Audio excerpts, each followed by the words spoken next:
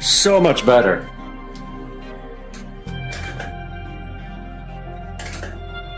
So much better. Just needs hubcaps. That's all it needs, and I wonder if these will fit it. Don't think they will. Guys, that is such an improvement. My hands got dirty. Let's get the rest of this clean. Guys, here is the Tempest wheel from Tesla, right underneath this cover here.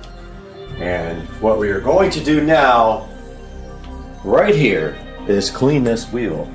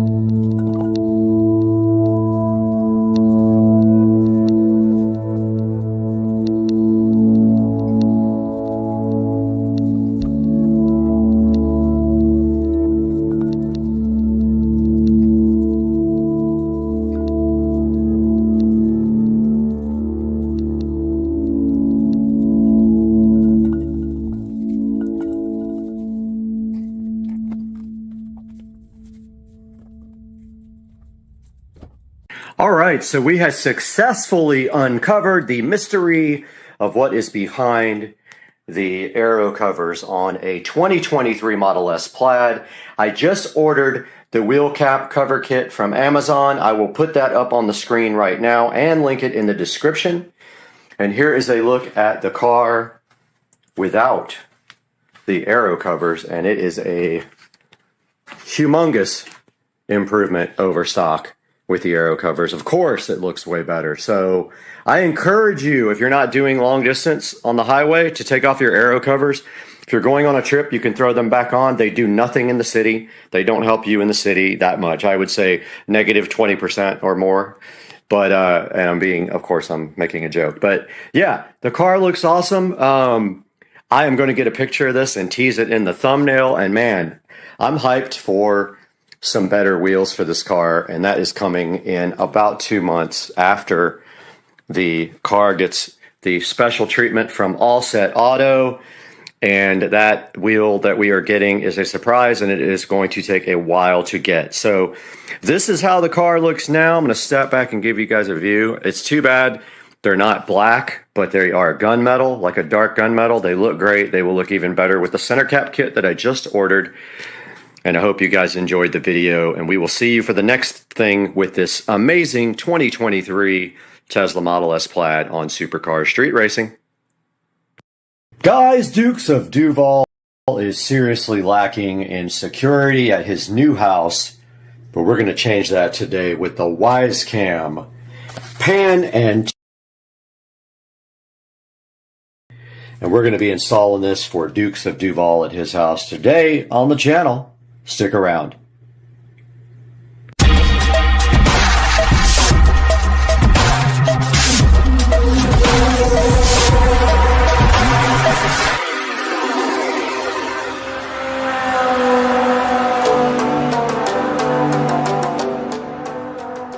Okay, for the first part of this project, we have a new electrical box for Joe's attic, and we have a new receptacle here. We're going to go ahead and pre-wire this up, so all we have to drill is through his existing garage door opener receptacle box and connect inside there. So let's get going on that. So we have to strip this wire back here, but first, we don't need that much. We're going to cut off some Romex here. And we'll probably still have way too much, but yeah, let's get this going.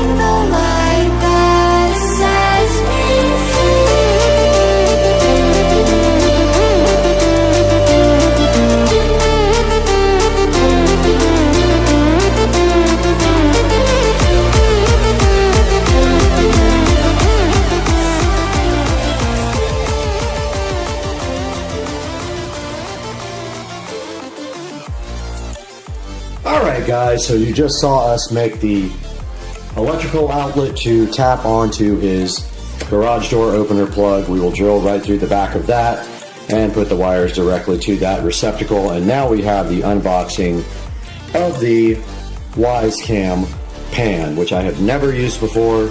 All of mine are non-panable, but I did for this. So let's get this guy unboxed.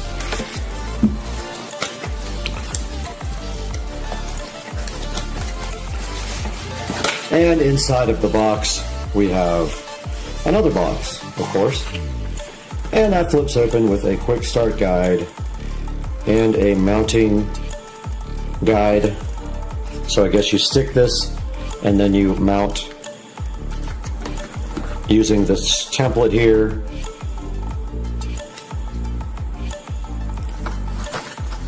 And it says don't forget the bracket. There is the bracket, and it looks like this. Lines up like that, so you will mount this to the wall, and then you will mount the WiseCam to this dude like this. There's probably a screw that goes underneath it like that, if I had to guess. And here's the actual WiseCam, and here's the peel satisfaction. Granted. And let's see what's inside this box of the WiseCam pan. Looks like we have our power outlet. Looks like we have the screw to mount the WiseCam to the base, and some screws to actually go into the wall. And inside of there is a lovely cord. Let's put this all back now.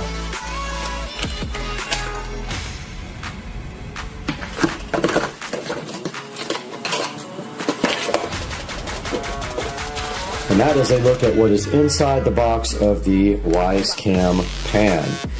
Next step over here is go work on Joe's electrical and get that started. Alright, we are headed over to Dukes of Duval house to put his security camera in. He is currently at work, so we're going to surprise him with a new security camera. When he gets home, he will be hyped and stoked beyond belief. And this is how close he lives. This house is right there. Welcome to Dukes of Duval.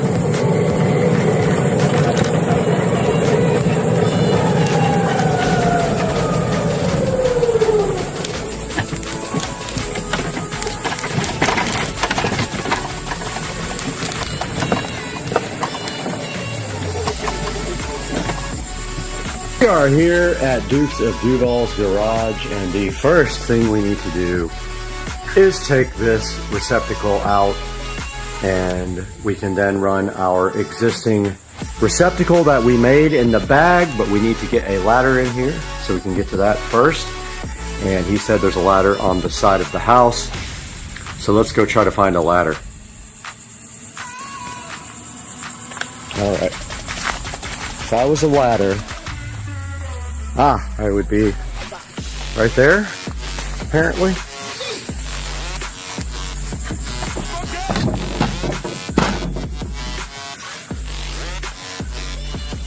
Oh my goodness, that's a big ladder.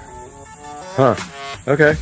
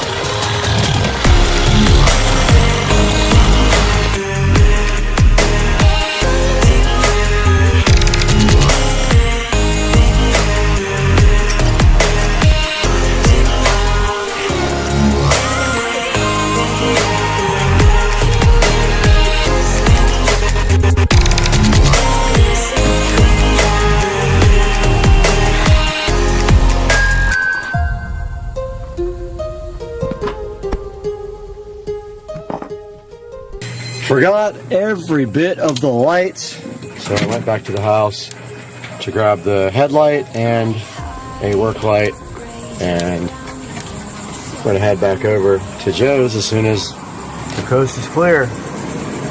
Let's go.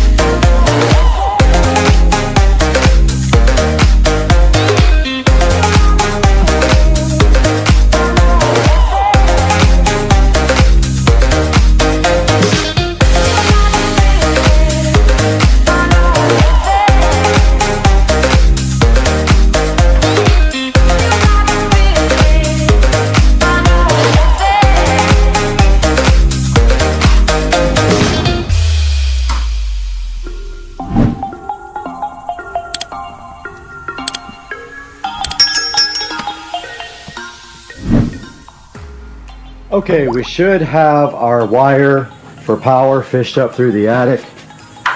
We've got our extension cord here. Let's get up in the attic and pull our cord for power. And we've got our light right here as well. It is a good 90-degree day out here, so it's going to be hot. We're going to want to get everything done as quickly as possible.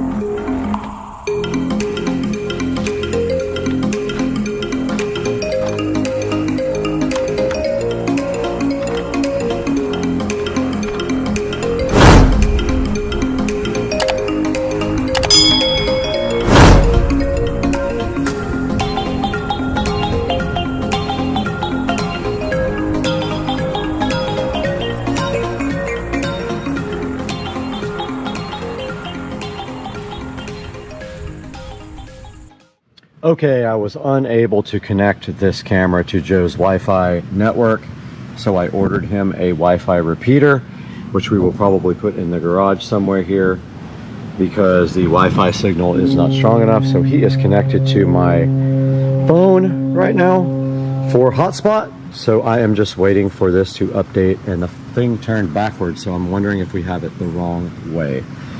As soon as this thing is done updating, we'll try it, but like it's about to storm. I need to get this golf cart home as well. So yeah, that's where we are right now. All right, guys, so we're on the way back to Dukes of Duval house. I have his Wi-Fi extender, so we're headed that way now. Go ahead and get that thing installed. See if we can get this camera working.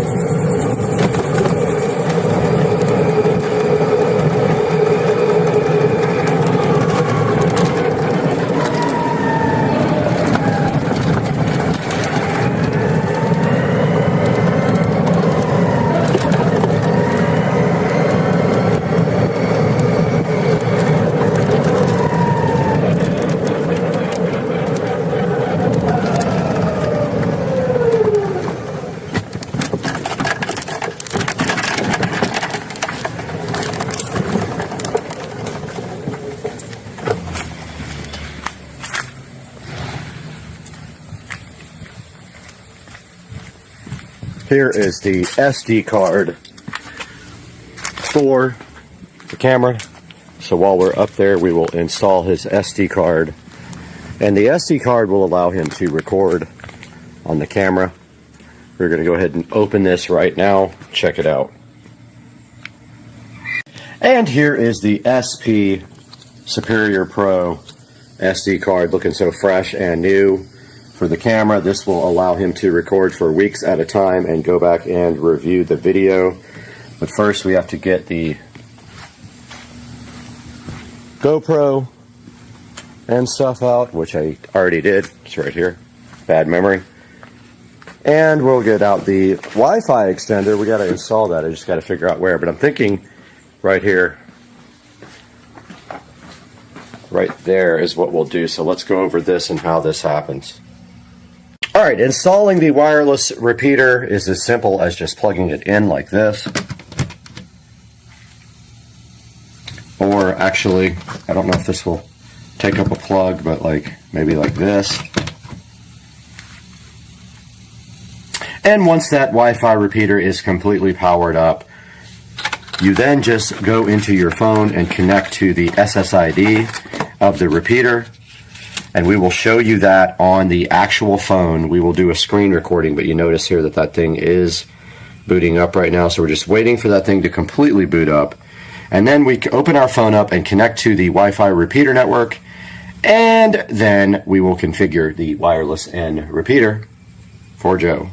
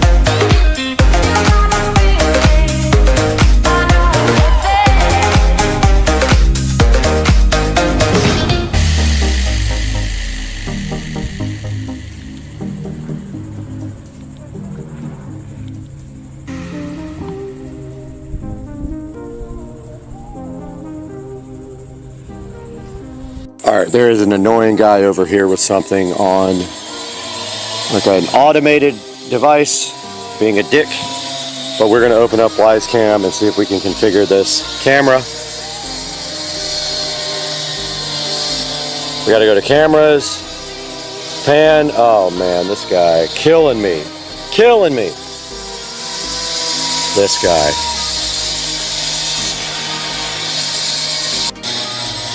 I hate this guy doing whatever he's doing, but we have to push this setup button on the back. It says ready to connect. We scan the code.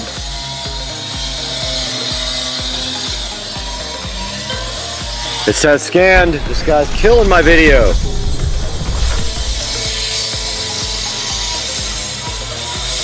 I put in the Wi-Fi access point name. Sorry for the background noise. Guy.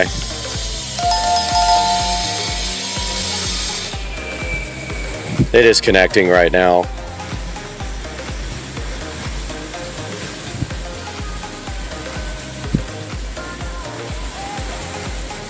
Should not take this long.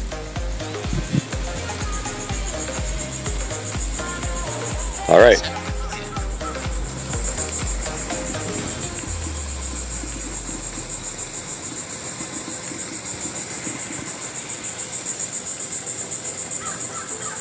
All right, so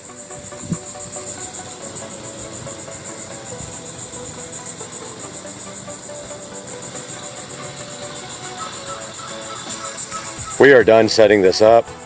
This guy's going to continue his annoyingness.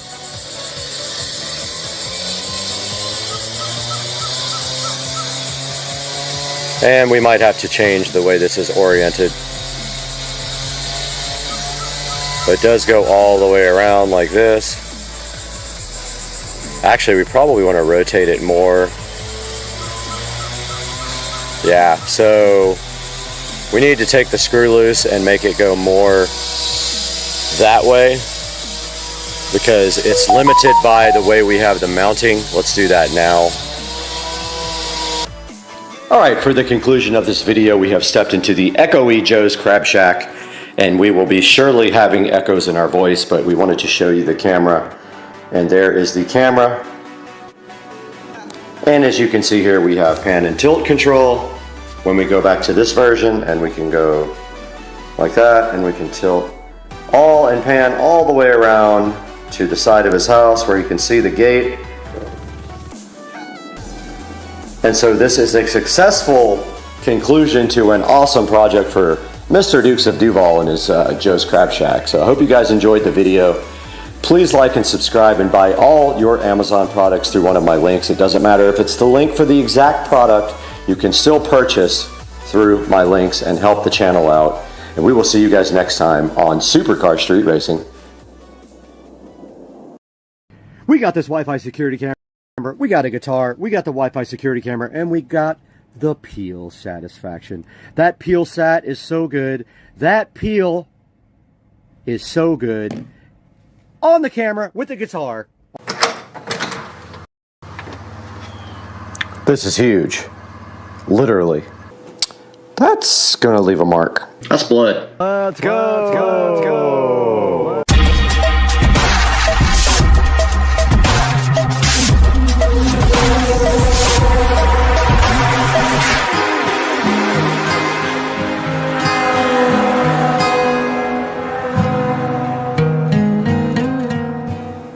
This huge box is something amazing for the Supercar Street Racing channel, and we have been trying to order this for a while. And now, boom, how do you like that? We have this amazing upgrade for the channel. That way, all 10 people who watch the videos can be upgraded. No, for real though, this is a huge upgrade for the channel, guys. I have been wanting to get this for a while. We got the official SCSR scissors out so that we can open up this incredible, huge box on the channel today. No joke, this is big.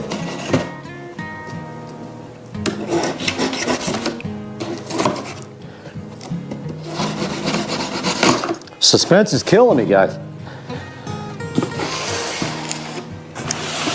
This is probably one of the biggest upgrades for the channel yet. The only thing that I haven't bought yet that I really want to get that is coming is a camera. And that will be in the next month or so. Guys, I'm hyped for this. Half the box is empty. Where's my other half of my... I got gypped.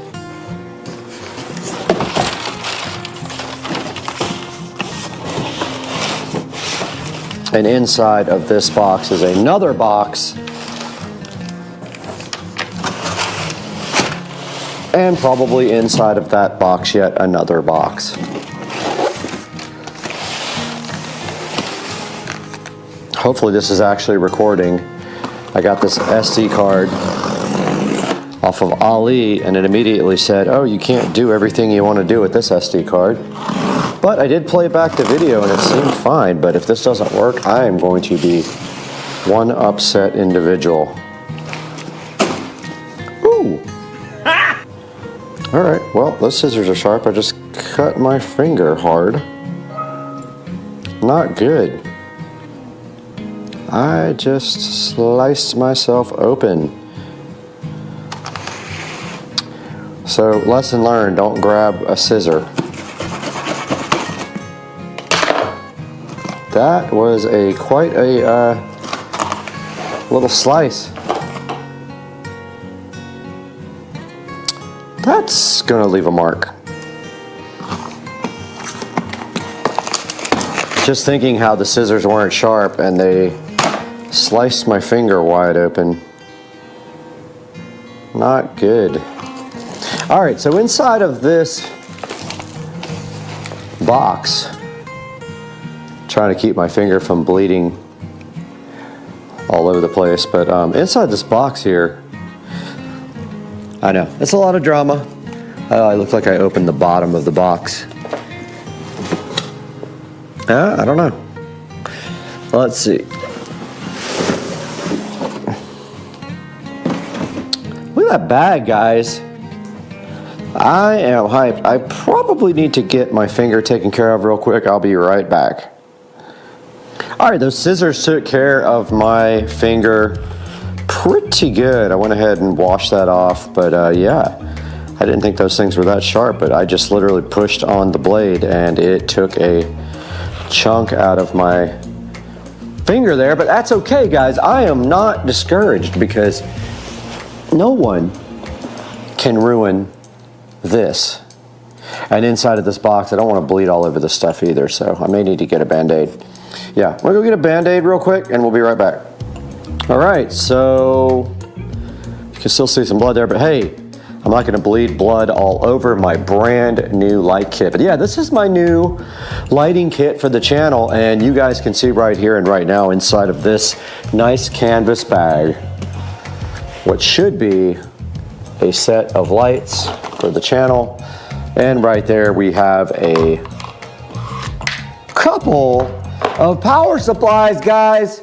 Get hyped for power supply and power cords that go with the power supplies right there. So these guys actually have good reviews. They are RGB LED photography / videography lights, and inside of this you can see one right there coming out of the packaging, so fly, looking amazing. And looks like they have 2 pockets here for them. So there's one pocket on each side where the actual light slides into right here. And then we got a completely empty 2 bags because those were where the power supply were. And then we should have 2 tripods. Looks like we have 1 and 2 tripod assemblies right here. And what a nice bag this is, guys. So cool to have something for the channel decent. And this tripod slides right out of this unit like this. And the battery on the GoPro has been used now for 5 minutes and it's at 81%. So welcome to my life. GoPro, dead battery and overheat constantly. That's your life if you use a GoPro. No joke. Use the phone? Nope. GoPro? Yep. And inside of this box, guys, look what, we had 2 boxes right there. Both of them housed a nice tripod for each light. And then inside of the light right here, inside of the bag right here, we have the actual light. Now I'm not seeing any kind of instructions, but I haven't really looked. Don't see any kind of instructions on that, so I'm just gonna keep on going. And maybe they will pop up at some point. But is my finger bleeding? Yes, it is, all over the place. And there's 1 light outside of the kit. These guys right here are now scary to me. So I'm being careful. That was kind of a dumb move on my behalf, but I've done some dumb things in my life, so, you know.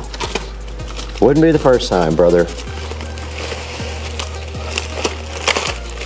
And that's a good look at unboxing and unplasticking this light. That finger really is trying to bleed a little bit, and I know I'm being drama-filled, but I just don't want to get blood all over these brand new lights. And inside here,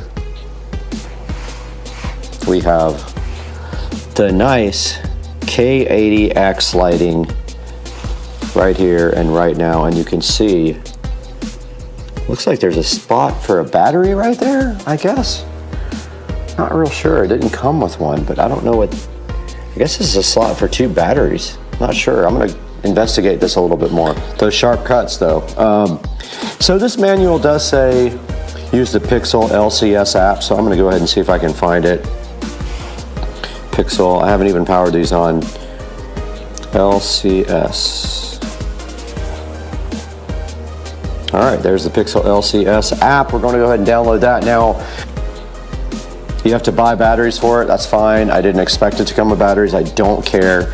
The point was for you guys to see if it actually had batteries or not, and is my finger still bleeding? All right, so that's the LCS app. So we have not even powered these guys on yet. So I think the next step is to go ahead and get these guys set up. This is going into the fire, guys. Let's go. Oh, there's blood on my floor. There is blood on that floor.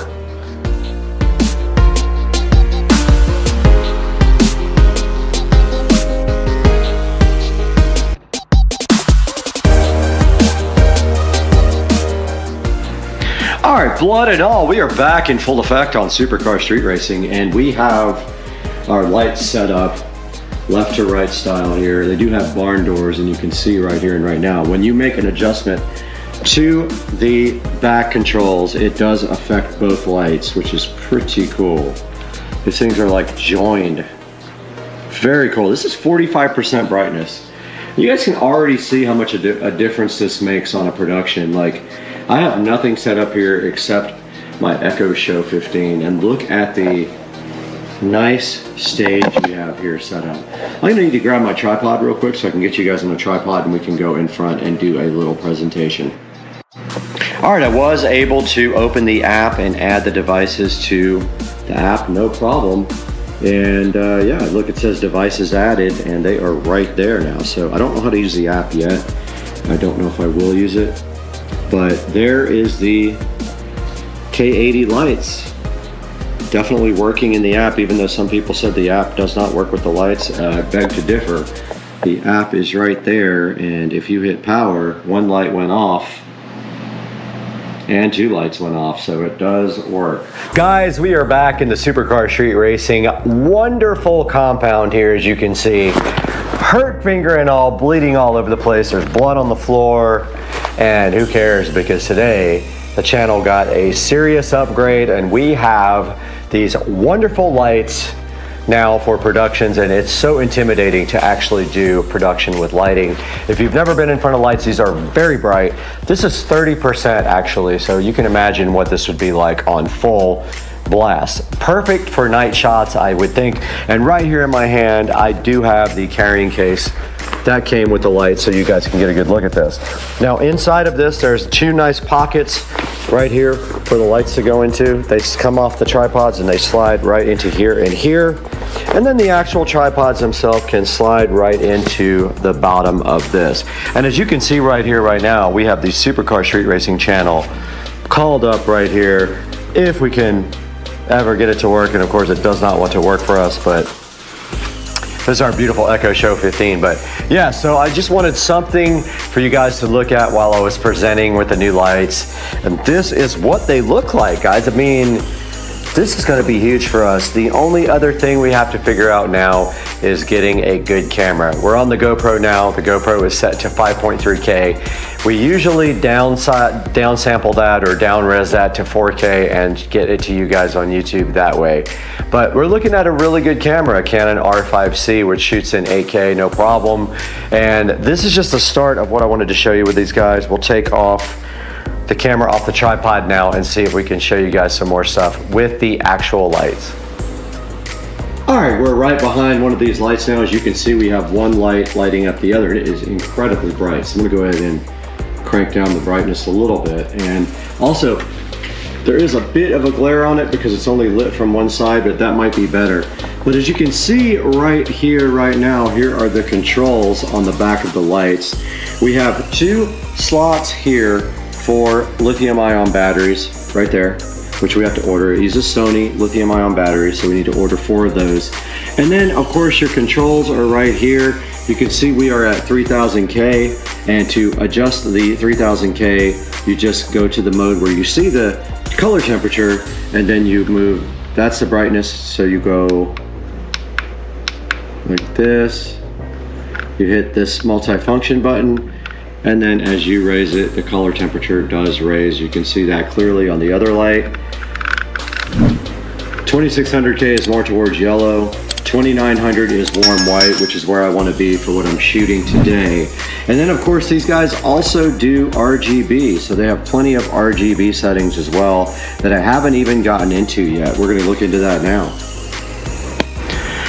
So in this mode here, you can actually set the individual RGB channels, so you can go up with red, and you can see that the red is increasing. If you hit the multi-function button here, it goes into green.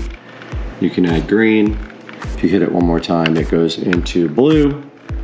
And in that case, you can add more blue, and that's how that part works. We're in the flash mode now, and then now we're back into the regular photography mode of the light. Haven't gotten any deeper into that yet, but I do love how these guys are on the same channel so that when you do something to one light, the other light responds in the same manner as the first light, which is very cool. Okay, a little deeper dive into what is on the front of the display here. The channel is in the upper left. You can see it right there. It may not focus directly on it. And also, I think there's some peel satisfaction still on that. The group is A, B, C, D, E, F for a group of lighting. The brightness is there at 41% right now, 0 to 100%.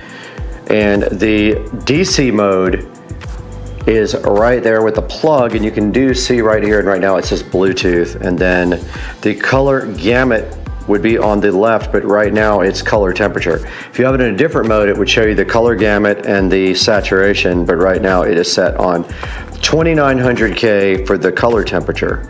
And then we went to the other mode. You can individually adjust the R, G, and the B of the lighting.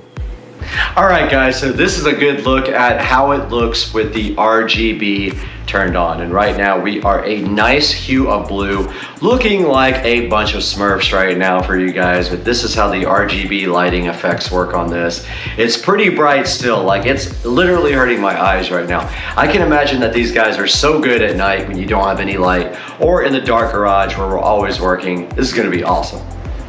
That's blood. All right, a closer look at the actual tripod for you guys as well, and the barn doors. As you can see right here and right now, this is the back of the unit, and the guy just kind of drops right on here and tightens up with this. You have the normal tripod here that you would get with any kind of other tripod. It looks exactly the same, performs exactly the same, has some height adjustments here, and then the top is the clamp for the actual unit. And we are lit up by the other light, guys. Get hype on the lighting. This is lighting up the other tripod so you guys can get a good look at it. And then the barn doors are simply right here and right now if we spin this guy around. This is a good look at the front, and the barn doors just do open and close like so. And there is a plastic diffuser in there. And this thing tightens up just like that, and that is how it looked coming from the shipping. So to pack it back up, you loosen up this bolt right here and then place it right back into its place right here. There's one for one light, one for the other light right there, and then the tripods go right there. And then here's a look at the light from the front. I want you guys to see that before we go have some fun.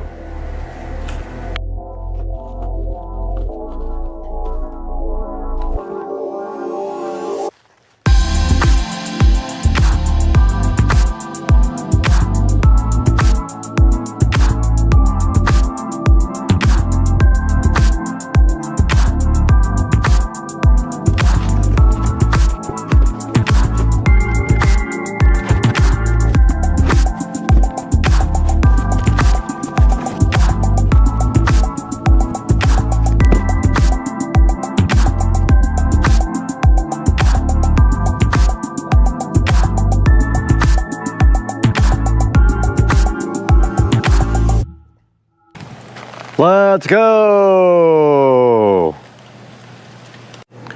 And we have the light successfully packed back into the carrying bag, and you can see right here the way you do it is you put one light head right there, one light head right there. The tripods go in the center here, and I put the power supplies in this zippable bag right here. Then the whole thing just shuts and closes like this. Might be hard with one hand, but it will, in fact, close. Yep, it's going to be really difficult doing this with one hand. I'm trying my best.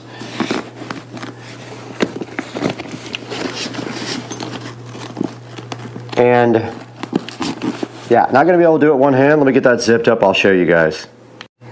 All right, this guy is all packaged up and ready. Let's see how much it weighs. I would say maybe 15 pounds max. It's very light, super easy to transport. And as we go here into the Supercar Street Racing closet, it will sit just like that, where the tripods sit right behind it, and that will be in storage there. Just like we planned for the closet here, it is perfect And actually, we could move that to the back and put the tripods in the front, and it'll fit kind of better. We don't need this light anymore, so we're going to have to retire that or put it in the studio. But let's take it to Supercar Street Racing Studios with Brad and look at this on Amazon.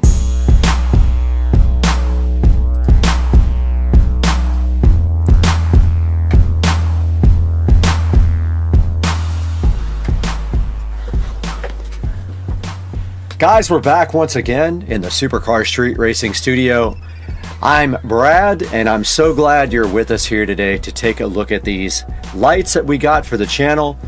So let's get going by checking out the actual listing here on Amazon. Now, these are the Pixel K80 photography lights. You can see they have a 4.6 star rating there, so not bad at all. They are 2600K to 10,000K adjustable for the warm to cool lighting on them, and also they do RGB as well. You saw that in the video. You can adjust the individual R, G, and B channels, and when they are working, they are actually locked together, so when you make a change on one, it is changing it on the other one as well. They are $297 right now. I just purchased them. They are not given to me. I am not sponsored by Pixel, but you can see they have 4.6 stars here, and not bad. They do come with 2 power supplies, 2 tripods, a nice bag, and then the 2 lights, and they do not come with batteries. I wanted to make sure that you guys saw that. They do not come with batteries. And the batteries were up when we first started broadcasting here, and you can see that they are an added expense. You can get 4 batteries and a charger for $139 right here on Amazon. I'm going to put a link in the description to these. The app does work. Some people said it doesn't. It actually does work. I'm going to put a link in the description to both the light kit and the battery kit. And please, when you guys are buying anything off of Amazon, it doesn't matter what you buy. Even if you buy something different than what is in the actual link, if you could please click on our link, I would be grateful. We get a little bit of money from any time someone buys from my affiliate links, even if it's not what I'm featured.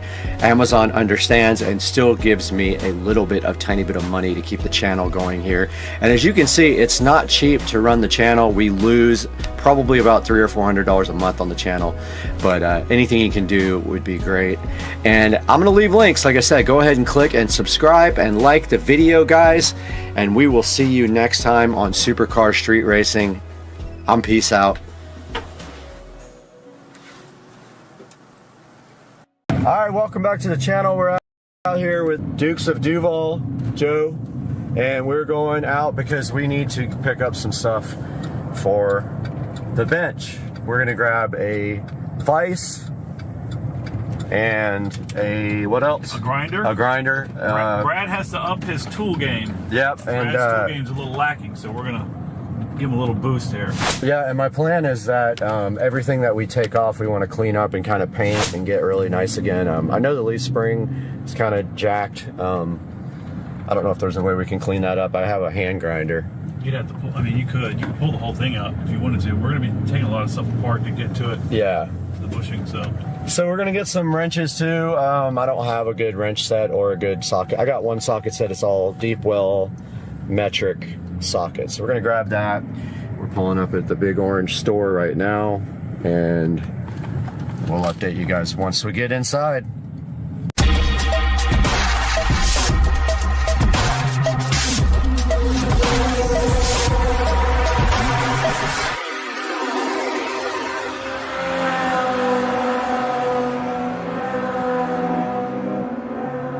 Look at this guy up here. Look at this guy up here.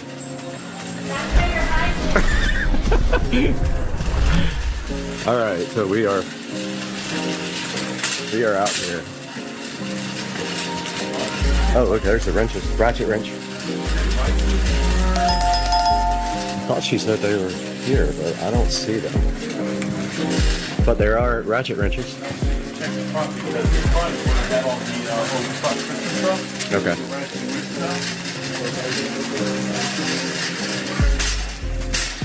There ain't no. She probably thought we meant vice grips. Let me ask her. I think we're in the right place.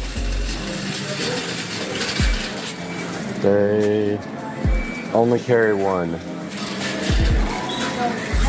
And it's right here. Perfect. Got lights on it, all that stuff.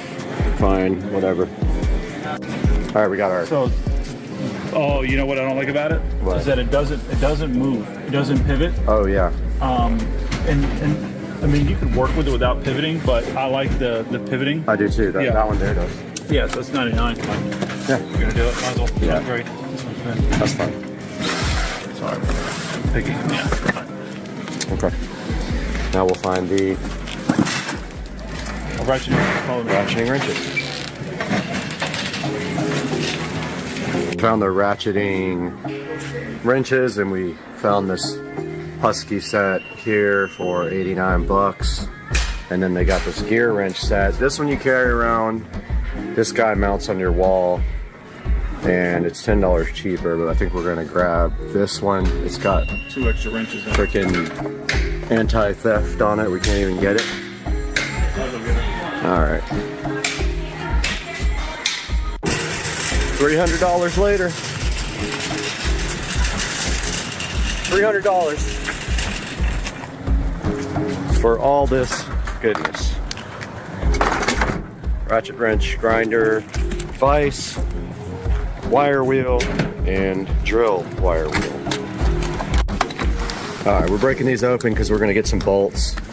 Go ahead and get that mounted. I know we're going to be using this today. We're going to clean up a lot of the parts, repaint a lot of the parts. I'll grab the paint too. I think I have some, but yeah. So this is the 4-inch vise, pivoting vise, and we're going to bolt that thing to the table. Looks like it takes less than 3 bolts. Yeah, 3 little bolts to hold it in, and then we'll open up this grinder as well. Oh, I don't know how big your wrench is. It's a 1/2 inch. Yeah. Almost positive.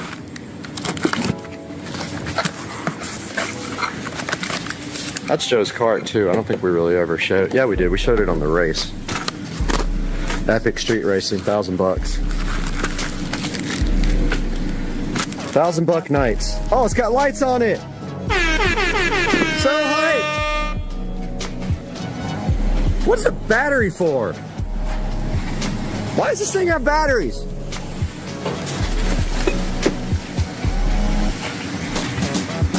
This thing's got batteries, bro. Battery powered.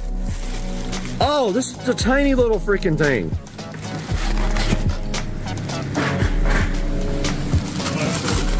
Okay, so this takes smaller bolts, so this is like, check it out. What we can do is, I got lags, Okay. so we can lag it, Okay. and then we'll take, I'll just take all my, we'll figure it out. We're gonna build a bunch of trips. Look at this owl. Take washers, we'll take Channel mascot, owl. And I've got the eagle over at the house to match it. Actually turned out to be a nice day.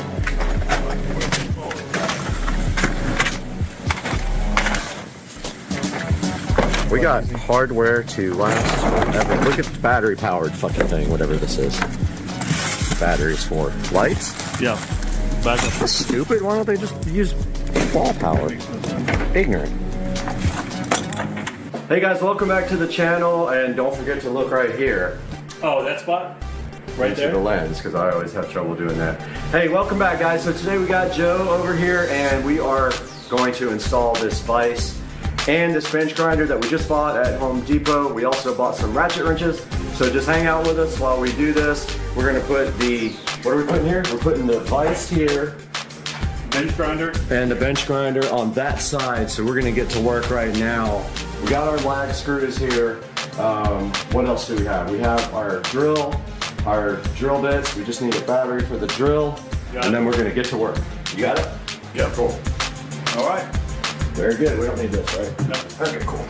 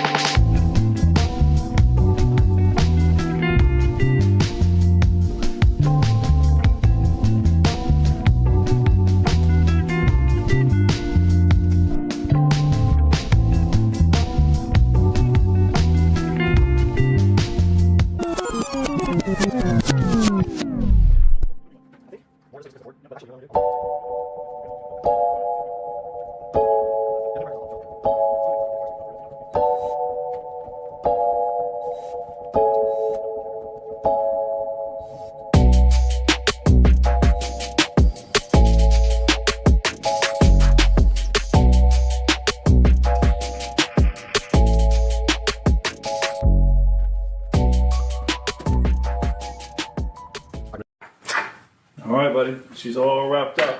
Good to All go. right. Let's give her a spin. So here's our test run. Looking good.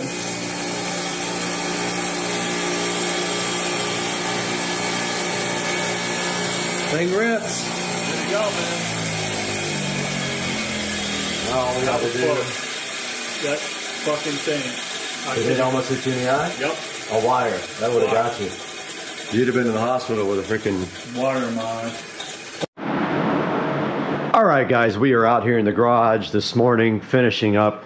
The project yesterday was to install this vise, and I'm working on a new GoPro, so bear with me while I get used to this. But here is the vise install, and here is the bench grinder install. We have to still get power run down through the bench to kind of clean up this, and then clamp the wiring up below to make it a nice clean project. So that's what we're going to be doing today, right here, right now. And we are going to grab our drill and start this process.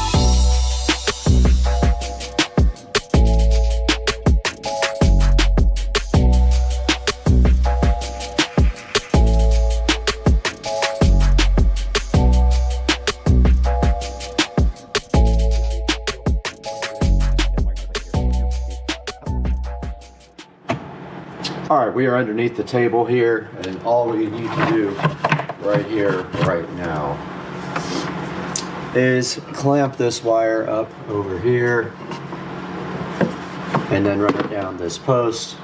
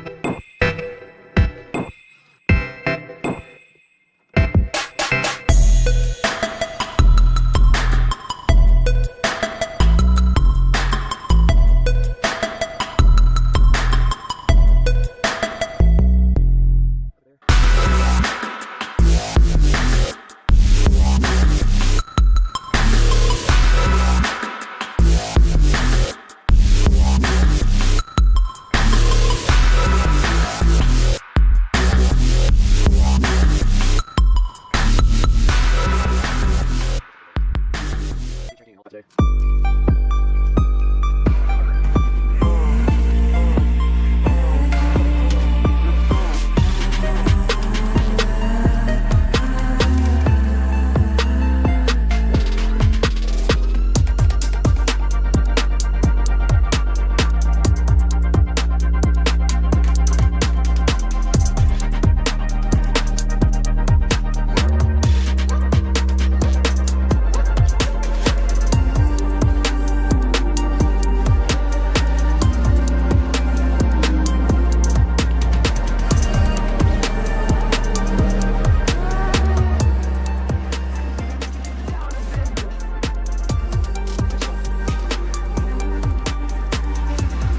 Money. All right, that's done. Whole project is done.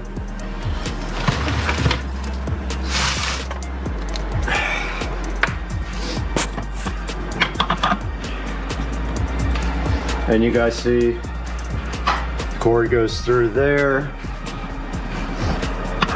comes down, is nice and tied up, and then that is it, plugs in over to the side here. Now all I have to do is clean up the rest of this little wiring there and we will be completely done. And guys, I hope you enjoyed watching this vise and this grinder install. And we'll catch you guys later on Supercar Street Racing.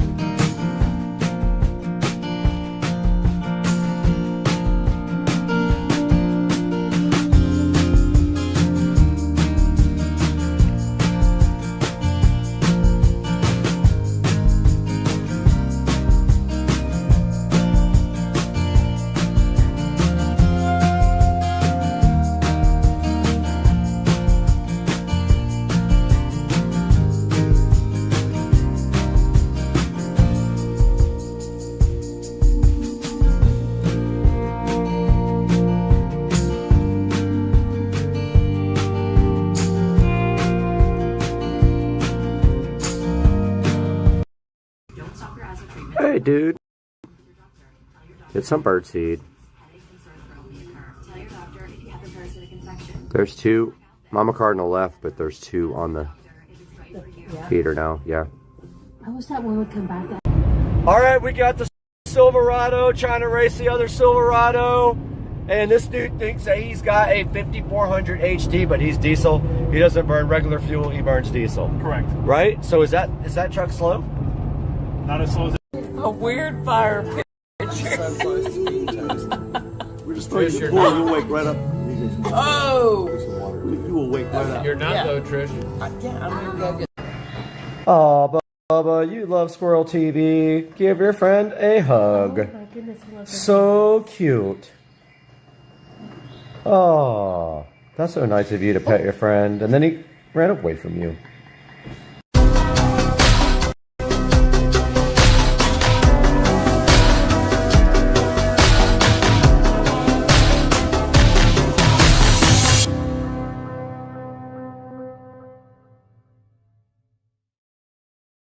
Hey guys, back to Supercar Street Racing, and today we've got a box here from Wayfair, but weirdly enough, it's empty because it's right here. It is the Wayfair mattress in a box, and we're going to be taking a look at that today on the channel. Stay with us, guys.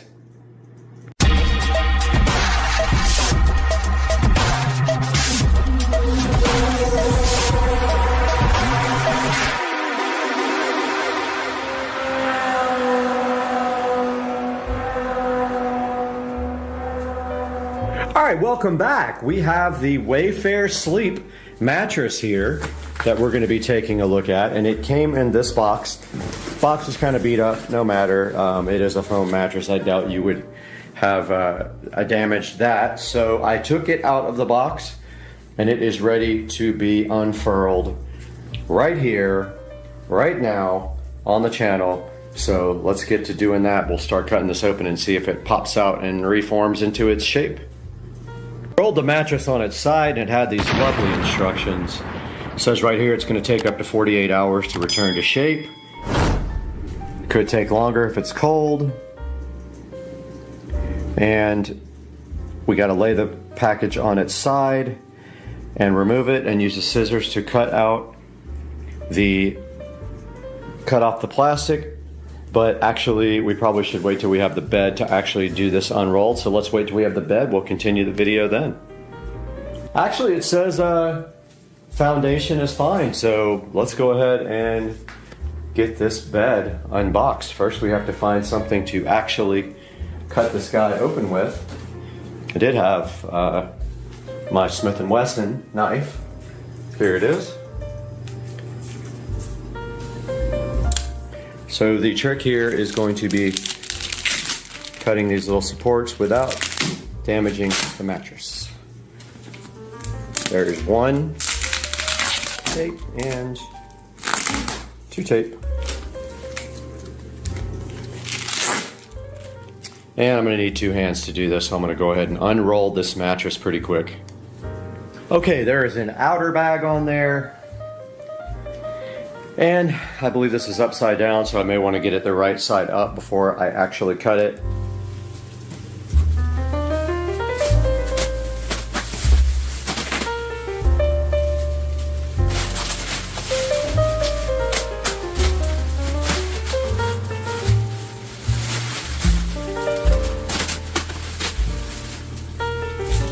There we go.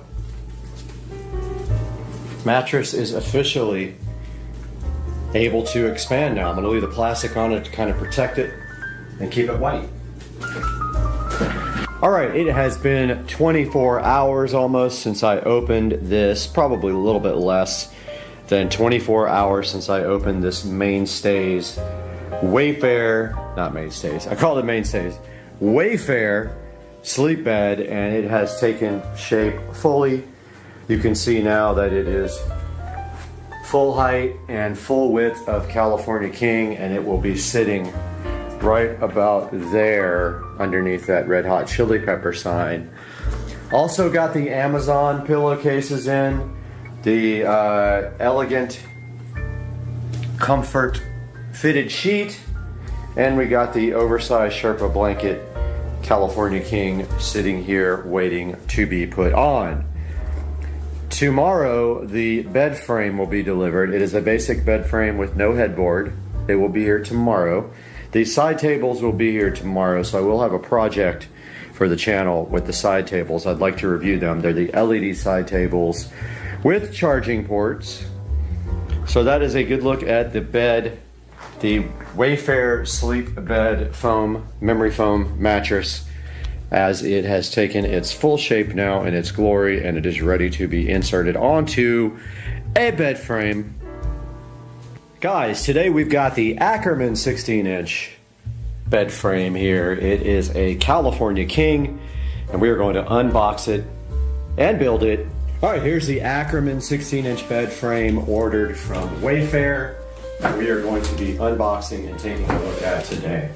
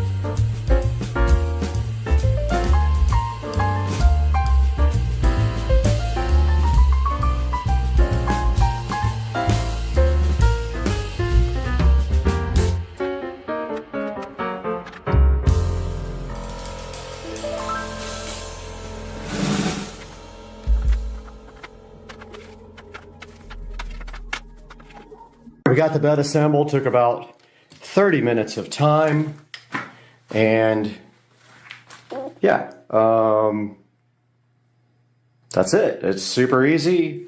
Instructions are straightforward. I used a drill and an Allen kind of key bit to get this thing done quickly. And now we will throw the mattress on there, clean up, and get this thing where it's supposed to be.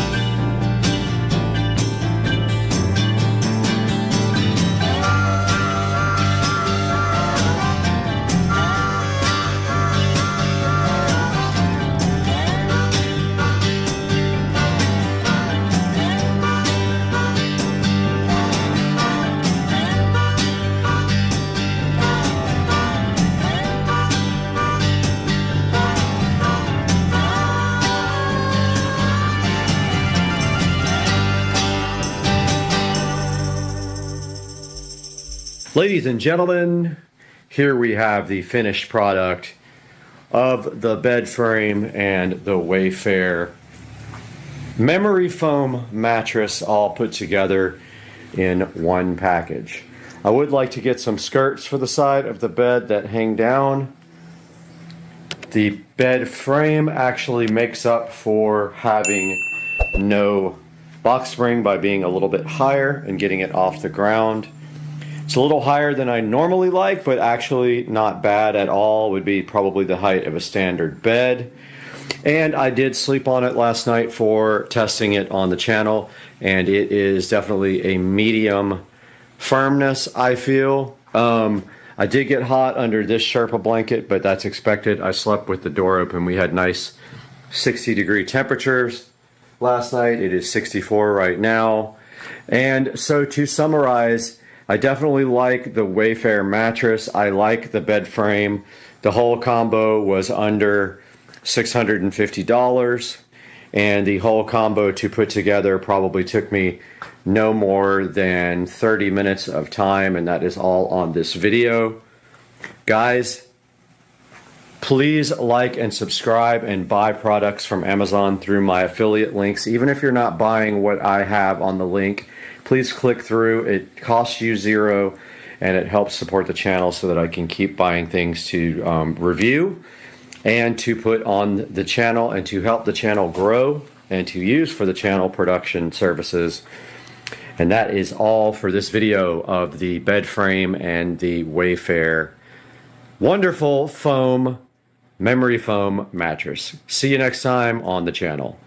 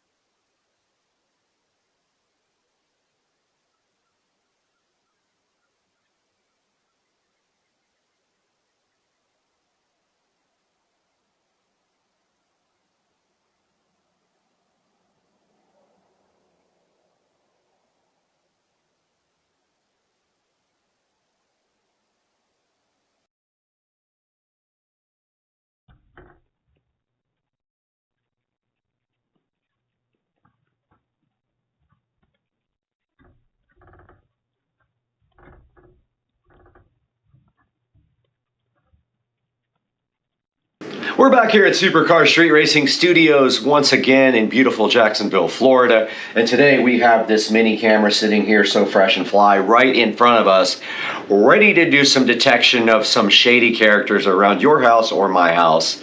So let's go.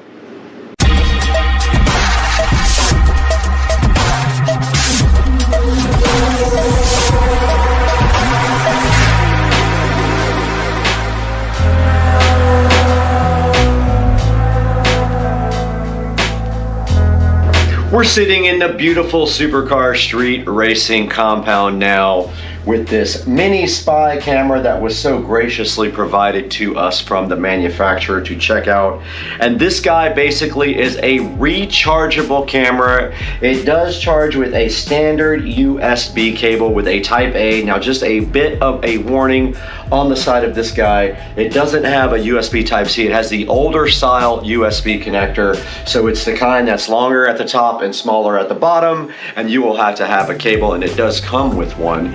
And this thing needs about 4 hours to charge, and on the top of it, it has an LED indicator, a red indicator when it is still charging, and that will go off when it is fully charged. Now this little spy USB camera does also come with multiple ways to mount it via a 3M pad on the bottom. One thing I did notice though, that the battery life is very short when it is actually recording all the time. So just keep in mind, this probably has a really small battery in it and it won't last long. So it either needs to be plugged in full time or set on a mode where it just captures when it detects motion, and then it will probably last you longer. Now if it is running constantly at full time, you can literally watch the battery indicator drop. Now to charge this guy, we simply have this USB cable here. It does have a USB Type A on one end, and on the other end it has whatever type of USB that is called, and I can't remember the name, but it's the one where it has a long on top and a short on the bottom here. We'll plug our cable in right here, our other end into our charging stand here that has a USB Type A. Thanks to whoever invented USB Type A that you always get the wrong end. And you can see right here and right now there is a solid green LED on top. Now it is no LED on top. And that red indicator light will come on here when it starts charging here momentarily. There is the red indicator light. And then it is flashing blue as if it is trying to connect. And I don't want it to be on, so I'm going to hold the power off.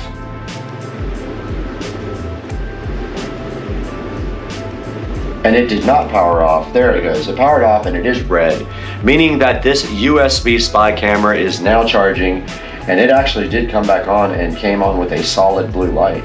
So I don't really want to be using this. I want it off. Let's see if it continues to power back on. Now it is off again,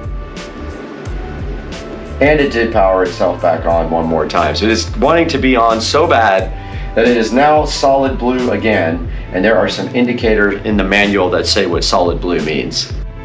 Right here back in front of the USB spy camera, and it will not power off all the way, but there is a solid blue light and a red light. The solid blue light meaning that it is configured with a router, but the SD card isn't recognized, which is interesting because I know in fact it is on the app, and it actually does record and work properly.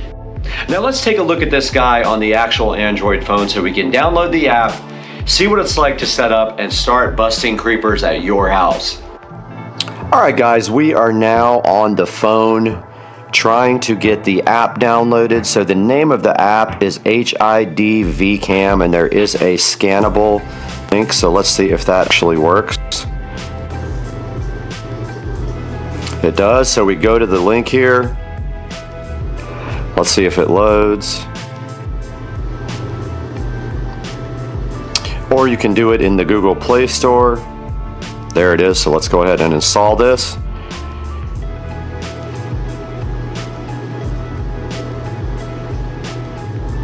And it is downloading now and ready to go to the install shortly, in which case the next step is to set permissions for the app. So it'll say the phone will prompt HID-VCAM would like to find and connect your devices on your network. Let's open that and do that. We'll agree to their policy, and we have to register, so we will have to do that off camera. All right, we're back on the app now. We did have to register for the service though, which is fine, and it's asking if it can send me notifications. I'm going to go ahead and say allow. And now it says that it should ask for a location. It did not. Send notifications, it did. I don't know what I know means, but that was on the screen. Already registered an account. Now we have to configure the camera. And now it does not say turn on the camera. Okay, so it says to turn on the camera, press the on off for 3 seconds, and after 10 seconds, press reset for 5 seconds. So over here at the camera, we will now turn on the on off button for 3 seconds, which I am doing in the background here. 1, 2, 3. Nothing happened. It's now not flashing green on the camera. It's solid green. Now it says to press the reset button for 5 seconds.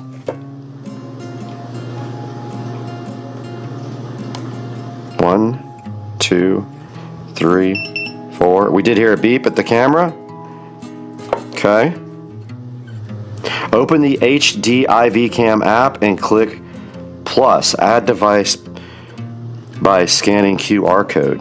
Add device by scanning QR code. Next. Now I got the location allow. I'm going to go ahead and say while using the app. Okay, it is powered on. There is no switch, so that's totally different than what it says. And it's already restored. Okay, so now we need to get the network. I have gone ahead and reset my router, and now we are back. And I also held down the reset button on the camera so I could start over. Now let's try this again. All right, it did recognize the QR code, and now the camera is attempting to connect to 2.4 gigahertz. Now remember, this has to be 2.4 gigahertz. You cannot use 5 gigahertz Wi-Fi with the camera. Now this light is solid blue right now on the top of the camera. And it says the camera has been configured with the router Wi-Fi, but the memory card is not recognized. And now it is flashing fast blue again, meaning that, oh, now it says binding device on the actual screen here. You can see that. So we might have been successful. We were. Slowly flashing. The camera has been configured with Wi-Fi and the memory card has been recognized. All right. So now we're just going to call this guy Spy Cam.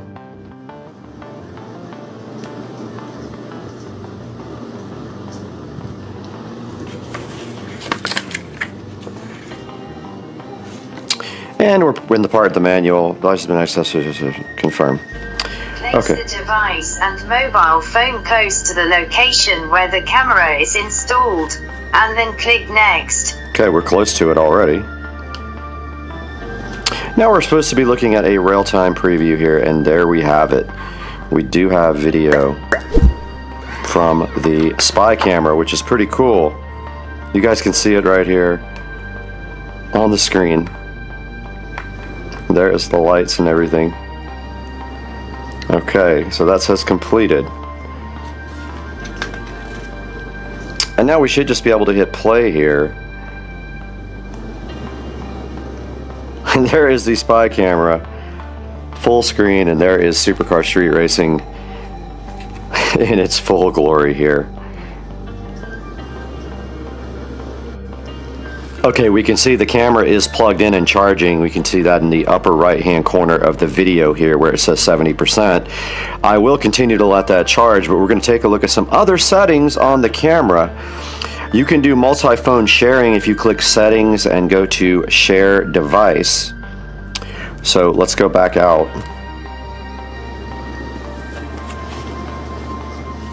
It does say loading. And there's the little settings gear. And if you go into share device here, you can share it with someone else who is signed up on the service. And then taking a look at the next setting here, guys. We have the device name, which we already set. We can go into our intelligent detection settings and change it from medium to high or low here. We can set a detection alarm on this section here. And there is a section where we can change the resolution. Let's see if I can figure out. So if you go to click video window, click the FHD button. Let's see if we can go do that. Okay, it says for me to open HDD, click video window, click the FHD button, choose 4K. Let's see.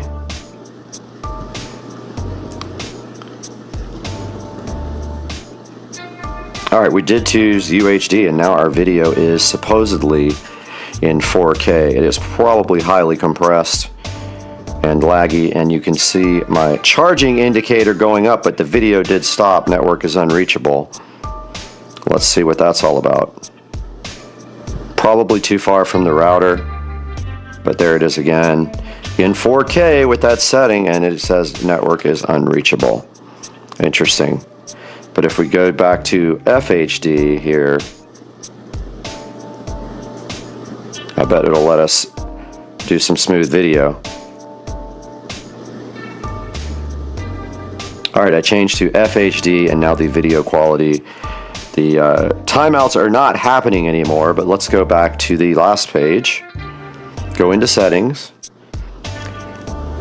And here's where you can change your video, your SD card resolution to UHD, Full HD. It tells you how much capacity. You can format your SD card. It can be motion activated. And those are the SD card settings. Here's your network set. Here's your setup instructions. You do have an IP address here, the camera. I don't know if you can actually browse to that. And then here's where you set up the firmware. It doesn't look like you can upgrade the firmware, which is interesting. There may not be a newer version available. But that's a good look at the settings, guys, on this camera. And you can actually use the cloud. You have to actually pay for cloud, or you just use the SD card to record your video locally. There's instructions on how to do the cloud in the instruction manual.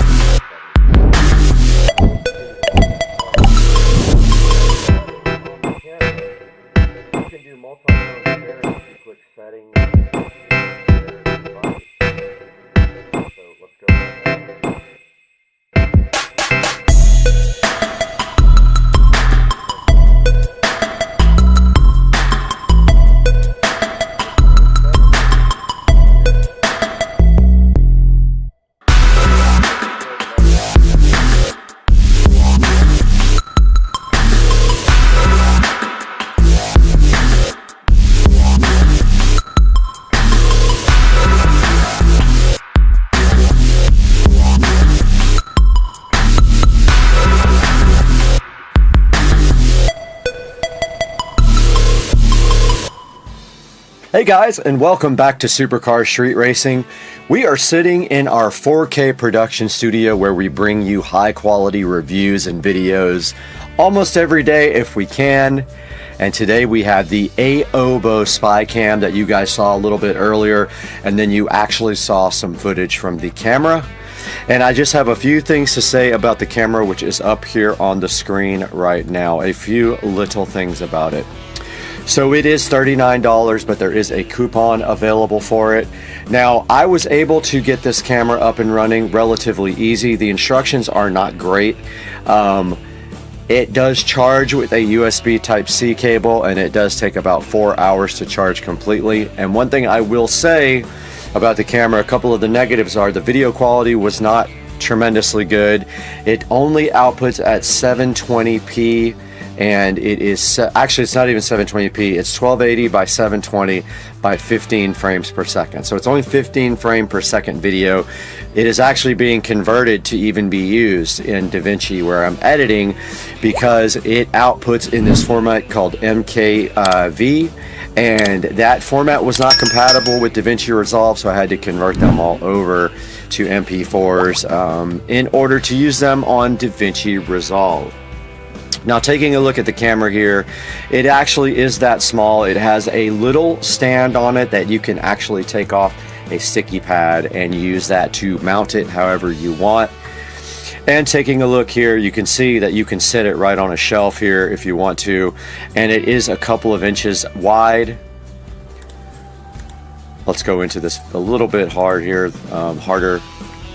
And it does do motion detection. Now, if you don't do motion detection and you don't have this plug into USB all the time, the battery does discharge very quickly. Almost 1% every minute or two is what I was seeing on the battery usage, which is not amazing, but this thing is designed also to just give you, like, it's supposed to just come on whenever it detects. Now, this does say 4K video image resolution, but I noticed my files only recorded at 720p, so I'm not sure what that's about. And also, when I had it set on 4K, the Wi-Fi signal was not strong enough for it to actually transmit, so I had to back it down to 720p. So I believe that was the issue with the 4K not working. I only tried one of my wireless hotspots, and I didn't have a whole lot of luck with 4K. But you can see right here, it does have an app that you download, and you can manage the device with the app. You saw the actual footage right there from my phone when we were configuring the camera. And it does have 4-star review, a lot of 1-star reviews like stay away, and it says absolutely the worst camera ever, can't get it to stay connected to Wi-Fi, do not expect this to work with only your cell phone. I didn't have that many problems with it. Like this guy says, you do have to leave it on your charger, and it is okay. It says scam. I didn't think it was a scam at all. It has some 5-star reviews. So I think overall my experience was fine with the Spy Cam. It's nothing amazing. It's not like a webcam, and it's not like a security camera that you put at your house and is going to work that great. But it did get the job done, and you saw the footage of the creeper there, and we busted him. Guys, thank you so much for liking and subscribing to this video. Click through my product links, please. It helps me so much, and we'll see you guys on the next one. I got to get out of here. I'm peace out.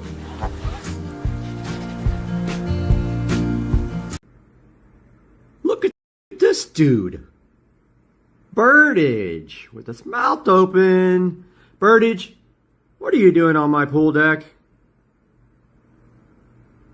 Why don't you just jump in? The water feels so good. Guys, we're outside the beautiful supercar street racing backyard, and today we have something to take care of that we did not finish. When the house got painted, we removed the speakers that were out here in the corners of the patio. The speakers were getting kind of old and crusty, so I did throw them away. But today we've got something nice and fresh to put back in their place. So let's get busy and get to work.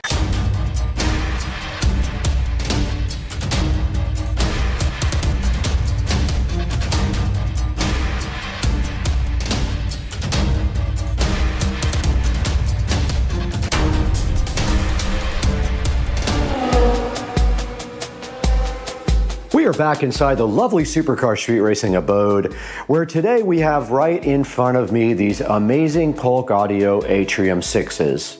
Now the Atrium 6 is an upgrade for the Atrium 5 that I put out front, and these guys are going to enhance the sound on the rear patio. Now there are already holes drilled into the stucco out back, so what we're going to do right here and right now is open these Atrium 6s and take a look at them inside.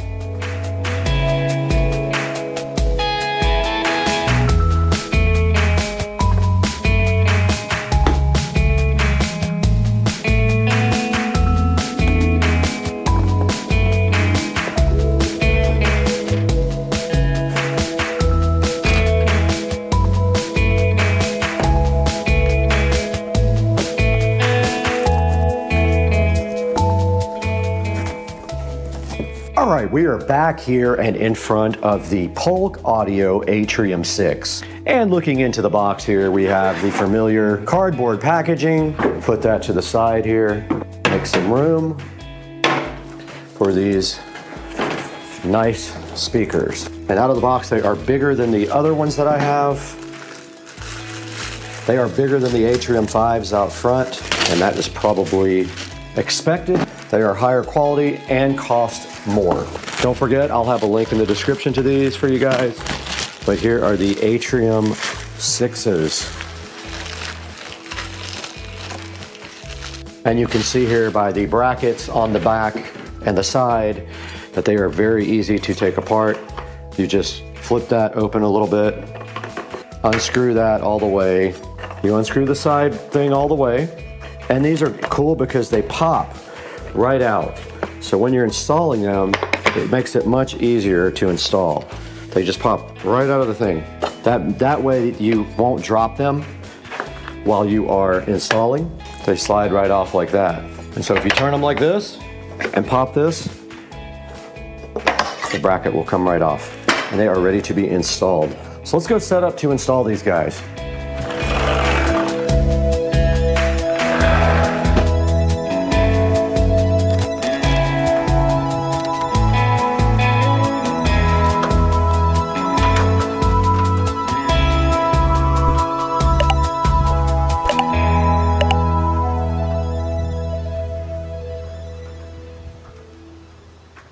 All right, we are at our old location and there is only one problem. The holes don't line up. And we don't know if the speaker will actually fit without hitting the top here. So actually, we need to reassemble these and test the fitment real quick. So I'm gonna grab the speaker. So we're gonna want this to face down. It's no big deal that the current holes don't work. I should have some. They just don't line up with the new brackets, but really, it looks to me like we can go the same place. We're just gonna have to drill new tap cons, but the speakers themselves will reach and not hit the top. So I'm gonna have to get my tap cons and my drill and do new connectors, new fasteners. I'm just gonna cover up the old holes, get my level, and just get straight to work.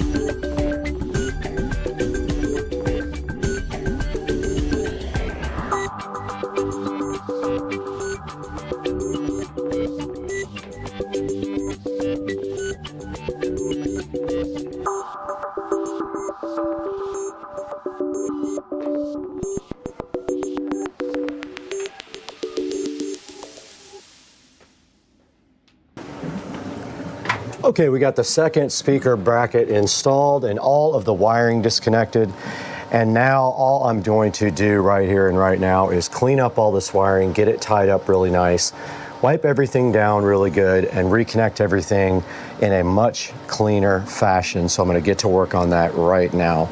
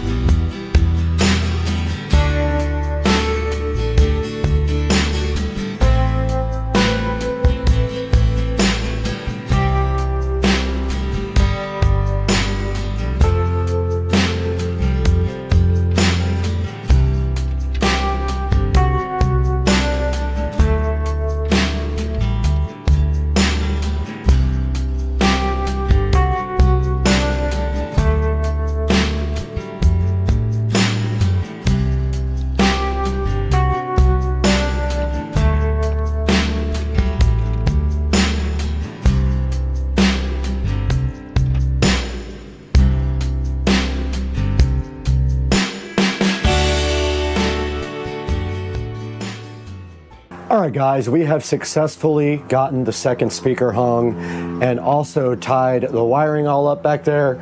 All we have to do next is test both of these speakers out, and to do that, this is zone 2 on my Pioneer amp, and we have the deprecated iControl AV5 out, but it still works on my tablet, thank goodness. So let's go ahead and turn it on. There should be no copyright music. If it is copyright, I'll cut this part out.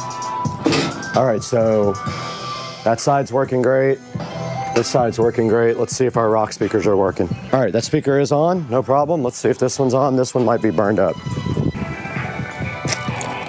That one is on as well. That is a successful test of the brand new Atrium 6 speakers that look amazing up there in the corners. And you know what's crazy? They have decent bass as well, but there's also subwoofers inside helping that. So during the summer, I will probably keep this door open so some of the bass can come out. I'm not going to run a subwoofer out here. Let's finish tying the wiring up for the Govee permanent LED lights that's up in the corner there now.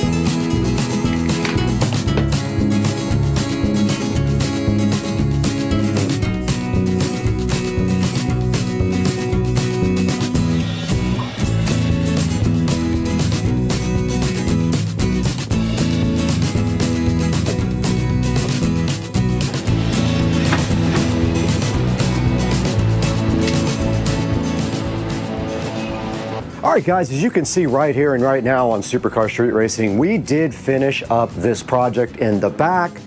We went ahead and installed the Atrium 6 speakers to replace the old speakers. They sound absolutely amazing. We also restrung up our LED globe lights here and ran them up this way rather than across the back of the house because we don't need them back there anymore. We have the Govee permanent lights. We actually don't even need these, but I wanted to just go ahead and keep them up for some ambience under the patio. We also cleaned the entire patio ceiling here and the ceiling fan and the existing lights up here and got all the mildew and everything off of that. And we cleaned all the furniture by hand and got all the pollen and mildew off of the furniture. And it has got to be done every couple of months here in Florida, or every month or so. Like I said, we completely cleaned the ceiling fan as well. And that's gonna wrap it up. And we made our patio much better. Now let's throw it into the Supercar Street Racing 4K production studio and see how you can get yourself some Polk Audio Atrium 6s just like these. Hey, we're back once again in Supercar Street Racing, and this is the 4K production studio, and we are so happy to have you guys with us today, just like every other day. And today, we've got these Polk Audio Atrium 6 outdoor speakers. These Atrium 6s are one of the top of the line outdoor speakers from Polk Audio, and they do cost a little bit more. Right now in front of you, you can see they're $299 and they are 25% off, so you should go ahead and pick up a pair right now while they are on sale. Now, Polk Audio does make quite a few different versions of the speaker, and if you scroll down, there is a comparison down here on all the speakers. And before we bought the Atrium 5s, these are the Atrium 6. They are a little bit more expensive, but the woofer is a little bit larger. They do have a 5¼ inch woofer instead of a 5-inch woofer. Now, when you move up to the Atrium 8, these are 70 volt speakers, so you need a transformer and 70 volt system to actually use those. And you can see right here and right now, these Atrium 6 speakers have 2,236 ratings, and they do have a 4.7 star overall rating. And that's very good. It's hard to get good reviews on Amazon, I've learned over time. Now, checking out these speakers here, you can see that they are very high quality. Here's a good look at the front of the speaker, and here's a little bit of info about the speaker itself. It has a 1-inch anodized dome tweeter, and they handle up to 100 watts. They're about 11 inches high, 8 inches deep, and 7 inches wide. They are very easy to mount, and you can mount them either horizontally or vertically, and the little clamp things just snap right in and make it easy to mount the speaker so you don't drop it. You can see there the one-click speed lock with the 180-degree turning radius on it. Now, hopefully these don't rush. You can see right here they have stainless steel and brass hardware and an aluminum grill and bracket. They're designed to be outside and be weatherproof. It says they're built to weather all season. They're rugged and durable.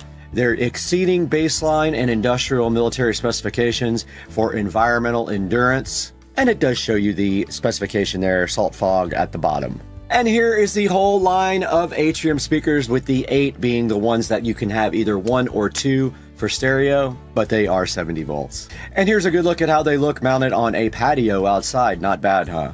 Now, taking a look at some of the high reviews here for 5 stars. Great speaker for the money. Overall, this is a great dual channel speaker. They must be talking about the 8 there.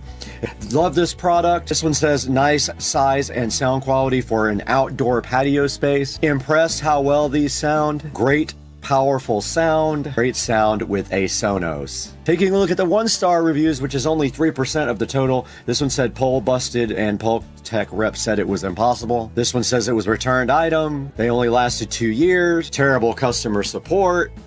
Terrible Polk support and a defective mount, and worse speakers and customer service, and there's a few more. But overall, 4.7 is really good for speakers. There will be a link in the description for these Polk Audio speakers. Now we are back on the Supercar Street Racing channel here, and we just wanted to take a minute to thank you for your overall support. And if you take a look there at the screen, you can see the shark coating video has 202,000 views, and it's all because of you guys and your support for the channel. When you buy something from Amazon, please be sure you click through any of my links in my description. Every little bit helps, and you don't have to buy the actual product. You can buy anything you want and click through any of my links in my descriptions, and the channel gets a little bit of credit, and enough to keep us going a little while longer. And please like and subscribe, and please leave us some comments. I love responding with you guys and being part of the community. Right now, we got to get out of here. We're going to put 400 more speakers out by the lake, and then blast the alligators.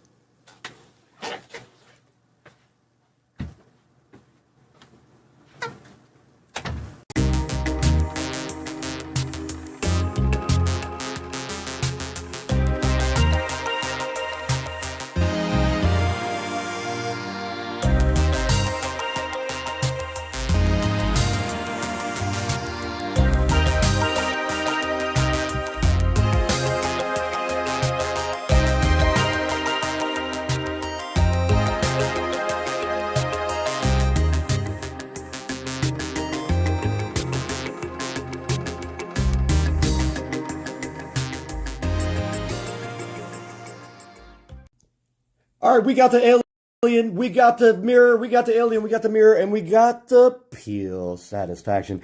That peel sat is so good in your life. You love the peel sat. And then look at this. Look how good it peels with the alien and the pure satisfaction. All right, good morning, guys. It's Saturday morning. Haven't put a video out in a little while, but today we got something in store for the SL65. We are headed to the muffler shop, and we are going to get the muffler delete done. The car is just not loud enough with just the downpipes. We're headed that way to do an oil change and a muffler delete.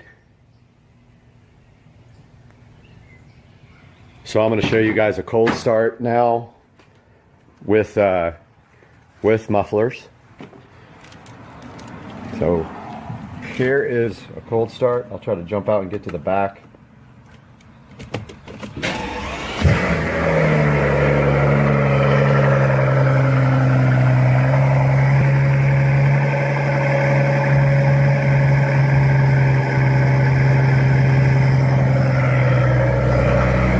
So as you can see, the car quiets down very quickly. And when it's warm, you can't even hear it. So we are driving now, headed to the muffler shop. And I was gonna give you guys a couple little pulls on here. Wow, I seriously still don't understand this multi-function display here. I really have to take some time to try to get that done. Stereo system, I'm going to go by the stereo shop today, have them take a look at it, and see what it's going to take to get that done next week. So you can see at normal cruising speeds, you can't even hear this car at all. With the top down, it's the same. Until you get on the throttle pretty hard, you hear nothing in this car. It's pretty fun when you get on the throttle, but until that, it's very quiet. Going to get some breakfast over at Denny's while they work on the car, doing the oil change and the muffler delete. I was hoping I could get some video of it, but the shop is just insane busy. So I don't think I'll be able to get any video underneath, and that's too bad. All right, so this is a shot of no muffler. Yeah, that's my new upgrade. There is how it went, straight out to the stock tips. And looking for the mufflers now.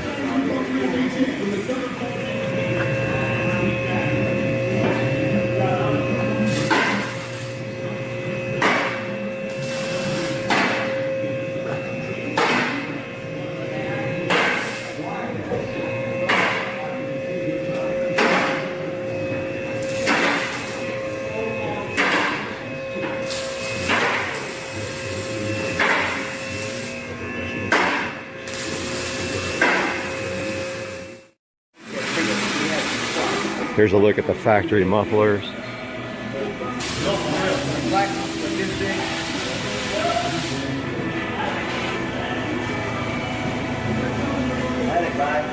Look fairly restrictive. We'll see what it sounds like. It's gonna be loud. I know. Oh, it sounds so good.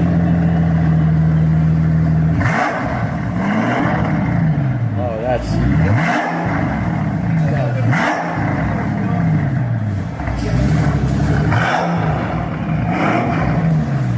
so mean.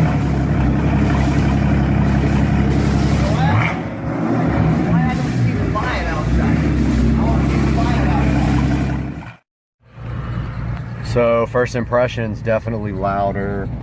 I like it so far. We'll see how it holds up in driving, whether it drives me insane or not with the top down, but so far very nice, and I will get some video of rolling in a minute. Getting the car washed now. Still got mud from last time because this place is being worked on, the roads. As soon as I left, caked with mud.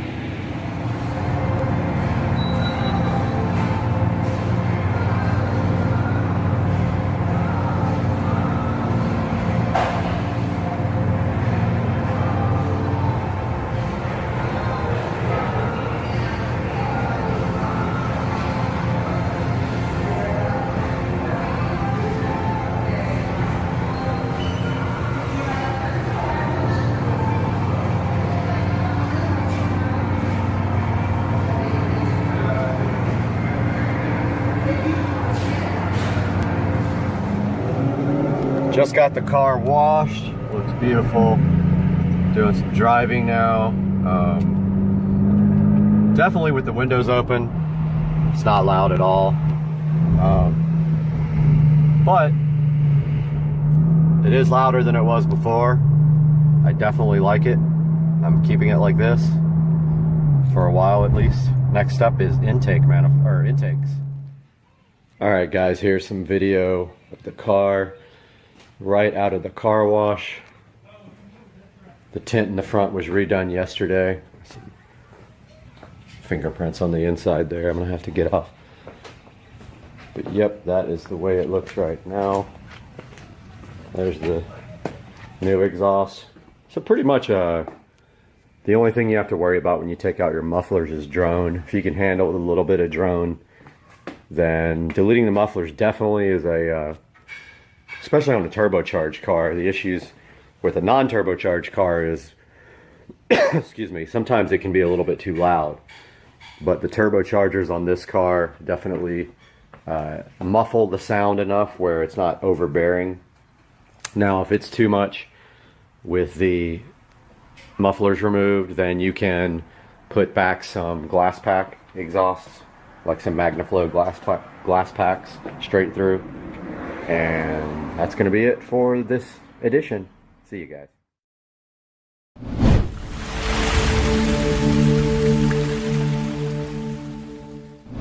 We're out here at Kennedy Space Center. All right, we're at the Rocket Garden now. This is the gateway.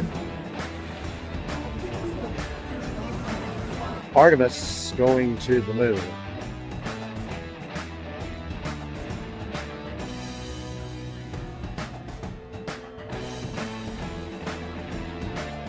There it goes. There it goes. There it goes. Let's go. Look at that thing go, dude.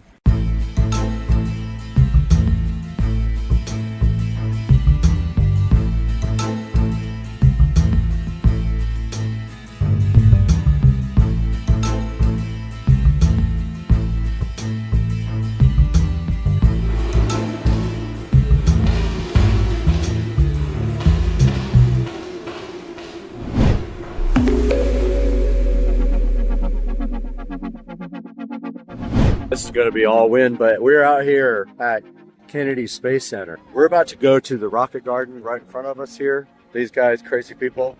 And this is the line we're in. Excited. We're actually here. Yeah, so we're out here at Kennedy Space Center. We're doing Explore Tour on the bus at 1:30. We got time to walk around. We got plenty of things to see here. All kinds of adventures and rides to go on with these two rugrats. We're going inside now. All right, we're at the Rocket Garden now at Kennedy Space Center. But look at this. So cool, man. So cool. And then they got a ULA rocket right over here. This is the Atlas. 105 feet tall. Runs on liquid oxygen RB1. Atlas, man. We got another capsule right here. These guys are so hyped to get in the capsules. And then right over here, we have the big daddy of the crew. There's a Saturn. It's a 1B though. Saturn 1B. We're going to see a Saturn 5 in a little while. It's bigger than this guy. There's a Saturn 1B. And then over here we got a rocket motor F1 engine from the Saturn 5 rocket. And if anything happens to us, it doesn't delay the program, which of course it did.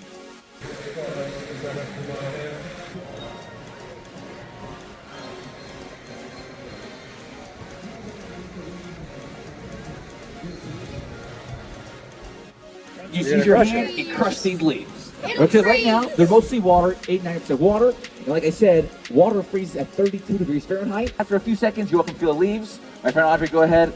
Oh! Oh, wow. Now, if you want to feel the leaves, you are welcome to. They warm up almost immediately in the air round. If they are cold, we're putting them around for anything. How cool is that? This is the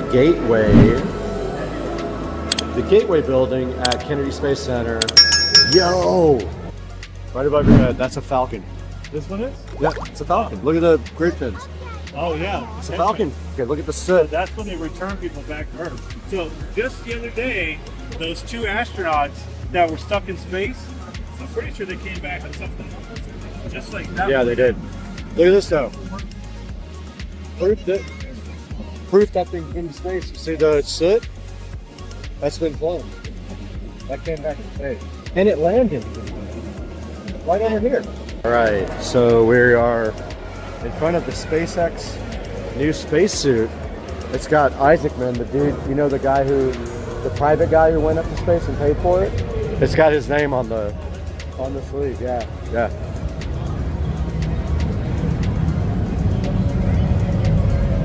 Very cool. That guy's gonna go to the moon one day. Artemis. Pretty cool, huh? Yeah, section 305 feet. So 322. Oh, the Saturn. We're gonna see this. We're gonna see that in person.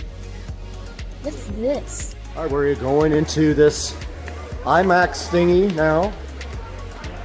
There's a bunch of people already here. We are going straight in, guys. If you're too cool to sit with us, I understand.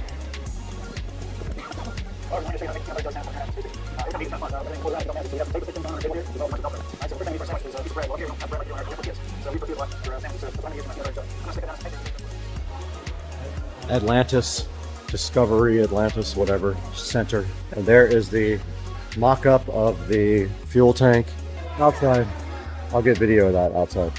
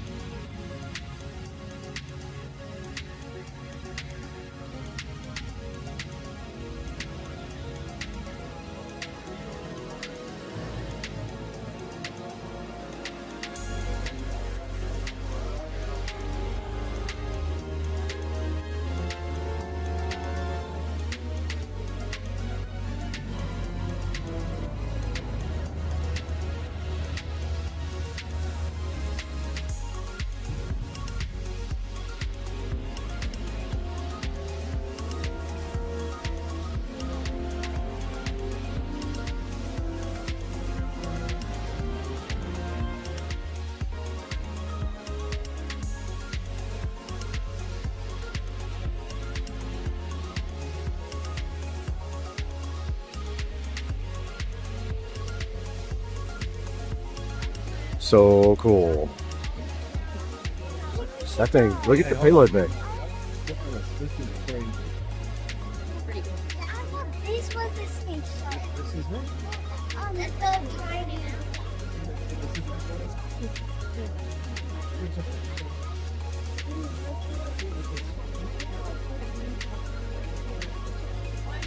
This thing is so sick. Hey, man. That was fun.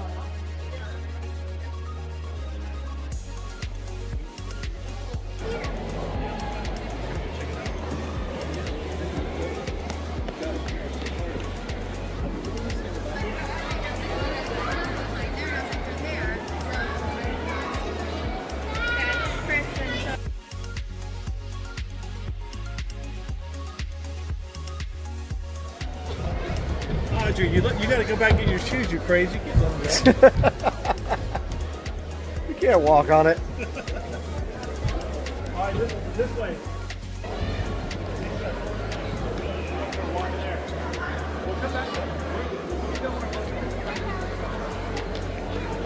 That is insane.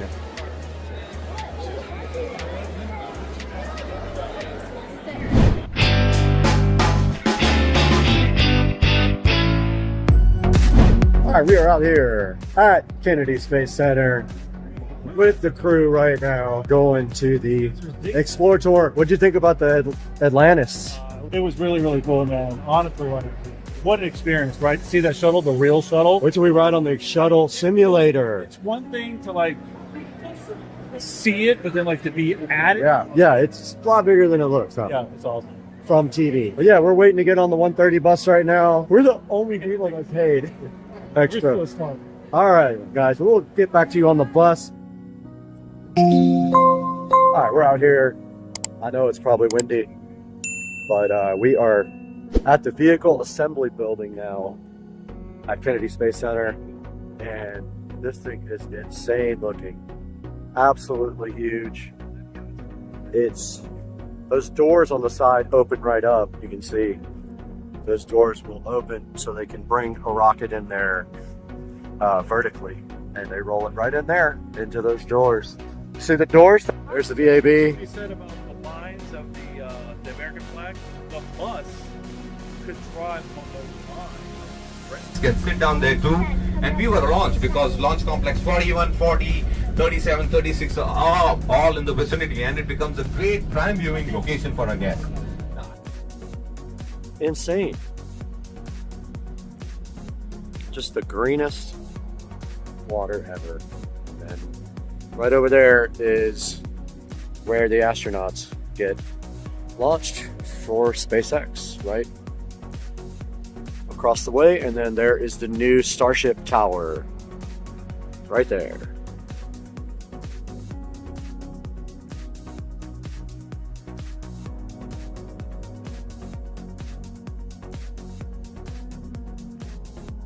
Our new moon rocket is going to be powered by 4 of them. Now, I'm going to give you a rough idea how this rocket system works. At 15 seconds, okay, 15 seconds before launch, we start dumping that pad with 300,000 gallons of water to suppress sound energy. 5 seconds before the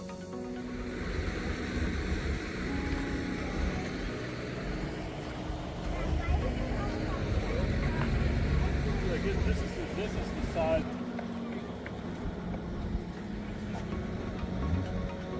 It's where the astronauts would walk out to get into the rocket.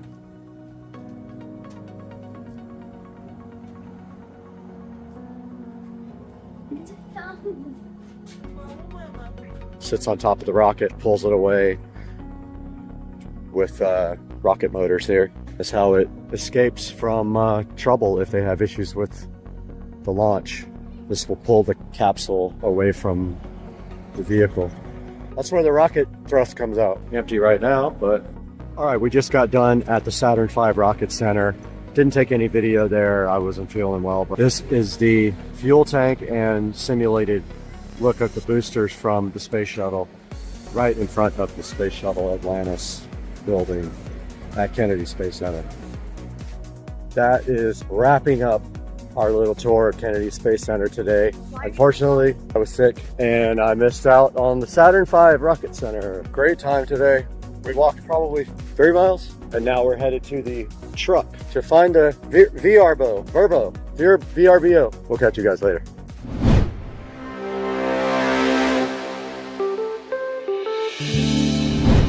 Today we are right in front of the Beard Club PT145 trimmer. The Beard Club is so kind to have sent this new trimmer to us at Supercar Street Racing. We have worked with them in the past. They asked if we could work together one more time, and they are a proud sponsor of this visit to Kennedy Space Center for myself and Joe and his 2 kids. And right here, the PT145 is still in the box, and I just wanted to tell you a few things about this guy before we go ahead and unbox it. This PT145 has 8 color-coded guides for 45 unique trimming lengths. This guy has extra sharp mowing blades. It gives you a quality cut just like at the barber shop for both your facial hair and your body hair.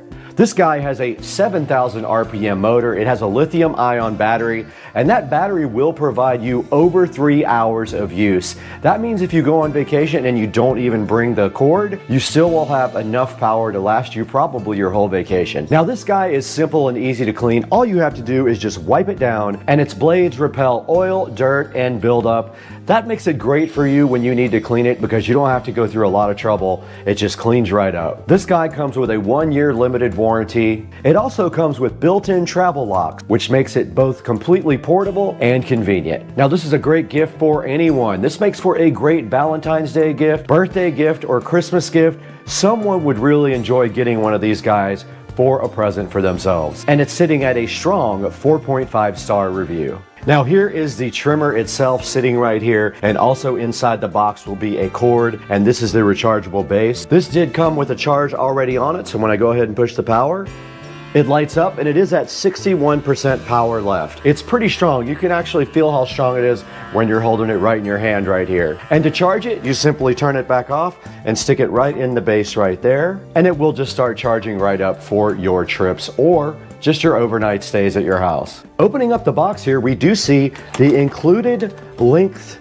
guards right here that come with the PT145. There is also a cleaning kit in here and a nice power cable for you as well. There will be a link in the description to the PT145 beard trimmer from the Beard Club. We encourage you to use our affiliate links and go ahead and pick up a PT145 beard trimmer from the Beard Club. Now back to the video.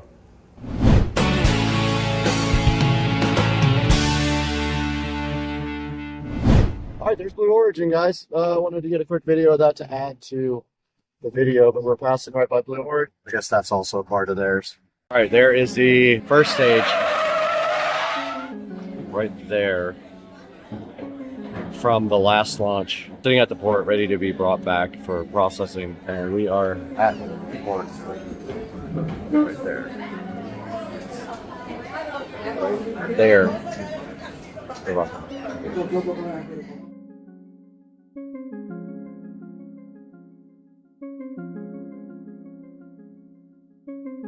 Should be a minute away, less. There it goes. Oh, there it there it goes. right. There it goes. Let's go. Look at that thing go, dude. Oh my God, that's the coolest thing ever. Look at that thing go, man. Oh my God. We're gonna hear it and feel it. Here it comes. Look at it go through the clouds, dude. That's sick. Look how bright.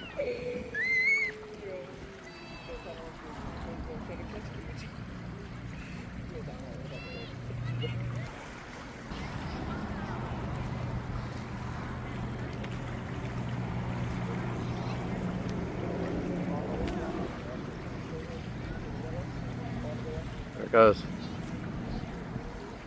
No sound yet.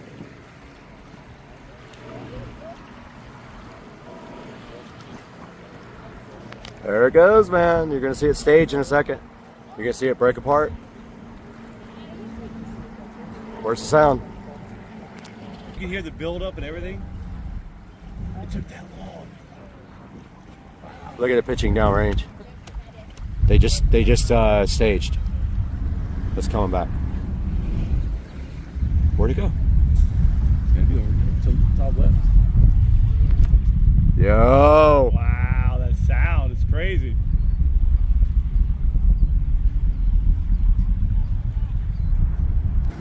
There it goes. Right over there. I don't see it. Oh, there Right it there. is. Yeah. And we're gonna feel it. There it goes.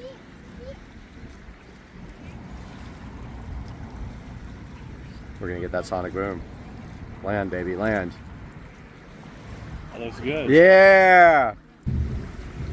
Oh! Yes! Yes! Let's go! There it goes. Oh, there it is. There it Yeah, goes. to the right, to the right. There it goes. Let's go! Look at that thing go, dude. Oh my God, that's the coolest thing ever. Look at that thing go, man. Oh my God. We're gonna hear it and feel it. Here it comes. Look at it go through the clouds, dude. That's sick. Look how bright.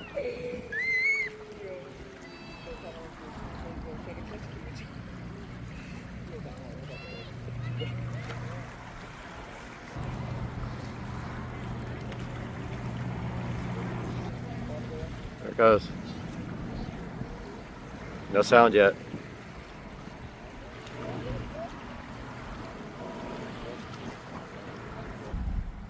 It took that long. Look at it pitching downrange. Dude, that thing's flying. Where'd it go? They just staged. There it goes.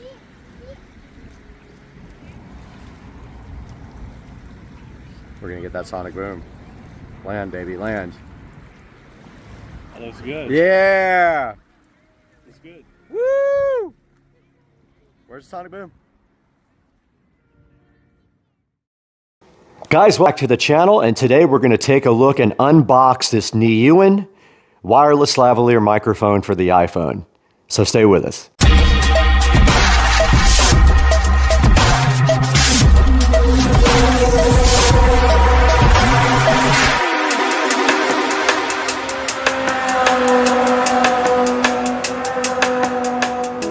Welcome to Supercar Street Racing. If you're new to the channel, thanks for joining us. Go ahead and hit that like and subscribe button. It helps us out tremendously. And welcome back if you've been here before. Today on the channel, we're taking a look at the Nylon wireless lavalier microphone for the Apple. This does have a lightning connector on the back, so it is only for Apple products. And I don't actually own an Apple product that I can plug this into. So today we're just going to be taking a look at the unboxing and giving you guys a low-cost alternative to an expensive mic like this DJI right here on my hat. All right, taking a look inside the box for the Nylon wireless lavalier microphone, and we'll cut away to some pictures of this. It does come with an instruction manual. There's the instruction manual there. Also, it comes with a little charging cable, probably about 3 inches long. So it's just a USB-A to USB-C charging cable. You can use anything to charge it. You can use a computer or a little USB adapter to charge a phone. It comes with the microphone itself, which clips on your lavalier or your collar. And then it comes with the receiver that goes directly into the phone. And that is everything that's included with the microphone. So now that you've taken a look at the actual product inside of the box, let's take a look at how you use this. So basically, this is the microphone portion of the device. And you can see on the side right here, it does have a USB Type-C port. And what you do to charge that thing is just take your USB-C cable and plug it into any device that has a USB outlet that normally powers a USB device. You can use your computer, you can use your little USB adapter for your phone, or pretty much anything to charge this. And when you do plug it in, you will see a red light come on to indicate that it is charging. Then you take this lightning adapter here and you place it in the back of your iPhone or your tablet, and then you're ready to start recording immediately. So this microphone that I have right here on the hat is the DJI mic, and if you're wondering why it's up on the bill of the hat, it's because sometimes when I put it here on my collar, it is a little bit muffled and I don't have a pocket or a lapel here to put it on, so I just put it right here on the top of my hat. I know it looks weird sometimes, but I saw somebody else online do it and I thought it was kind of a cool idea just because of the muffled sometimes.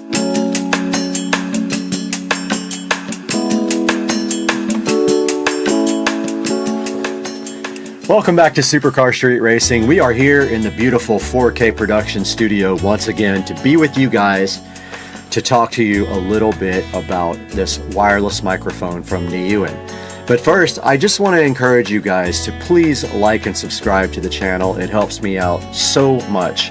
And please click through any of our affiliate links down below to buy anything you want on Amazon, as we get a small commission from it. And it helps me buy equipment for the channel. We do need a camera, think about me when you click through the links and do us a big old favor. Now, today we have the I don't know if I'm even saying it right, but it's the Nylon microphone. Now, this is only for the iPhone, which is why we don't have an audio sample from it, because it is only for the iPhone, and I do not have an iPhone to test this with.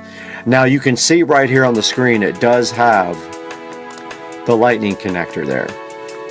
And taking a look through some of the pictures here, we can see that it is a 65 milliamp hour battery inside of it. It says that it'll work for 6 to 8 hours, and it says that it will fully charge the battery in 1 hour. Now, I can also vouch for that, because I did charge the battery with a USB Type-C from my phone, and it did take around an hour to fully charge. Now, when it does charge, there will be a little red light on the front of it letting you know that it is charging. Now, in our next picture here, you can see that all you have to do is just plug and play. And down here it says that the microphone and receiver cannot be used while calling. So you can't make a call and use this microphone to do that. It does record on to the actual recording. And you can see right here, right now, the 3 steps. Plug it in, power on, connection succeeded. And now, this is hilarious, exquisite fixed clip. Yes, it is a built-in windproof. It has built-in windproof, it says. All-round recording, so meaning it can record pretty much anything. Full and rich sound. It holds to your collar firmly. It is fixed but not rigid. And it has a flexible position on it. Now, here is some more details about it. It says that it has high sound quality, a highly sensitive microphone, and a newer smart chip with noise reduction. Now, let's be honest here, 100% honest. You have to base this on the price of the microphone. You cannot for a second think that this microphone is going to sound like the DJI mic. This is an $11 microphone. The DJI is around $300 if I remember correctly. So you're going to get exactly what you pay for in this case, and I'm sure you know that. Now, this thing has 14 reviews, and they are all 5-star reviews, so that says something about it. But down here it does say that it's a new upgraded microphone, unrivaled audio quality, automatic noise reduction, built-in windshield. I think it's supposed to mean windscreen or not a windshield. That's on a car. Wireless freedom, so I mean you're totally free with this, right? I mean you're free anyway with your phone, but this gives you a wireless mic to walk away from your phone with. Versatile for a wide range of applications, but hey, I mean I'm using it for recording audio. I'm going to be using it. Now, looking at the reviews here, all 5-star reviews. Great little mic. I think they meant mic. It says mix for just over $10. Nice and easy to set up and use. Great value for the price, and they did put a picture of it in there. Worked within a second, simple to set up, literally plug and play, which is definitely what it should be. Awesome, fast shipping, and great quality. Microphone is amazing, works well. More pictures here on this one. This guy says excellent, and it's in Espanol, I think. And so if we go back here, there are some other ones we can compare this to. There are several down here, and they range for anywhere from $9 all the way up to $90 for deals on related products. Now, if you would like to see a high quality version, there are some medium quality here that may be worth looking into. But if you would like to see a higher quality version, let's take a look at the DJI mic. DJI mic. And this is the DJI wireless mic kit. So this is one of the highest quality kits you can buy, and you can see it does have 2,187 reviews. It has a 4.7 star review, and this is what you are going to see most of your vloggers and most of your YouTube people using, most of your professionals who use wireless mics are going to be using the DJI mic. It does come with 2 transmitters and 1 receiver. You can use it with the small 3.5 millimeter jack, and you can also use it with the USB directly on the phone. You can see right here it has a storage case with it that plugs directly into USB Type-C to charge it. It has a 820 foot range. It has a 15-hour battery, and here's what comes with it. You get the windscreen, the charging cable, a nice little bag to carry it with, a little TRS mic cable, your transmitter receivers, your USB and lightning adapters, and your clips. And it does have a nice LCD display on the front of it, which is very cool and which I use a lot. So yeah, this is a high quality version of what we were just showing you for $11. So obviously it is going to be a much higher quality product when you go from $10 to $329 is what that one is going for. Now back to the one we were just checking out. There are no videos for this yet, so I was going to play a video for you and thinking maybe they might have someone that has a video review, but there is not one. So at some point we will take and get an iPhone and we will make a better review for you guys, but as of right now this is all we have on this because we can't actually plug it in and listen to the sound quality.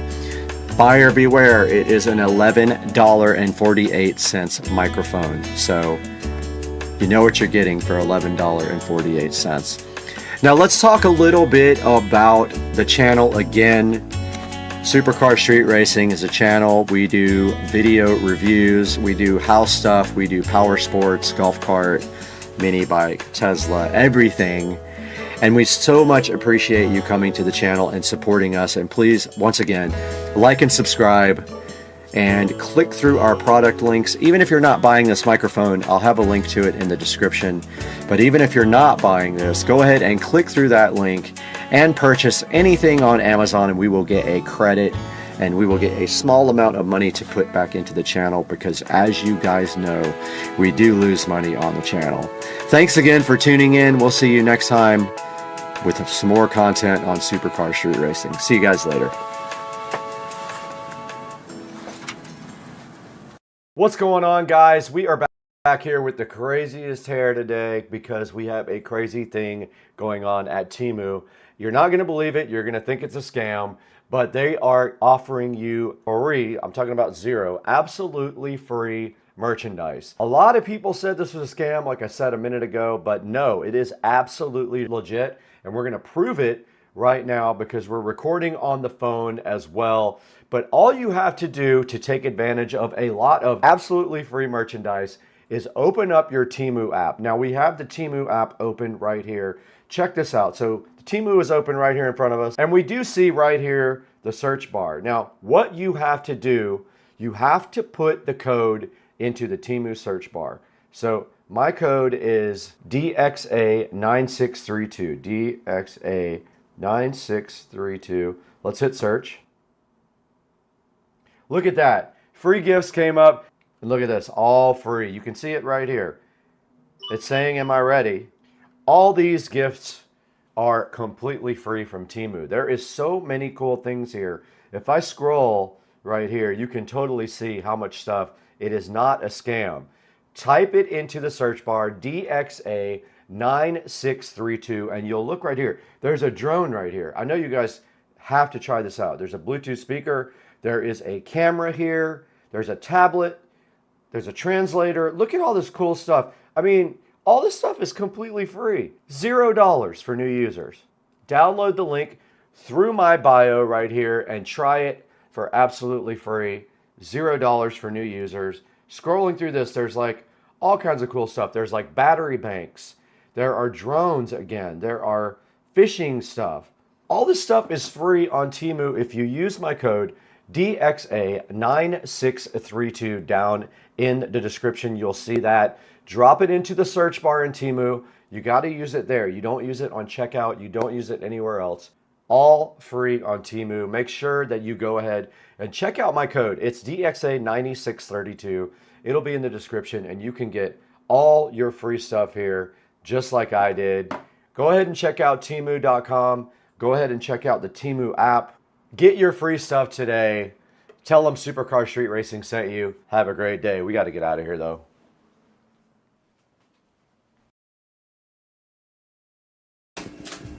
Bubba, are you trying to get in shape on the scale? How much do you weigh, Bubba?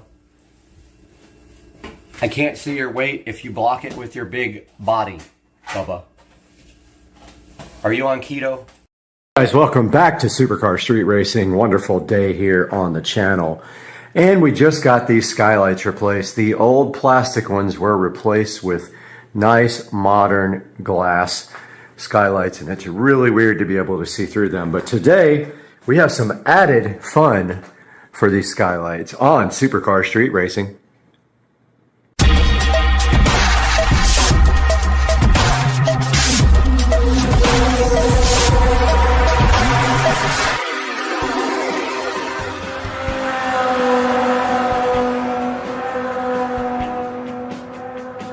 Guys, today on the channel, we are going to get the skylight insert, these, whatever this is called, the inserts where the skylights go up to the ceiling. We're going to get those painted if we have enough paint. Hopefully we do. We have just a little bit left. And also, we are going to be adding LED lighting to the top of these. We have a couple of Govee smart strips. So we need to get that ladder out, get up there, and see what is up there. So we're going to be doing that next. Let's grab that ladder.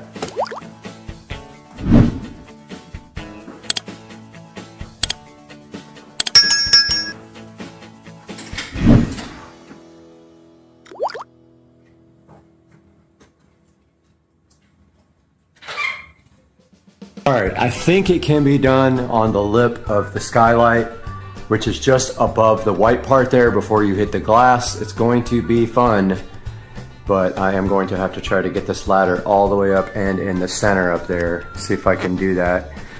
And then here are the actual strip lights right here, which then I need to get power into the attic somehow. All right, I'm gonna get this guy open.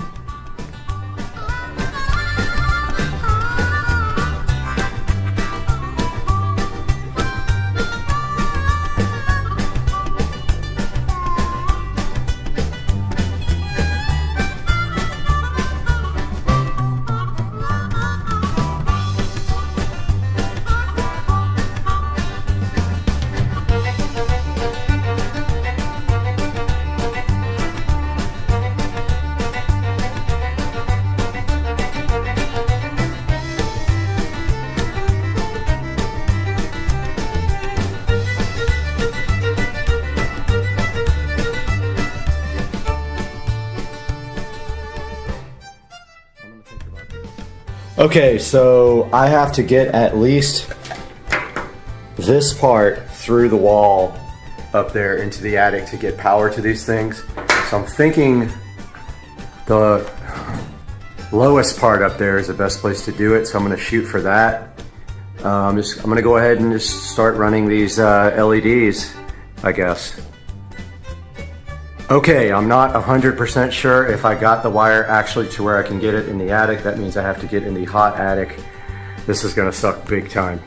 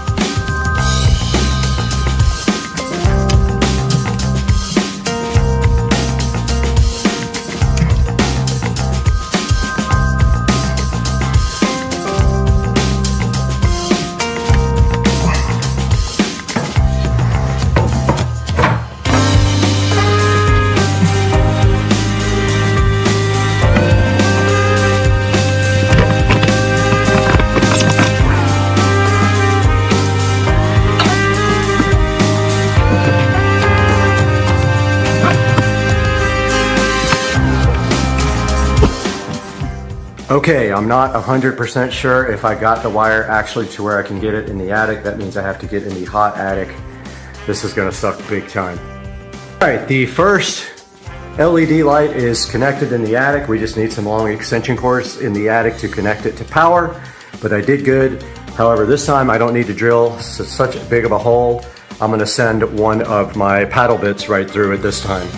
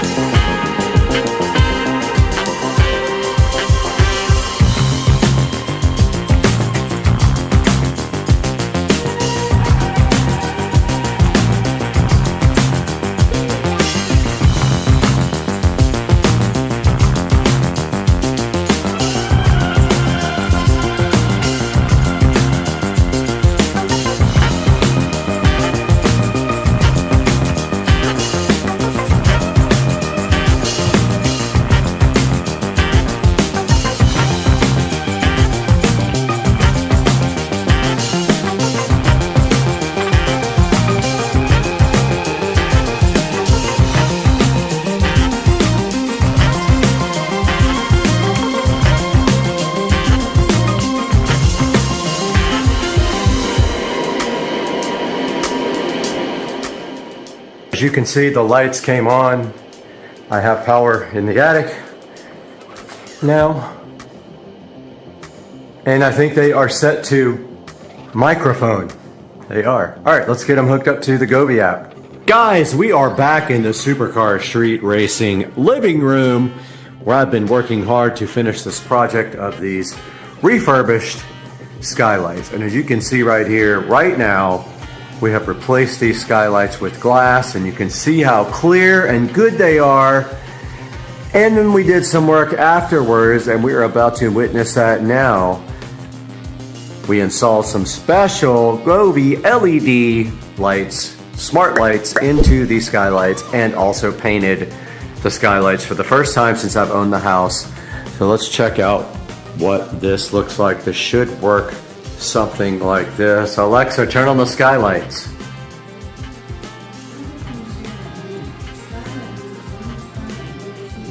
Alexa, turn on skylight number 1. Alexa, turn on skylight number 2. And there we have it. For the first time at night, we are checking out the Supercar Street Racing enhanced skylight action here. And this is quite a sight to see. Look how good that looks, guys. The Supercar Street Racing skylights in action. We have taken these skylights from just a normal skylight, which you couldn't see through, to something special. Now let's get a thumbnail for the Supercar Street Racing channel. And there we have it, guys, the Supercar Street Racing enhanced skylight experience in the living room, looking oh so fresh to death. And these are the Govee 16-foot LED strip lights, looking so fresh. And we will see you guys next time. Please like and subscribe and click through our links to buy anything on Amazon, not just what's in the description, anything. Click our links in the description, buy anything you want. We get a few dollars here and there. But as you can see, we have installed LEDs and painted the skylights and replaced the skylights with modern glass. And it looks oh so fresh to death on Supercar Street Racing. See you guys. Everyone needs a tequila gun. I don't care if it costs $144. You need a tequila gun in your life. What's up, guys? Getting my afternoon walk on. It's Friday. And on Friday, I get to work from home. It's pretty amazing. So, I'm getting my hour-long walk going in the neighborhood. And then, who knows? Maybe a little car meet later on tonight. Not sure. Still checking out the scene. But I'll know here in a little while. Happy Saturday morning to you guys. Another weekend. I know it's going to fly by, but enjoy it while you can before you have to be back at work on Monday morning. So today I want to talk a little bit more about this battery tender and the way to hook it up. So I'm going to show you guys the pigtail on the battery tender. I also want to talk about window tint a little bit. You know, tint is extremely popular on cars. There's a lot of reasons to get your windows tinted. Primarily, when you live in the state of Florida like I do, the heat can be a huge issue. So the tint really helps keep the temperatures down in the car. Excuse me, guys. Secondary, privacy, and it definitely keeps the wear and tear inside your vehicle from the sun from destroying your dash and your leather, or, you know, vinyl seats if you have those as well. So I did get the windows tinted on the SL65. When I got some performance work done on the car, I asked the performance shop for a good tint shop. They recommended one here in Jacksonville. Took the car over to them. Took them about 5 hours to do it. I was surprised. Now here's the thing, a lot of tint shops will hand cut your tint, meaning they will actually hold the tint up to the window, they'll measure it out, and they will hand cut it with a razor blade. Most modern tint shops, if they're any good, will have a cutter that almost looks like a printer.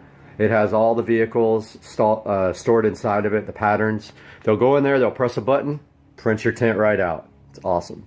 Then all they have to worry about is putting it on the car and getting all the bubbles and stuff out of it. So let's take a look at non-tinted vehicle versus tinted vehicle. So here we go, taking a look at the two vehicles here in the garage. This is a 2009 335i convertible. Notice all the 335 convertibles were hardtops, which is one of the reasons I bought this vehicle. Unlike the 1 Series, which is a soft top convertible. Now you do sacrifice a little weight to have a convertible. They weigh 200 or 300 pounds more than the coupes, but I absolutely love having a convertible in Florida in the summertime. So anyway, off track a little bit, but here's the 335i. Now, notice here, this car has factory tint. It's not very dark. You can see through the car. It's okay. It's not terrible. I have not had this car tinted. That is on the list of to do. In fact, I might go do that this week. Let me go ahead and close this garage door so you might have a better idea. First of all, let's look at the other car though before I do that. So this is the 2005 SL65 AMG Mercedes-Benz. So this car has 70% on the front, and I can't remember the percentage on the side. I want to say 20%. And have a look at the difference there. So that one versus that one. And it'll be much more pronounced once I close this garage door and the exterior light can't get through the back window. You'll be able to see that much better. So notice here, 20% versus factory tint. Same on the back windshield here. Back. You can definitely tell the difference there in the tint. So notice here that, you know, this tint is definitely illegal, and you probably will get a ticket in it if a police officer sees you with this tint on the side windows. So I would be careful. If you don't care, a lot of people don't care. One of the best things you can do is, if you see a policeman anywhere around you, roll the windows down. That's the best you can do. This car, of course, no issues whatsoever until I take it over this week and get it tinted. So there you have it, guys. Now, in the next part of the video, I'm going to show you guys the hooking up of the battery tender junior permanently on your battery post. Alright guys, here we have the front battery on the SL65, and you can see right here, somebody put this on sideways. So, unfortunately, now be careful here when you're taking this battery off that you don't touch anything metal with your wrench, or you will know immediately, because you're going to arc it and it's going to be an issue. So now this nut has to come all the way off. So now that that is loose, let me see if I can get, and don't drop your wrenches down your engine bay. See if I can get this on there now. Helps to go the right way. But so this is a positive post. And this one is actually way easier here, because someone put it on correctly. Now, of course, this little driver here thing doesn't have any torque whatsoever, so it's not going to get off anything tough. That's what my big Hitachi drill is for.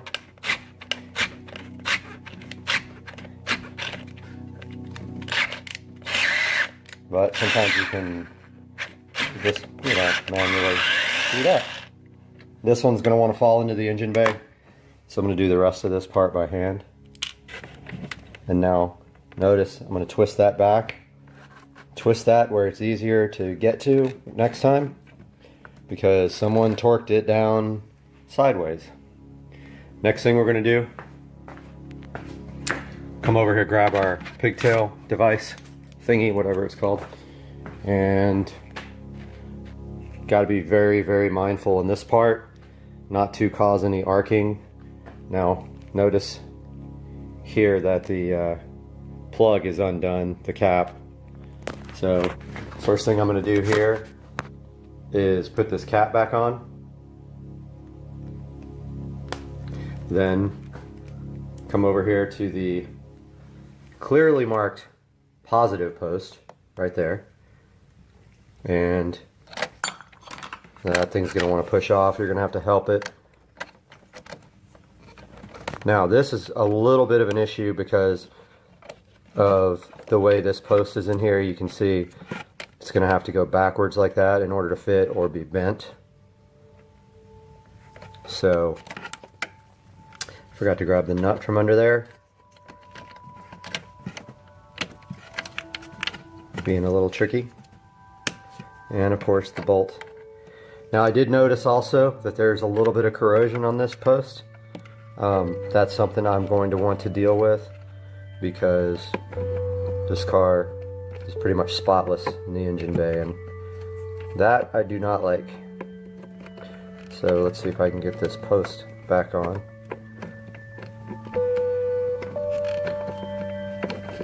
Okay, so now that I've got it on there, we can kind of tuck it down. Get your trusty drill back. And I tried to turn again, so I'm going to try to force it that way and hold it. Not much more to it besides that. Second one's pretty much the same as the first one.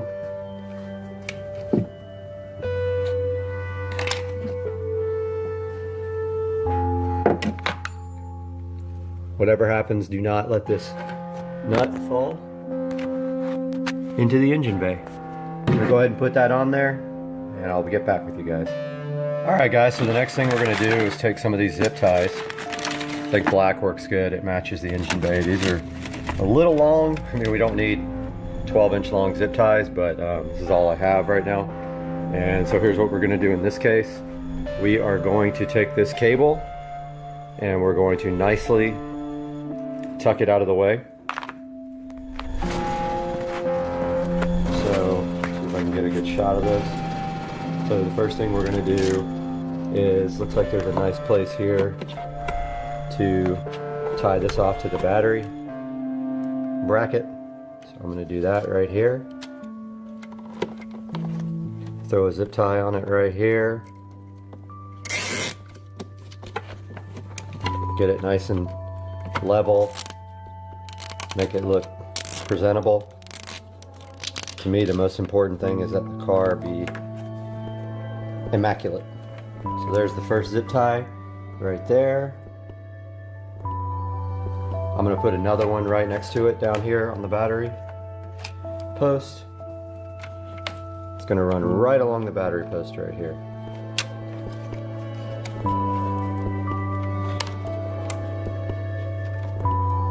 There's the second one. It almost blends right in with the battery post.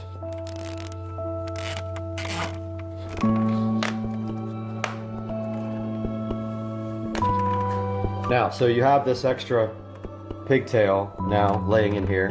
Best thing to do is kind of just tuck this away, get it out of everything. You can't even really see it now. So let me show you. So this is how it looks installed. Now, anytime I want to charge the car, all I have to do is just pull this pigtail out, connect it to the battery tender junior, and we're good to go. Now the next part of the step is we're going to come over here and maybe we can cut it with these. Of course, I don't have any good cutters. I think they're inside the house, but these will do the trick, I believe. It's going to take two hands. I'm going to go ahead and cut these zip ties and be right back with you. So I ended up using these kitchen type scissors to cut them. That was the easiest thing. That leads me to another thing. I can't stress the importance of good tools and the fact that I don't have enough. I am working on that.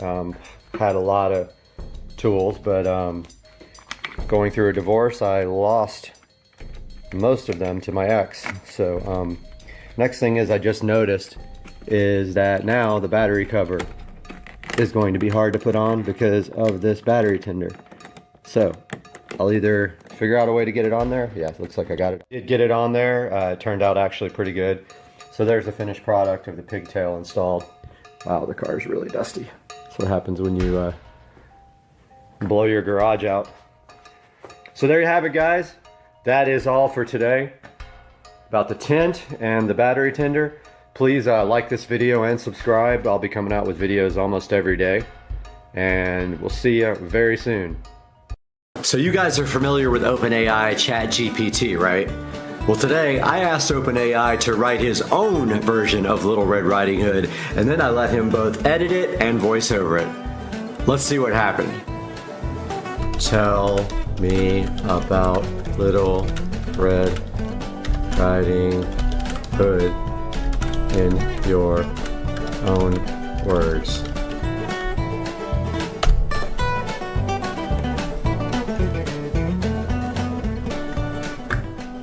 Once upon a time, there was a little girl named Little Red Riding Hood who lived in a small village at the edge of a dense forest. One day, her mother asked her to take a basket of food to her grandmother who lived on the other side of the forest. Little Red Riding Hood happily agreed and set off on her journey. As she walked through the forest, she met a sly wolf who asked her where she was going. Little Red Riding Hood, being an innocent child, told the wolf where she was headed. The wolf then suggested that Little Red Riding Hood take a longer path to her grandmother's house, so that he could reach the grandmother's house before her and eat her up. The wolf managed to reach the grandmother's house first and disguised himself as the grandmother. When Little Red Riding Hood arrived, she was surprised to see that her grandmother looked different, but the wolf explained that he was feeling unwell and that his appearance had changed. Little Red Riding Hood was then tricked by the wolf and eaten up. But luckily, a woodcutter nearby heard her cries for help and rescued her and her grandmother from the wolf's belly. They all lived happily ever after, having learned the importance of being cautious around strangers. Little Red Riding Hood is a popular fairy tale character, known for her distinctive red-hooded cloak. In many versions of the story, Little Red Riding Hood is depicted as a young girl with a kind heart who is tasked with taking food or medicine to her sick or elderly grandmother who lives alone in a cottage in the woods. While on her way, Little Red Riding Hood meets a wolf who tries to trick her into revealing where she is going and then leads her off the path to her grandmother's house. The wolf then eats the grandmother and disguises himself as her, waiting for Little Red Riding Hood to arrive. The wolf tricks Little Red Riding Hood into getting close enough to him so that he can eat her too. However, in most versions of the story, Little Red Riding Hood is rescued by a woodcutter or hunter who hears her cries for help and saves her and her grandmother. The story of Little Red Riding Hood has been retold and adapted in many different forms, including books, plays, and movies, and it continues to be a popular story for children and adults alike. Some versions of the story have altered the ending or added more characters, such as a father or a romantic interest for Little Red Riding Hood, but the central theme of caution around strangers remains an important message for readers of all ages.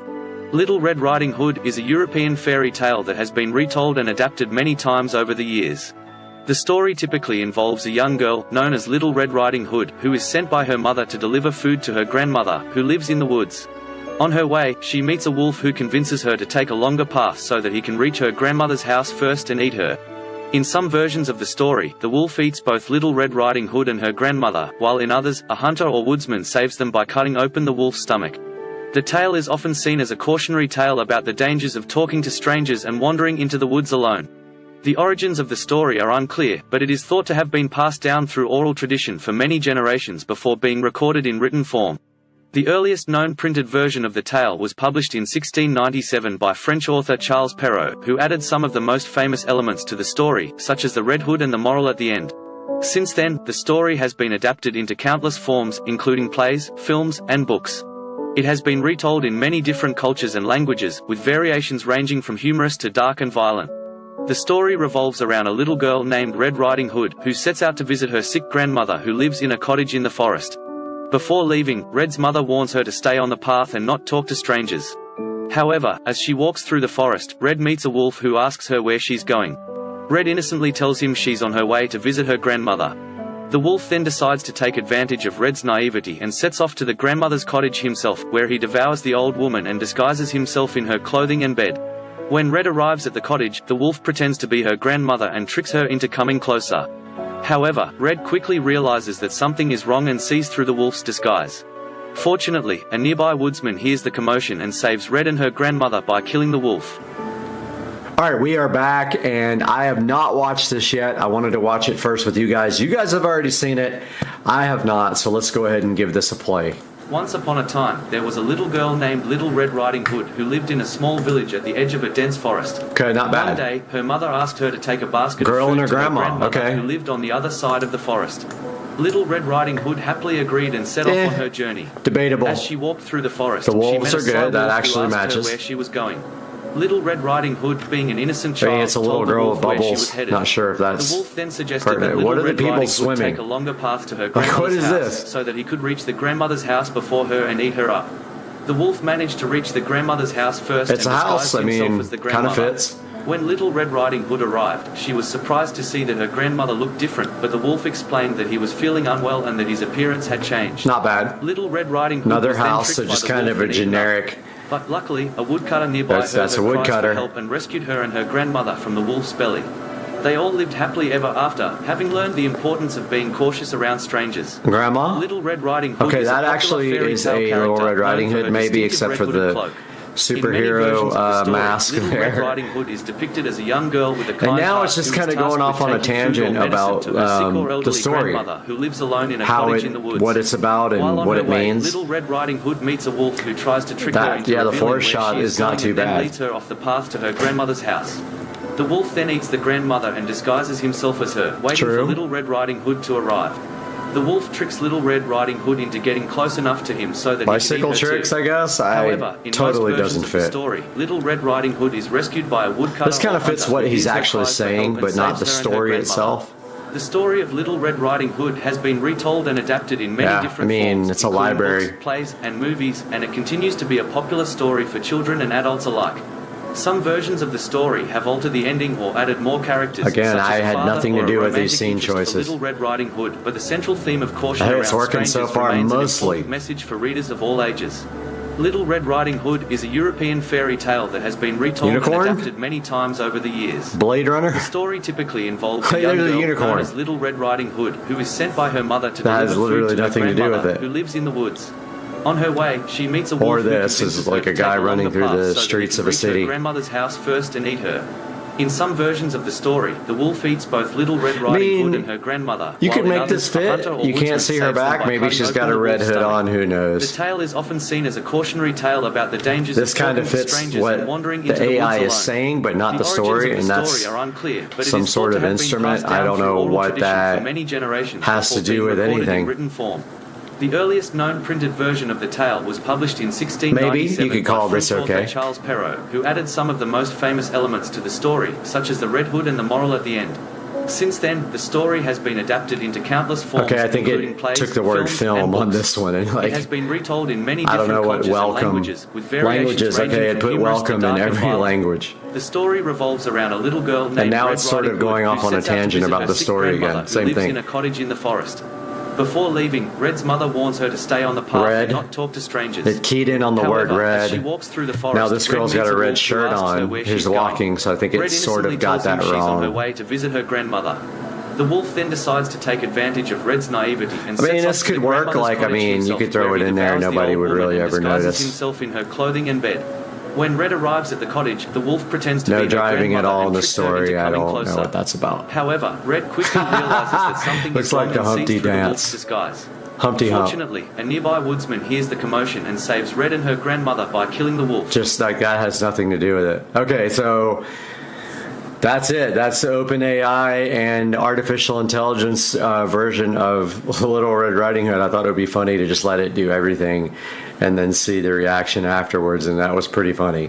Guys, thanks for joining me today. We'll see you next time.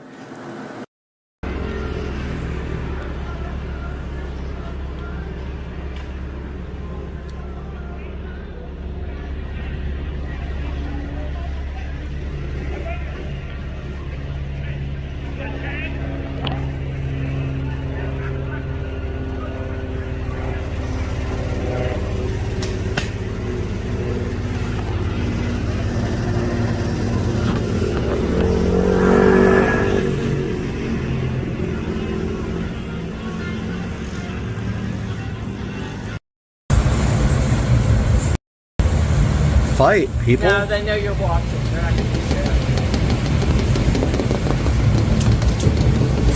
Damn it.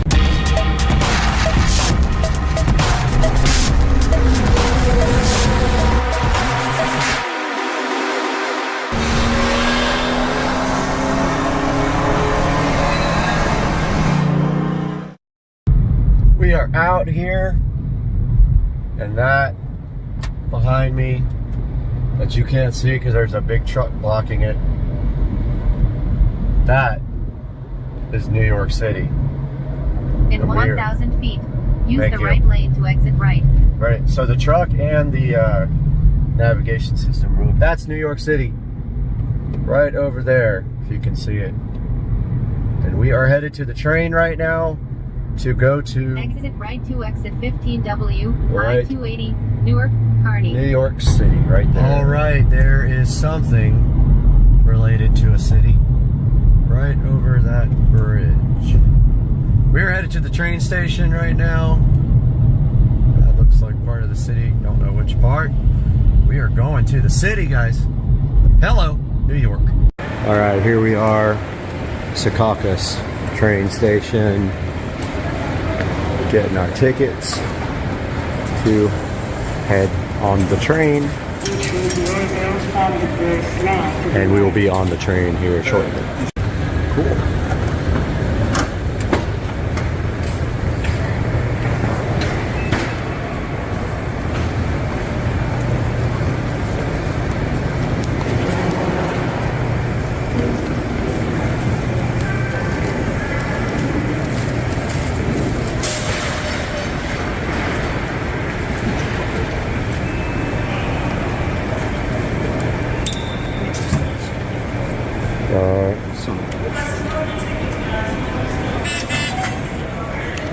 Say that again? Huh?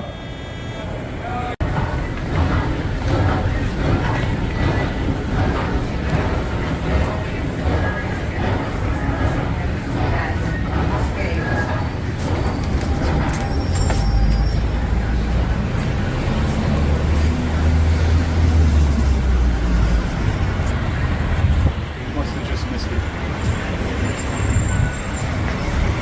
4:53.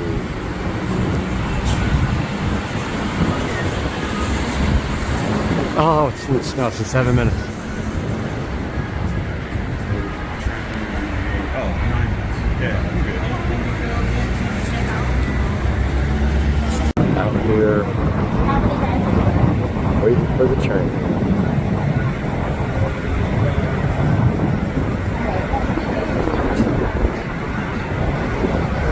There is the city.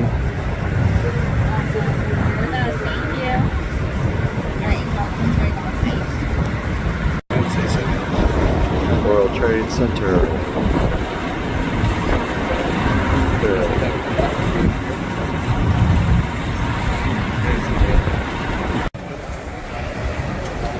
Blade train. Probably gonna smell a lot of weed. Weed's legal, so just saying, don't be shocked. Yeah.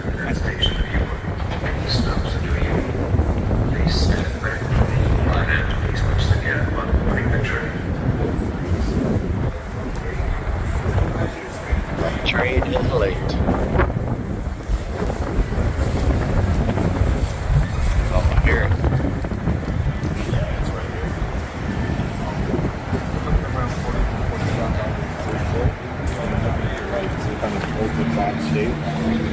There it is. There's the train.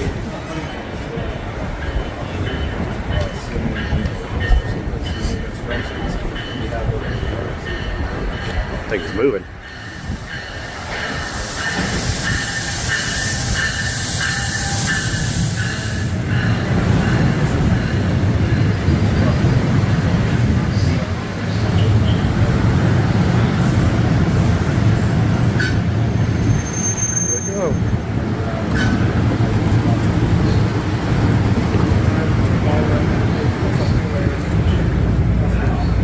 Oh, split level even.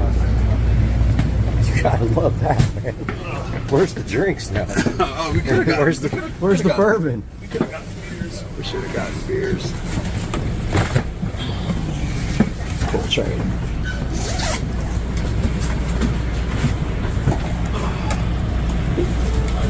And we got better cars. The Wayne line, like the Gladstone branch line, they get the older shop. They don't run as frequently. So I don't know anybody that goes from Wayne, because the other thing is, you know, so This one you just stay on the whole way, right? yeah. Or like I said, if you like 5 stops and then, but still, it would be, you know, 45 minutes to an hour straight to the city.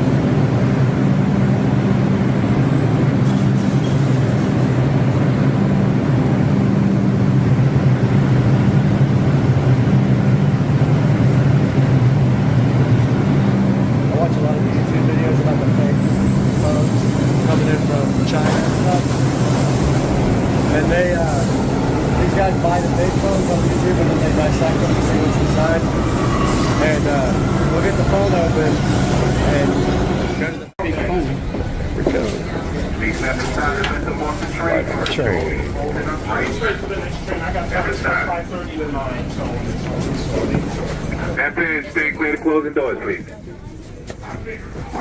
Okay, we got in. We got in. We got in. Yeah, we did. Yeah, man.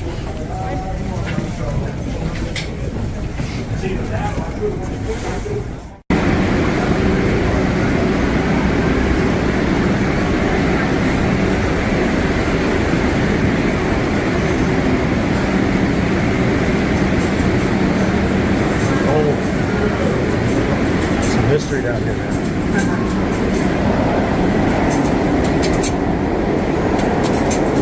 All right.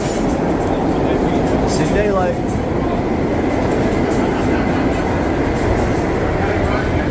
Oh, feels good.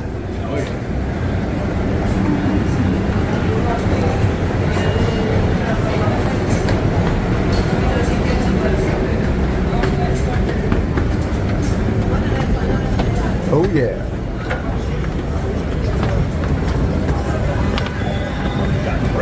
Right up to Applebee's. All right. We gotta go to 48. Okay. Sorry about that.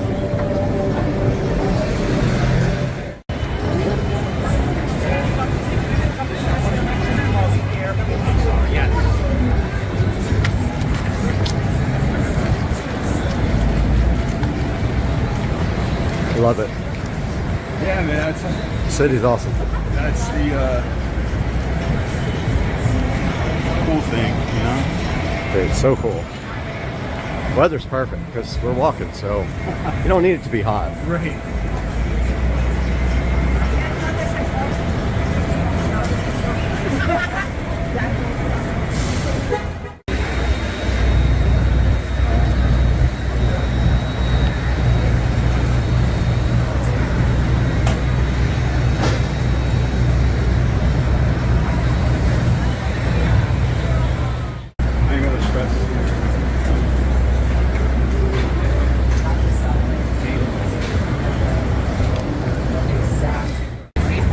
Rink, the ice skating rink. Oh, cool.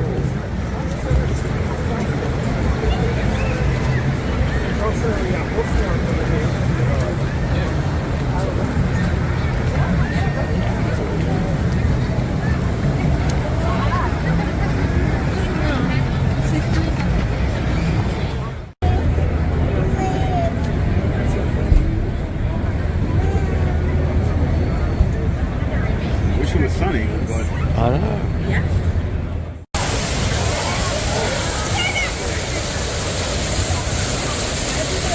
He's inside it, not getting wet. It's a miracle. That is cool. This thing goes up far, huh? yeah, this is super cool. I mean, like I said, they say from the history of television and all that stuff. Yeah. You'll take your phones to the full QR code is visible. Thank you.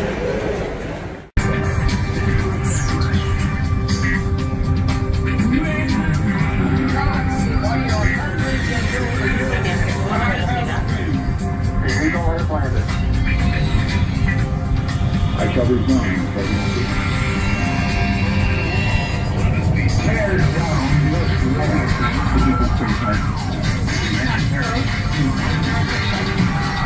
Welcome to Top of the Rock.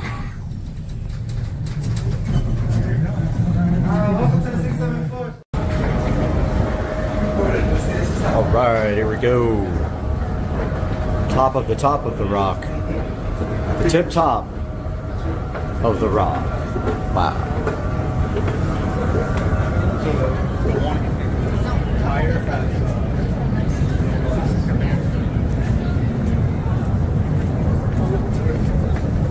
Dang, look at this. That is insane. Wow. Check it out. Do you know what it is?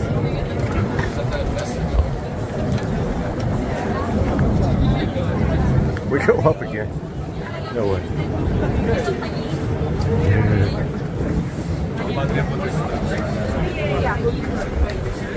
Top of the rock. The most insane view ever.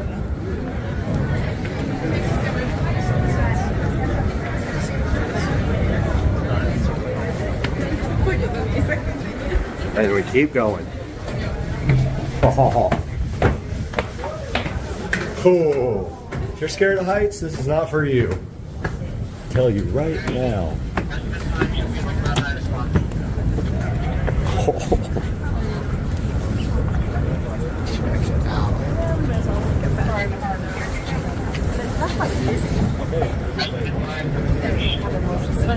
Line up the rail.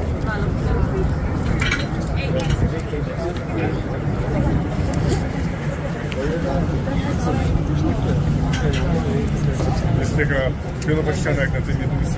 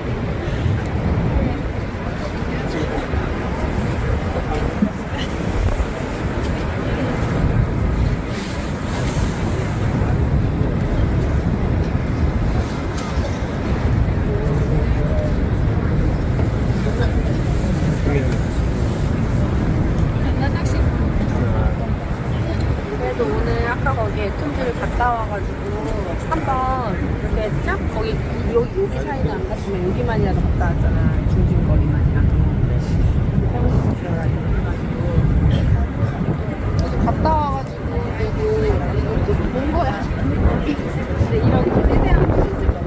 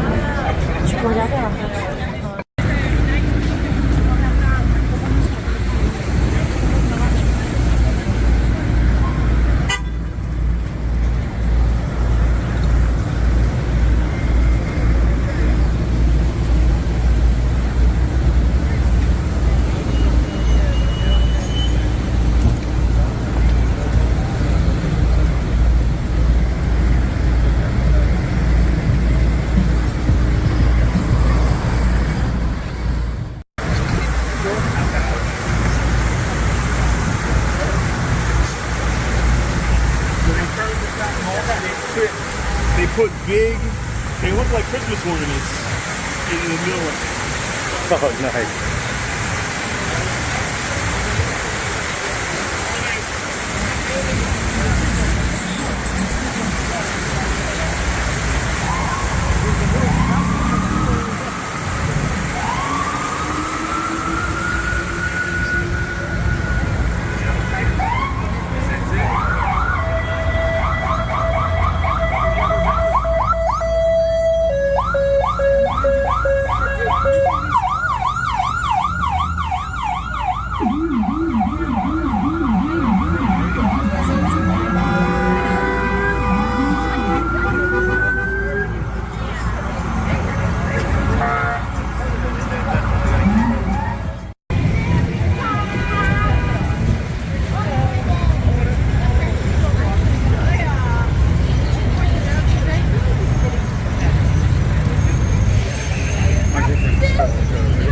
Really?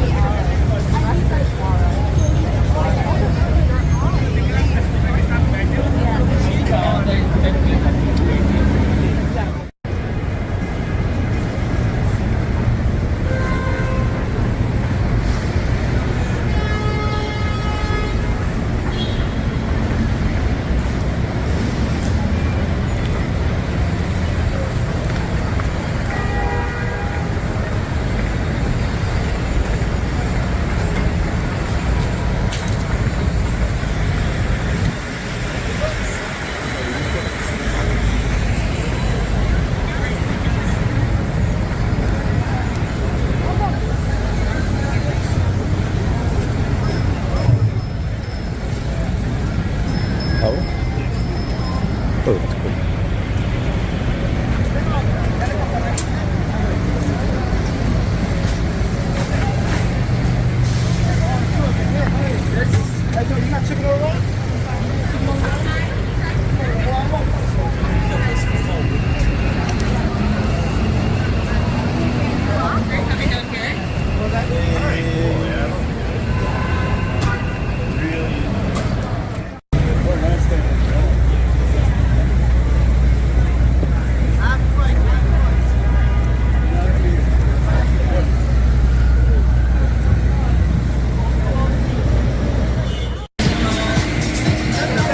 MSG, man.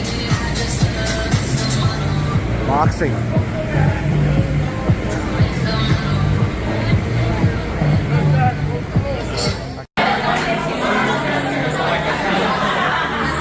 Wow.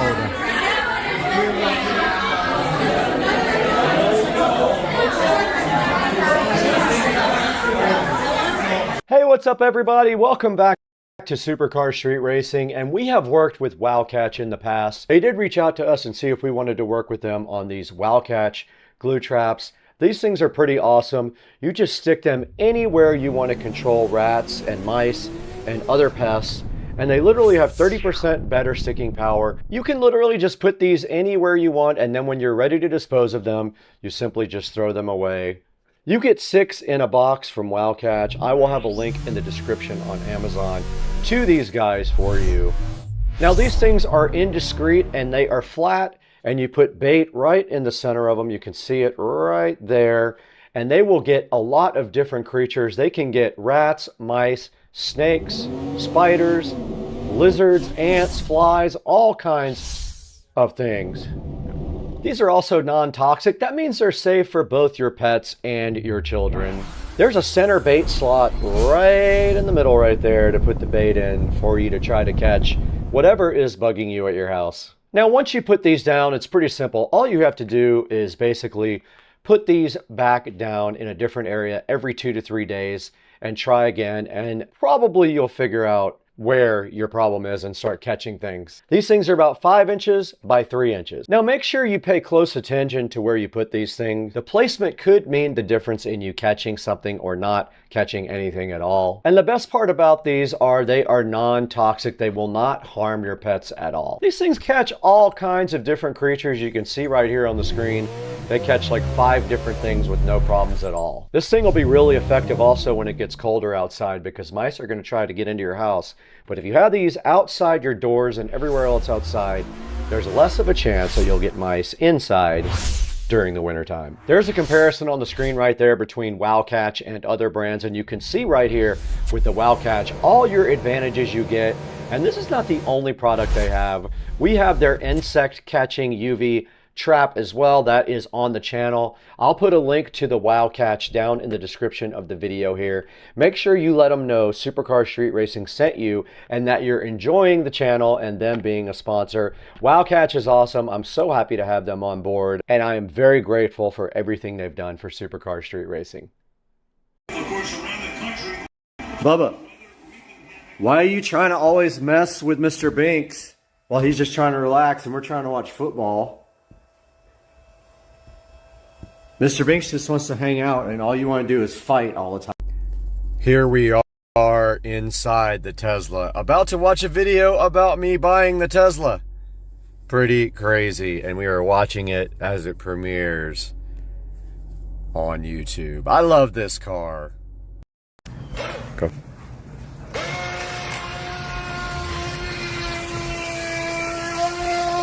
Oh yeah, it's back. It's back. Let's go. Look, it's still not getting up on plane right. Look. Is that the gator right there? No. Yeah, it is.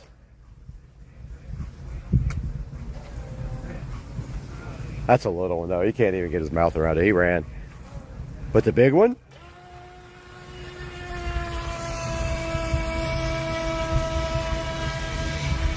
Dude, you're going to get caught in the weeds over there?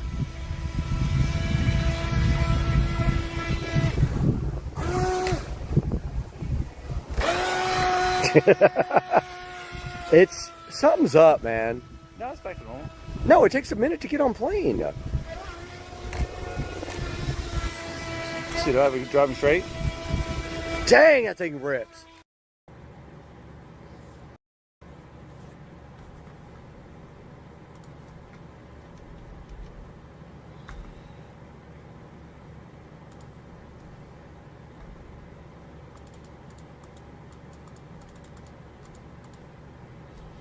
Hey guys, welcome to the first of what will be a few podcasts here. We want to talk about a little bit about what happened yesterday, yesterday and the day before, and I'm sure you know about what happened. So basically, CrowdStrike caused a massive outage in the IT world, and it was worldwide, and it affected a lot of businesses. First of all, sorry about the AC. It's probably loud, but it's very hot in here. I'll turn the fan speed down. But it's very hot in here. And so we will have some background noise.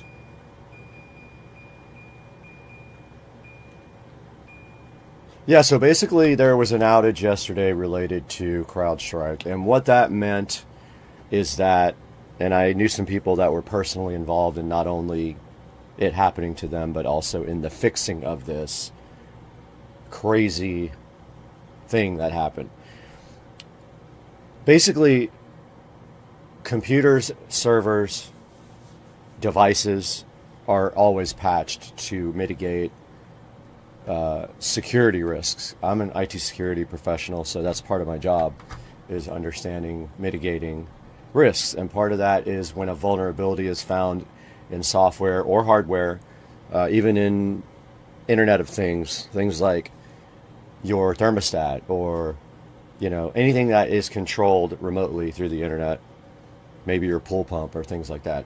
When there's vulnerabilities located, companies will do their best to patch that immediately and mitigate that vulnerability. So What happened was anybody who was a CrowdStrike customer, CrowdStrike released an update to their software, and basically that broke the planet. Why? Let's talk about why that happened and how it could have been avoided. When a patch is released to the public, it is supposed to be tested first by a certain amount of people and released through change control so that these things don't happen. Now, you can't always guarantee that that's going to make everything right, but this was so huge that you would think that this was tested by at least enough people that you would know pretty quickly that there was a major problem with this update. Now, a lot of people, this happened overnight, I believe Thursday night. A lot of people went to bed and got up with this. Your PC ran into a problem and needs to restart. So it would ask you to restart the computer. Then it would go into your PC did not start properly. What do you want to do? You have choices of fixing it, basically trying to automatically fix it. You can go to a command prompt. You can do startup tools. There's a lot of things you can do from that menu. Now, before we talk about that part, let's talk about another thing. These computers, a lot of them nowadays, have trusted platform modules installed, and basically what that means is that there is a lock on the computer that prevents you from booting if something is changed in the computer that wasn't authorized. At the top of trying to do anything like that, you have the problem of you just can't go into safe mode. You can't go into a command prompt because the computer won't allow you to without the key. And this program is called BitLocker, and a lot of places use this, or in other programs that keep the computer from being booted up without a code if something changes or if there's a problem. So a lot of the people that were affected yesterday could not fix what we're going to talk about next, which is how could this possibly have been fixed? This is one of those chicken and egg scenarios that almost was way worse than it was. Someone figured out at some point that this was CrowdStrike causing this outage. Then they had to figure out what was causing it. Meanwhile, people wake up to this and they can't work. Now, if you were lucky enough to have a company that had a Citrix environment and it wasn't infected or affected by this, you could still work because you could use your Citrix desktop and get into the network. That's a second way in for a lot of people. The first way in is through your laptop desktop with VPN. The second way is through VDI like Citrix. So luckily a lot of people had VDI and could get in at least enough to try to start helping people and figure out and tell people what actually was happening, besides texting on the phone and saying, hey, why do I have this, this blue screen on my computer? So basically the fix was this. There was a driver update made by CrowdStrike, and it was I think it was a .dat file that it updated, and I'm looking for it. I have it somewhere. So they installed new drivers, and that's what did it.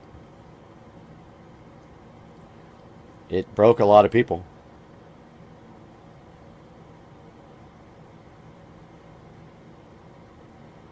And I thought I had the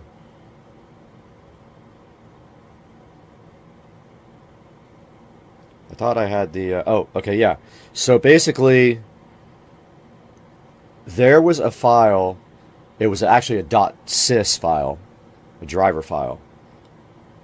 And it was located in the Windows System 32 drivers directory. So on your C drive, it would be Windows / System32 / drivers / CrowdStrike, and then inside that folder there was a file that ended with a 290 that had the number 291 in it.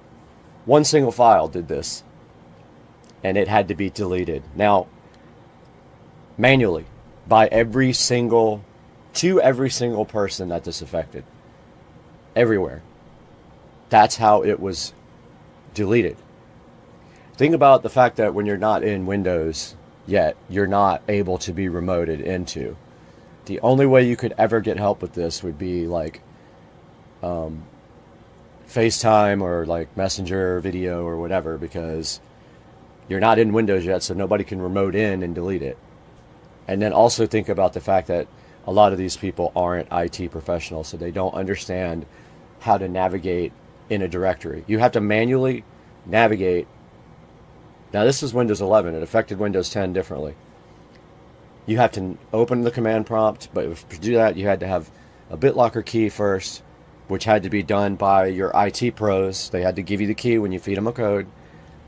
And then you go to secure command prompt in from the blue fix stuff, and then you navigate to Windows System32 drivers, CrowdStrike, and delete one file, and your laptop boots up fine.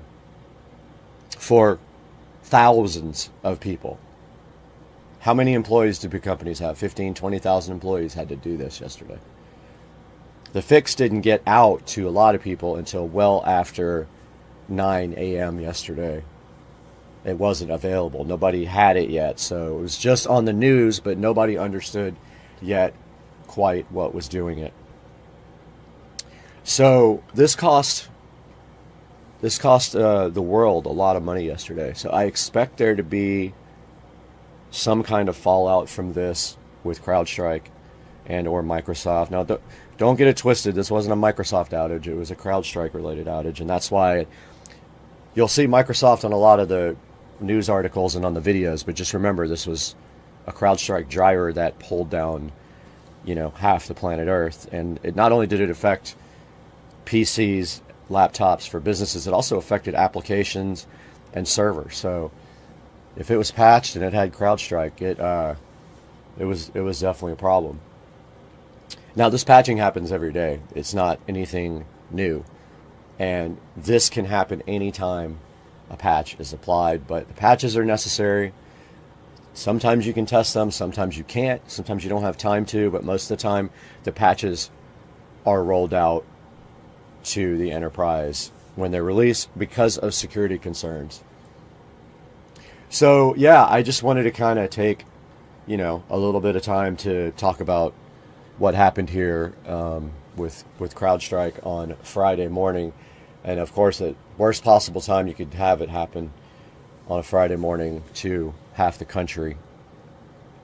But I kind of enjoy talking about these things, so I'll probably do these more. I'd like to do it with 2 people. I have room for 2 people right here to sit and be on camera and talk. So maybe we can get a guest in here next time.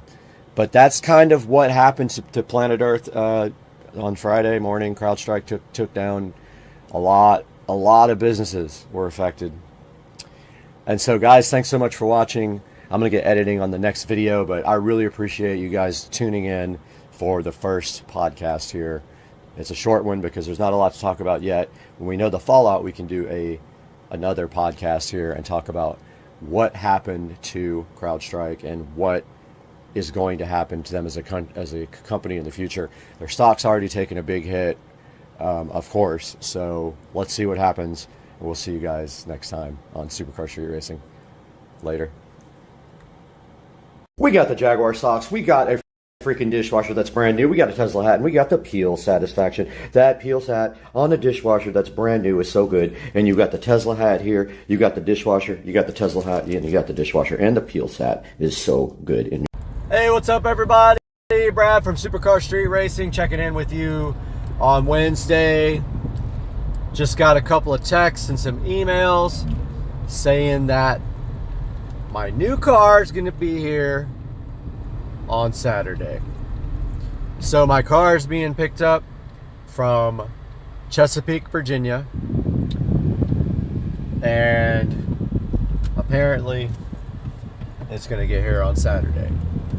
So it's costing about $500 to ship. I think that's worth it to not put miles on the car. I wouldn't say the car has low miles, but the build has low miles. Not going to give you guys any more clues, so So to reiterate, the dealership sent me a text about 30 minutes ago. Just wanted to make sure that I was available on Saturday.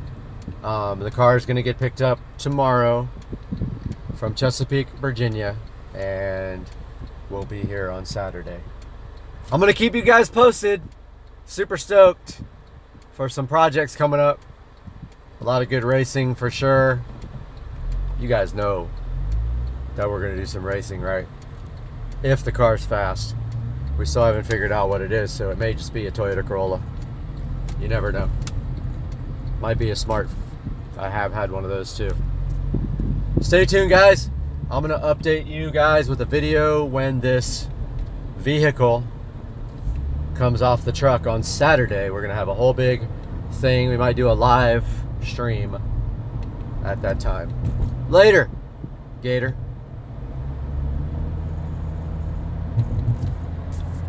But I think I have a plan that makes more sense.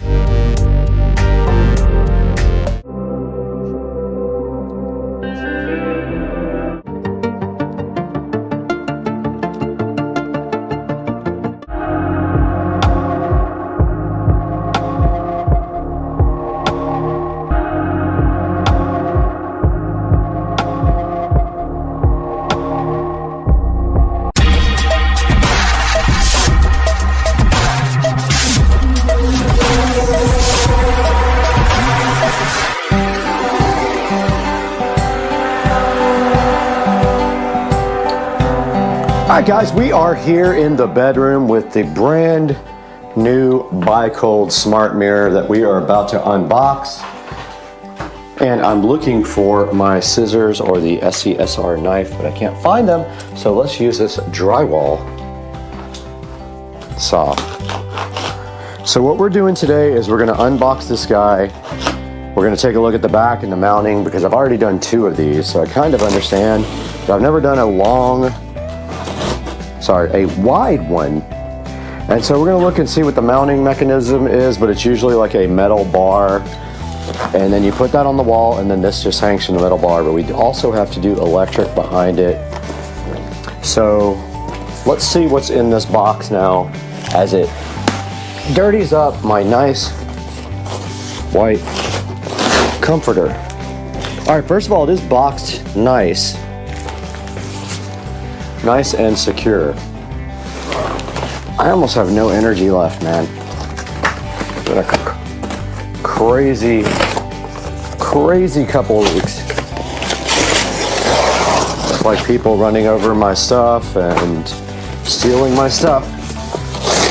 So you guys don't know this, but my pavers all got stolen last night by some guy who thought he could just pull up and get my stuff. So all the pavers for the new mailbox are gone because somebody just thought it was cool to go ahead and steal something without pulling up and asking if it's actually junk or not. And they're brand new pavers sitting on the driveway and they are gone. Gone. All right, here's the mailbox. Ha! Edit.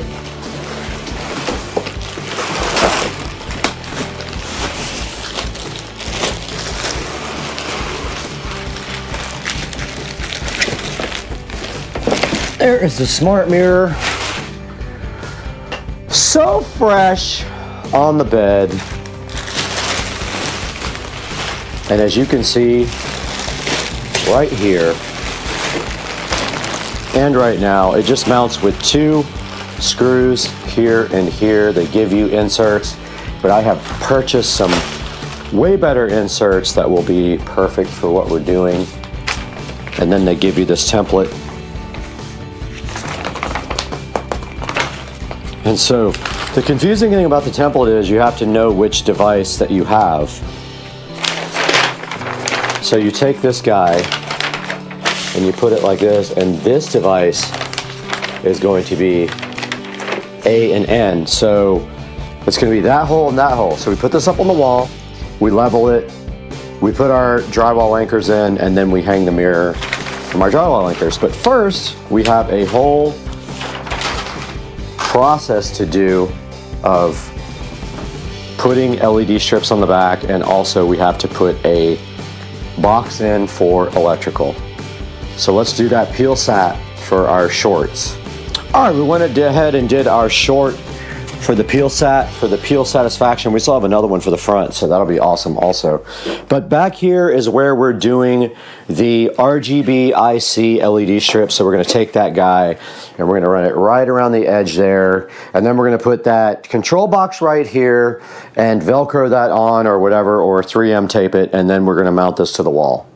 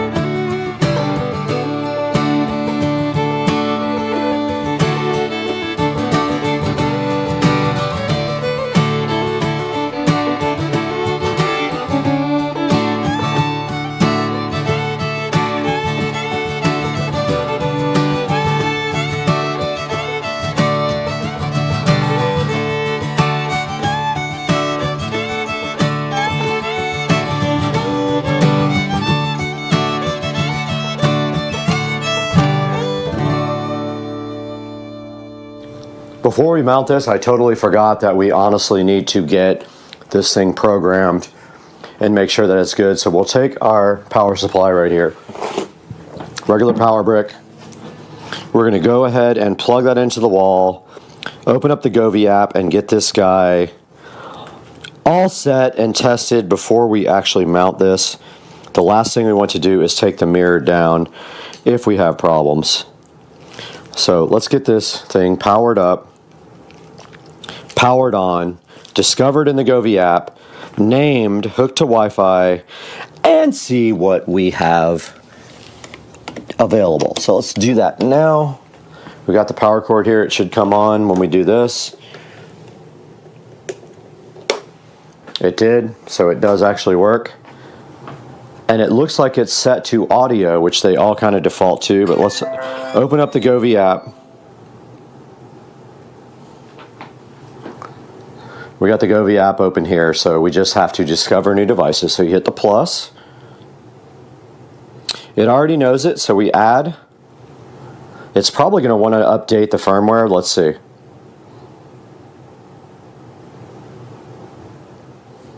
Oh, please short press the on-off button. So in order to pair this, you have to do this, that, the power button. Finally, device is pairing after like 18 tries.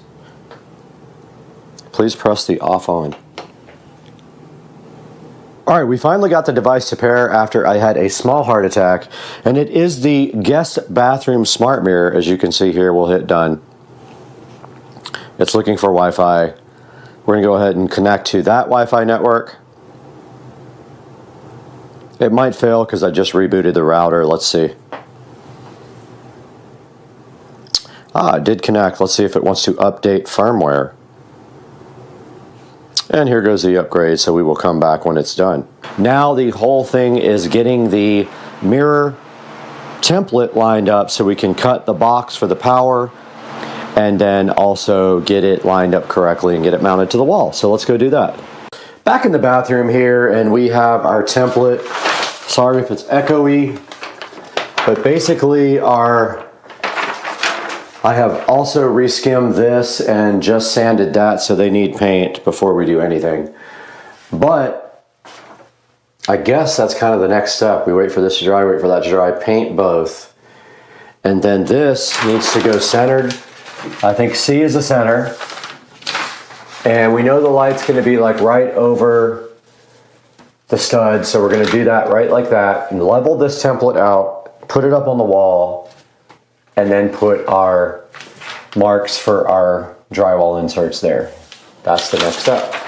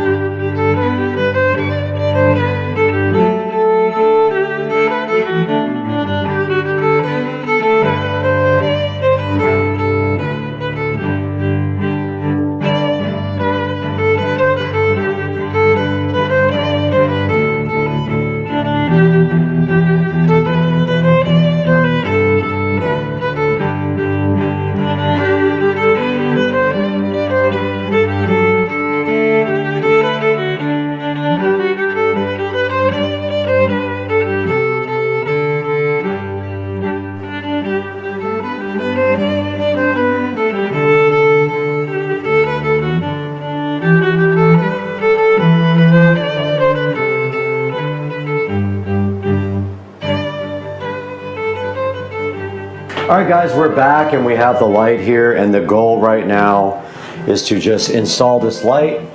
So keep in mind there's a lot of weight on this light, and they give you like pigtails here and wiring nuts. And so when you do this, you're going to want to make sure that the weight is not so much that it's going to pull the light out when it's connected. So just keep that in mind when you install this light.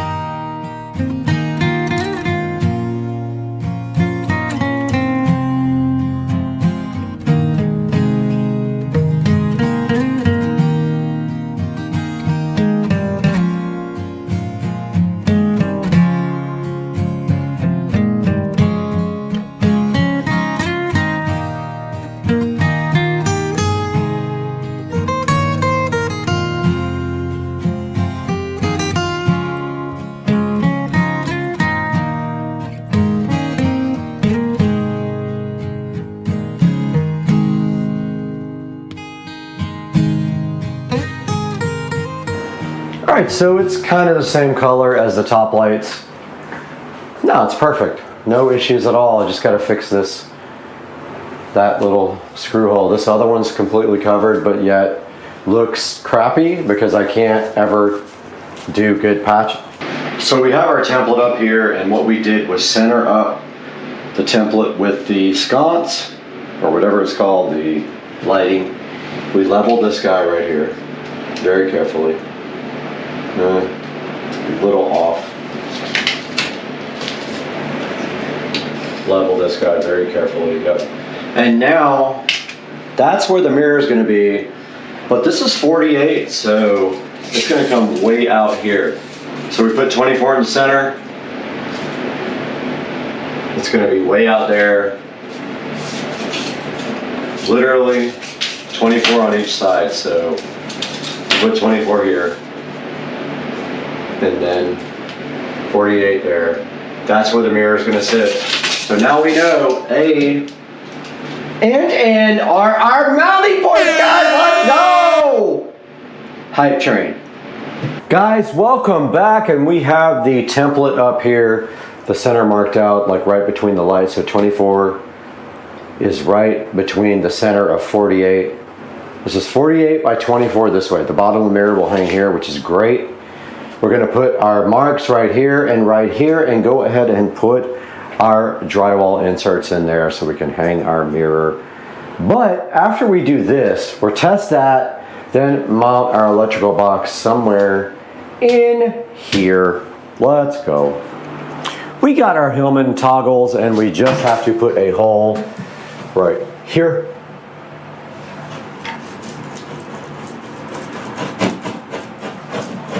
Large enough for this to go through, but not too large for this thing. Let's go.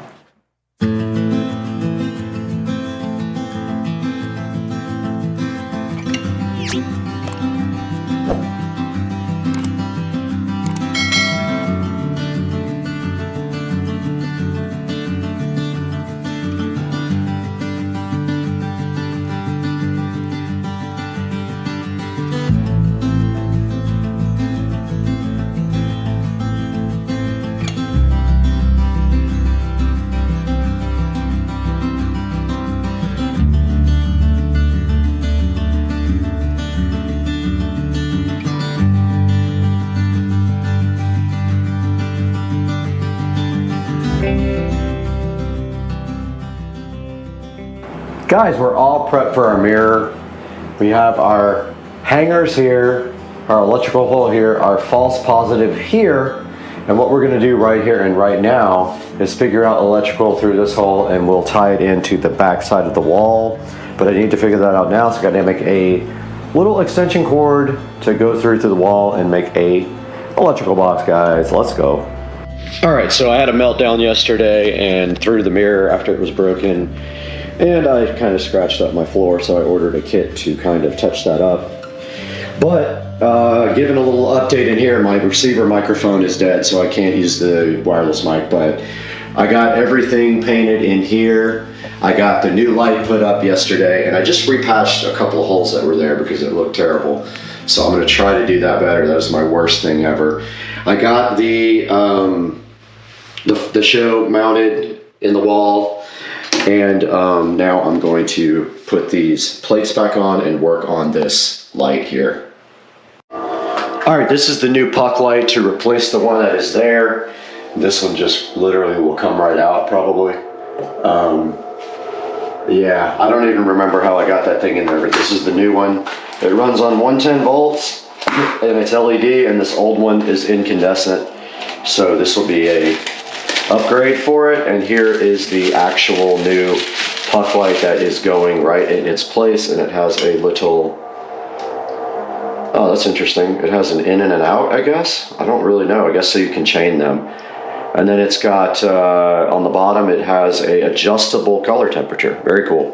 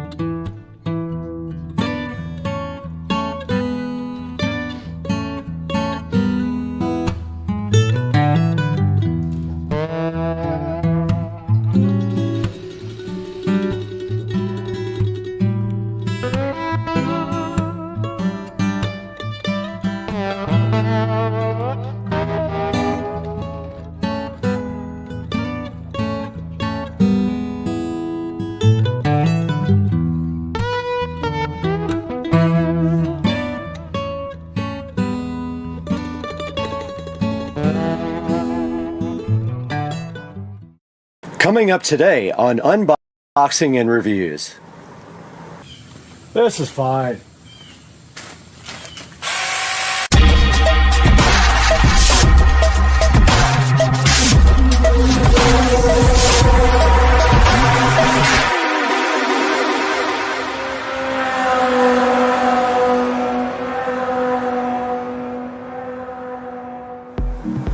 Welcome back to Supercar Street Racing, and we are here in the beautiful Supercar Street Racing 4K production studio for another unboxing and review. And today we have the TUMSUG mini chainsaw, and I am so hyped for this. I was so excited when I found out about this product that I immediately ordered one and wanted to show you guys. So here we have it right here on the table where we're going to be doing our unboxing. So let's take a look at what's inside the TUMSUG, which is a great name, by the way. Mini chainsaw box.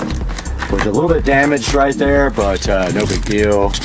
And inside here we see right here right now we have a beautiful hard plastic case. Now this guy was only about $48. There is a coupon right now available, and I will put a link in the description for this dude. But let's go ahead and get this all the way unboxed. And there is the TUMSUG mini electric chainsaw, looking so fresh in its box. And I love that it has this nice hard plastic case with it to protect it when you're not using it. Let's go ahead and open this and see what's inside. And right here, right now inside the case, we have this beautiful user manual here, which has a picture of the chainsaw on the front. Moving deeper into this packaging, we have what appears to be an extra chain and a screwdriver, a cleaning kit, and probably some chainsaw oil. So that's cool. It comes with a chain, apparently. Moving forward more into the box, this looks like the power adapter for the charger, and wow, it feels like it's hollow. Very, very light. Not much to it. Moving forward, we have this lovely, you even get a pair of gloves with this. Pretty cool. Inside of this, I'm assuming we have our actual chainsaw. And yes, there is the TUMSUG. Beautiful mini chainsaw, looking so cool. I love this thing already. And it does have the chainsaw guard here. And where the battery goes is back here. And there is a lock right here so that you can't, you have to push the lock before you can actually do anything with the chainsaw and pull the trigger, I believe. Yeah, so you push it from the right side and then you can actually pull the trigger. Moving forward into our box again, and we have, even comes with a set of safety glasses, which is kind of crazy. Think about that, how much stuff you get for $38. Now this part of the box is damaged. Looks like it was dented in, but no big deal. And then inside of the safety glass condom, we have these beautiful, lovely safety glasses that were included at the low price of only $38, which is pretty insane. They give you these nice safety gloves, which make your hands smell like ridiculous nuclear waste. And then 2 batteries, not just one. And this is a 21 volt device, guys. They give you 2 batteries. So it looks to me like there is no charger. Looks to me like you charge it with the actual device. So let's verify that now. Or do you actually just charge the battery itself? Interesting. So I'm not sure about the charging on this because I thought maybe you just charge the batteries. Ah, you do. So inside of the battery thing, there is a little adapter connector right there. So you literally just plug your adapter here directly into the connector. So I have a plug over here. Gonna go ahead and plug this in the wall and see if we can get our battery started to charge. So right there is the plug, and you just plug it straight in. and I don't see any indication of charge except for on the actual charging adapter. There is a red light on now, so that is now charging. So what we will do next, since we have taken a look at everything that's inside the box with the chainsaw, we're going to take it outside and see how this thing actually performs. Little update here. Each one of these batteries took less than 30 minutes to charge, and I don't know if they already had a charge or not, but just wanted to let you guys know that that was the case. It wasn't very long to charge them both, and then we'll take them outside and see what they can do. Go ahead and load our battery on here. They're both charged fully. Oh yeah.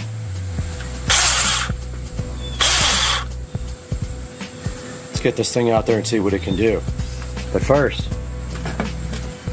as we drop that, we must go ahead and put on our brand new gloves.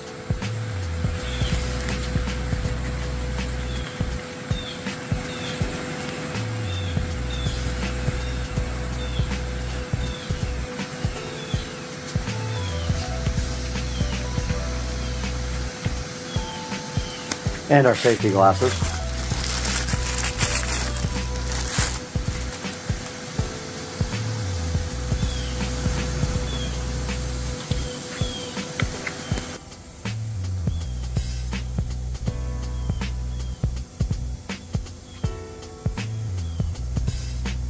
Okay, these berries that like to grow on this tree need to come off. And traditionally I use loppers, but let's see if this can handle taking off these palm branches. We have 2 or 3 of these that need to come off and 1 dead branch that needs to come off. Let's go for it. Now these have gnarly stickers.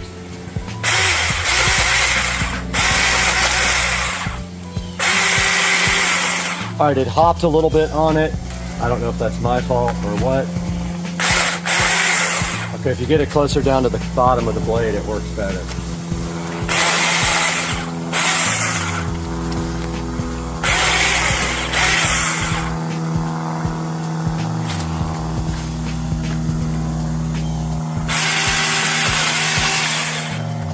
Perfect. No problem at all doing these palm leaves. I actually kind of chews them up though. Probably because they're so light, but it does work.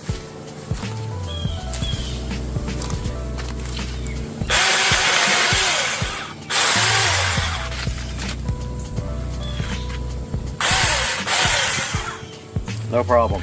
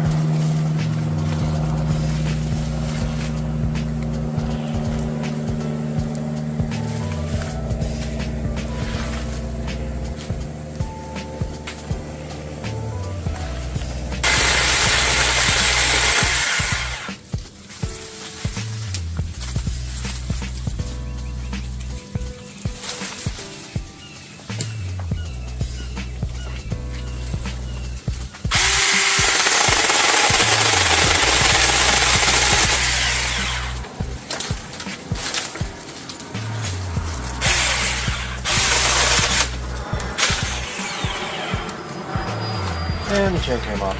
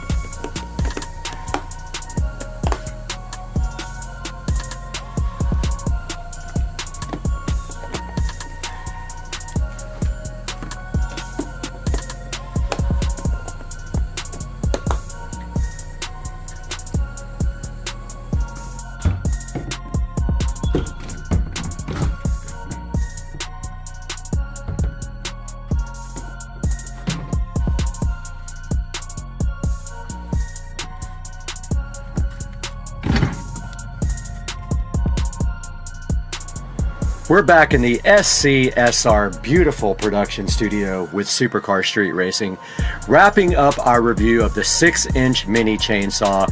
And let me tell you something, that thing absolutely rips. I highly recommend this. We took that thing outside. We tested it on both regular palm branches and also regular tree limbs. I did knock off the chain one time, but that was my fault. If you push too hard on the thing, it is going to break the chain.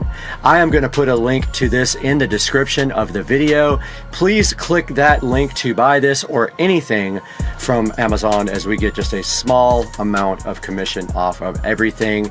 As you saw on the chainsaw unboxing here, it comes with everything for about $45 to $48. You get the chainsaw, 2 batteries, the charger, the gloves, and the safety glasses. It's a really good deal, and I highly recommend it. So go get yourself one right now, and we'll see you next time on Supercar Street Racing.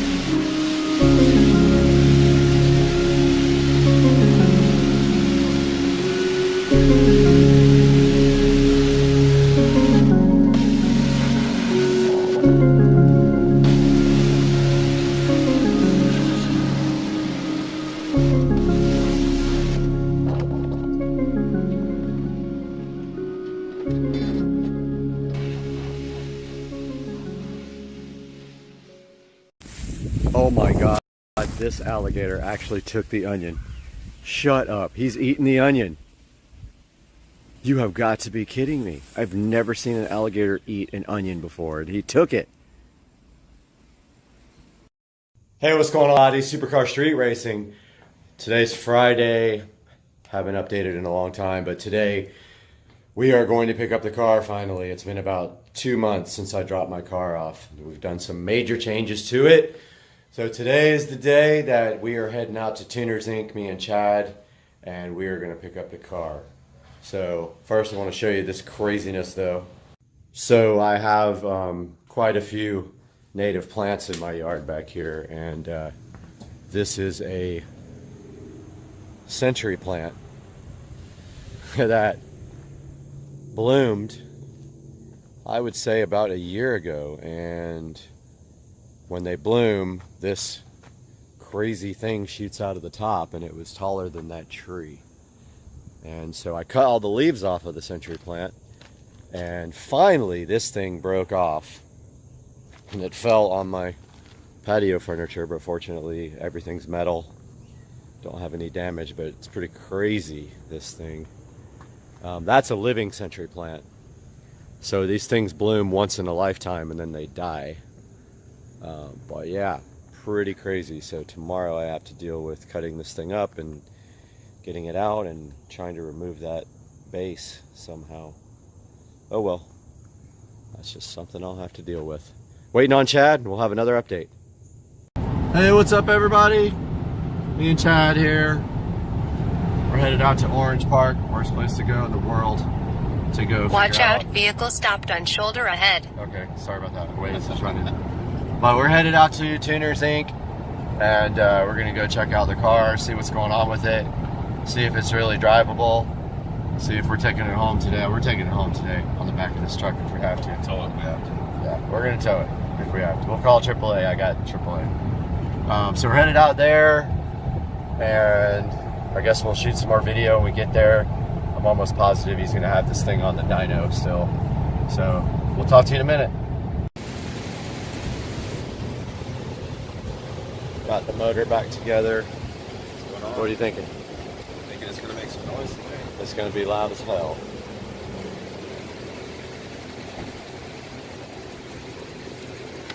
But need a bigger wastegate spring. Tighter.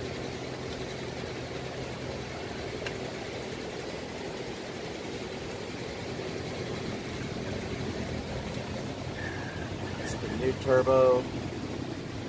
New toddlers.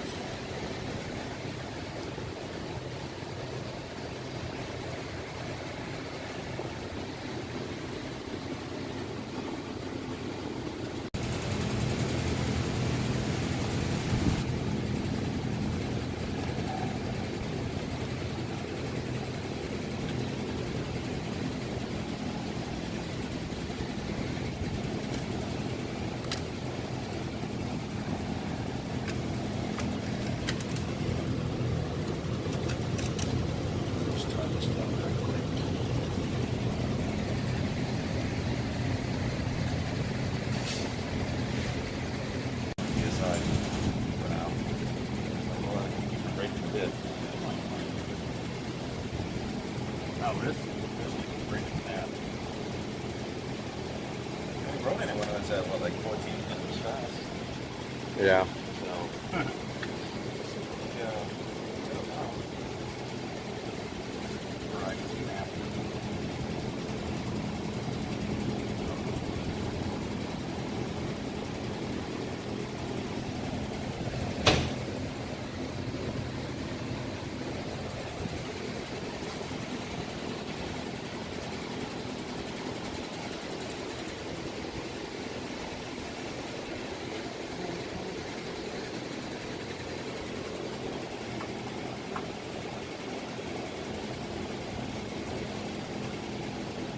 Going on today, Brad? No. Working. Oh. This is what I call working.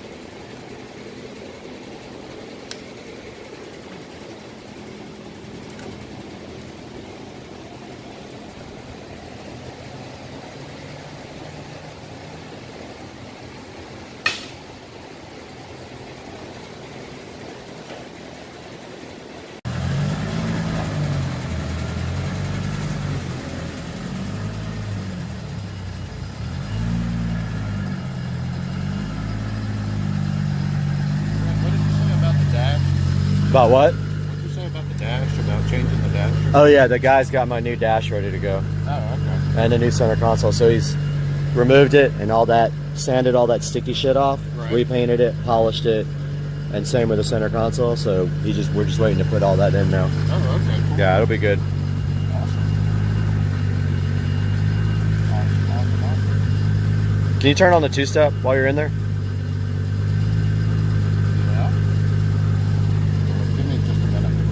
All right.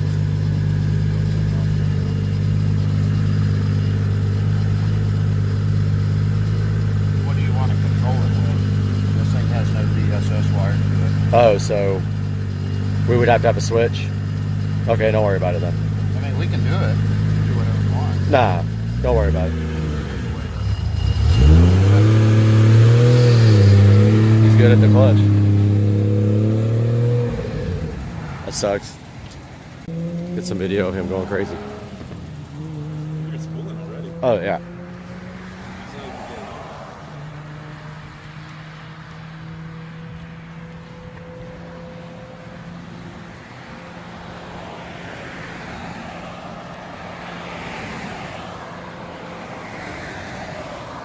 Alright, got Chad here to take over. See if I still can drive this thing. Haven't driven this thing in 2 months. I don't know about the clutch.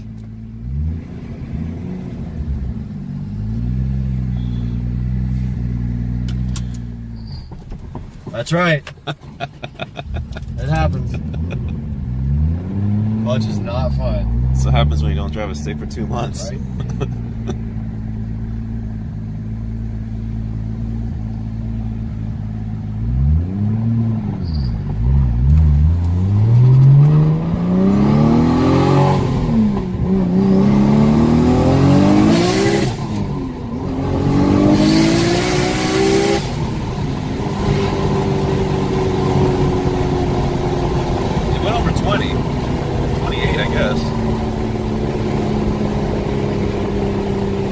That external gate is loud.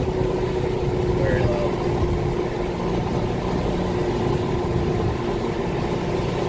It spools quick. It does for big, semi-big.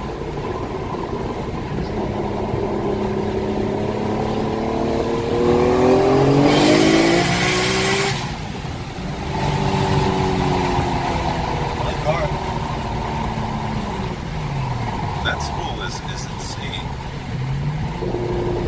Way faster than your other turbo. Oh, yeah. Way faster. Raining. Seems kind of dangerous.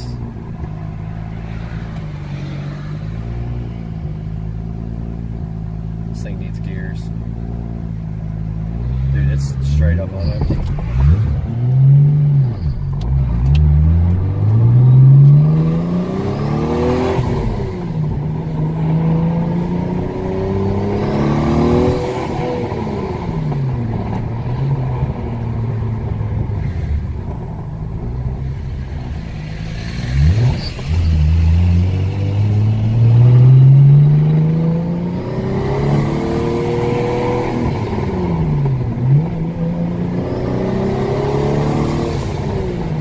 What fuel's in it? I don't even know, and it's E85. Dude, it's on dead empty right now. It's E85. I can smell it. It smells like oil.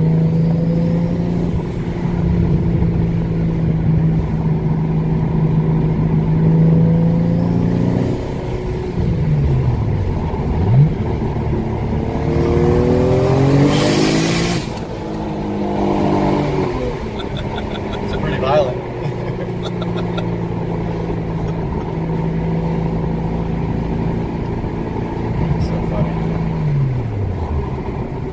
Is it showing peak? Yeah. Why does it say 26 right now?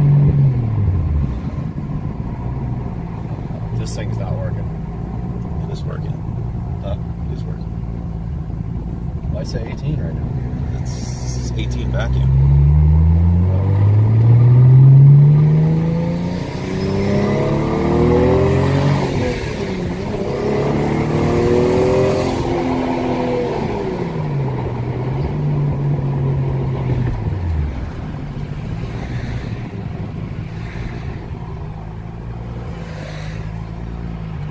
See if I can not stall it.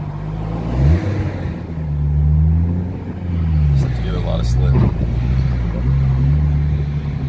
Your turn. Yeah, put some gas in this thing. You drive first.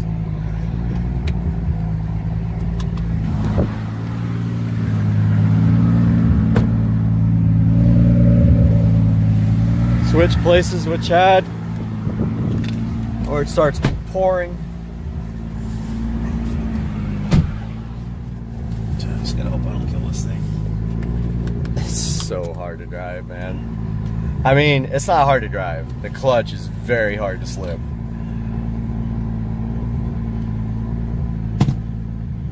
This dude's coming from an auto.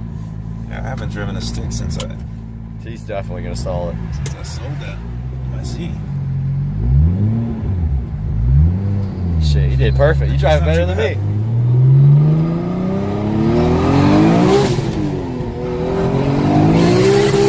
God. It's quick, dude. Damn.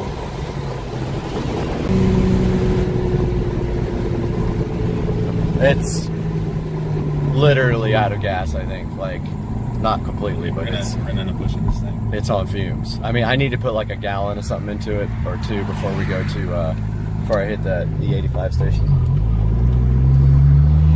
I wasn't watching that this gauge. 18, 22 or 23. Actually, this clutch is not as bad as I thought it would be. Can't get it in gear? Fist straight up. You're going too far. That's it. Alright, let's pull in before we run out of fucking gas. Right here. About to get some E85 because this car is on empty.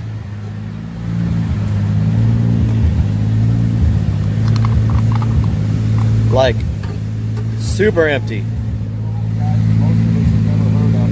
Right there.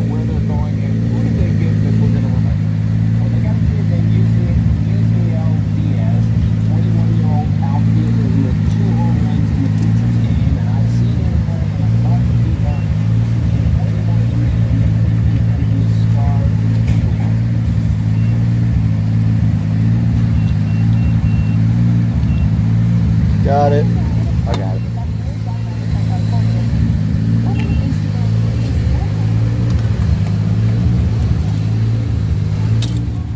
Come on. Helps to push the right button.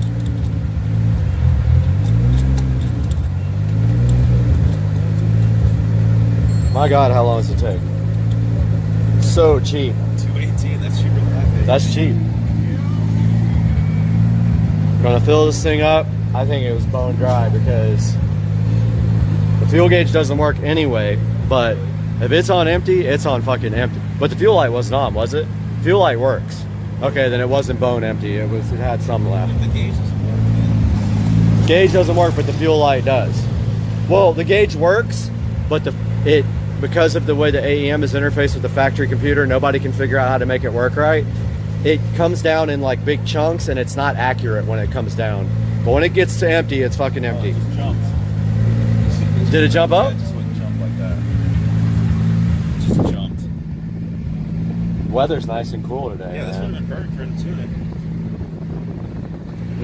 Didn't even get a dyno sheet.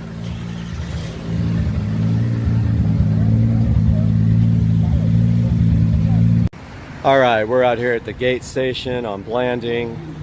I was literally putting fuel in the car and it died, and now there's no fuel pressure. So we're waiting on Tracy to get here to see what the heck's going on. Obviously, probably fuel pump related. So we'll see what happens when he gets here. All right. Checking out the fuel pump wires. Fuel pump fuse is melted. Under here.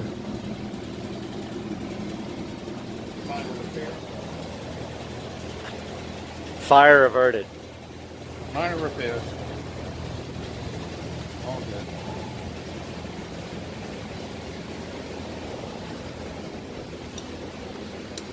If it burns to the ground, just buy a new one.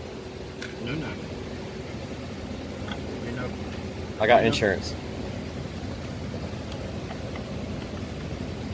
And if you can get that thing on. I can.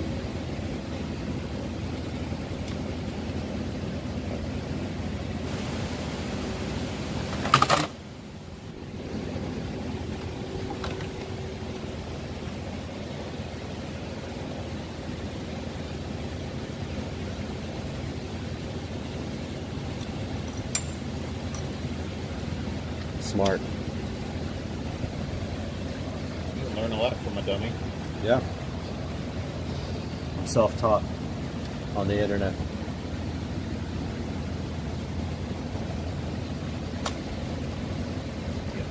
This thing, that's the motor strong shit, right? This thing runs really good. I think with good boost, it'll be a beast. It's not fast enough right now? No.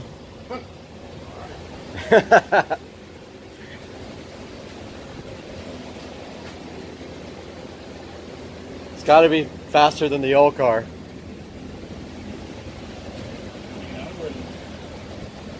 wouldn't bother me to run it up like 30-ish pounds.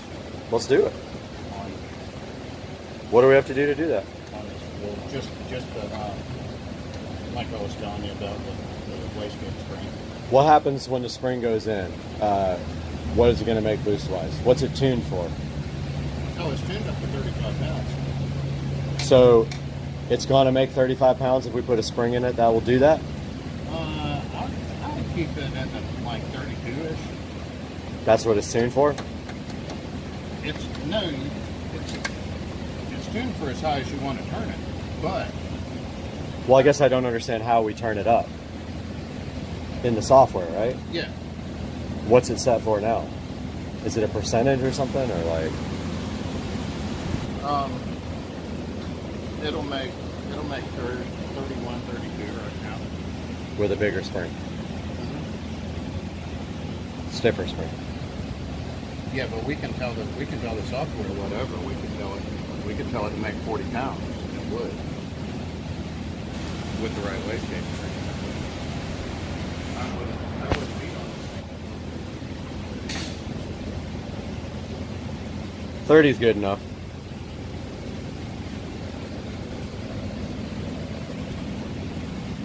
$32 makes just over 800, and I would, that would. It did make 800? Yeah, oh yeah. You have a sheet for it, a dyno sheet? You have it saved anywhere? I will look in just a minute. I got that on. I'd like to put it up online.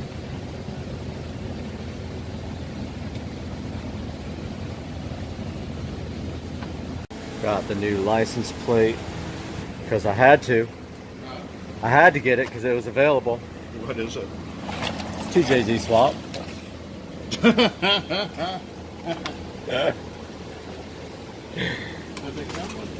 I know. That's what it's awesome about. Makes no sense, so it's awesome. Screwdriver. Just a screwdriver. I'm going to swap the plates out. Hang on, let me check. Oh, nah, it's some stupid Allen wrench. It's got to be some kind of Ricer Allen wrench thing. Is it a Torx or is it a... No, it's an Allen for sure. Yeah, it's like a smaller Allen.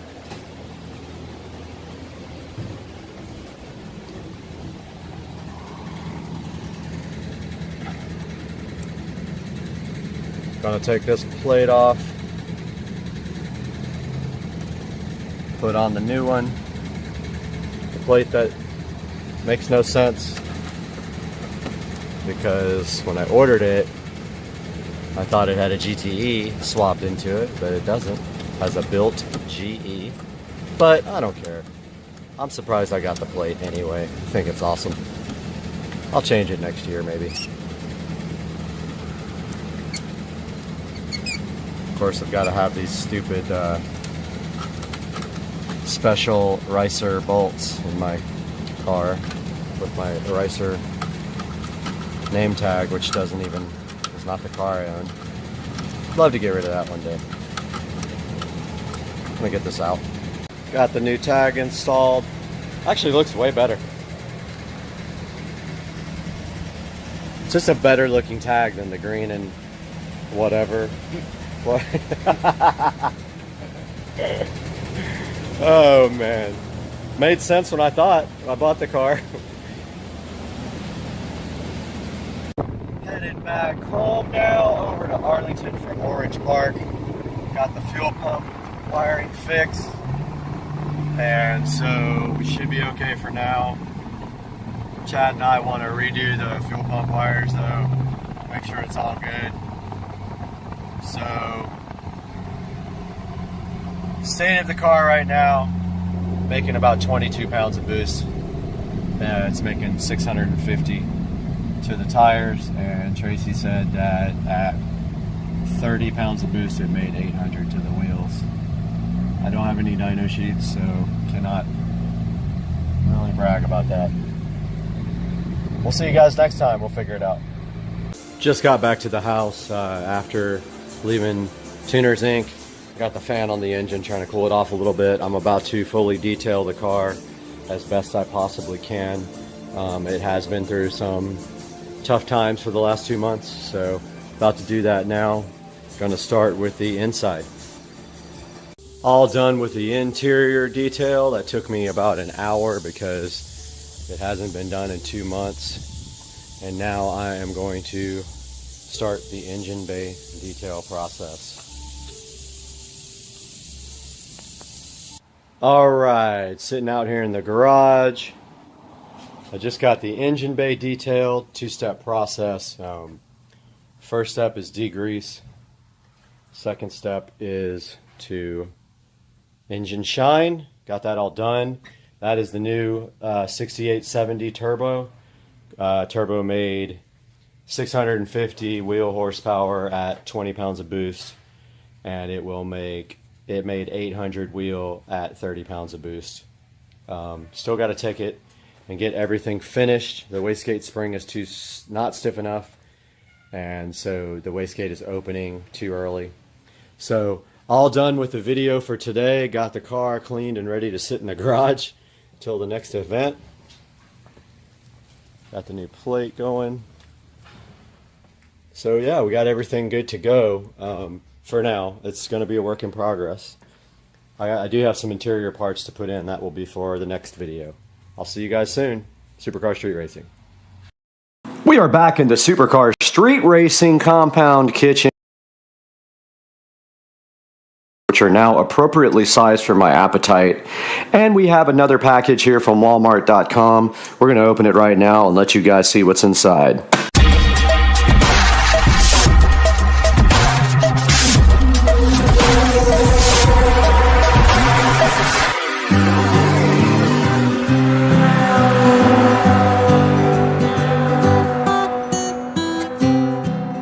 Back and fighting all kinds of issues today with overheating on the GoPros doing projects outside. But here is a package again from Walmart.com full of the worst possible things in the world, and we have more mainstays, LED globe lights to install. And I tell you, I looked everywhere for replacements, but my plan is when they fail to return them. So I'm keeping the boxes. They will fail within a few weeks or a month, and I will return them and get new ones. I used to buy protection plans on these, and now right here, right now, you can't get this with a protection plan because they don't trust their products enough anymore to offer it because they know how bad these are. So I ordered 4 to replace the patio lighting underneath the patio that goes around to the side of the house. I don't know if that's enough, but we're going to go from there and see if we have to order more of these. I would like to go all the way to the other side of the house, if possible. So that's our mission today, guys. We're going to do this today. Let's go. Here are the mainstays, 35 count LED Edison string lights in their glory from Walmart.com. About, I don't remember how much they were. At one point they were about $6. They went up. I think they might be $11 now. I will put a link in the description. But I'm going to warn you right now, these have terrible reviews. They are awful, and they will fail eventually. Now, the only good thing about this, these are all going to be under an overhang, so they're not going to get wet. They might get a little wet from the side, but they're not going to get like super wet. My hope is they last much longer, and so now our only job right here is to install these in place of the old ones. So let's do it.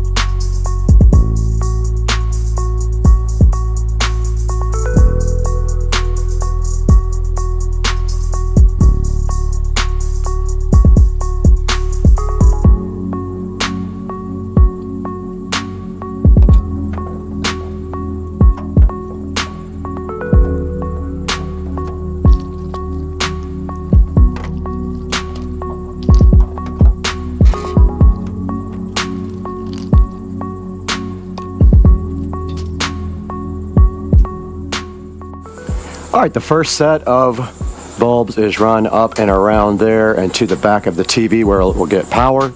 It comes down this gutter and the pole here, and it connects to this lamp that has Govee smart bulbs. Our next job is to replace this set here that runs all the way around the house. So we're going to be doing that next. Let's get to work.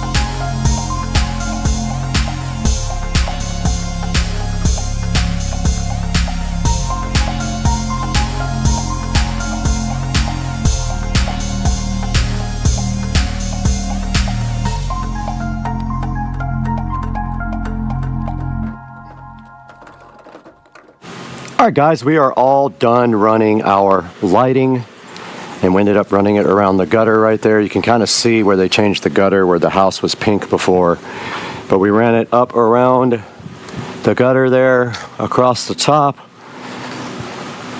through there, where it probably could have been a little bit closer to the house. I think I'm going to end up fixing that. I just don't know how. Actually, I do know how. I got a zip tie over there. I'll grab a zip tie and I'll pull it over and put it on the zip tie.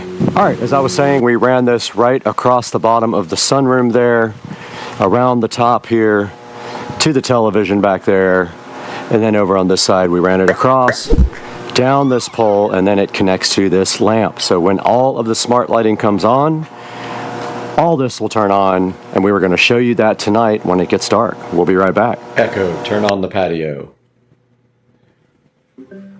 And we are back, guys, with a wrap up to this video on replacing the lighting on the patio. It's not quite dark yet, but I have to leave in a few minutes, and I wanted to get this shot. And there is the new LED globe lights along with the Govee sconces running and the two Govee smart bulbs. And if we walk out here, you can see that the lights look really good going around the sunroom right there, and then they wrap around so nice right here. And that is how this turned out. They come down the side of that gutter. Very cool project. Finally got these replaced, and you can see it's raining right now, but yet the lights are not getting wet. So there's a good chance these will last longer than they did before on the other places, like the fence. I hope you guys enjoyed the video. Have a good night. We'll see you guys tomorrow on the channel. Guys, check out the awesome Hdmi vacuum cleaner. You just put this on the top. It's also a blower too, a duster. But you just stick that on the top right there, and then you just power it on like so. And then you can vacuum your car out like this. Thing is awesome. It has a boost function as well, a boost function that makes it faster and more powerful. But you can see right here, this thing does a great job. And out of the other end, you do have a blower, and you put a different attachment on, and it becomes a blower. Look how good it vacuums up this floor, and how small and lightweight it is. This thing is cool. There'll be a link down in the description for this. Go ahead and pick one up. You put the blower attachments on the other side when you do that, and it just does dust. You can dust all your vents and everything like that in your car. And then if you hold it down like this again, here's the boost function.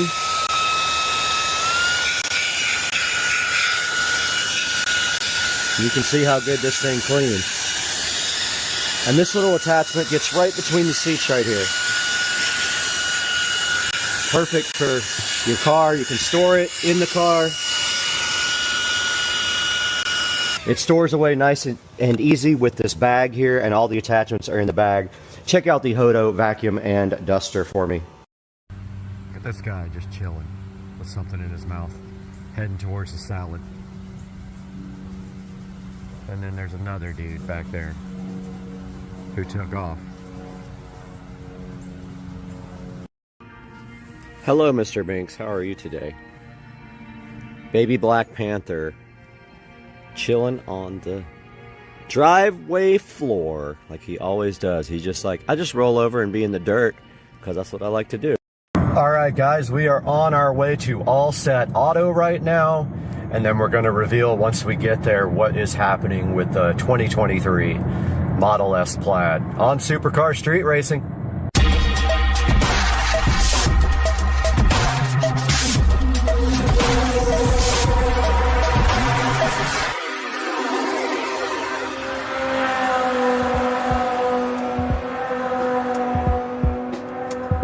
Guys, we are out here at All Set Auto, who is going to be looking at the car.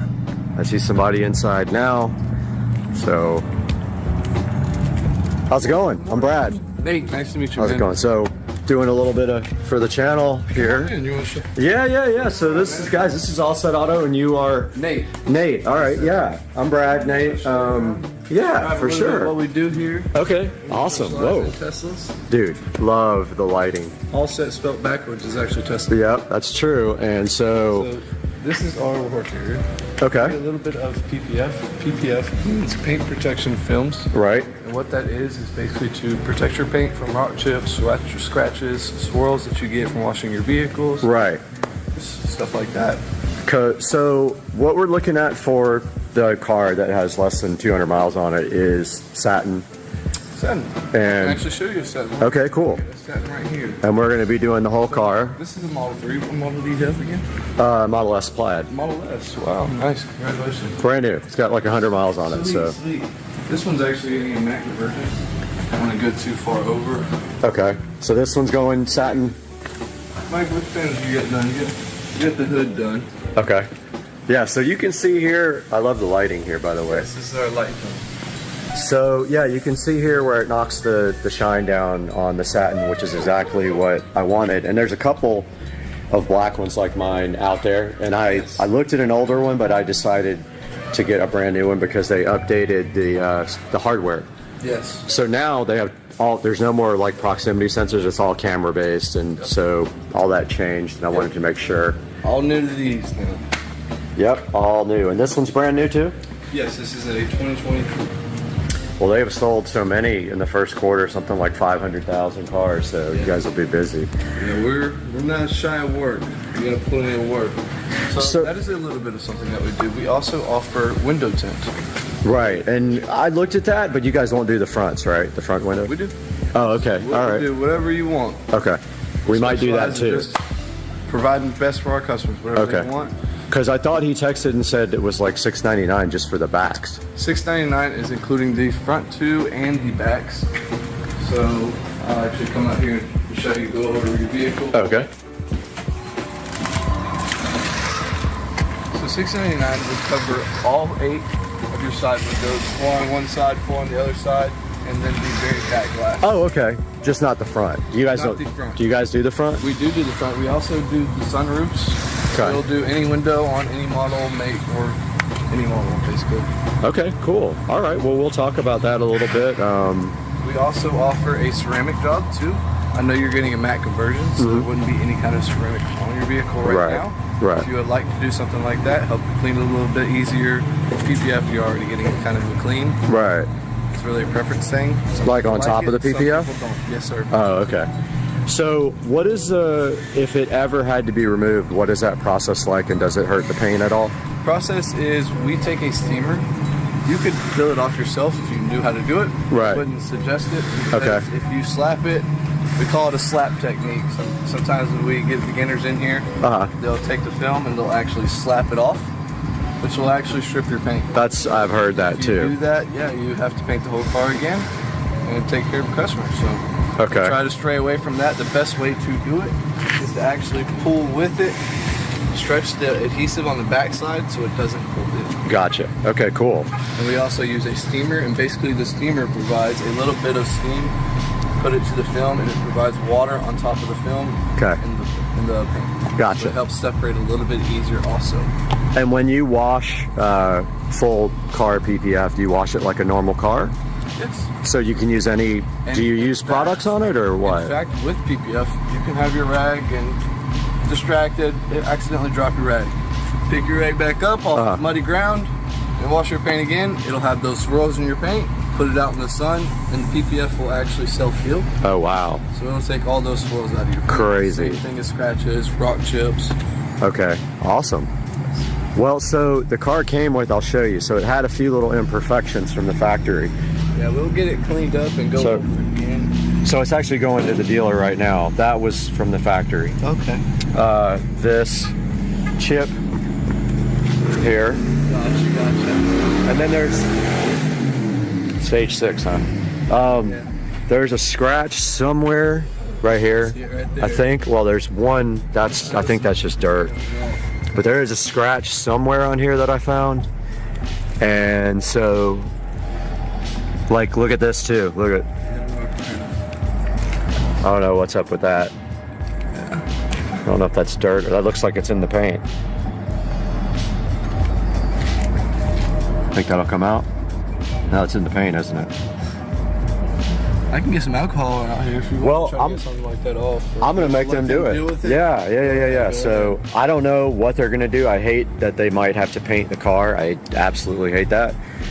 But your boss was saying might as well get it done now. There's your scratch. Yep. Sure enough, that probably buff out.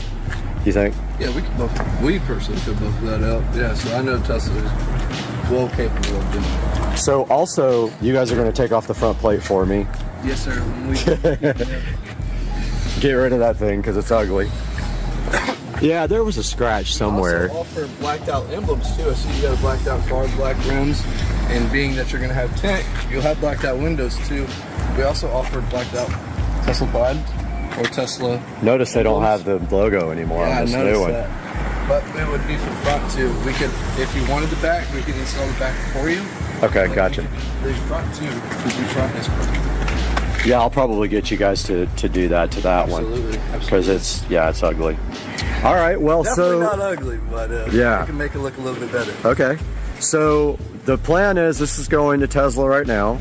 Gotcha. It'll be there for who knows how long, and then you guys, I'll be out of town, but you guys are going to grab the car and do the PPF for me, and then maybe, I don't know if you guys have the ability to do like a capture when you're doing some of it so we can put it in the video. Do that. Okay, cool. And then we'll throw it all in the video, put it all up, and get you guys some coverage here. But man, thank you so much for the tour, and when we come back in like 3 weeks, this car's going to be completely different. Good morning.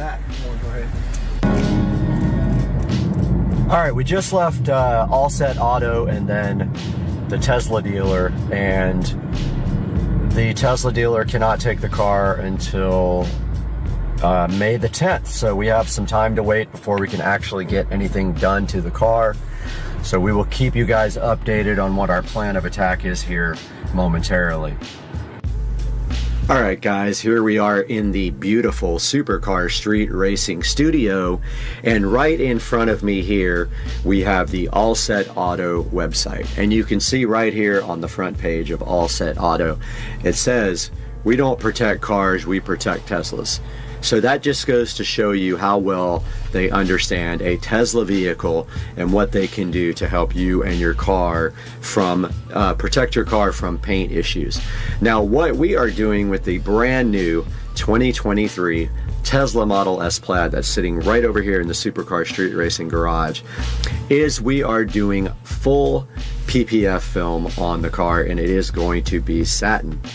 Now, what does that mean exactly? So the satin PPF is going to give the car the look of a matte black finish, which I absolutely love. I have seen it on pictures and in person, and it looks absolutely fabulous. You know, all my vehicles got to be black with black wheels. I just like that look so much, and I think it's very cool. So looking on the front page here, they have several tabs, and you can take a look at their services. They offer a service where they do both ceramic coating and also the PPF. A lot of people want to do that, so they might do the PPF and then get the ceramic coating done on top of that. I am not getting that done due to the cost involved. I am getting full paint PPF done, and I am getting the windows tinted by them. They also do regular ceramic coating to your car if that's all you want.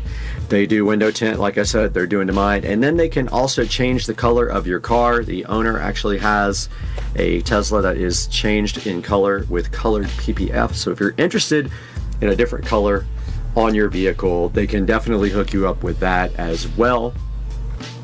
Talks a little bit here about the All Set Advantage and what that means.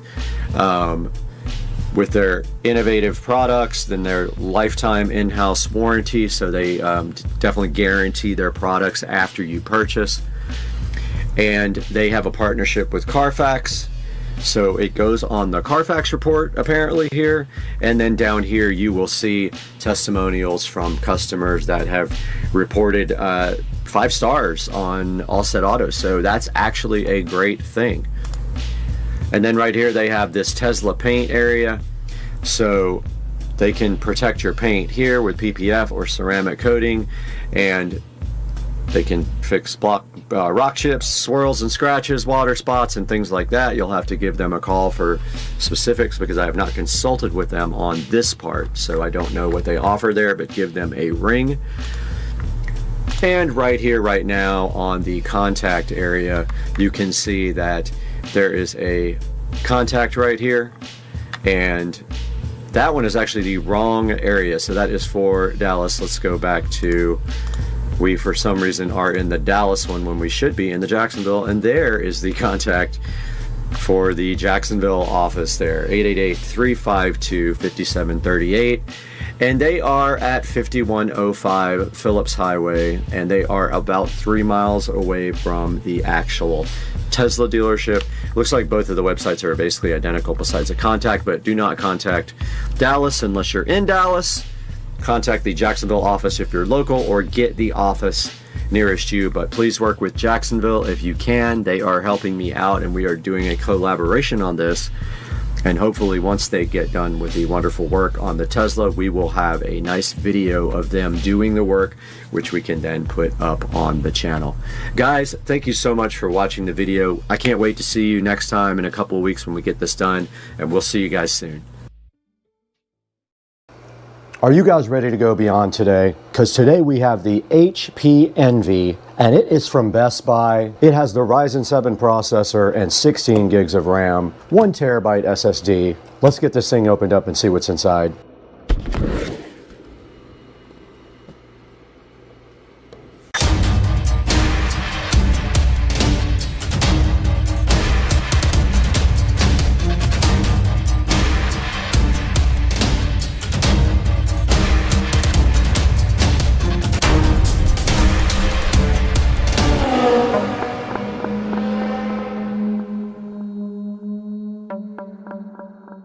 Now we're right in front of the HP Envy and also in front of the iMac that we did purchase from a thrift store. You can go ahead and check out that video later. But right now I've got this backwards actually because it does open up from this side. But if we go around the side here, we can look at the model number, and it is a HP Envy X360 2-in-1 laptop.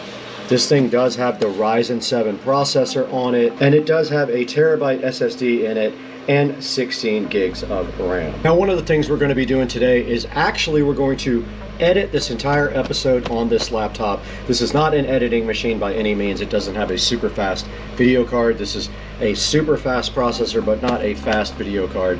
But we're going to set this up for Rich and Trish live. While we do that, we're going to be recording that, and then we're also going to get this thing going for them, as far as we're going to take all the bloatware off and install all the necessary antivirus and other software that they need to work every day. Now, this thing did come from Best Buy, and I believe it was $749, so not a bad deal.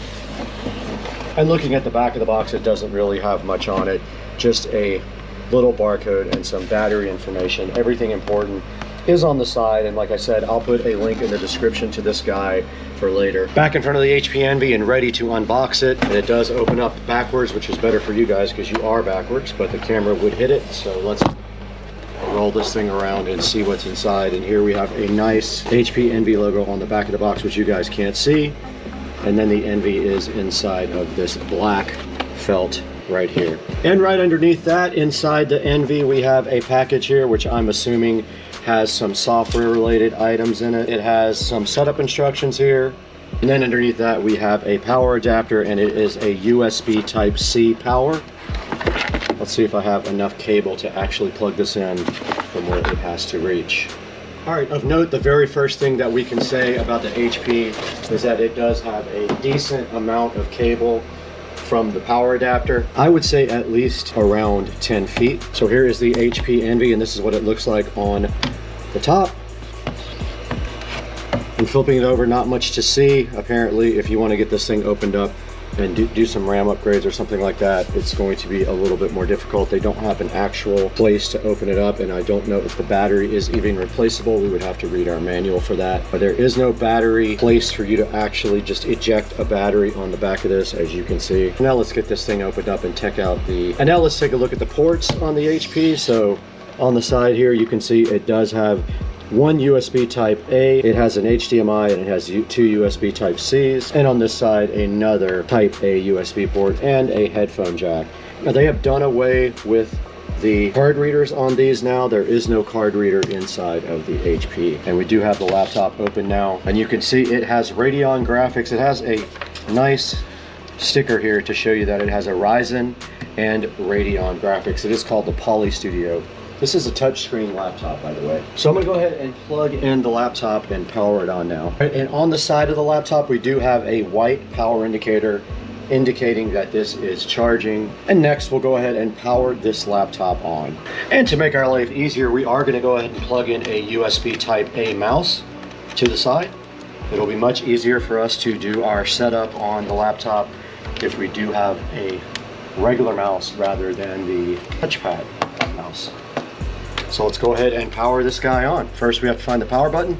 It is right here. It did light up here indicating that we do have power to the laptop. We finally have an HP. That took about 25 to 30 seconds to actually power on, which is interesting. Now you can see Windows booting up here. Now this laptop does come with Windows 11 supposedly. We're going to take a look at that as well and see what updates it needs for Windows 11, if any. I'm sure there's going to be a round or two of updates.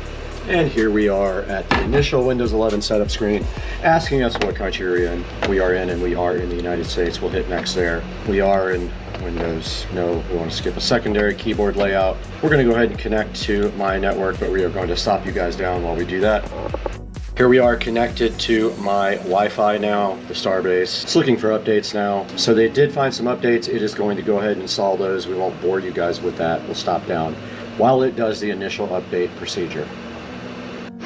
We're back and we have our EULA in front of us. We're just going to accept. And it just did rename the computer, and so now it is proceeding to restart. Okay, we can go ahead and do location-based services, find my device, and give advertising data and all that. We're going to turn off advertising data. And I did skip a couple of the things, but we don't want to do any of this stuff.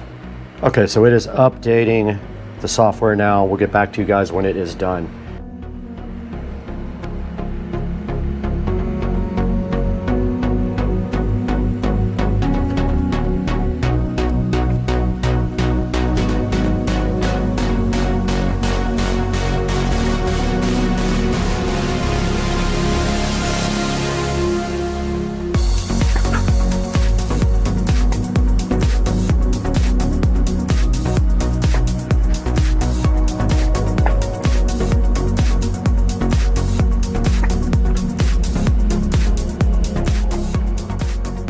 Okay, we did just put the PIN in to sign in, not the actual password. So computer is now in the setup mode here again. It says it might take a few minutes, so we're going to leave it right there while we check on dinner.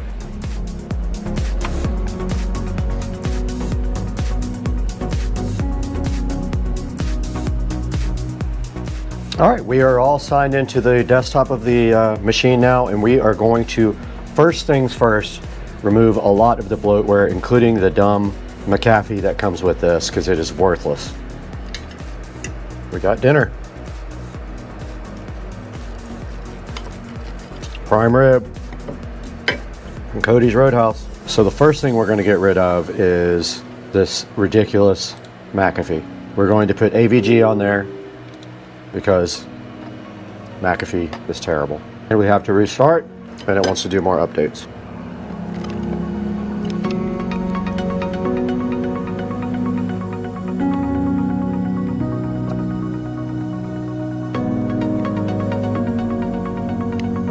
Let us get AVG now and Chrome.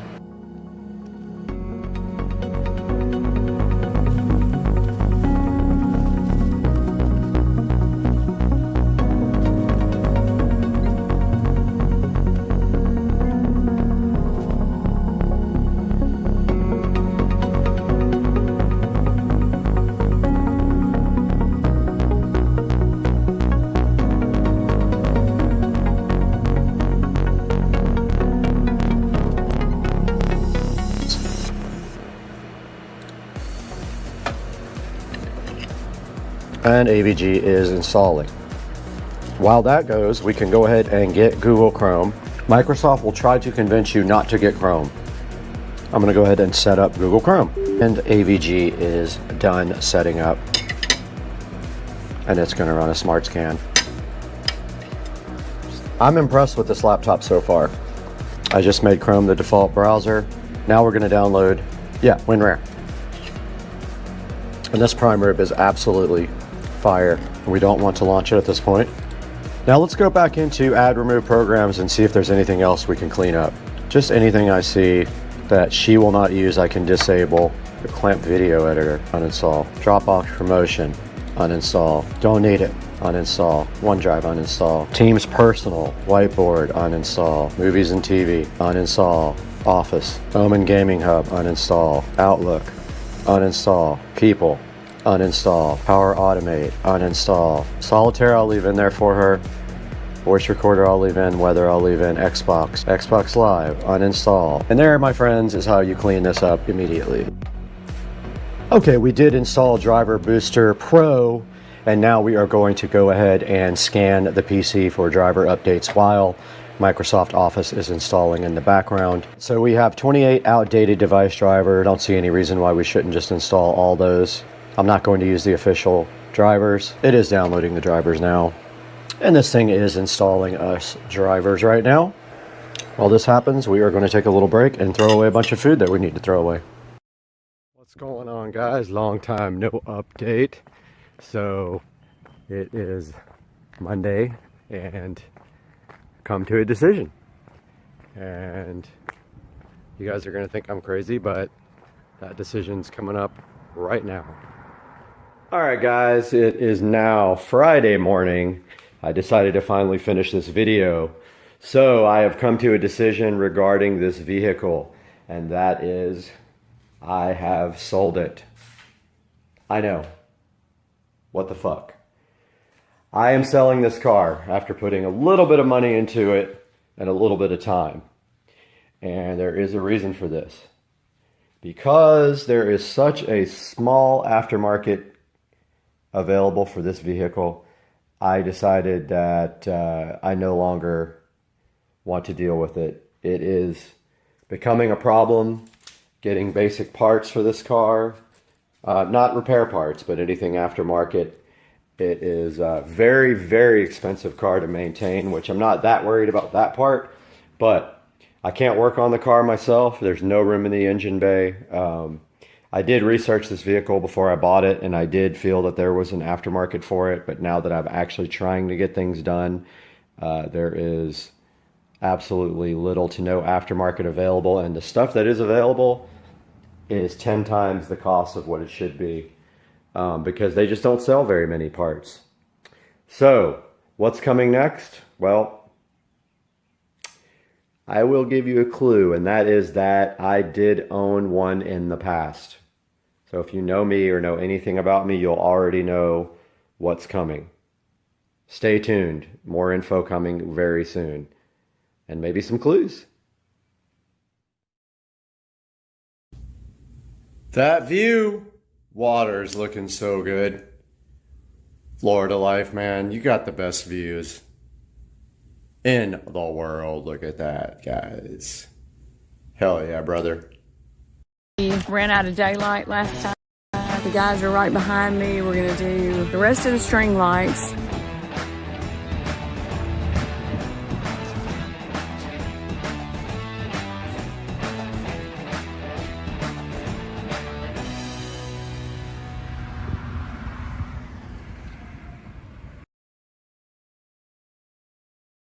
Hey there, we are starting the project again to do the rest of it. We ran out of daylight last time, and everything that we have done has turned out great. Looks amazing. So right now we're starting part 2, and we're gonna be getting set up here in just a minute. And tonight I will come back out and show you how it all looks, how great it is. It was really a fun project, not hard at all, especially with the great guys I had helping me.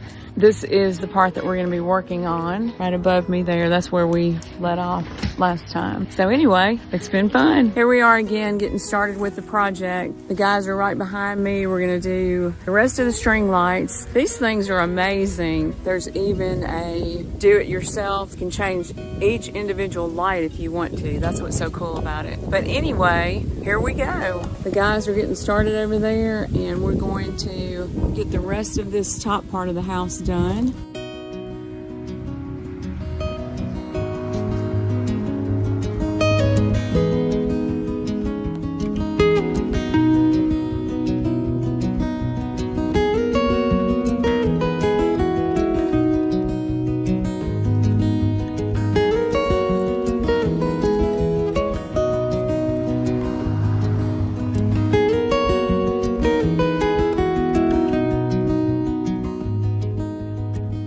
All we've got left to do is that top part, and hopefully we're going to have enough to finish.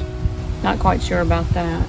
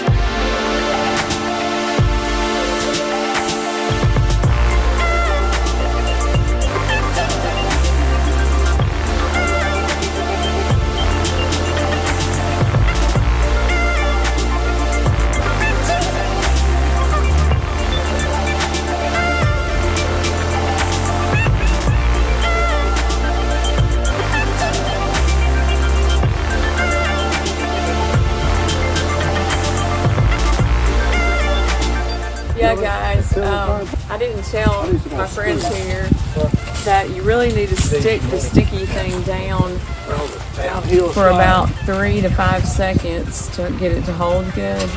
And I didn't tell him that until way into the project, so he's never gonna let me hear the end of that one.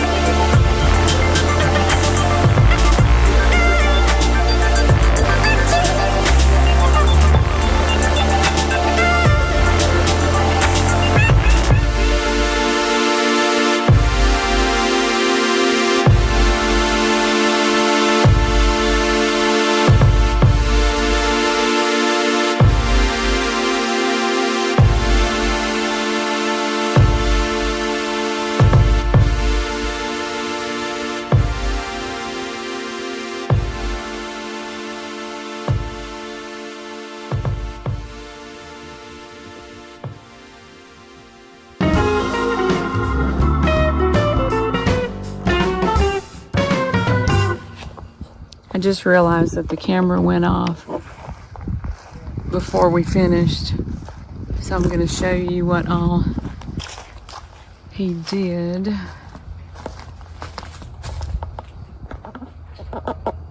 All that, and then we came around this corner and did that part, and this is what.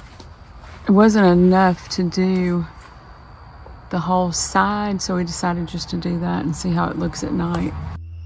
Hey everybody, I am here in front of the Sister Car Street Racing compound viewing my new beautiful lights. Oh my god, I'm so excited. This is what I've got set up for Halloween. I've got it on blue, purple, and green, kind of a Beetlejuice type theme. I'm a weirdo, whatever. I'm going to show y'all some different things. This is what I did. I set up a DIY one on this, and that's what it looks like. If you go to that, you can see I've set it up to purple, blue, and green, 50% speed. Breath is the effect that I'm going for. It's not too fast, not too slow. It just kind of flashes between each color, and I just did this as my own. The normal Halloween colors were not showing up well on my house, so I'm going to show you some other different things. We're going to go back. Okay, this is where you can set it to your own custom color, kind of a yellow color.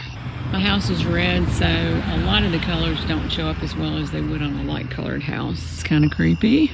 You can go up here to scenery. You have all different kinds of things. Willow, Glacier Express, speed, your own colors, whatever you can possibly think of. Let's try this. I haven't tried this one before, Dream. Okay, it is like a meteor. Let's try early spring. It takes it a second to change over. Let's try another one. Okay, this one's pretty cool. Kind of twinkling with blue and green colors. It's pretty awesome. Then we can go to life, which has trends, sports, meditation, dating. Okay, it's kind of a pink and red theme, I guess. Try sports. I guess you can set that to whatever color is your team. Let's go for a party mode. Oh yeah, that's my kind of vibe right there. Looks like a red, white, and blue party. I think we can change that to whatever we want, but I kind of like the red, white, and blue. It's kind of cool. See what work is. Looks like white. You can heart this, or you can go to this little 3-dot thing and you can set the speed of it. So many options, I don't even know. Oh, festival, I like this one. Okay, you have all these different things. Christmas, Valentine's Day, Halloween, Thanksgiving, Forest, Mother's Day, Father's Day, Football Day. Wow, let's see what Christmas looks like. Okay, let's get some green. Oh, there's our, I don't know what color that is. Doesn't look like green, but we can change that if we want. Okay, for Christmas, it's doing all these colors. But if I wanted to, I could just delete any one of these right here. Just click on it, delete it. And then I can add whatever colors I want my Christmas to be. I love it. Love it, love it, love it. It's too cool. Okay, we're going for Valentine's Day. Kind of looks like the dating one. Like that. Let's see what Thanksgiving Day looks like. Okay, this is our colors for Thanksgiving Day. And you can do that speed however you want, if you want it to be faster or slower, or... Oh, Neon World. I love that. Well, kind of looks like it's about as fast.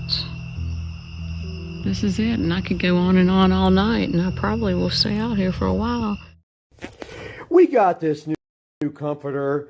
We got this ukulele, and we got this new comforter, and we got the expansion satisfaction. That expansion satisfaction so good. That expansion satisfaction in your life is so good, and all you have to do is just put it out, and it expands. Let's go. Wait. Let's go. Wait a minute. Where's that expansion satisfaction? I know. Where? Oh. Sorry. No expansion satisfaction, but yes, that new comforter is real. And you love it. That new comforter sat. Alright, Patricia here with the PeelSat on the brand new Fire TV, 75-inch Fire TV with the PeelSat with Patricia. Oh gosh. That PeelSat. Oh my gosh. I know, it's so good. So scary. So good. Good job. You're gonna rip the TV right off the wall. I'm scared that was gonna happen. I know. The PeelSat.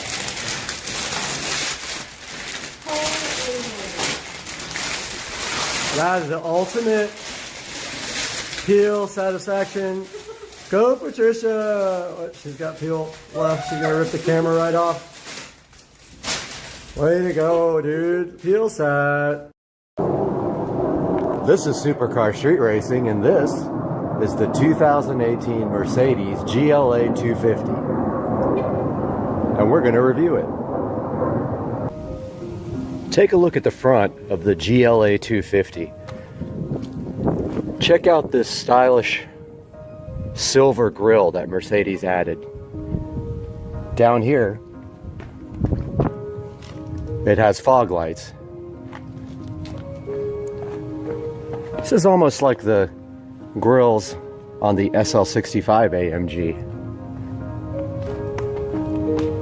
The front has a pretty aggressive stance, as you can see here.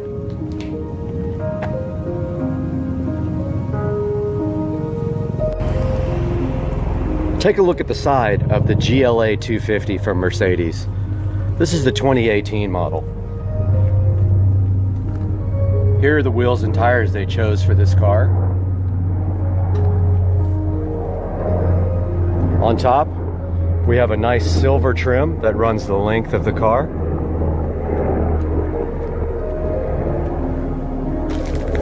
And here's how it looks like from the other angle.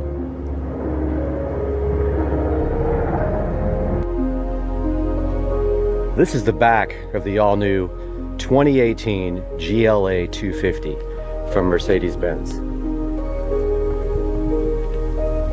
Have a look at that rear diffuser and these aggressive square exhaust tips.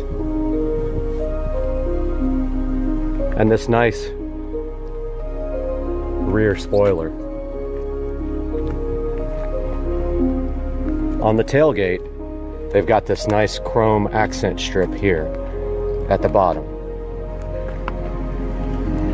And then another accent strip here below the car emblem and the Mercedes logo. This one looks especially good with the nice dark tint on the rear.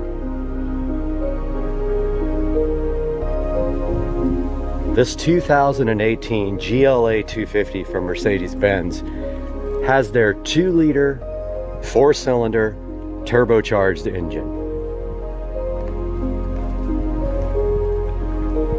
This engine makes the GLA 250 seem really quick. It's rated at a 0 to 60 time of 7.2 seconds, but I found driving it that it feels much quicker than 7.2 seconds. However, it does have a little bit of turbo lag, and especially when you have eco mode on and the car has to start up at every stoplight, it can be kind of noticeable. But overall, this vehicle makes some impressive performance numbers from its 2-liter turbocharged inline 4-cylinder. This GLA 250 is not the 4MATIC version, so it's only 2-wheel drive. And it does manage to break the tires free on occasion. It has that much torque. As a matter of fact, the engine feels much larger than it actually is. I found the power to be more than adequate for everyday driving.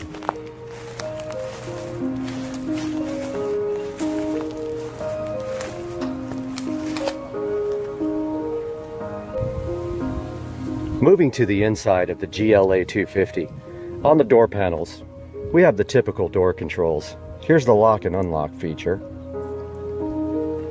Here's the seat controls, which on Mercedes looks like the actual seat, so it makes it much easier to figure out how to adjust the seats. Here's the bottom, here's the middle, here's the top. Here's the memory feature for the seats. And for the mirrors, it stores your personal preferences for any person who gets in the car, and there's 3 available choices here. Here's the window controls and the mirror controls, and the rear hatch opening control. Here's a good look at the seats on the GLA 250 from Mercedes-Benz. This leather reminds me a lot of the leather in BMWs. This particular vehicle has all black interior, which I think looks rather nice. The back seat of the GLA 250 is very roomy. You can see here there's plenty of room for 3 people to sit. And on this base model, there's not many controls back here. But right here, we do have a 12-volt outlet for your passengers in the back.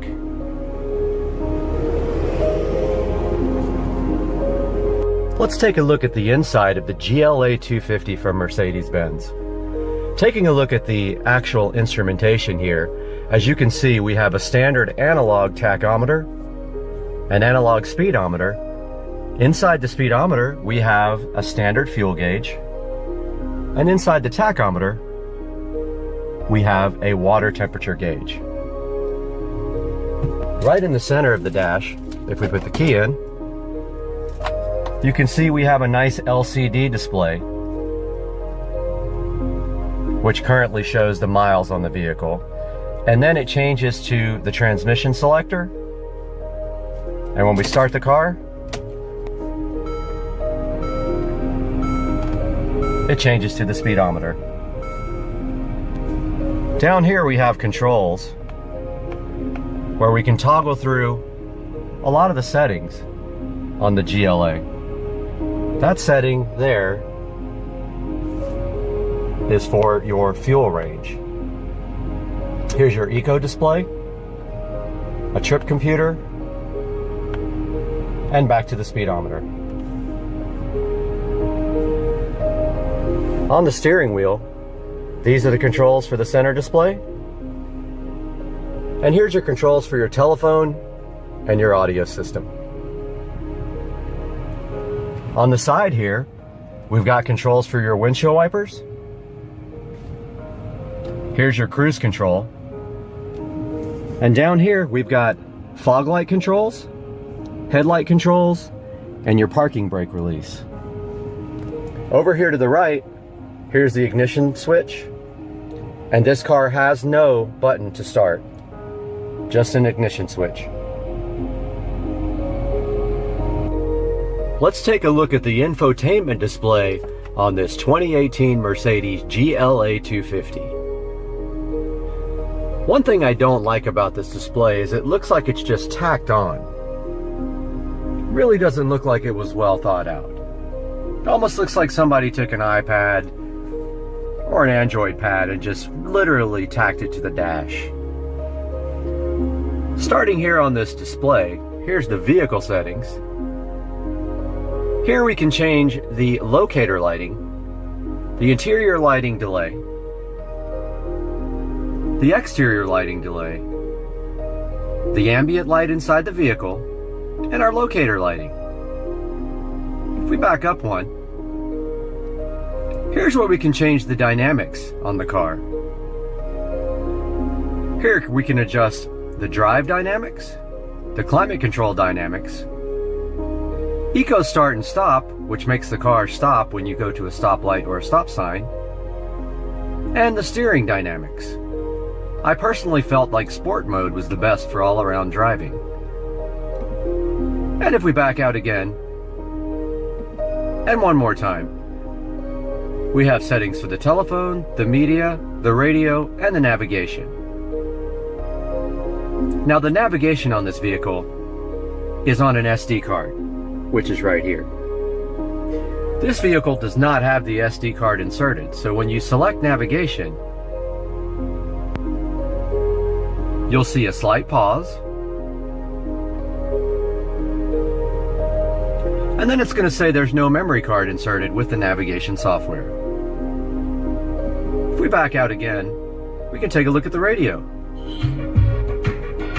So there's the radio. There's the volume control. And there's our selector.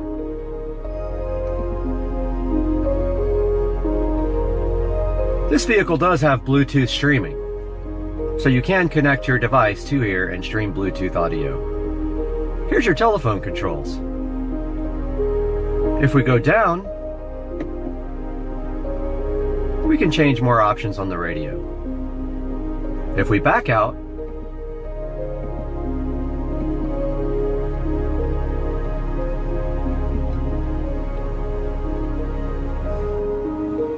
pressing the star button on the control gives us this menu.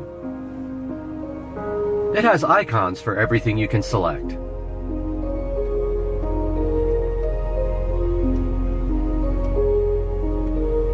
If we go down here, we can take a look at the Mercedes apps.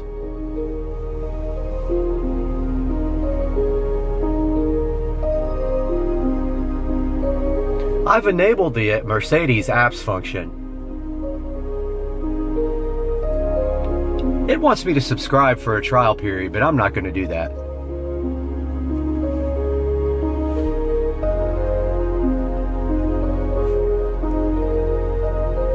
If we hit the back out again, and the star button, we're back at the icon menu.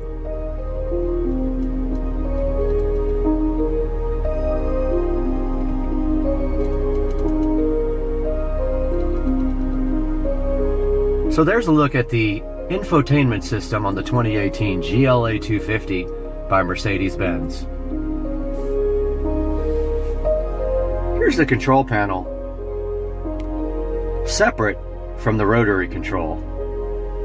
Down here we have your heated seats, your eco mode,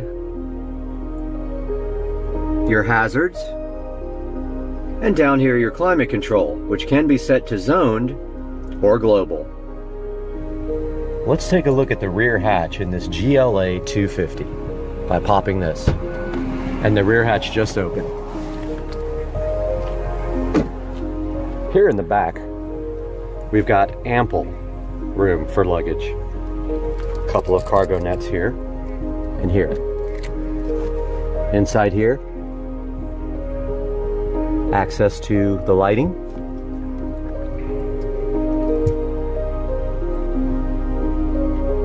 Plenty of room for all your luggage in the back of this GLA 250. If we push this button, it closes itself.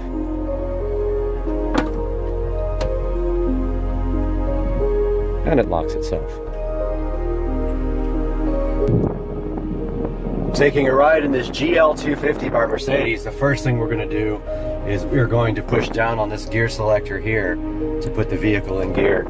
And you can see right here on the display, it did change to drive 1. Now this car also has paddle shifters, which are pretty fun right here on the steering wheel. So as you can see right now, to go up into reverse, we have to press up on this. And here is the display. Here is the backup camera display. We're gonna go ahead and shut this down so that we can not have all the noise. Buckle our seatbelt here for safety. And we're gonna go for a ride in this all new 2018 GLA 250. Here's our backup display working nicely. And it's warning me to check my surroundings and not hit anything. Now to get this car into drive, we have to push down on the stick. The car did go into drive. And you can see right here, we do now have the speedometer there. We can change our display.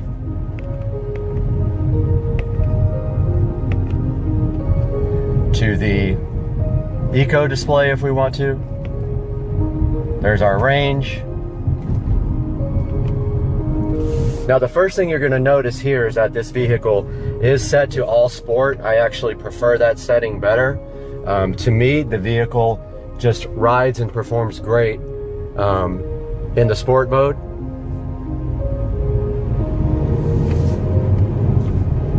It does have quite a bit of torque right off the bottom. Right off the bottom end, you can feel the acceleration. It feels really good. The one thing I will say about this car though is that it does have a moderate amount of turbo lag. Once that turbo spins up though, this does feel like a much bigger engine than just the 2-liter inline 4-cylinder engine. Checking out the brakes. Brakes feel very nice. They stop very well. We can move our display over here to vehicle. And if we wanted to, we could change the dynamics of the vehicle back into comfort mode from sport.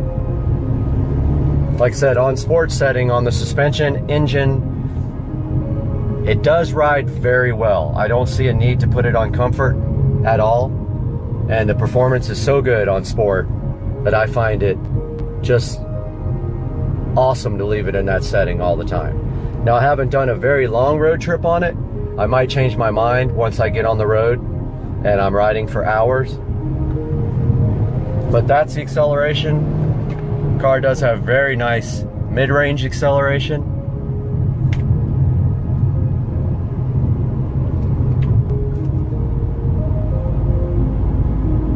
Very nice car to drive so far.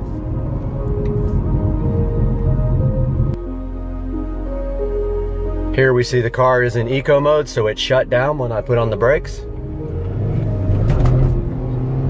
Accelerating from that start right there, we did spin the tires. It does have a great amount of low end torque, which causes that to happen. And remember, this vehicle is front wheel drive. This is not the 4MATIC. Taking a look here at the stop sign.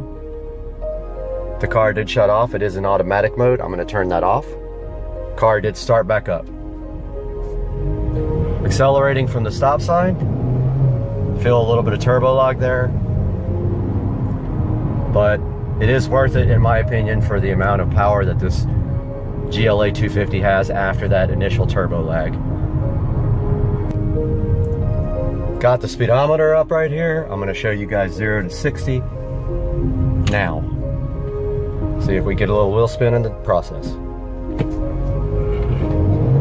We are spinning the tires. There is 60 miles per hour. So I will say that right off the line, there is quite a bit of a delay from the time you hit the accelerator pedal until you get that nice delivery of power. Next, we're going to take a look at the mid-range acceleration of this GLA 250. So we are at 40 miles per hour now. We're going to do a little 40 miles per hour to 70 miles per hour as soon as we round this turn. Just accelerating here with a slight amount of throttle feels very nice. It does respond very nicely to the mid-range throttle input, but right here around this turn we're going to go 40 to 70. Here we are at 40.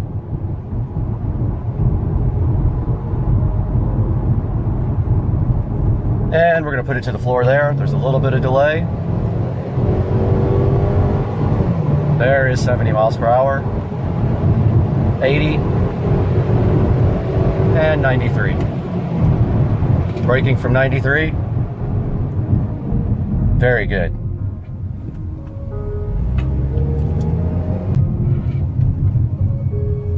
There is a moderate amount of traffic here. We are going to turn around now. And I'm going to show you another acceleration run. Turning around. Start from 0. Well, slight roll. And there's, you see the delay there. And then the wheel spin. There's 30, 40, 50, 60, 70.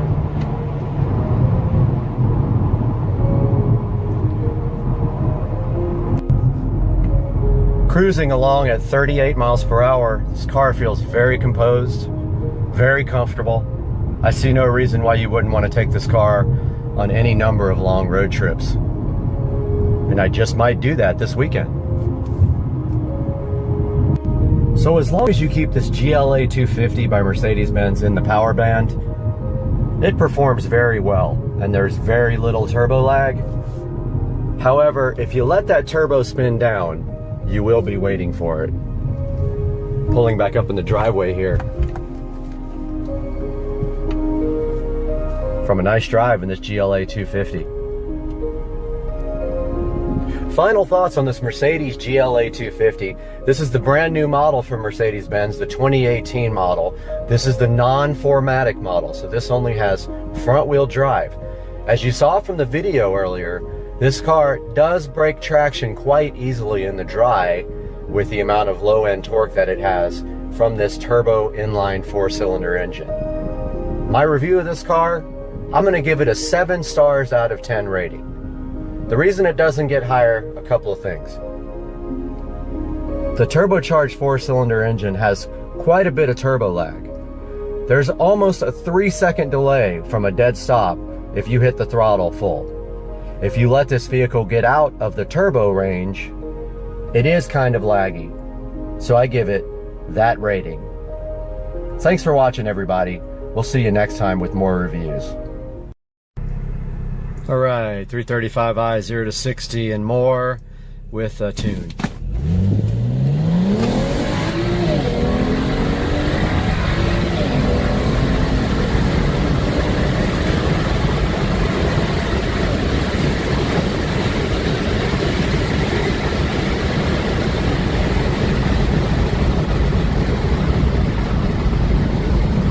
So that's transmission XHP flashed, stage 2, E85 30% mix with just downpipes and a tune. What's up, everybody? Supercar Street Racing, and today we want to take a little bit of time to point out some stuff about the 335 that is about to change. So the first thing being that I'd like to tell you guys about the ID4 digital display for this guy. So there's a company called ID4 that makes a complete drop-in replacement for this instrument cluster. So it's pretty cool. It's completely programmable, customizable digital display. And the only downside with the whole unit is that you have to cut part of the vent out in the back, but that's not a big deal. They give you a plate to cover it. You just use the Dremel or whatever, and it drops right in. And I'll put some pictures up here while I'm talking about it, but basically they have some optional things that I want to buy, like the race display. So there's themes and things like that. I want to make sure I get all of it because why not? You know, you only live once. As you guys remember, I already have the Android head unit here replacing the factory, or augmenting the factory navigation system. But this is going to be awesome because it's going to completely replace this. I'm sure you've seen other videos of it on the internet, but about to order that here in the next couple of weeks. I was just waiting to pay off some other things, like my radiator had to get replaced, and of course now I've got these other codes that they're throwing that say lean mixture, so I'm wondering if my high pressure fuel pump is about to fail. But one thing at a time. With a 11-year-old car, things are going to happen. So took some time today to touch up a couple spots on the wheels. Powder coating is supposed to be really versatile and get through anything tough, but unfortunately there's a little spot right here that's going to need a touch up. And I have some matte black paint and a little paintbrush, and I think I'll try to touch that up, or maybe I can use the BMW paint that's sort of a pearl. So I think I'll stick with the matte or the satin black spray paints that I have over there on the wall. So yeah, so the next thing coming up for this guy is the digital display by ID4. I'm going to put links in the description for that, and hopefully you guys like it. I am super excited. You can spend about $1,200 if you want to, but I'm going to go ahead and spend $1,800 and get the full-blown display here pretty quickly. So I'm going to update you guys when that comes, but I just want to do a quick little update and throw this back and see if I can actually get a video to work now without crappy video quality. What are you guys doing with Cat TV? Bubba? That's a squirrel. And it's bigger than you. Bubba, get it! Cooper, get it!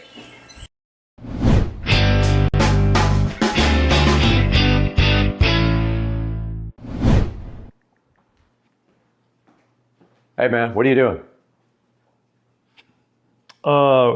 Learning calculus again. Why? So I just got a notification on my phone that I think we got a delivery. We might want to go get it from out front so it doesn't get stolen. Should we go out there?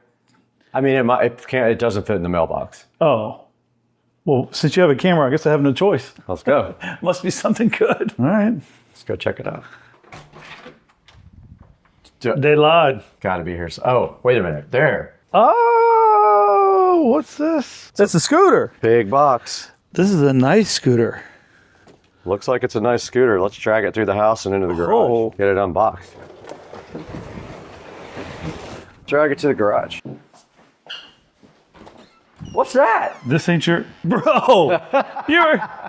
What the heck? What's going on here, man? You got two of these things. We do have two of these things. We have two Navi SC3 Pro scooters to play with. This one's already ready to go, but this is yours. This is mine. We're going to be able to customize them for ourselves, whatever we want to do to them. We each got our own scooters. So all we have to do is get this thing unboxed. And to do that, we're going to need some tools. Wow. Thank you, Navi. When you say my scooter. This is yours. You get to take this home with you. Shut up. Come on. What? That's right, man. This thing's going to be sick. This thing looks nice. Ready to go. Wow. So I guess today, this is our mission, to get this thing unboxed like this one, and go ahead and see if we can set yours up, get your app set up and all that, and go rip these two things. Wow. Let's do it, man. All right, let's do it.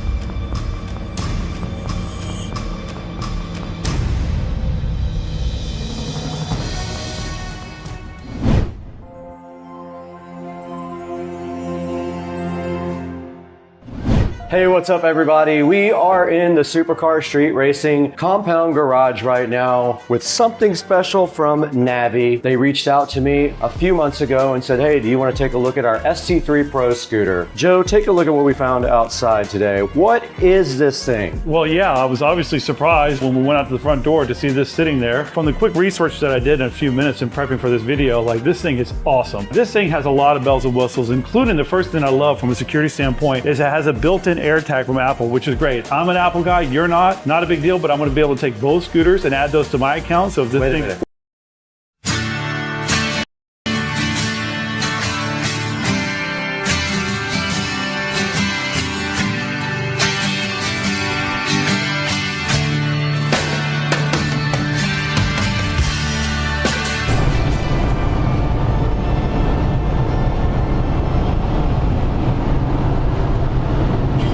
Top speed in the Civic. With a very safe driver. Speedometer. Oh, we hit the speed limiter. We hit the top. Look at this guy. We hit the top speed limiter at 120 in the Civic. Nice.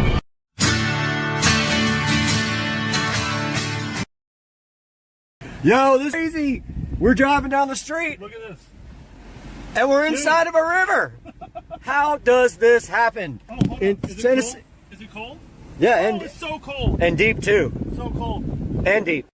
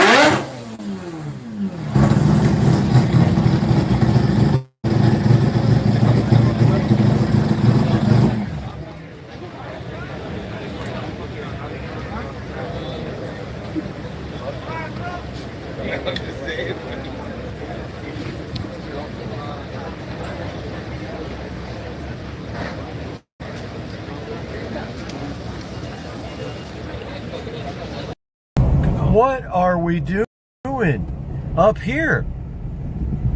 Is this a car on fire, dog? Car on fire, man. Is this why the cruise got canceled? I think so. Yeah, too much smoke. They can't see.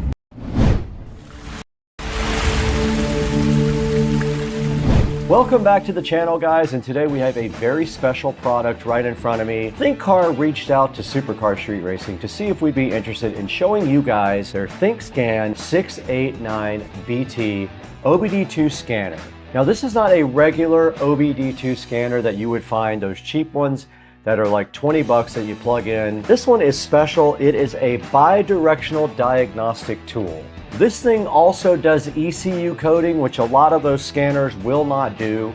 This thing does over 34 services. It also does FCA auto off. It also does CAN, FD, and do IP. Has things like wireless update. A lot of things you guys are gonna find fascinating about this ThinkCar ThinkScan 689BT. Let's get into it today on Supercar Street Racing.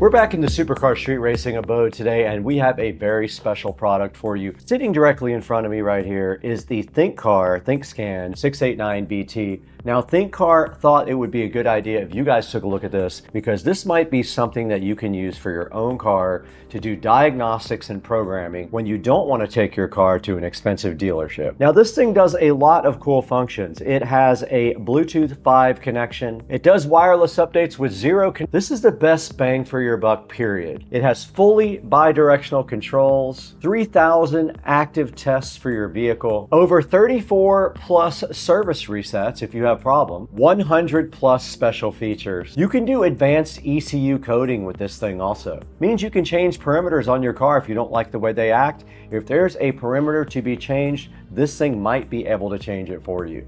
This thing does full system diagnostics, does live data capabilities, and also does auto scan and auto VIN. Now, this is also the global version. What that means for you is that you get over 10,000 cars and 140 plus car brands all included with the ThinkScan. There's no IP address restrictions, so no geo-blocking of this device no matter where you are.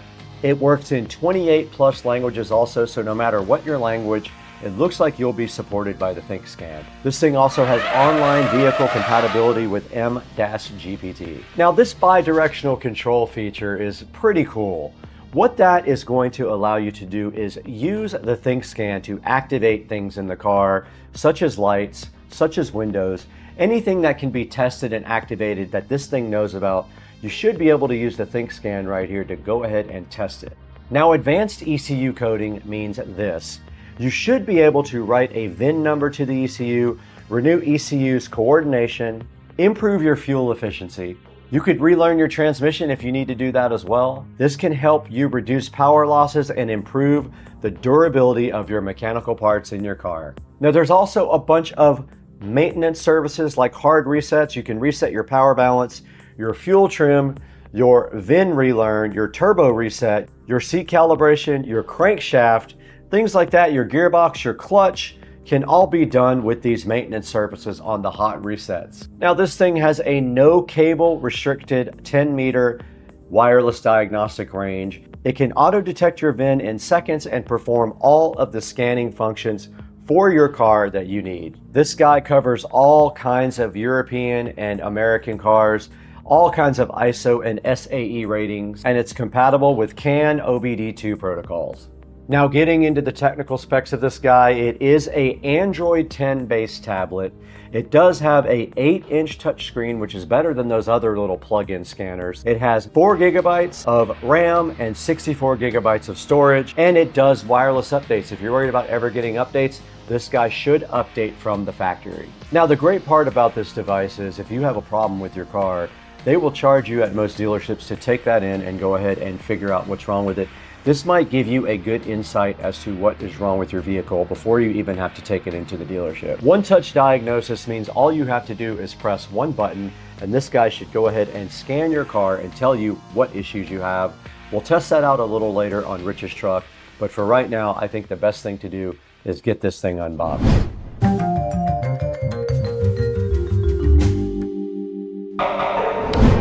Now we just took a look at all the features of the ThinkScan 689BT.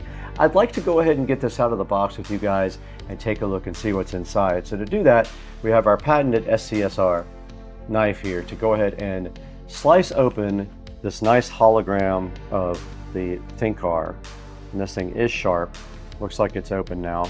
Gotta be smarter than the box. Very tight fit there on the ThinkCar, but it did come right out of the box now.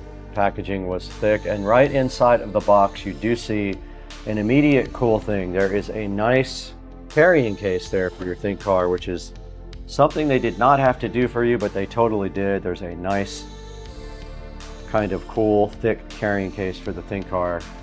ThinkScan 689 Bluetooth.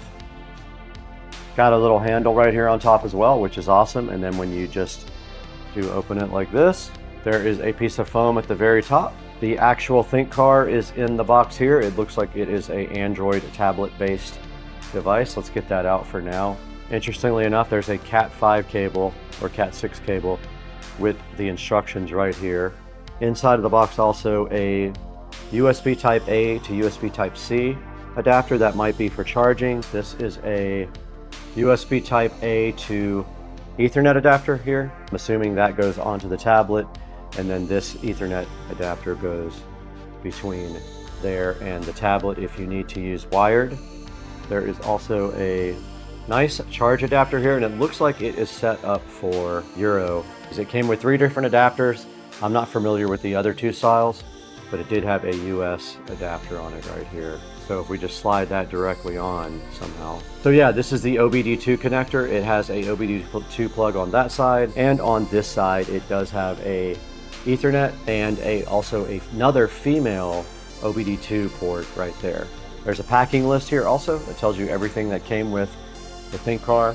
Now this is definitely a USB Type-C charging port at the very top here, and it says that the other connector is a USB Type-A expansion module. There's a lock screen and power button right here on the top as well. It also does have some sort of desktop mount here. So if you just pull this out, it can sit directly on the desktop like this. And you do notice on the back that it does have the detachable Bluetooth wireless connector built right on the back, and they do even have a magnet there, which is very cool. The magnet sticks it right to the back, so you don't have to worry about it. Now this thing does recommend the first thing that you do is connect this product to Wi-Fi and go ahead and update it. So in a few minutes, we'll get this thing on a charger and do that. So this guy does come with a USB Type-A to USB Type-C adapter to go ahead and charge it. So it's not a very long cable, and it looks like any particular charger would work. I'm going to go ahead and plug in directly behind me here and get this thing on power and let it go ahead and charge up. And it is lighting up the screen right now. The screen is lit up on the ThinkCar. It's at 92%. It won't take long to go ahead and get it charged up to 100. Now I did look through the manual. There is not a lot about using the Ethernet and this type of connector.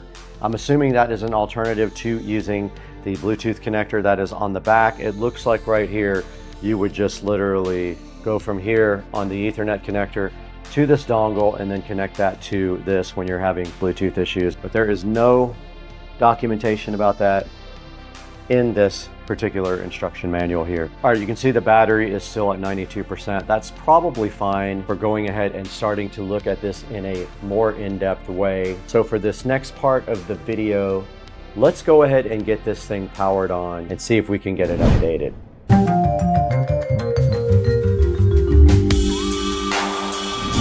All right, the battery is at 92%. That is probably fine for going ahead and updating it. So let's go ahead and get this thing powered on and see if we can get it updated. We have the ThinkCar scanner directly in front of me. This is the ThinkScan 689BT. We already took a look at all the features. We took a look at what was included in the box, and now it's just time to go ahead and power this up. Now there is a little peel off satisfaction thing here. Thank you for your purchase.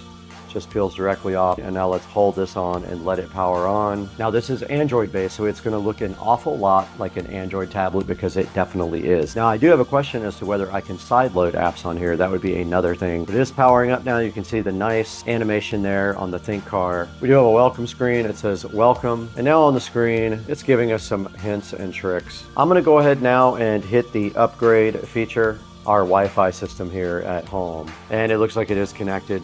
Let's go ahead and go back and then go to upgrade. Vehicle diagnostic software, download the latest copy. Let's hit enter, and it is asking me to upgrade all these different types of vehicles. I'm going to go ahead and hit upgrade. It says it's loading, and you can see it downloading various car types here. There's a percentage graph there of what it is doing. Let's let that upgrade. At the moment it is upgrading all kinds of different vehicle models now, and the battery is at 94%, which is great. And now here's how you use the little stand. It does just sit on the desk, so fresh like that. Okay, now it is actually installing the new app version. You can see right there, it downloaded, installed it. Now it is rebooting with the newer version on it. Now I'm in the other part of updating the application. First part is the APK, and the other part is other, is what it's called. And there are some things here to update. I'm going to update the Diag-based service, and now it says it is on the latest version. Now I've updated everything on the ThinkCar ThinkScan. This thing is ready to rock. The only thing we have to do now is go ahead and connect it to Rich's car, hopefully with this Bluetooth adapter right here, and go ahead and do some scanning and some playing around with all the features of the ThinkScan.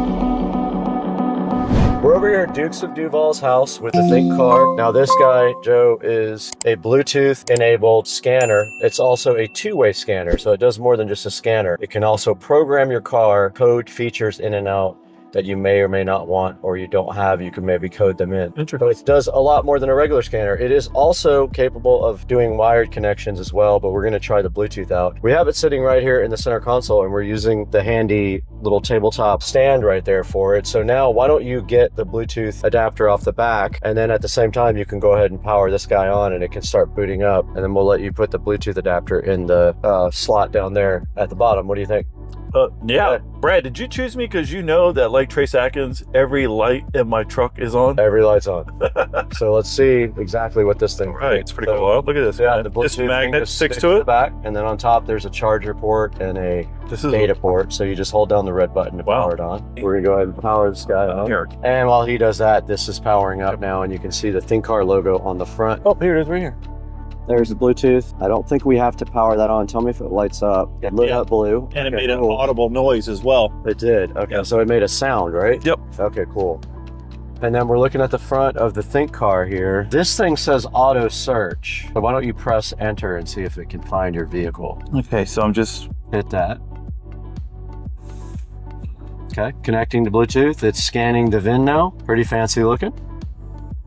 And if anyone can identify that car...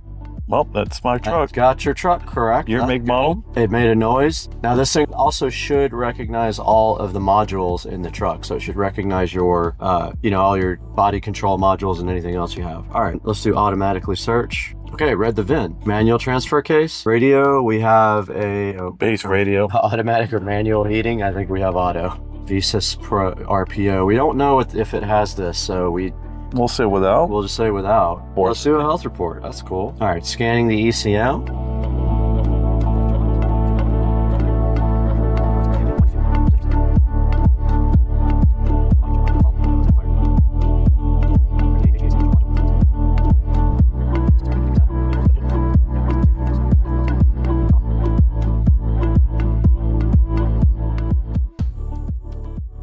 And so it knows the truck and it knows what modules are in it. Our first one was engine oil pressure, sensor circuit high voltage. Okay, so here is the reasoning behind the code. Doesn't really have a lot about that code. And then you can actually just Google search it as well, which is kind of cool. It's got Chrome built in, and then it searches for this code. All right, yep. Go back to the other one. Let's see what else we got. Yeah, we got this one's interesting. And then we have a fuel trim lean. Bank 1's lean. Wow. We got a fuel trim lean bank 2. And then we already saw those, so we know about those. HVAC temperature control feedback circuit, airflow control circuit open. So this is some of the stuff that you can do with it. That's interesting. The oil service. You can do the oil service reset light. Brake pad replacement. Yep. All this stuff can be reset. Oh, interesting. Tire type calibration. Okay, so that's some of the stuff you can do outside of the troubleshooting.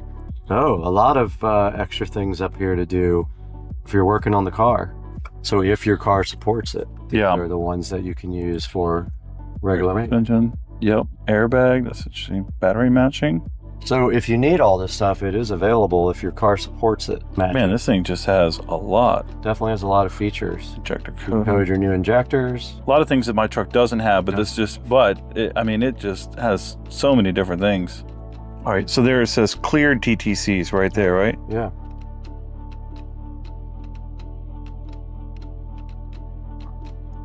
Boom, your check engine light went off. Mm-hmm. Definitely cleared that one. So what do you think about this cool scanner? Man, I tell you what, it's detailed for sure. You know, I fucked up a scanner before, and it definitely didn't provide as much detail. No, not even close. So interesting, those other things. I gotta look into those. Yeah, it probably has more support on newer cars that have a lot more electronic modules and things like that. That's a good look at the Think car. Now we'll throw it back into the studio and look at this on Amazon and figure out how, if they want to buy one, they can pick one up from the link in the description. Nice.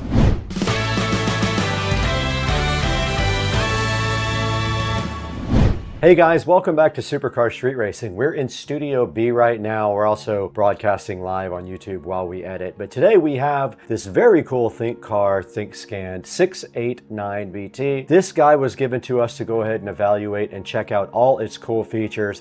It does so many cool things.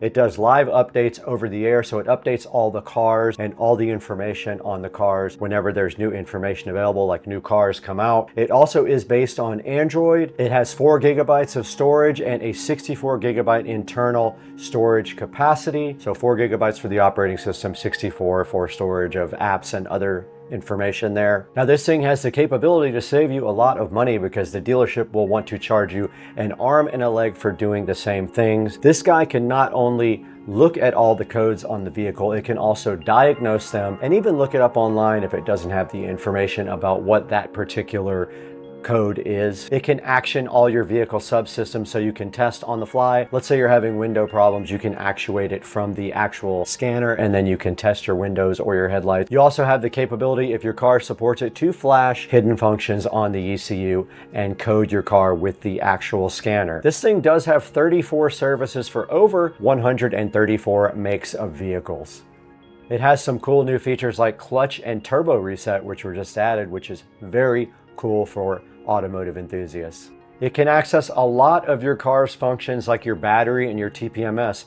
For example, when you put a new battery in a BMW, sometimes you have to register it. This guy has the capability to do that. And it says it can access your TPMS sensors. I did not personally test that part. Now it also does everything wirelessly over Bluetooth. It comes with a magnetic Bluetooth adapter for the back of the unit, but you can also hook it up via the Ethernet cable and a hard cable that they provide you in the actual kit in the little case that they give you. Here's a little look at all of the cool features of the Think Car ThinkScan. It has a lot of extra things. This is a global version. It will not lock you out via geo-blocking, so you can use this anywhere. It's a global version. This thing has bi-directional control, so you can activate things from the actual scanner. It does things like ECU coding. You can possibly write a VIN to the ECU, improve your fuel efficiency, transmission service resets. Check out all the hot resets you can do here. Oil, EPS, ETS, brake, gear, SAS, injectors, and BMS all can be reset from within the scanner. And it does automated VIN checking and diagnosis based on your actual car. It covers all kinds of vehicles from 96 to 2024, compatible with OBD2, EOBD, and CAN protocols. Check out all the cars it does support right there. And there's a good look at the height and width. It is a nice little tablet. It feels pretty heavy and sturdy, like it won't break easily, and I do like that. And you saw on Joe's car, we pulled all the codes on his car. We were able to go online and search for them all, and then we were able to reset the codes as well, which is awesome.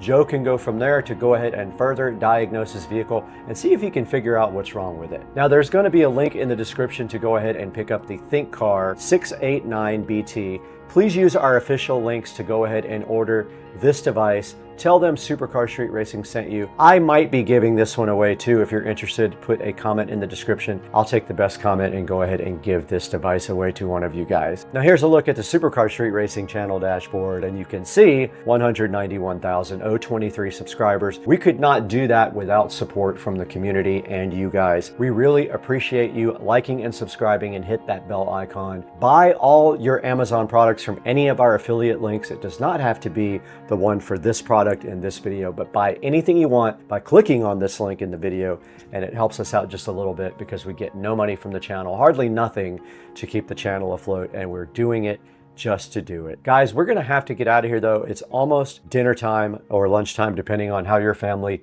specifies it. Let's get out of here, right out that door.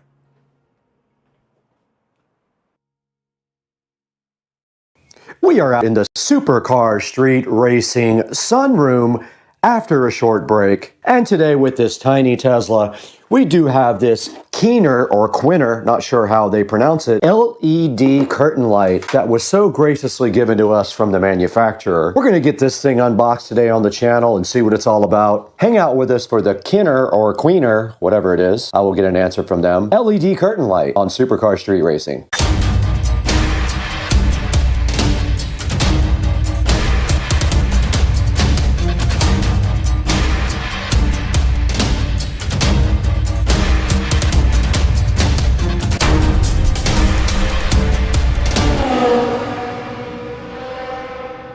And inside the box, you do see a foil package here with the lights inside. We're going to get that opened up and see what it's all about.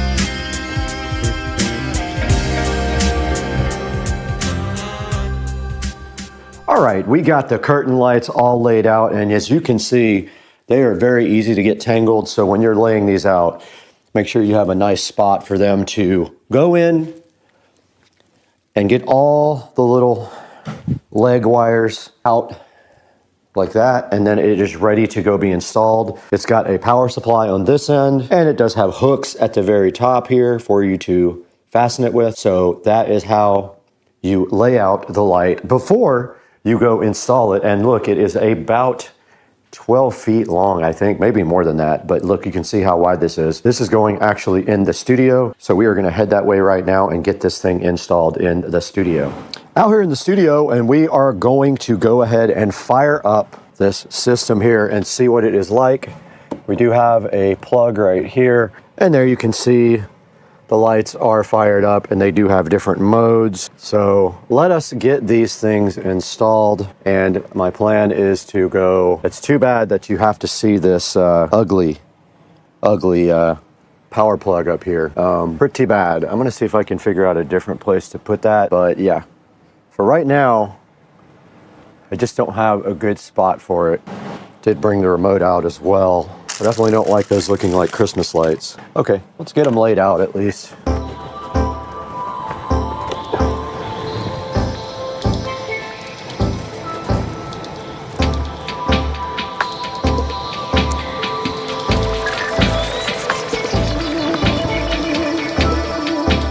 Oh, that was a mess.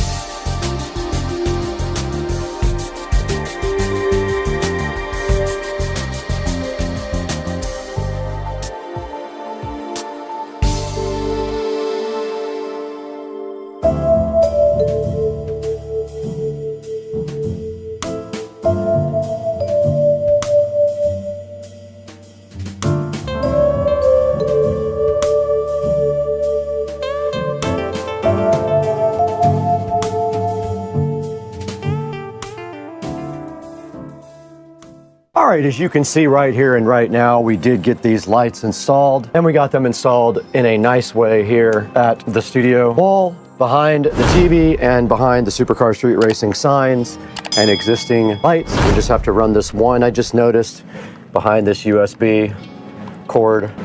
And just like that, we are all finished with this project. Now all we have to do is figure out how to operate these, and it did come with a remote control and a manual, and this is the remote control right here. Let's turn off the studio lights. Alexa, shut down the studio switched lights. New curtain lights, looking so fly. However, I am not able to read the manual now. Okay, there's another star mode. Pretty cool. These things are awesome, man. I love them. So that is the star button, called Dynamic Gallery, and that's pretty cool because it runs left to right there. This is very cool. That looks like a Christmas tree. Look, check this one out, guys. It's gonna look good behind me when I go live. And there is also a mode for music, so it can sense the music. That's awesome. That's a star, like, or a person. It looks like maybe a star moving around. Very cool. That just kind of fades between each color. Wow, these are awesome. I am so hyped for these things. They look great. All right, guys, here is another look at the curtain lights, and I will put the name of the company up on the screen as well. There is actually an app for this as well called SerpLife, and I believe they are smart. So let's go ahead and get the app downloaded here on the phone and see what that's all about too. All right, it wants us to add a device. Let's go ahead and do that. Turn on Bluetooth. Allow nearby devices. Let's see if we can do that. Allow. Okay, here we go. It found the device and it is adding it now. We're gonna call this the Studio Curtain Lights, and it is named as such. And then once we open up the Studio Curtain Lights, you can see all the different effects that we have available on the app. Got colorful, you've got effect, you've got gallery, you've got rhythm. You can make your own, and you can splice, which I guess means you can do multiple light sets. You have to have multiple. When you hit it, it says you need another light set. So apparently we could have done this in multiple strands and we could have went all the way around the studio, but this is mainly for behind me when I am doing live stuff. Now let's throw it into Supercar Street Racing Studio, where we are now with Brad, and go ahead and finish out this project by taking a look at these lights online. Hey guys, welcome back to the Supercar Street Racing 4K production studio. And you got Brad right here. And today I'm so excited to show you guys the Keener or Queener. Not sure, it sounds a lot like Wiener, but it's Queener or Keener curtain lights. They are smart string lights for indoor or outdoor use. IP65 waterproof, meaning they are waterproof for outside use. And these things are pretty fly. If you see right behind me right here and right now in the Supercar Street Racing 4K production studio, we got these lights looking so fly and so fresh, installed right behind me with the wildlife looking great as well. And right here and right now, they do come with this remote control, which allows you to change the pattern. And you can see right there, we switched the pattern. Every time we change it, it does something very cool. And these things are just so awesome and look so good behind me in the Supercar Street Racing 4K production studio. And right here, we switched the color again. And this is the star mode on the remote. And this remote has a bunch of different things you can do. It will sync to music, or you can just do regular colors, or some of their predefined patterns are also very cool. And looking right here at the reviews, they have 4.8 star reviews, and they are pretty cool. Let's take a look at some of the pictures here. Now you can see right here and right now they do have Christmas tree going on in that, and I saw that pattern actually when I was flipping through these. But look, every time you hit this button that has a star on it, it does something else really cool. And there is kind of a diamond and an X pattern, which looks awesome. And every time you push the button, it just does something super cool. There is a kind of band pattern going down from top right to lower left, and up to down, and left, right to left, and that's just going between colors there with the dissolve. That's kind of like a whirlwind kind of thing, pinwheel. And yeah, guys, so you get the idea. These things are actually really awesome, and this is the remote control here that comes with it, and there also is an app. Now these are Bluetooth, not Wi-Fi, so you cannot do Alexa smart features with them. It has its own ability inside the app to do smart features. And looking at some more of the pictures here, we see the IR remote and app, and we did just wake up our device back there. And look right here, you can do some cool things like spell out the word party on them. You can create custom patterns on it with the app. And right here and right now, you can make patterns for like Halloween or Christmas or whatever you want. And showing you right here, these are cool for gaming. And you can see right here in the Supercar Street Racing Studio, we are using them to accent the background when we go live. Now, please, when you buy something from Amazon, just click on our description and buy anything you want through any of our product links, and it helps us out greatly. And you don't have to buy the product that's in the bottom. You can buy whatever you want. Now, right now, we would love to stay and hang out with you guys all day, but we have to go get our garage floor shark coated. Let's go.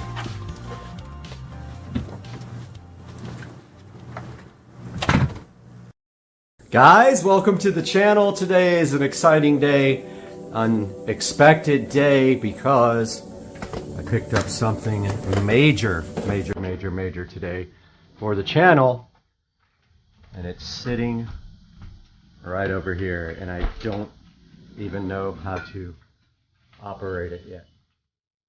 Check this out, guys. Brand new, used, of course. Editing rig, gaming rig for Supercar Street Racing channel, and This is the Ryzen 12 core processor, water cooled. Got the RTX 3080, 64 gigs of RAM.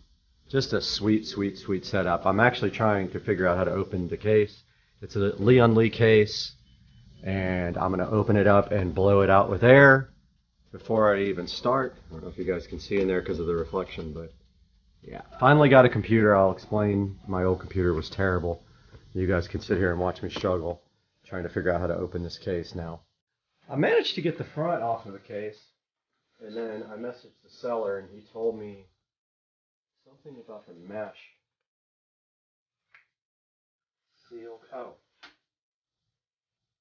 That's good enough for us to blow this out, but I need hearing protection, guys, because my hearing is already shot from loud music my whole life.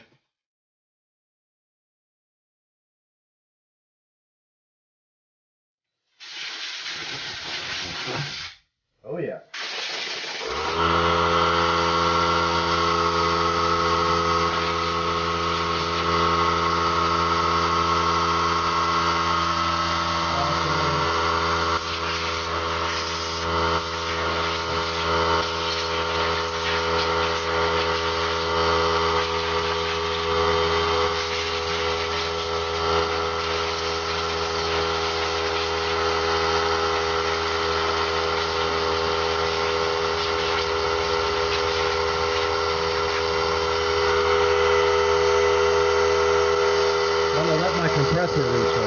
Takes the compressor about 5 minutes to recharge, so it's recharged again. Let's go ahead and do this.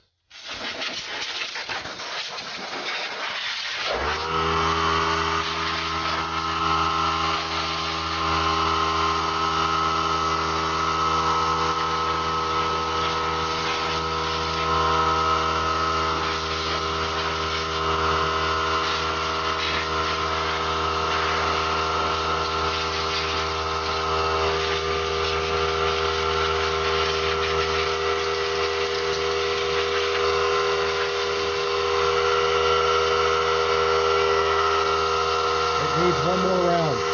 Round 3 of blowing out my new computer. Every time I do it, I get more dust.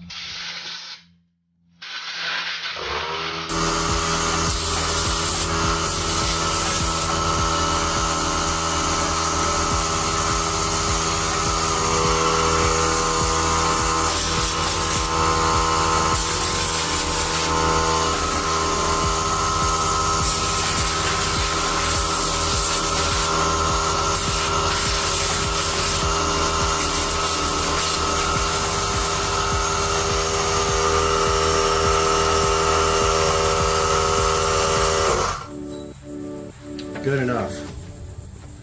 Here's a good look at the MSI motherboard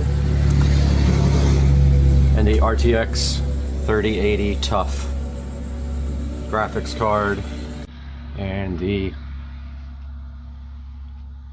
SSD here, 1 terabyte SSD. Looks like I can put another one at the bottom down there. So I'm going to order that today. Get that installed. I need it for editing. I need a second SSD for editing. But yeah, guys, so far, so freaking good, huh? So we'll see you guys inside when we hook this up. I lied because I didn't clean the glass yet. Go ahead and give this glass once over. And then once I get it in its spot, I can clean it again. So this just closes like that, just kind of magnetically. Like that. Got all my fingerprints all over it, which it will again because I'm about to carry it inside. This is cool, man. I'm so hyped. I think this is my first, believe it or not, even though I'm an IT security engineer, this is my first real PC. And it looks like the front case just kind of, actually it needs to be blown off too. Good grief. Now that's good as well. The Leon Lee case.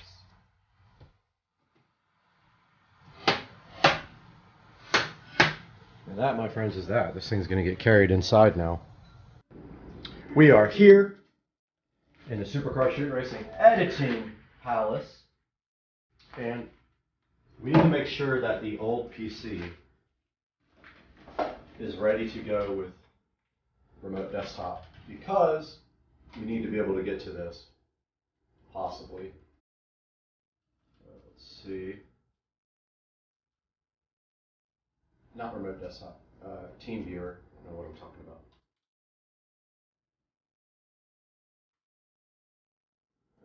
Okay.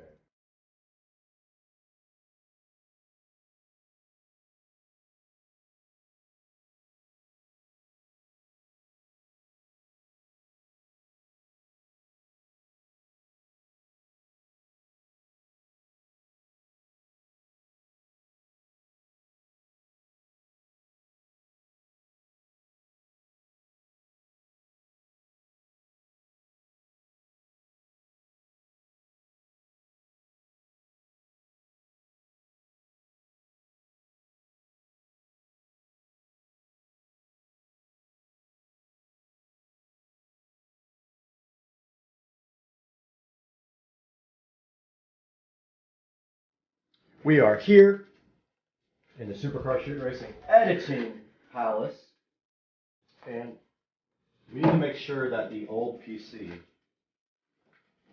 is ready to go with remote desktop, because we need to be able to get to this, possibly.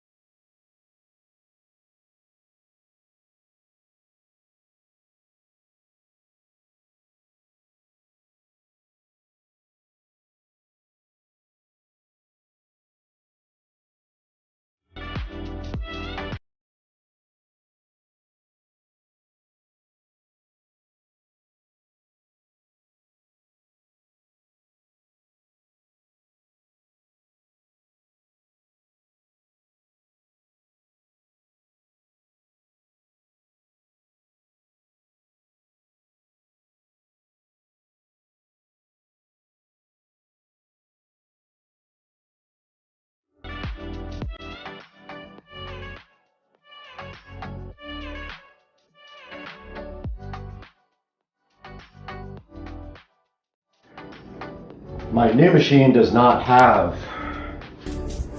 SATA ports, so there's not going to be any hooking up my existing drive unless it's just a USB adapter, which I do have a USB 3 adapter, so I'm going to do it that way for now. Order another SSD to edit on. I just thought about one thing that might be an issue also, because I didn't turn on Wi-Fi on this computer before I shut it off. I think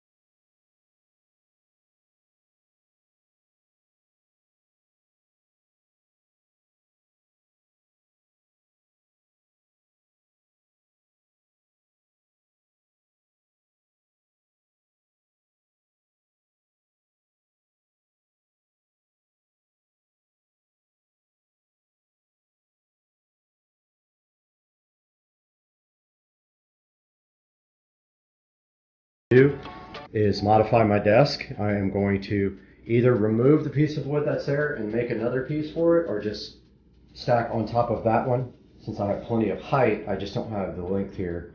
I'll stack it on top of that and make it longer and send a bunch of screws down through it, and that should be good enough to get this guy going. But everything is powered up, and let's see what happens after we get logged back in over here to work.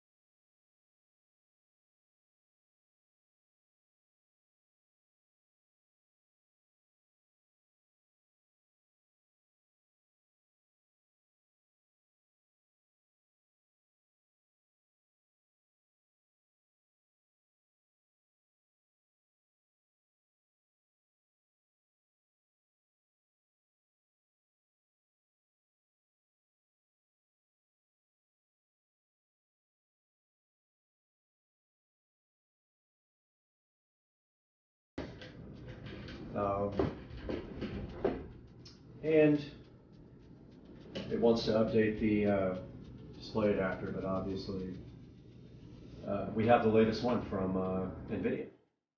Because if we click here on GeForce Experience, we are up to date.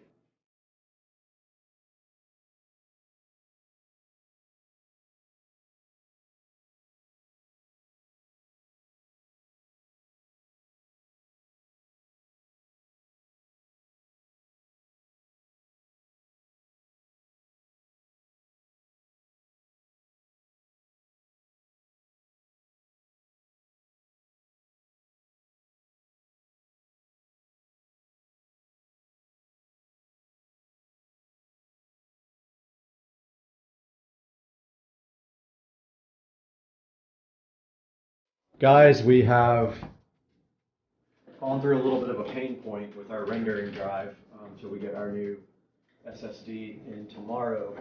But this is the ceiling fan project that would not render before.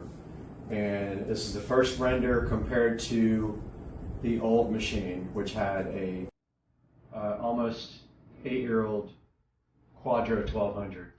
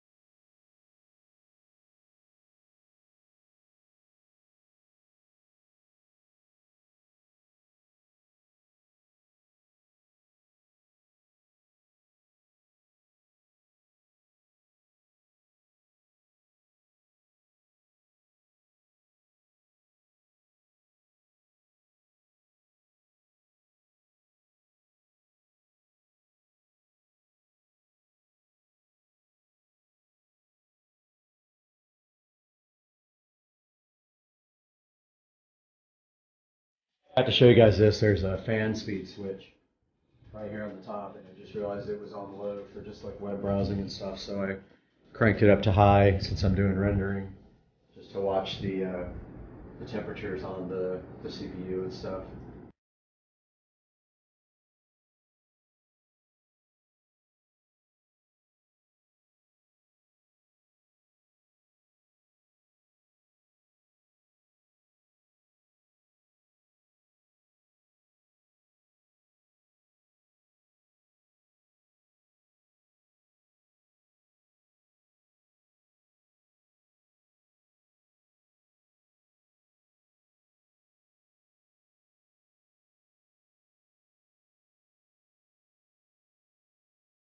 I meant to tell you guys also, Premiere Pro seems to be way faster than Vegas Pro, and the only reason that I stopped using Premiere Pro is because of this massive bug that I found. And literally, I could not edit on it anymore because it would start eating up system RAM, and then it would eventually use up all 16 gigs of my system RAM, and then it would crash the computer. The whole computer would crash. I was going to show you guys how struggling the GPU is and the computer when there is time lapse going on. That seems to be super GPU intensive. Alright guys, I've been playing with the computer all day long. Did eventually get my one video edited about the ceiling fan. Took forever because there's some kind of issue with the actual project that wouldn't get past a certain point. So I ended up rendering it in like 3-minute chunks or 5-minute chunks until I got it all done. Then I put those in a final project and I rendered all that at one time and it worked fine. I'm switching back here to Premiere to try to start editing in Premiere, because you notice here in Premiere it's so much faster. It uses all GPU, almost no CPU, whereas Vegas Pro is primarily CPU heavy, and even people on the forums are like, man, something's wrong with this thing. And it takes forever on Vegas. So I'm going to switch back to Premiere, and if I need to do like some time lapses, I'll probably use Vegas for those because it's so much easier. But I hope you guys like the upgrade to the channel with the brand new PC to edit with. I love you guys. Peace out. Guys, welcome back to Supercar Street Racing, and we have the brand new Amazon Fire Stick 4K sitting right here next to us to look at today. It has some great new features. We're going to talk about it, install it, and see what the hype is on Supercar Street Racing.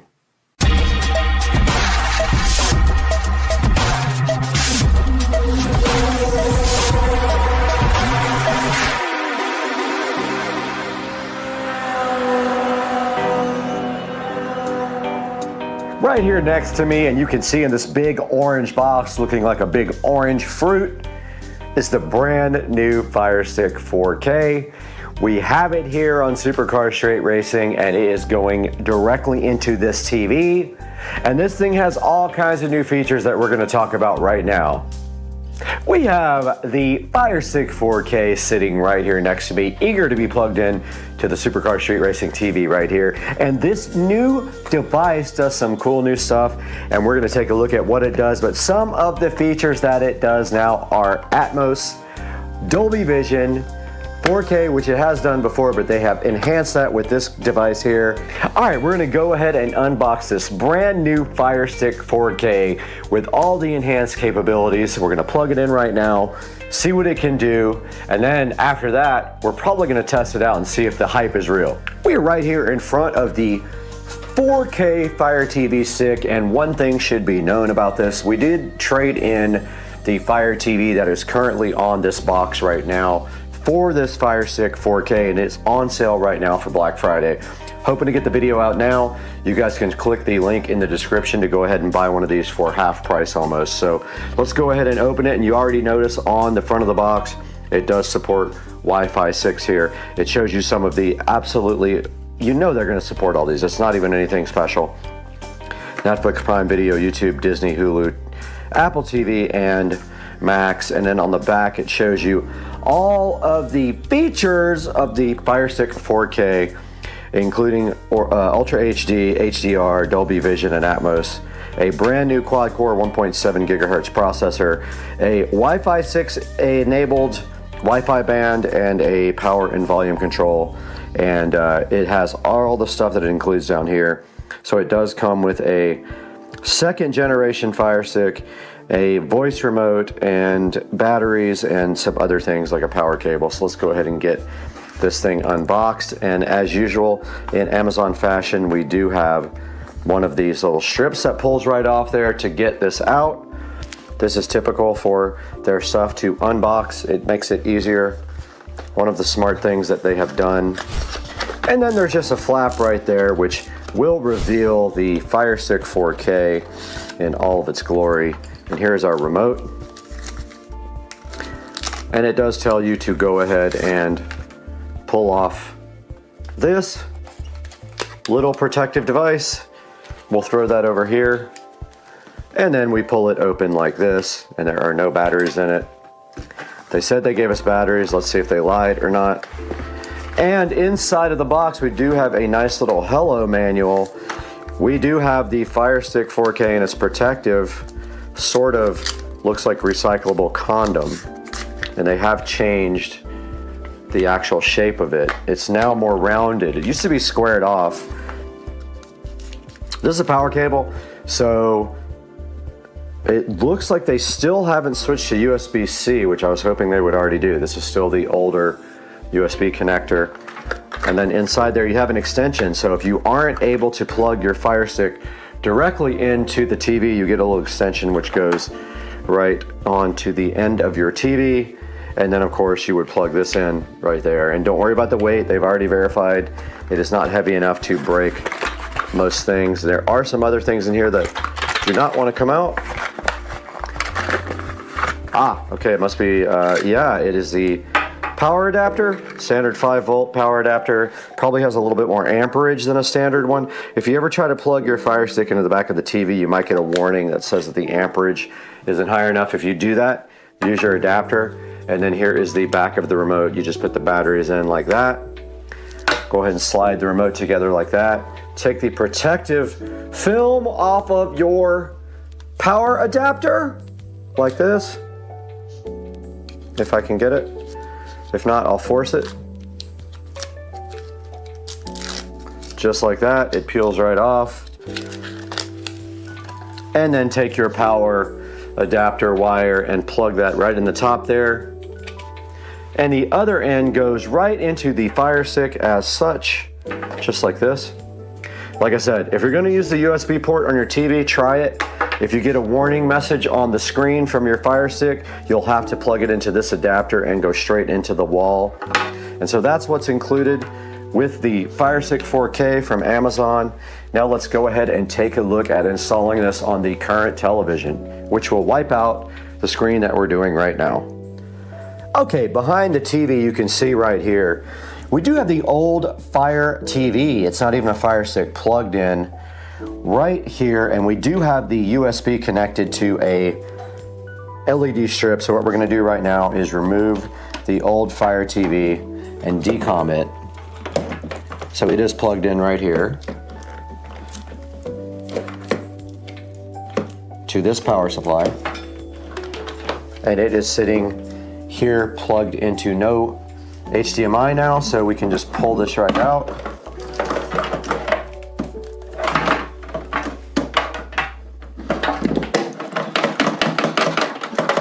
And we just need to untangle that with our other hand. Let's go ahead and do that now. And then after that, all we have to do is connect the new device and go ahead and set it up. And of course, that was our source for our nice display, so we have lost all that, but we do have our Fire TV here. Now this is an old one, so we did trade it in, and we got $10 to trade in this on the new one. The new one was $25, so we paid $15 total. And now we can go ahead and hook up the new device. We have our old Fire TV here ready to be traded into Amazon to get a $10 credit. They did send a shipping label for this, so all we have to do now is take this to the UPS store and go ahead and take this out and take the batteries out. The old AC Delco batteries, or a car battery, I guess. And this thing is ready for shipping. If you're paranoid, you can factory reset this device before you actually ship it. We are right in front of our brand new Fire Stick 4K here, looking all sleek.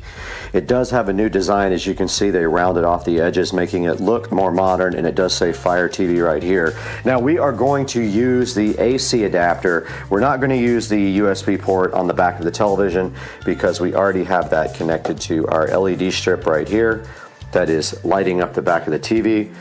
So we're going to go ahead and go back here to the back of the TV now. It goes right into the HDMI port. If you have any issues with your port not having room, you have your extension right here that you can connect. So I just wanted to point out to you guys that Amazon has stored my Wi-Fi information in the cloud. So this came up immediately and was ready to go ahead and download the latest software, which it is doing now. And it looks like it is almost done downloading the software. So at this point, it is going to reboot and install the latest Fire OS here for the Fire Stick. So let's see if it does that now. There it is. So it came on back, and now it is updating, and it's asking us not to unplug the power cable because that would be catastrophic for the update procedure, guys. So just leave it plugged in while it's doing this.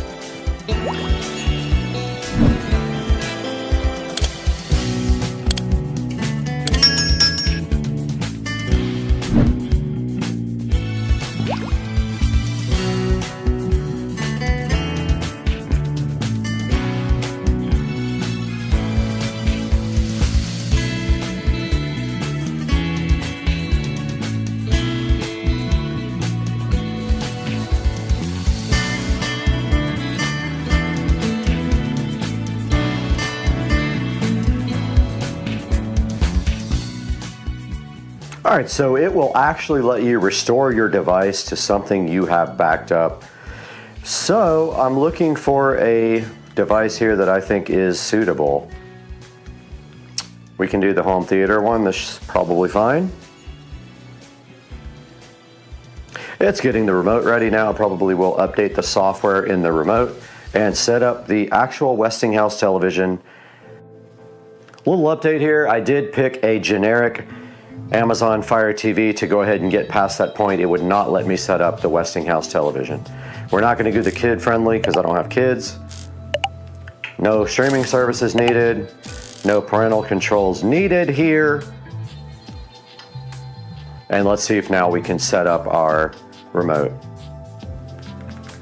All right, so the volume does not work. Everything else does. Let's see if we can change televisions. So So we go to settings, we go to equipment control.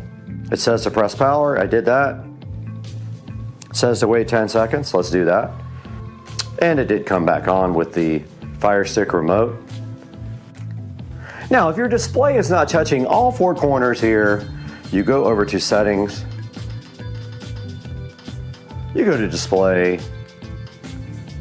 you go to display, video resolution, or calibrate, and then you match up your 4 arrows to the side of the display, and it already is, so we're good there. And our resolution is on auto, so we're also good there. We're also just using the audio from the television. We're using best available surround sound. And we can do volume leveler or dialogue enhancer if we want. Why not? Let's put it on. We were able to scan a code and go ahead and sign into YouTube. And now if we go to subscriptions, we can see Supercar Street Racing. Right here, we visit the channel looking so fly and fresh. And over here, we can go watch a video for Supercar Street Racing. The keys just go right there. And we test the volume and it works fine. At that point, and then if we go back. So we have installed YouTube. Now the one secret thing we want to show you guys is coming up right now. Now if you do want to use Kodi for whatever you want to use it for, you are going to need the Downloader app. So what you want to do is search for Downloader. And there it is. And you're going to want to head and install that. So you're going to go to Downloader and install it. I already have it. You have to click Allow. And then you go here to Kodi.tv.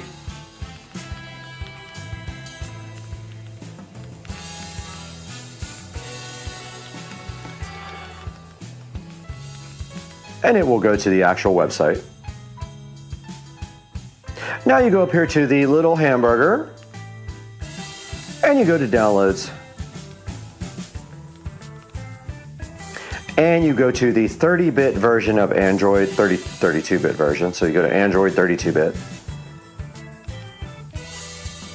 ARM V7A 32-bit. It will go ahead and download.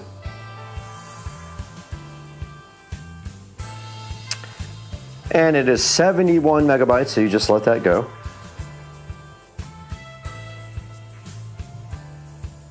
Depending on your internet speed, it'll take between 1 minute and maybe 20, I don't know, depending on if you have the slowest internet on the planet Earth. And this is almost done, and when this gets done, it will not let us install it because we have not enabled the app permissions or the debug mode. You'll see this error pop up here momentarily. Most likely. So it says we can't, so we have to go to settings.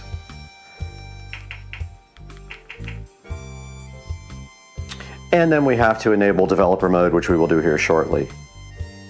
So when you go to About, just keep on clicking the Fire Stick 4K until it says you're in developer mode. Go to developer options, turn ADB debugging on, and install unknown apps from Downloader on. Go back to Downloader.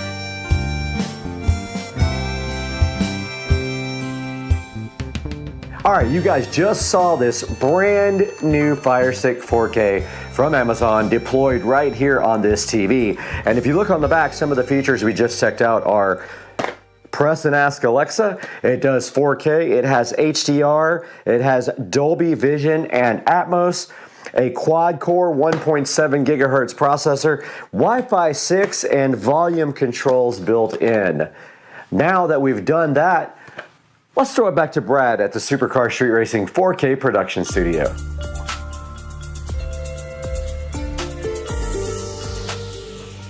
Welcome back, guys. Happy Thanksgiving. We're out here in the 4K production studio today on Turkey Day, talking to you guys about the Amazon Fire Stick 4K. They call it the Fire TV Stick 4K. A lot of confusion there.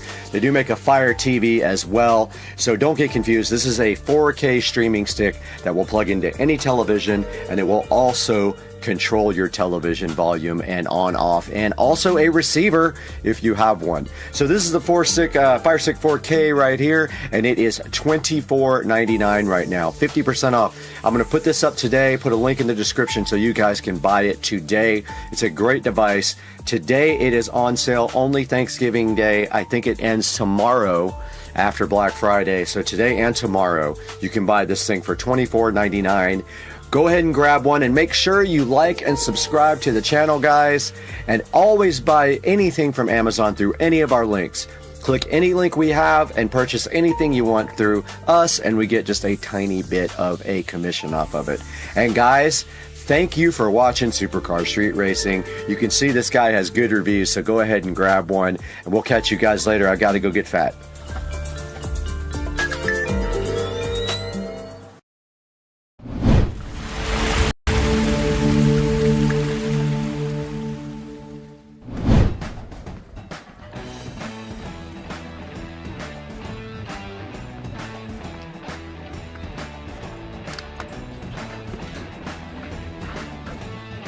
Hello, puppy. Hello, puppy. How you doing, puppy?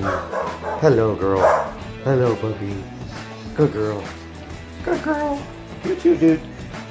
How are you guys doing? Hey guys, welcome back to the channel. Today we are across the street over at Rich and Trisha's house, and we got Cooper right there, we got Miley right there, and we got Bubba right there. And today we're looking at updating Rich's security system. We have almost everything we need right here on the table to do that. We've got brand new Wise cams. They need power, and there's already Ethernet out there, so we have this 8-port PoE switch as well.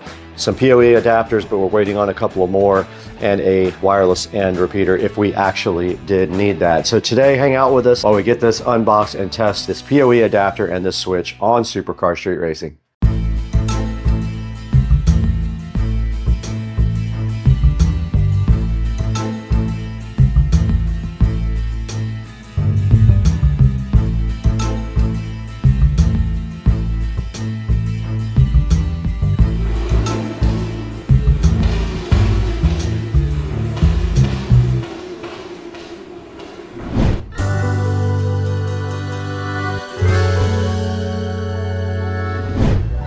We are back on Supercar Street Racing across the street over at Rich and Trisha's house today. So happy to have you with us. Please like and subscribe while you are here. But today we definitely have a mission in front of us. We have everything we need to go ahead and convert Rich over to a modern security system.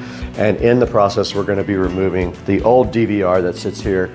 That is pretty loud and noisy. It is right there. The Lorex is going to be going goodbye in place of a modern security system. Now, one thing that I did forget that we have to get ordered is SD cards for these guys so that we can do playback. So I'm gonna let Rich order those, and meanwhile, we're gonna set up this 8-port switch and see if we can get these Wise cams joined to his app. All that we're gonna do right now, so hang out with us.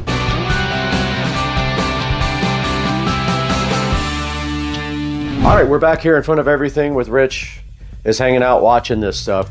So let me explain kind of to you what we have here. We have some Wisecam V4s. These are the new Wisecams. They do, I think, 2.5K, I believe it is.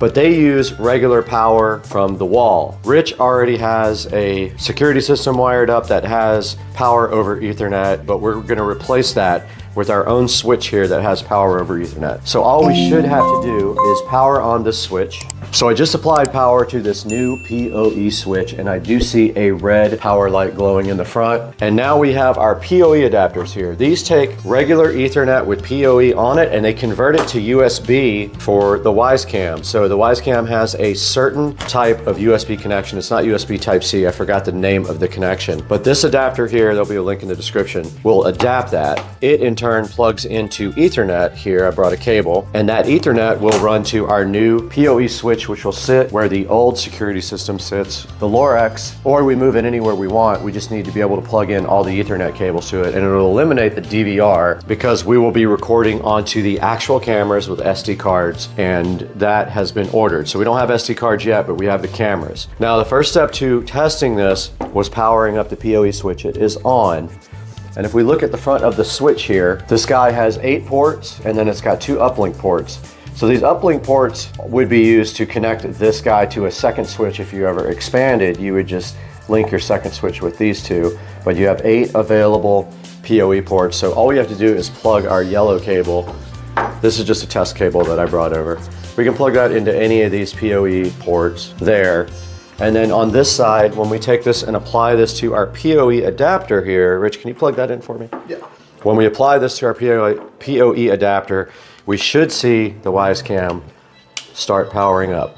Okay, we do have a link, and we have power. We have power on the front of our cam, and that means that this guy is now booting up. It has a red light on the front. That worked. That's exactly what our plan was. So now if everything goes correctly, we should be able to go ahead and join. This guy's ready to connect, so we should be able to join it to Do I need my Wise app? Rich's app. Yes, you do need it. So we also want to figure out what we're going to call this camera. All right, guys, we're back here in front of Rich's table here. We have everything we need to go ahead and install the new security cameras, but one of the things we talked about is, and it's actually ready to connect now, is we wanted to see if we could label everything first so that when we get outside, we know which cameras we put in the app. So I went ahead and got my brother label maker here, and I'm gonna go ahead and remove this from power so it will stop talking to us. But basically, the first thing I need to know is what Rich wants to call this first camera, where that's gonna go. What are we gonna do with this one, Rich? Tree, and when we put it in the app, we can name it whatever we want and make one copy. That's all we really need is something to see what we are doing here, so when we get this outside, it matches up to what we put in the app. So Roger that. Go ahead and label this tree on the top. Now we know that one, so now we can go ahead and unbox all the rest of the cameras and get those labeled. So I'm gonna go ahead and get these unboxed now. I'm gonna be configuring today. Garage. Because I will have an inside garage also. Okay. So we can just call that one out garage or garage out, whatever's simple for you. How about, yeah.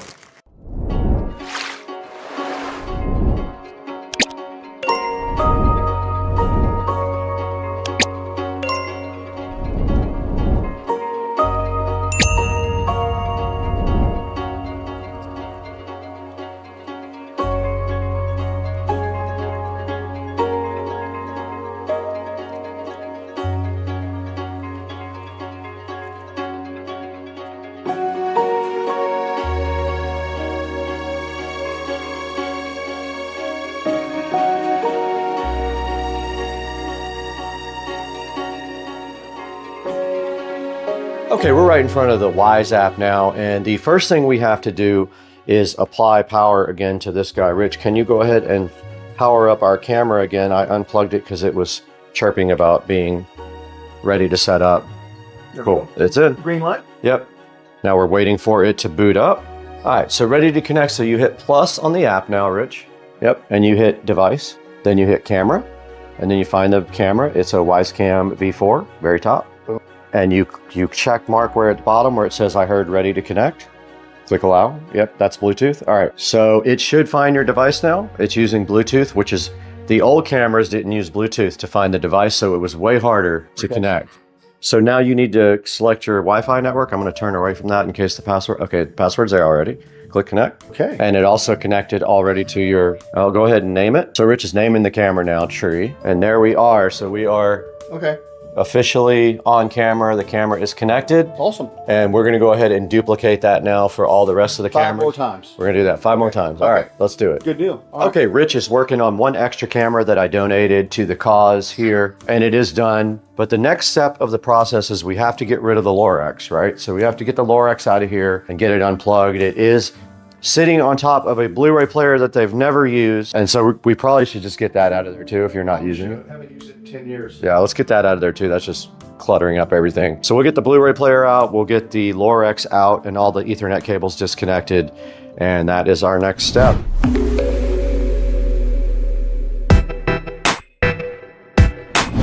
Okay, so we did decide, since Blu-ray was invented in the Stone Age, we would get rid of that. Sorry if you guys actually still have Blu-rays out there, but we got the Comcast box disconnected as well because we're gonna clean in here. Don't pay no attention to all this dog hair. And we're gonna remove this Lorac DVR here momentarily. But first I'm gonna let Rich clean up this inside of that area right there.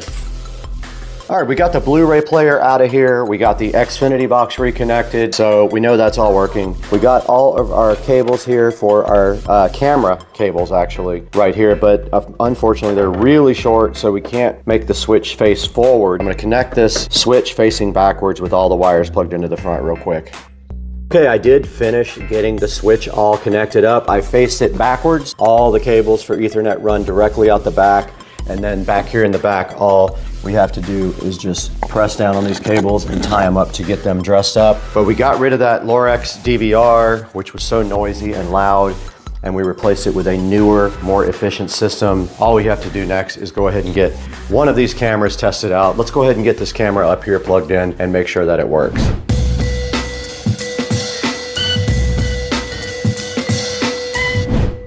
Here's our camera. We already have the PoE adapter on it.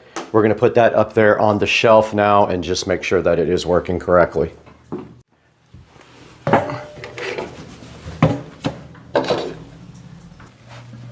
Tilt it toward the kitchen just a smidget. So pan it that way? Yeah. What do you think? All right, later if you want to adjust it, you know how to do it. Sweet. All right, so we just got the first camera installed. So Rich, it's kind of flimsy because it's just that little piece of wood and it wants to flip forward. So we either need to put a little screw in it or maybe something heavier on the back of the little pedestal. But for right now, we got our picture going on that one. That's our first camera. We're gonna go ahead and install, we only have one more adapter, right? So we can only do one more. What's the next one you wanna do that's low-hanging fruit that we can get done easy? One by the fireplace? Yeah. Okay, yeah, we can do that. All right, let's do it. Let's do it.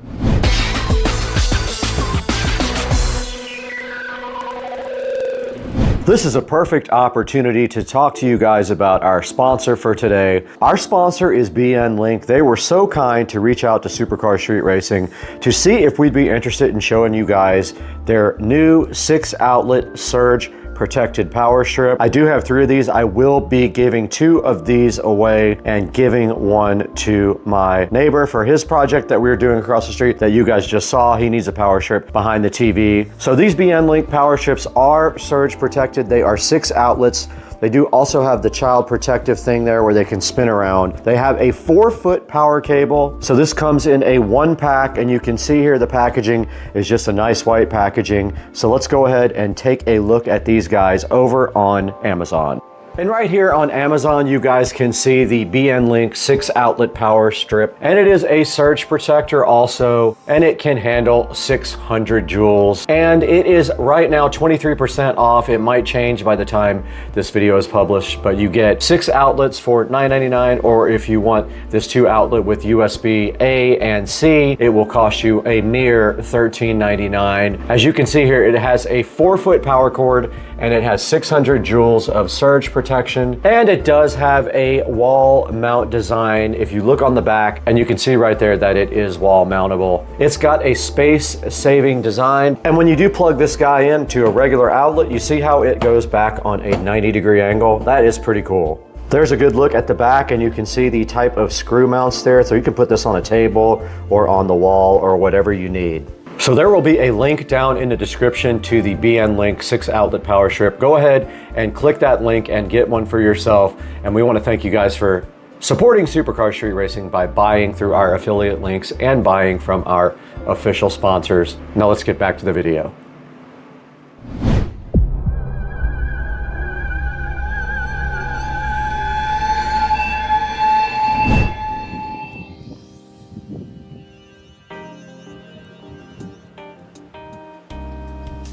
So we have one camera out here in this little thing right here. So we need to see how we're gonna replace it with this new Wise Cam. Oh, it's screwed down in there too. Okay, let's see what's holding this thing in.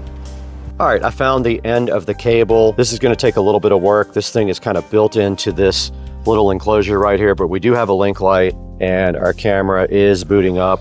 All right, we were able to go ahead and set up the other camera outside. It still needs some work. It's gonna be raised up. Rich is gonna work on that, getting it into this little house and then tying up the wires real nice and then wrapping some electrical tape around the connector where the Cat 5 goes to the camera. But it is on, it is working. So that was successful. That camera was previously completely broken. So tomorrow when we get everything else, we will go ahead and finish this job.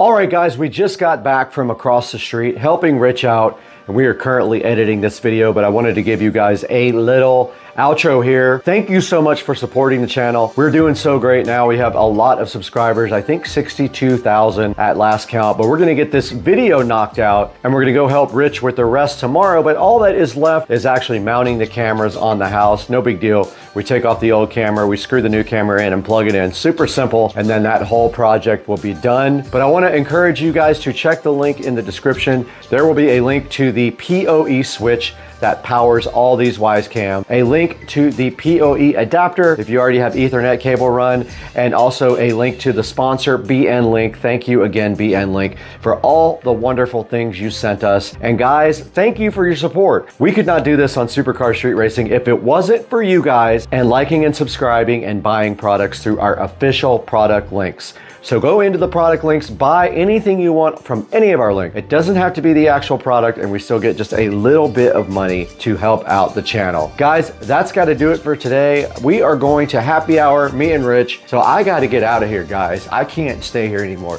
I just have to go. I've got to get out of here. I got to leave. Bye, guys. I got to go.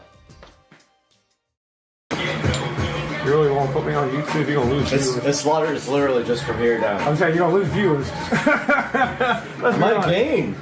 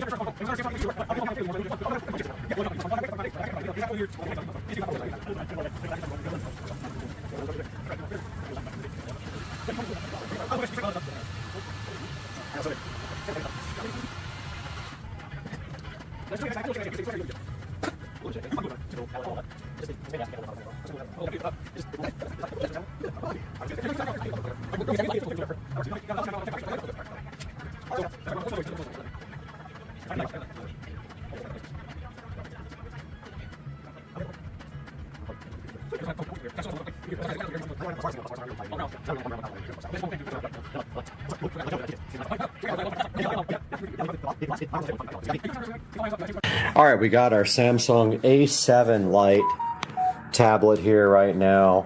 We got our magnetic mount already mounted in the dash. I hot glued it to the back of the dash.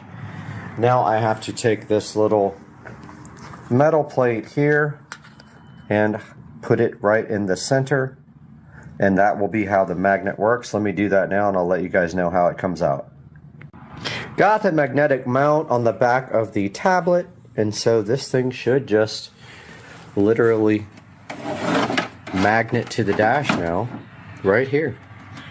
So let's see how it works.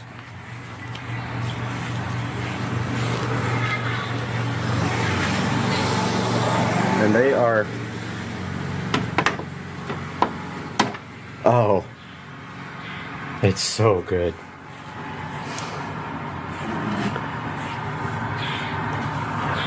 Like, perfect.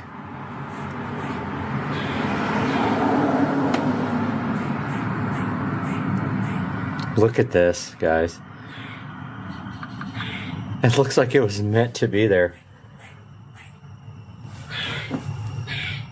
This is awesome. Look at the tablet. And it sticks perfect. Okay. Maybe not. Maybe that's not gonna work. I mean, honestly, a good bump might send that. I might have to get another one for the bottom. Yeah. I mean, it's pretty strong, but I'm going to have to put another one on the bottom for sure. Yep, one's going right there too. But that's pretty cool, look.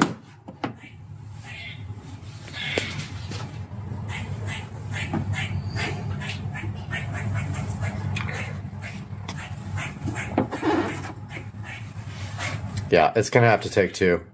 Good morning, guys. It is Sunday morning. Jaguars won last night. Everybody was freaking out. So cool. So just a little update. So we got a lot done yesterday. This is the current state of the amp rack. We've got the 12-volt inverter here. We've got the Rockville amp here. We got the voltage reducer here. We've got the fuse for the amp here. 12 volts going over to the voltage reducer. All these 12-volt wires are ready for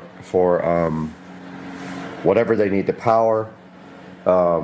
We've got a 48-volt wire ready here to power the voltage reducer, and actually on this side it's going to the master switch. So I haven't figured out where I'm going to mount this yet, how I'm going to do this.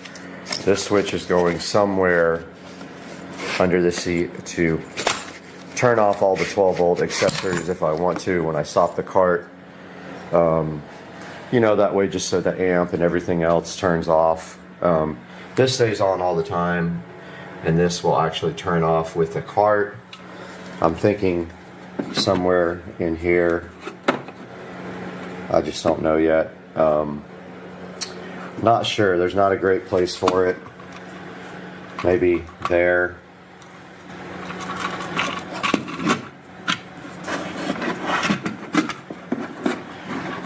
That kind of would work right there.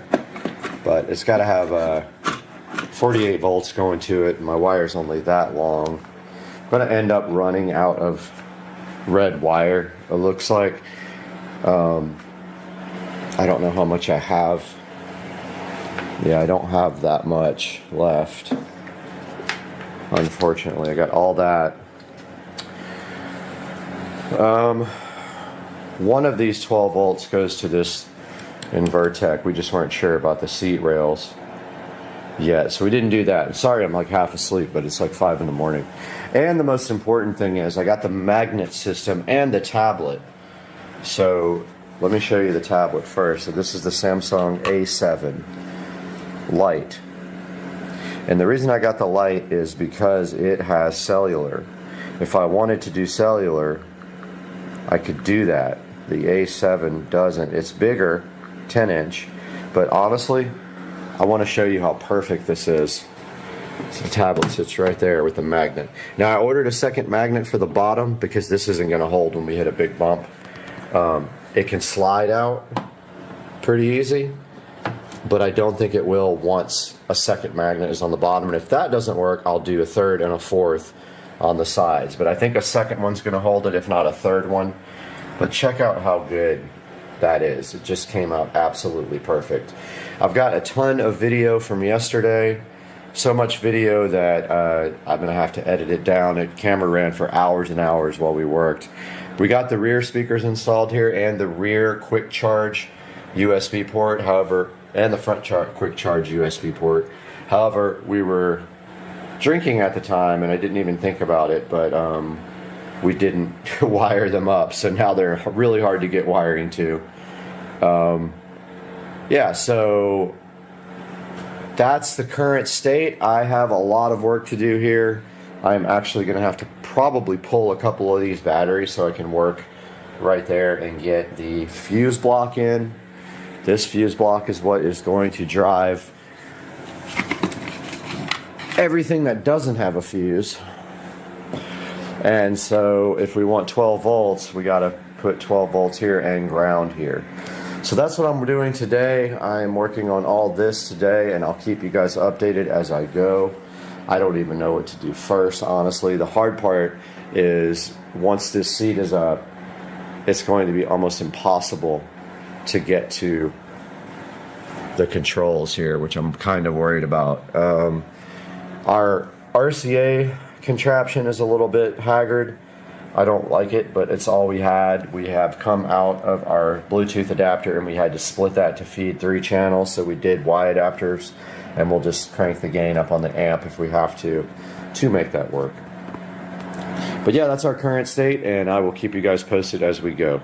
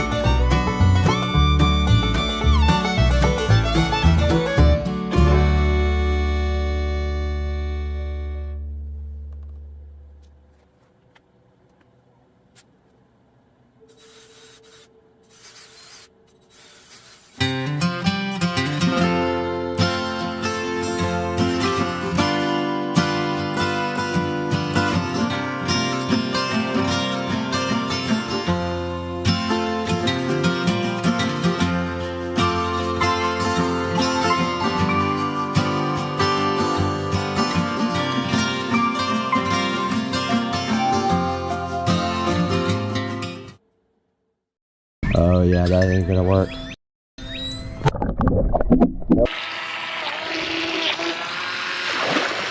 Guys, in the Supercar Street Racing kitchen, and we have this amazing RC boat that we bought.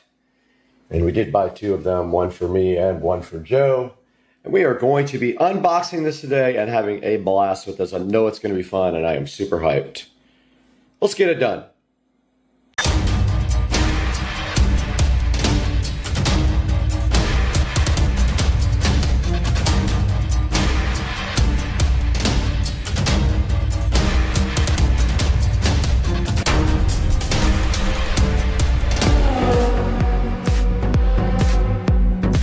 We got the JoySpot HJ808, I believe is what the number is, and I love that it says JoySpot. Just the best name ever. I love the Amazon names, but here on Supercar Street Racing today, we're gonna have to get this JoySpot open.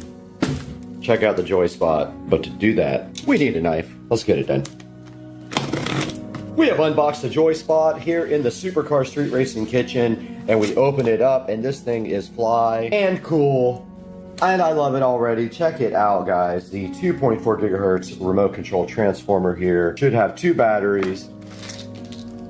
Has something right there. I don't know what that is. The charger. It does not have a camera or an SD card, but I am going to mount the GoPro to the top of it and rip this thing in the pond. As much as it sucks, it's going to happen to not have a camera. But I looked everywhere. They don't have cameras on these things. But that is the JoySpot boat ready to be charged. Let's get the batteries on the charger. Deeper into the package for the JoySpot boat, and we did find the boat stand. We got a boat stand, guys. I'm hyped. And we got the battery plugged in. And I don't know why this indicator light's on the bottom of the USB, but it is. And there is the battery looking so fly plugged in, and the boat stand. And now you take your boat and you simply place it onto the stand, and it looks bad to the bone. Guys, check that out, man. This thing's cool. Look at the propeller on the back and the rudder. Thing looks awesome. I wanted red, but they are out of red at this point. Now, this boat also came with an instruction manual right here. It came with something to remove the propeller and a replaceable propeller. And then here is the remote control, and I'm assuming it just uses regular batteries, and it does use AA's, it looks like. So we will get some batteries and go ahead and get this guy loaded up right now.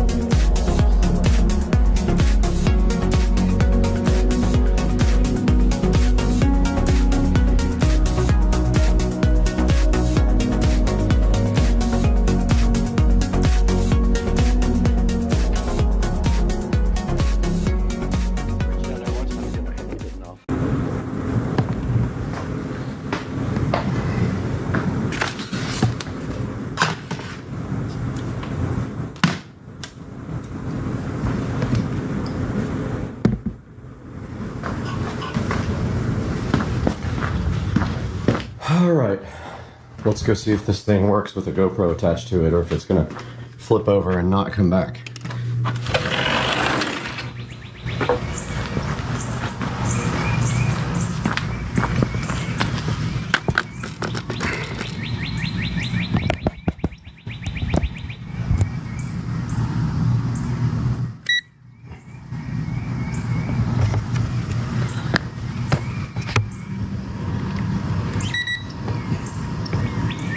Oh yeah, that ain't gonna work. Nope. Got him! It's not gonna work, it's too heavy. Too top heavy. I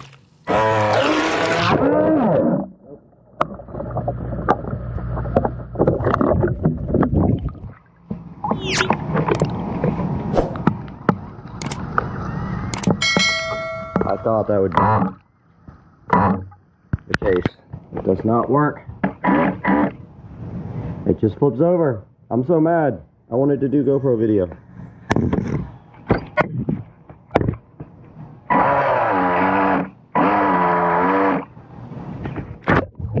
Yeah, this isn't gonna work.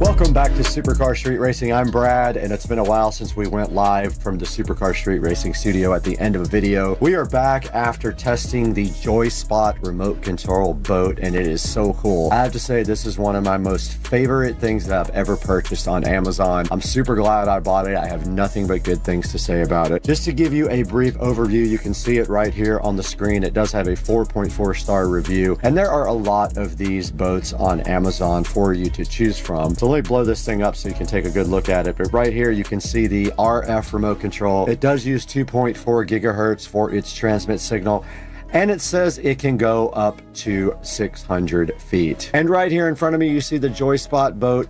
It does come with 2 battery packs, and they are 7.4 volt battery packs, and they are lithium ion. And you can see also in the picture here the USB charger that does come with it. My only complaint is the USB LED light for the charger is on the bottom, which makes no sense. You can't even see it. And you do see right here and right now it does come with a case as well, which is very cool.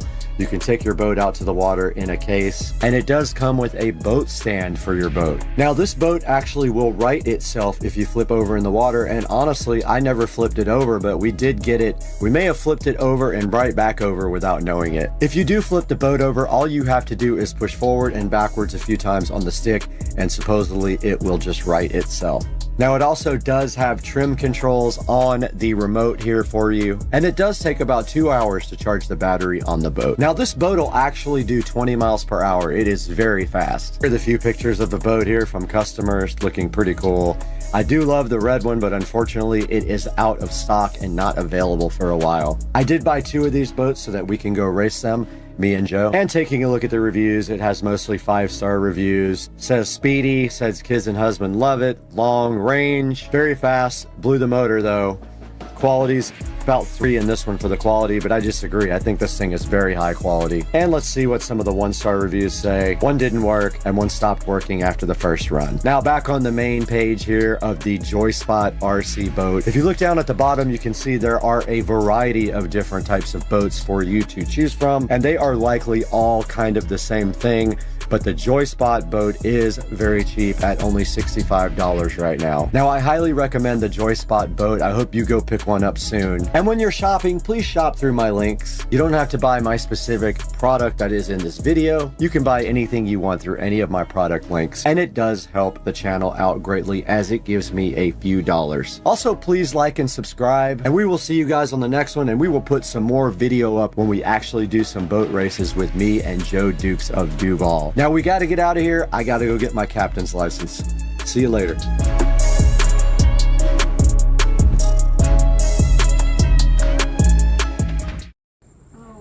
We just came outside and these cute little duckies are swimming in the pool. Following Mom. They're all just attached to her. It's so cute. We're trying to figure out what to do with them, but honestly, we can't put them. Hey guys, Supercar Street Racing, welcome to the channel, and today we are going to address the fact that Amazon has seen my video on how to install Downloader, and they have blocked it from being able to be installed on the Echo Show 15. So what we're going to do today is show you an alternative to getting the Kodi app or any other app you want to get over to this device by using another file manager.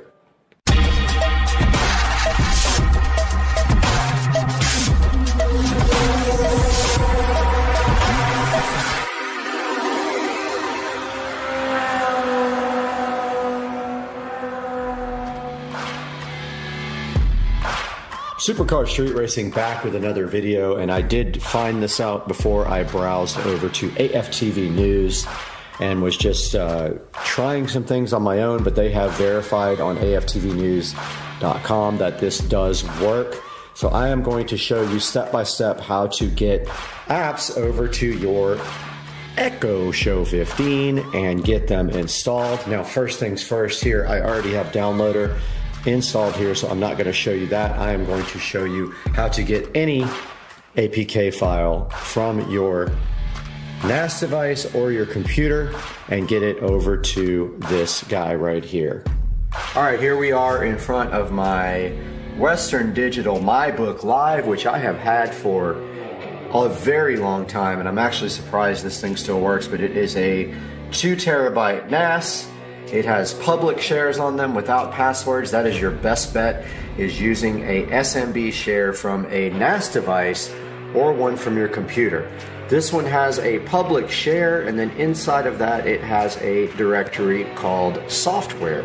That is where we're going to be pulling our file from to get it over to the Echo device. Now, if you don't have yourself a NAS device like this Western Digital MyBook Live, you can also do this from a PC, any kind of PC, even a phone, anything with a share that is an SMB Windows share that can be used for this. We can do that. We don't have to have a NAS.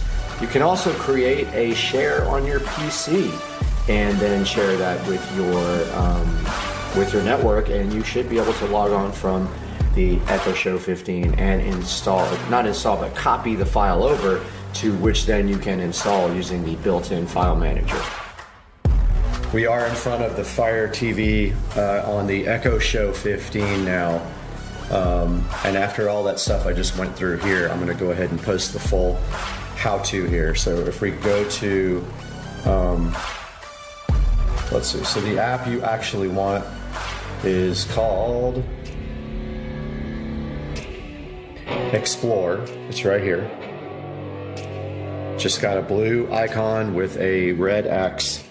So if you go up here to your home screen on the Fire TV and you go to Find, Explore, File Manager. Go ahead and download Explore File Manager. Okay. Now for this to work, you need to have your downloader app installed, actually not installed, downloaded to a share on a NAS device or a computer. So it has to be available on your LAN. It's going to be difficult for some people to get, but it has to be available somewhere that this software can browse to. Alright guys, Supercar Street Racing here, and I am going to show you guys how to create a user and a share on the computer that you can use then with the File Explorer app on your show to get that file copied over. So the first thing you need is a user. So if you right click your little Windows icon in Windows 11, go to Computer Management, and this pops up, and then go to Local Users and Groups. Go to Users, and I had already created one. I'm going to remove that now so we can get this from scratch. Go ahead and right click and go New User. Pops up a little window here asking for a username. Make it easy, just type share. You can call it share. Password, put share. Confirm the password of share. Uncheck user must change password at next logon. So you've done the user here. Now you need to do a actual shared folder. So I'm going to delete the one that I previously created and create it all over again. So find any drive you like. I'm using my rendering drive. Go to new folder. So you can right click inside that folder or go new up here. Pops up and says new folder. Just type the word share. That names it share. Right click that folder, go more options, so show more options, give access to, and then specific people. When this comes up, it's asking you for a user, just type the one you just created, call it share. Click add over here. All you need is read privileges and click share. Now notice who you've just created it on desktop. This is the actual computer name, desktop F7Q119K. Keep that in mind if you can't find the IP address, because that's how you would add it to File Manager on your show. But if you want your IP address, go down to the search box and type in CMD for command and hit enter. Type in IP config. Now this might be complicated if you have more than one network adapter, but my IP address is here, 192.168.0.11. You can also get your computer name by going to System. So if you search for System, pops up, here is your computer name that you would then put into the File Manager. Mine's desktop F7Q119K. So yeah guys, that's how you actually get a user setup and a share that you can then go into your Show 15 and get files from. One more thing though, I have downloaded the actual Kodi APK. Let's show you how to do that real quick. So first things first,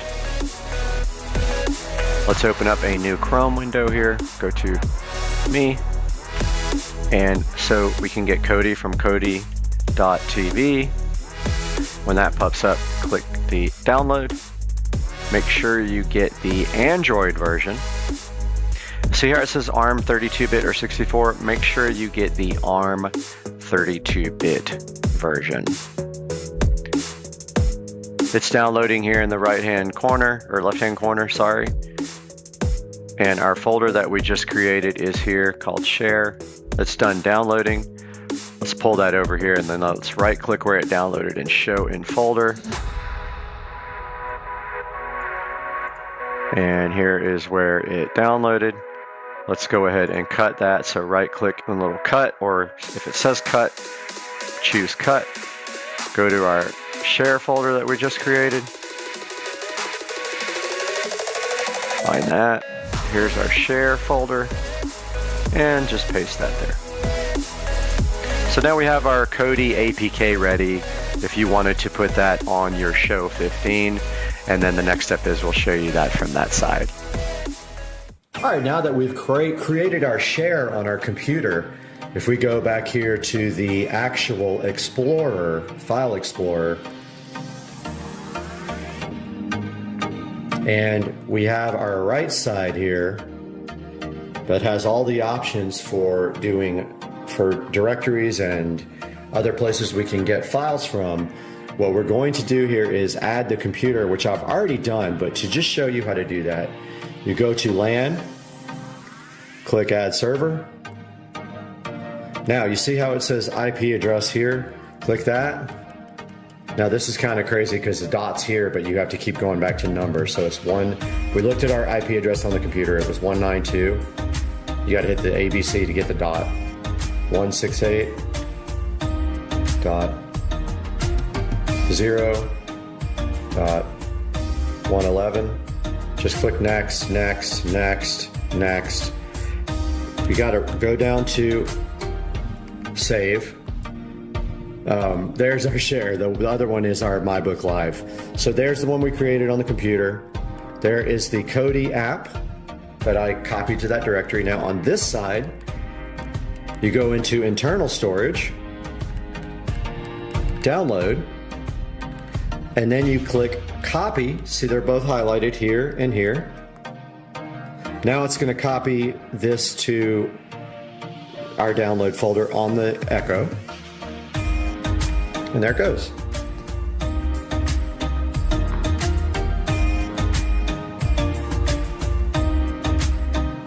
Once you are done with that, you can click the home button here or on the on-screen remote. Go to all your apps. Go to your Toolless app or either your developer tools menu, but there's Toolless. Click this is the built-in file explorer that comes with the Fire TV. Open that. Go to share because that was the name of the folder on the computer. It copied the folder as well. Then click the actual Kodi app. Click install. Actually click continue. Then install, and that will install the app for you. So that is how you work around Amazon blocking the downloader app for you to get apps over to your Echo device. Hope you guys have a great day, and I hope this worked for you. Let me know in the comments section. Here's how to get an APK file installed on your Echo Show 15. First, download the Explore app on your Echo Show 15 and install it. After that, create a user and share on your PC or NAS device. Your NAS device might not need a username or password if it has a public share. Now on your PC, download the Kodi 32-bit APK for Android from the Kodi.tv site. Then, create a share on your PC and share it with the user you just created. Now copy the Kodi APK file to your share. Next, on your Echo Show 15, open that Explore app that you installed earlier. Now add your share or NAS device under LAN on Explore. Then navigate to the Downloads folder on the left side, and then proceed to copy your file from your NAS or share to the Downloads folder.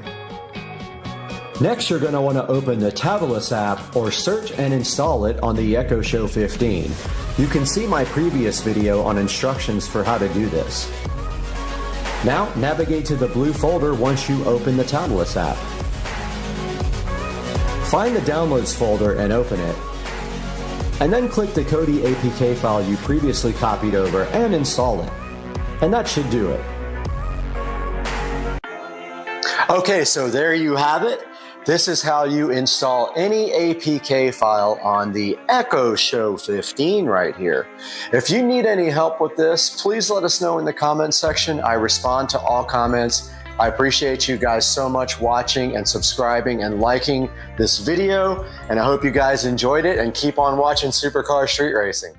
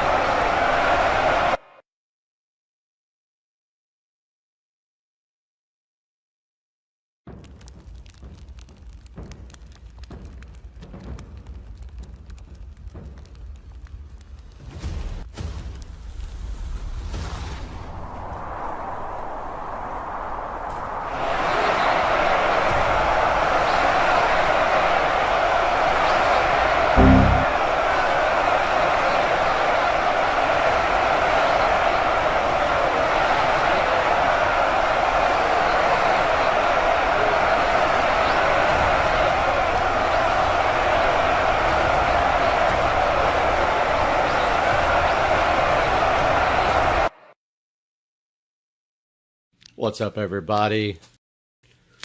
Got the 335i right here. Starting to do some modifications. Got the circuit works downpipe. Comes uncoated. So I've got some high temp coating, and we are going to do that right now.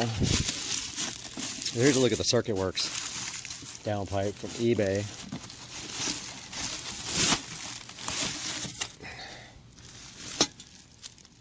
Gonna paint this right up. Pretty cheap. About $200 for the N55 version. Seems like things are a little bit more expensive for N55. So there's a good look at it. Oh, that's a bummer. It won't stay standing for me to paint. Yep, super bummer. So yeah, that's a look at the circuit works. $200 downpipe.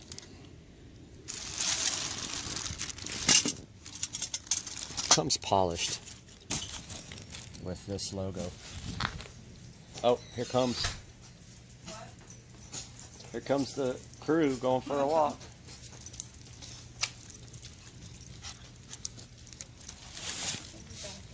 Okay. Bye, nerds.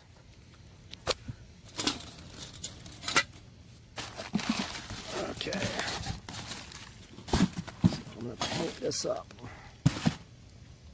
like this.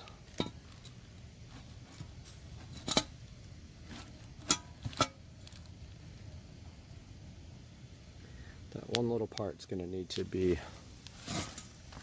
well, almost lost it. So I'm going to do it like that.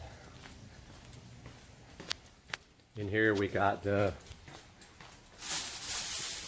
high temp silicone spray. That's tire shine. That's not it. That won't be effective. But here's the DEI high temp silicone coating. I don't know if you guys remember, but we did the SL65 exhaust with this stuff. Give this a good shake. Those nerds.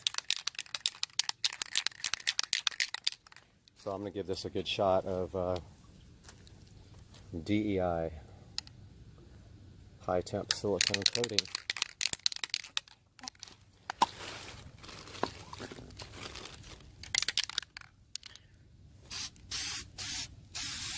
I just feel like this is will be a lot better for,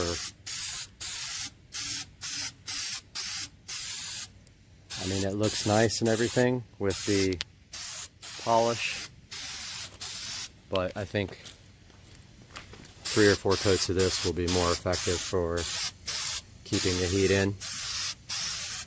And I mean, you don't see this, so I don't know what the point is of having a nice badge on there.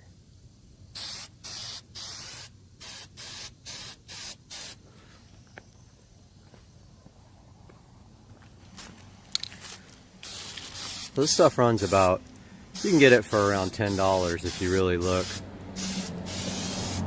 I got it at Advanced Auto Parts, and when you order online you get, sometimes you can get a coupon code. Just keep this away from your other cars with overspray. And I think that 2 or 3 coats will be enough.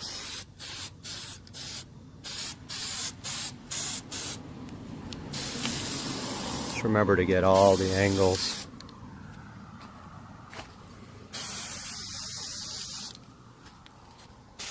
Stuff doesn't run very easily, I've noticed, so you can kind of go heavy.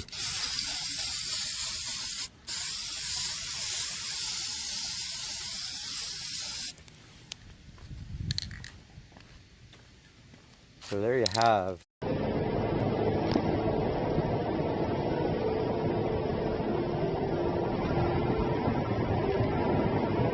Call out the speed. Call out the speed. 70, 80, 90, 10.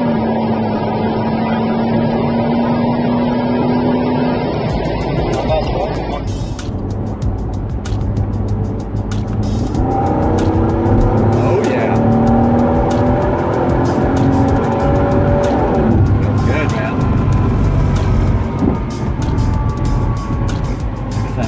Look at that. 5-0.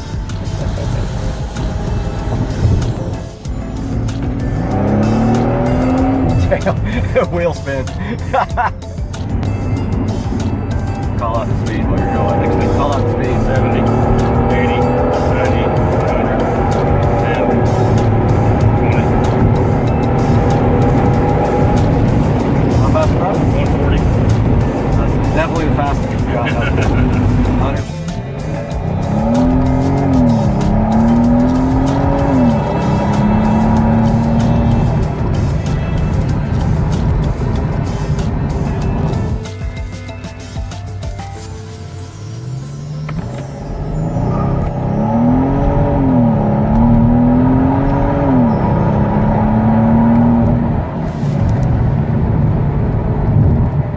Damn. So, at 50 volume, it's pretty loud.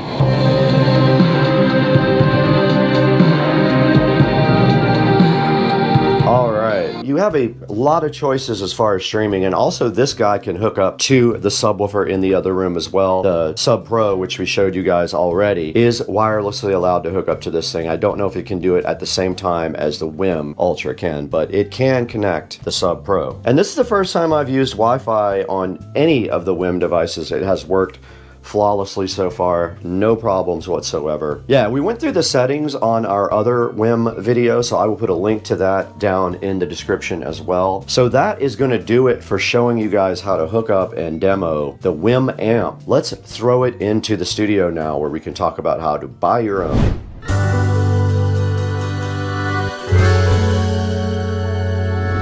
Hey, what's going on, guys? Welcome to Supercar Street Racing, and we are here in the lovely Studio B. This is the second studio we have at Supercar Street Racing to go ahead and edit inside of the actual house. And today we have the WIM Amp Ultra and the WIM Sub Pro, both three guys. WIM reached out to us to see if we wanted to work with them, and of course, I love their products, so we did get both of these guys from them to review. And I'll tell you what, I love the WIM Amp Ultra as much as I love the WIM Ultra. It's the same exact box, but it has 2 channels for 100 watts of audio on a stereo pair there, and also subwoofer outputs. It does have all the same streaming capabilities. It has a RCA input jack, optical input jack, HDMI ARC input, and has a network jack as well, or does Wi-Fi. That is the WIM Amp Ultra with voice remote. Very cool product. I was super hyped about it. And they also sent us a WIM Sub Pro, an 8-inch 250 watt subwoofer that can work in a variety of configurations. You can feed it LFE in, you can do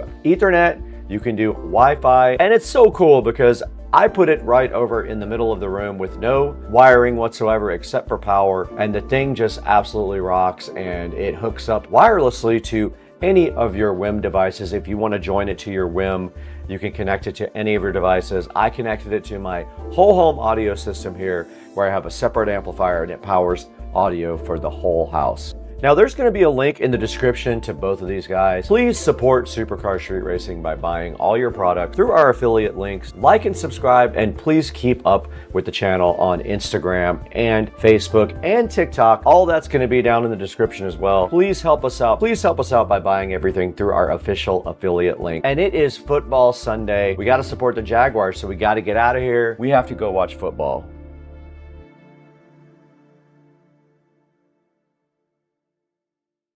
For your Apple users, you know how great that is. So if you lose this or it comes missing, you can obviously track it down very easily. Absolutely. And you can do 2 forms of locking also on the bike. You can set it to unlock with a password, which is configured and unlocked on the actual bike, or you can set it up with a Bluetooth unlock so that when you walk up to the bike, all you have to do is do a certain couple of things and the bike unlocks for you and nobody else can steal it.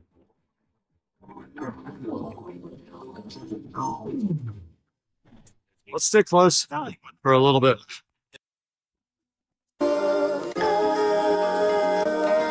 Dude, I did pop a wheelie.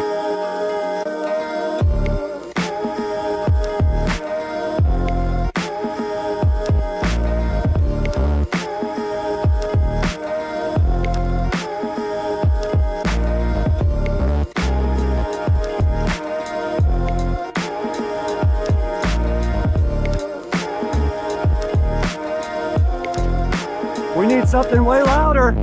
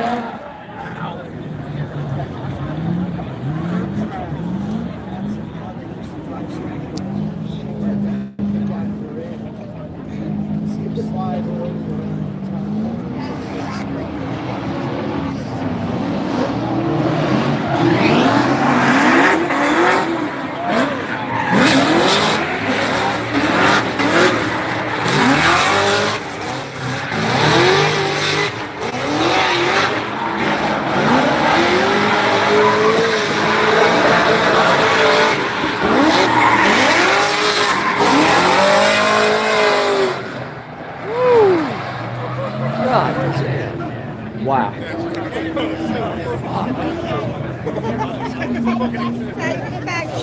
Crazy. Here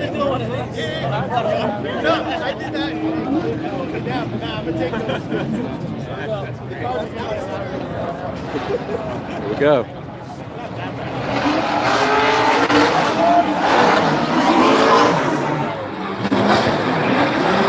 Look at the first car.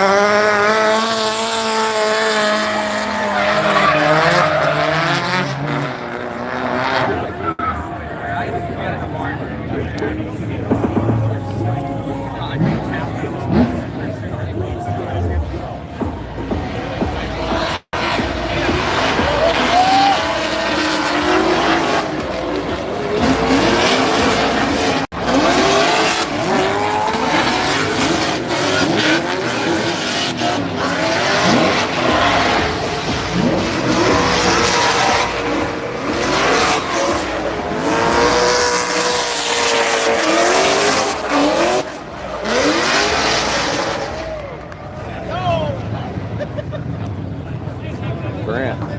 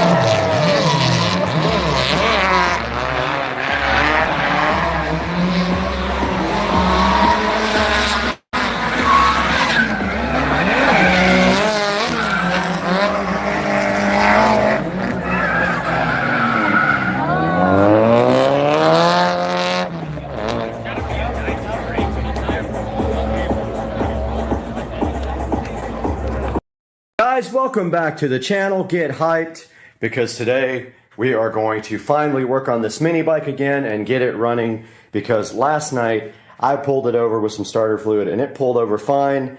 I need to get this carburetor straightened out. The gasket is shot. When I pulled it off last time, we're going to make a gasket. The O-ring was shot. We might have to use some gasket maker. I don't have another O-ring. Let's do that today. Get hyped.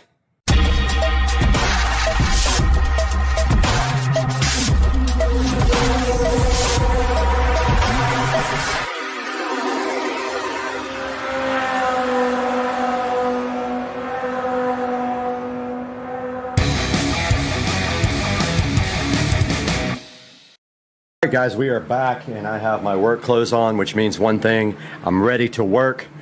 And today,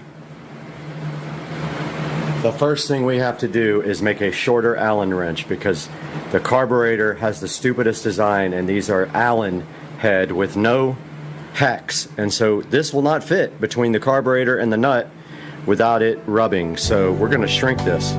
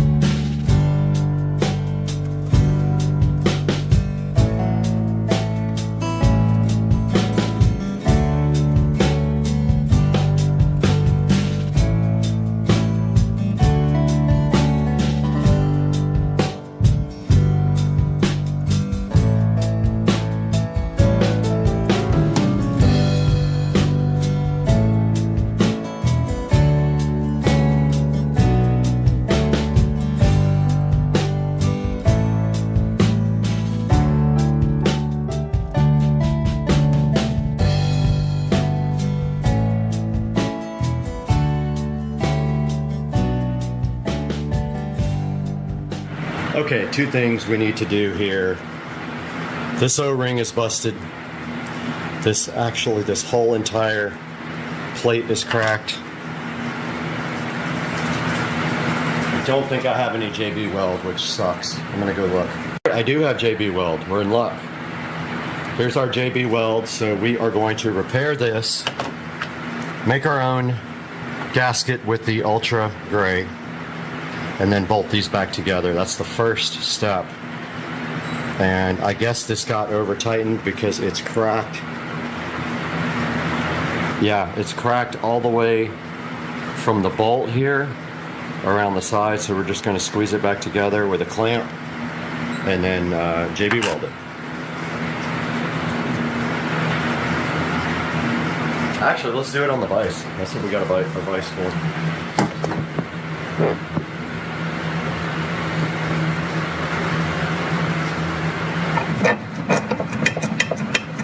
So we'll just squeeze this together.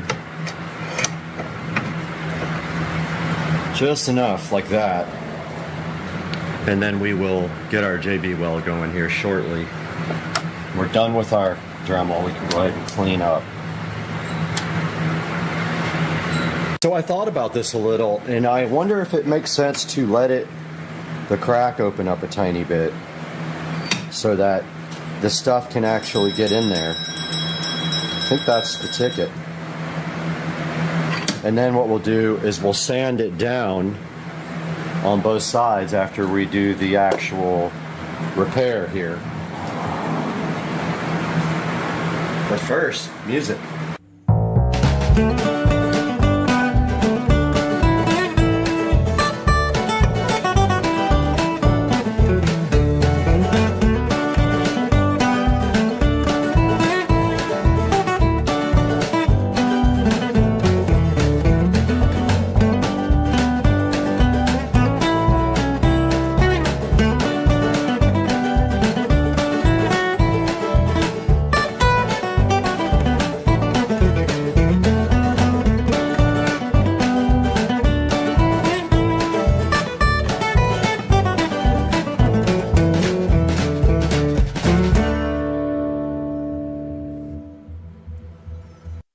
This is JB welded together.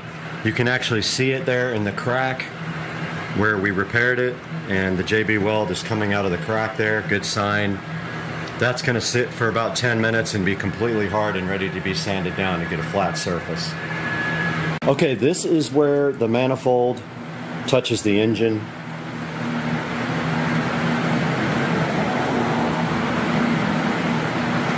And this is what is left of the garbage cheap gasket that came with it. So we have Felpro, and we are going to make our own gasket.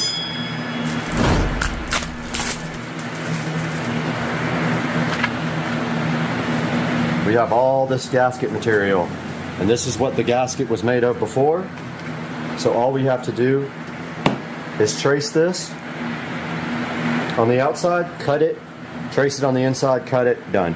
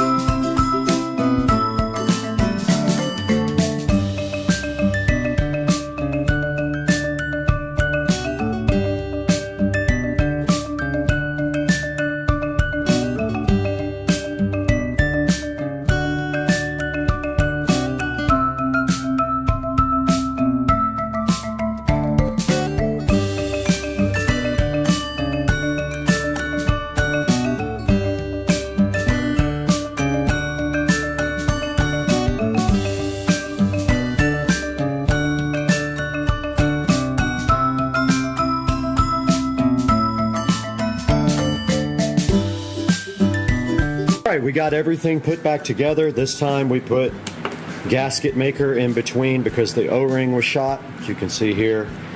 And we made a new gasket to go from the carb to the bike, and we are ready for reassembly. And I think that we probably will take the fuel tank out and clean it out as well. I never did that, and I'm worried there might have been junk in the bottom of it. Not sure, but I already emptied it, so it doesn't hurt to rinse it out real quick with gasoline.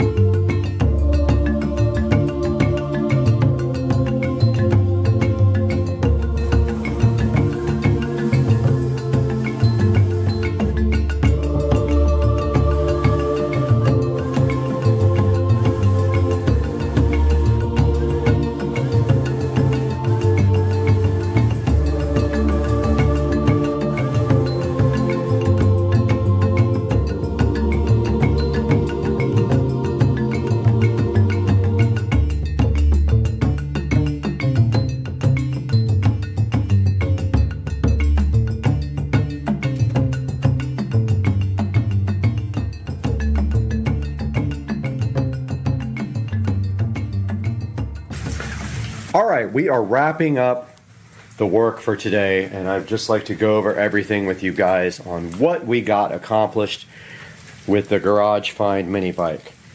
So we started having an issue where the string was really hard to pull, but yet you would take the spark plug out and the string would pull easily. It's not gasoline inside of the chamber. I blew it out with air. There's nothing in there. So everyone thinks it's valve lash. So I come in here last night and it's super easy to pull, and I spray some starting fluid in the carburetor and it starts right up. Well, I knew that last time I took the carburetor off, this gasket was shredded. This cheap gasket that came with it. And this O-ring in the manifold was also broken. So today we took the carburetor off, we created a new gasket with gasket material, we redid that part. Instead of the O-ring, because I don't have another one, we used gasket maker on the manifold adapter here to the carburetor, and we put everything back on. I did forget to put lock nuts right here. I did put Loctite though, so I'm hoping that is enough. If that doesn't hold it, I'll pull the nuts back off and I'll put on the lock washers on this side. I just completely forgot about it. And now I am going to wait 24 hours before I put fuel in it and try to start it, because I want that gasket maker to have time to set up. If that is not enough gasket maker, we'll have to pull off this side and do it again. But I think I got it all in the hole where the O-ring was, so I think we're good there. I just don't want to take a chance on messing it up with gasoline flowing through it yet, so we'll wait 24 hours. But I hope you enjoyed the video. I'm going to run and edit this right now and get it out to you guys today, and have a great day, guys. Go, you do it, I do it.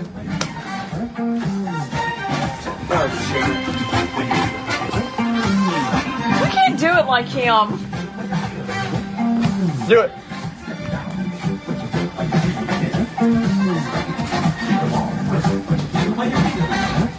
He's so light. He's like, you don't even see anything. Like, what the fuck?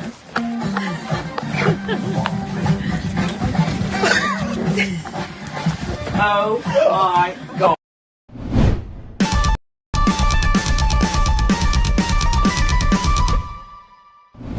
In the Supercar Street Racing kitchen today, you got Brad here, and this morning we are checking out the Crafter's Mark picture light. This is a wireless, meaning it recharges picture light. You can see it right there, sitting so fresh and so fly. You can see the mounting hardware that came with it, and you can see the remote control, the charging cable. They even give you some screws, and then this is the manual. And today we're going to be taking a look at this on the channel, so hang out and let's check this out.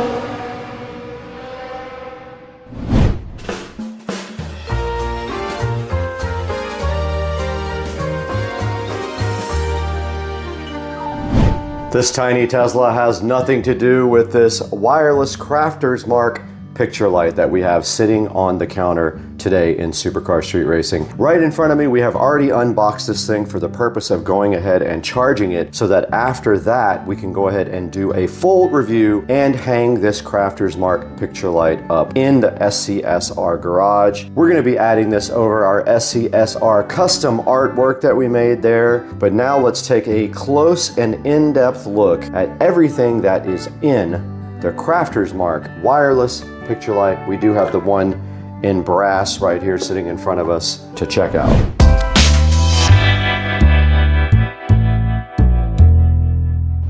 All right, a further look at what's inside of the box here with the Crafter's Mark. You get this nice hanging bracket that goes right on this. Basically the way you do this is you screw, the screw's already in the bottom of this, you remove the screw, take it out and screw it to this bracket like this, which we will do here momentarily. And that's how you mount that. Then this ball gets screwed into the end of here, right? And then so that's what magnetically attaches this bracket to the light so that the light is removable to be recharged. Now I'm curious as how long this light actually lasts. We will be testing that as well. And then further in the box, we do have a remote control right here. We have our mounting screws to mount it to the wall and a short pigtail USB Type-C right here. Let's take a look at this remote control now. All right, the remote for the wireless picture light is sitting in front of me and it uses AAA batteries just like this.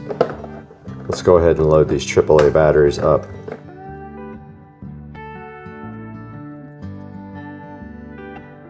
We did end up getting our remote control batteries loaded into the back of the remote, but I am unable to get the back to stay on for some reason. It does want to fall off. It won't click shut, so I don't know, probably a defective back right there, but yeah, the back just falls off for some reason. Not sure why. On the front of the remote control, you can see our on-off button right there. There is a plus minus brightness adjustment. Right below that, there is a timer for 2, 4, or 8 hours. And then at the bottom, they have a warm white, neutral white, and cold white setting on the remote control, which we will test out as soon as we get a full charge on the actual picture light. Okay, so mounting the light is pretty simple here. You have this plate that goes on the wall that's secured by screws, which they did provide here, but also if you take this bracket here and you look at the very bottom, there was a screw there. You simply line up this hole here, the small hole with the small hole in the bracket, and then put the screw right in from the other side like this.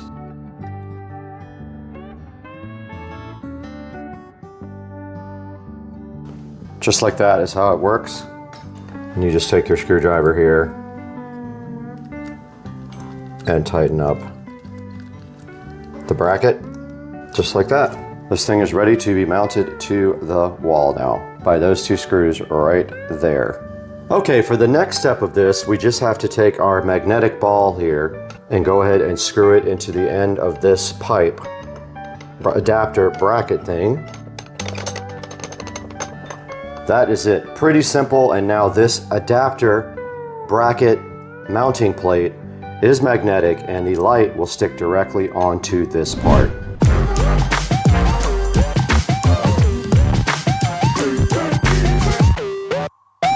My plan right here and right now is to try not to use drywall inserts. It's not very heavy, so the combined total of weight here shouldn't be too much that it would pull regular drywall screws out of the wall. We'll just have to be careful when we remove the light. We hold the bracket so we don't rip the drywall screws right out. I'm just going to use what they gave me, but they did give me inserts. Should I use those maybe?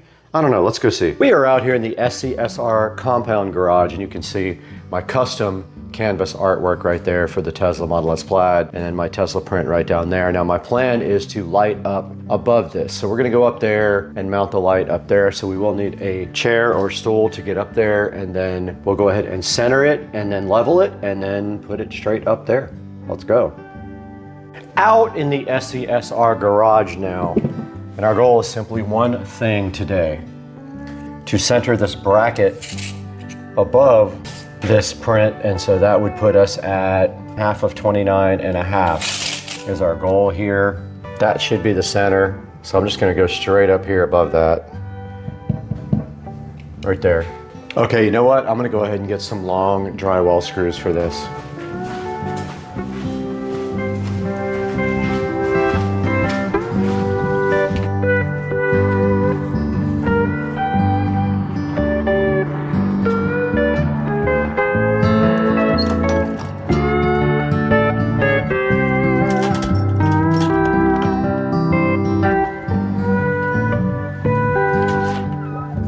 I did acquire some long drywall screws for this, so all we have to do is get close and get this thing kind of level. And don't forget that the actual light is on a magnet ball mount, so you can actually turn that to make that level as well. And all I'm going to do is center it right there. I'm centering it with the Plaid logo. I'm just going to make a mark.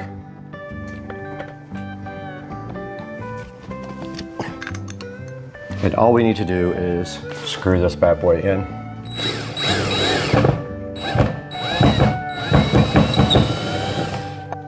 Oh, let me grab the light and see if this is going to cover the picture. That should be fine.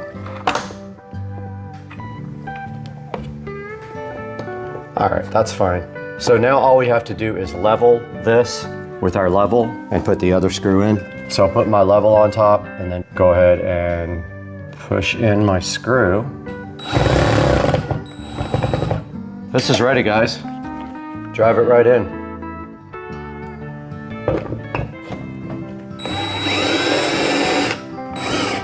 It's not tight. If it pulls out, I'll use their inserts for it. It's really light though. Okay, our prep work is done. All we have to do now is go ahead and mount this. And over here on the switch, you have on, and then when you press it again, it changes the color temperature. And then holding it down, it goes off. Just like that. That's all you have to do. And let's turn it on.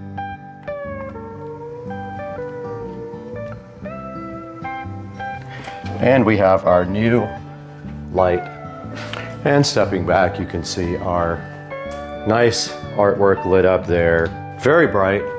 We do have our remote, even though I couldn't get the back to stay on. Probably just an issue with the back, but looks like this is the infrared receiver for the remote. So just make sure you have that facing the right direction. And then we can go ahead and dim the light, increase it. And let's take note, it is 1:10 p.m.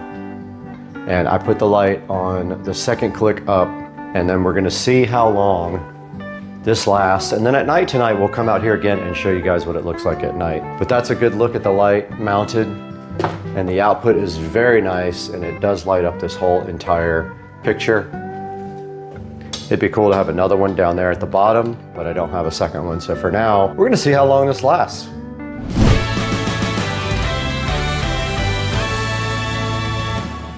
All right, I wanted to show you guys some of the features of the remote. So this is the color temperature. That is neutral, that's cool, and that's warm. There's also a timer function on here, 2, 4, or 8 hours. When you press it, the light will go off, and that is it. You can dim and raise the brightness there. That is full, 1. There are 3 total brightness levels. This is the lowest, and that is the medium, and that is the brightest. I'm gonna go to medium. And then there's basically just on, off, and that are all of the features of the remote control for the rechargeable LED picture frame light. All right, guys, it is now 9:16 p.m. in Supercar Street Racing compound. So this has been running for 8 hours. Let's go outside into the garage and see what it looks like now after 8 hours. All right, so here is the SCSR garage with the wireless.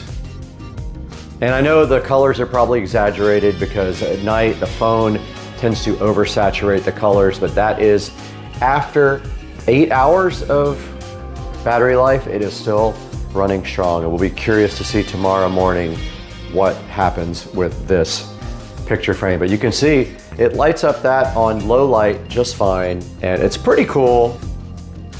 Lighting up the SCSR custom artwork that I ordered online, and probably another one would be nice right here, lighting up this guy. I'll see if the manufacturer wants to send me a second one to put right there, but I'm curious how many days or hours that will go with one battery charge. But we're already at 8 hours. We have no issues whatsoever battery life, and it is on the lowest setting in the garage, and it looks fire, dog. Let's go, dog. We'll check it again in the morning and see if it's still on. If not, hey, it's still a win for Supercar Street Racing and you guys.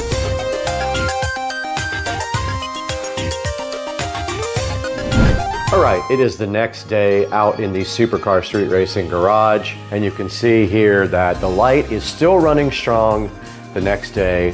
It's still on low, and it still looks like it has the same amount of power that it did yesterday. That means it was been running since 1 p.m. yesterday afternoon, so put the math together in your head. This thing's been running for a pretty long time. And I have to say, that's pretty cool. If I only have to charge it once every other day or once every 3 days, I don't mind doing that just to have some ambient light in here. But yeah, so far so good for the picture light, the rechargeable picture light. And now let's throw it to Supercar Street Racing Studios, where Brad has a bunch of more information about this wireless charging picture light and where you can pick yours up and how you can help represent the channel Supercar Street Racing to help us grow. Let's throw it out there right now to the Supercar Street Racing 4K production studio.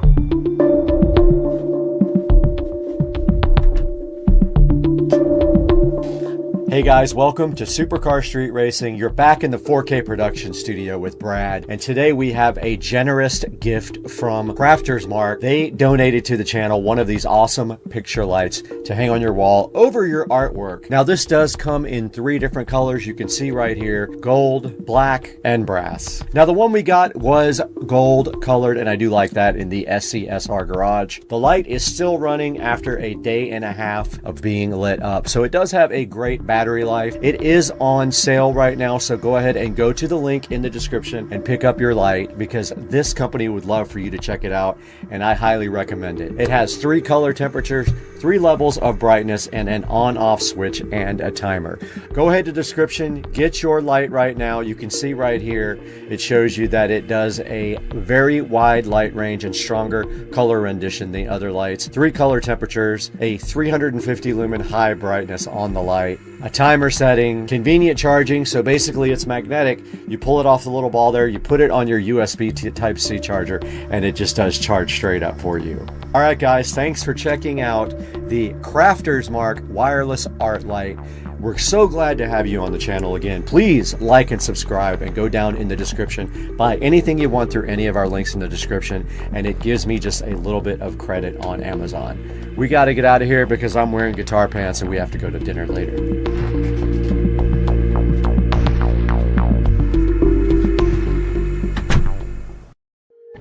Ladies and gentlemen, welcome back to the SCSR Compound Garage. And today we have a new sponsor for the channel. You can see sitting right here on top of the Model S Plaid, another tiny Model S Plaid. And then right next to it, our new sponsor, Chemical Guys. And Chemical Guys was so kind, they sent us this leather conditioner and this leather cleaner to show you guys. We're gonna show you how to use this today, right here on the 2023 Tesla Model S Plaid, and right behind you on the 2014 Club Car Precedent. There's specific directions for using this stuff, and we're gonna show you that today. So hang out with us on Supercar Street Racing while we detail the inside of the Model S Plaid and the golf cart.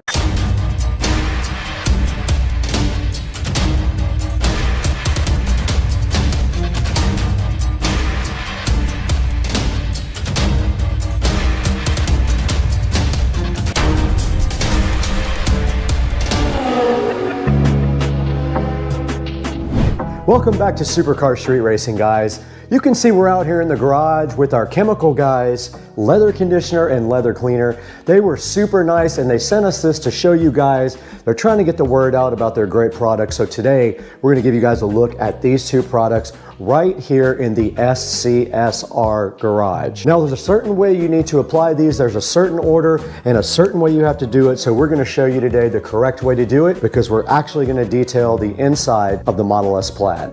Now we try to keep this Model S Plaid really clean. It only has about 2,000 miles on it, and so we drive it on the weekends only, and we keep it detailed and nice here. But today we're going to take it one step further. We're going to use the Chemical Guys leather conditioner on the seats. It does not need to be clean, but it does need to be leather conditioned every few weeks. So we're going to go ahead and show you that right now. We are coming to you live now from inside the Tesla, and we have the Chemical Guys leather conditioner right here with us to show you guys, and we want to show you how to actually use this as well while we have time. So the instructions do say take the leather conditioner and grab a nice soft towel, and then just take and put a couple of stripes, 2 or 3 stripes, directly onto the towel like this.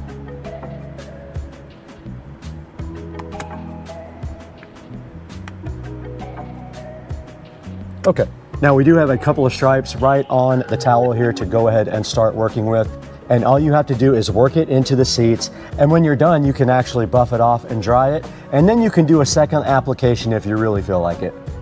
So yeah, you just take your towel and you put about 2 or 3 stripes of this stuff right on the towel, and then you work it into the surface. We're gonna go ahead and start with this Model S door panel right here. I'm gonna go ahead and knock this down a little bit because I did put quite a bit on it. So I'm just gonna knock it into both sides here so it's not so thick. And then I'm gonna go ahead and proceed to put it directly on the door panel right there. See it going on with a nice finish there. I'm going to go ahead and get all over the door panel with this stuff, and you can already see that it's drying. Don't forget to get into the cracks everywhere that you would normally touch to keep it clean, and the sides too. Now, if you'd like to, you can go ahead and wipe that off as well. You can buff that right off, just like that. And that door panel is completely done.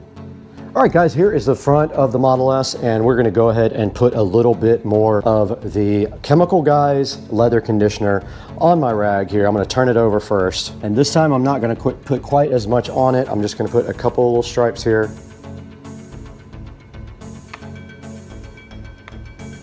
Should be good enough. And now let's go ahead and apply it to our seats, but let's put the seat forward a little bit so you guys can see it better. And we'll go ahead and start, get it worked into the towel a little bit, and go ahead and start conditioning the seats on the plaid. Actually go up a little bit more here.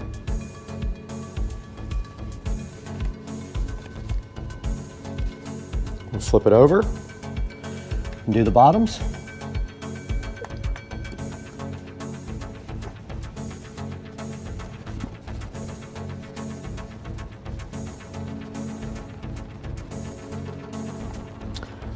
I'm going to take my dry cloth now and go ahead and buff the whole seat out.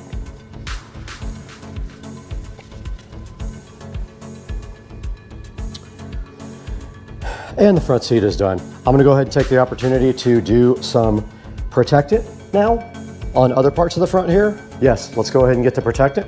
All right, I am using standard protectant on the rest of the stuff here on the plaid, the stuff that is not material. This is not Chemical Guys, it was not sponsored. So this is just my stuff.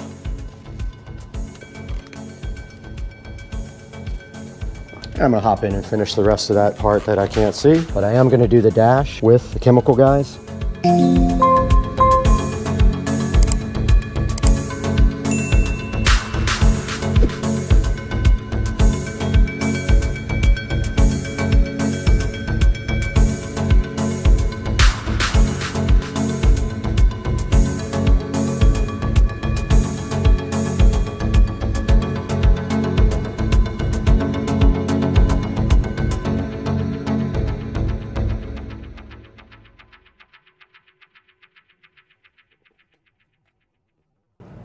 All right, we're on the other side of the Model S. We're gonna go ahead and put some leather conditioner on our rag and do this other seat for you guys. We're gonna go ahead and wipe it into the rag so it doesn't splotch a lot.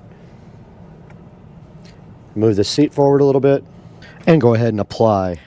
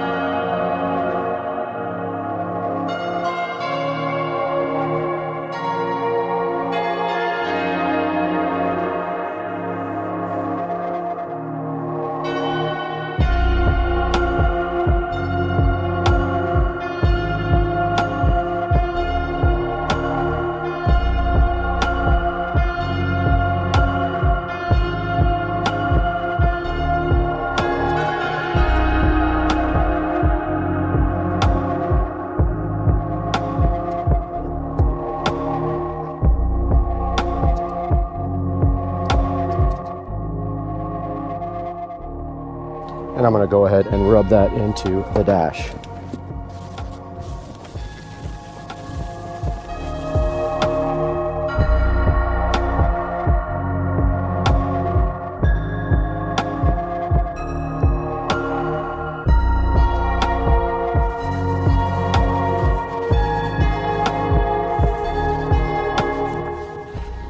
And now I am going to get this underneath of the dash here.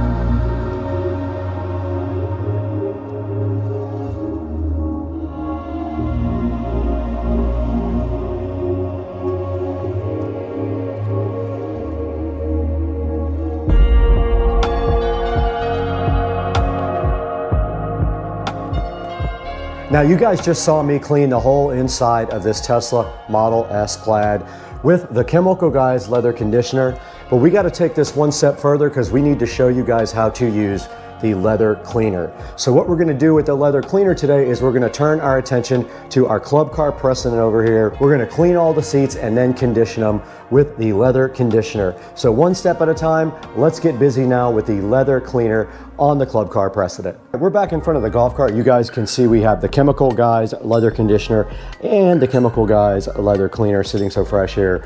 This time though, we're going to go ahead and clean the seats with the Chemical Guys leather conditioner, and per the instructions, you shake well, you spray the leather cleaner on a microfiber cloth, and then you wipe the leather cleaner into the surface to remove the dirt.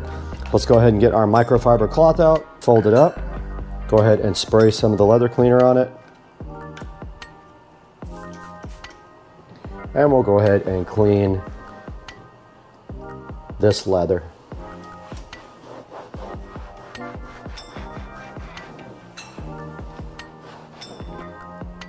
Does have a little dirt coming off of it.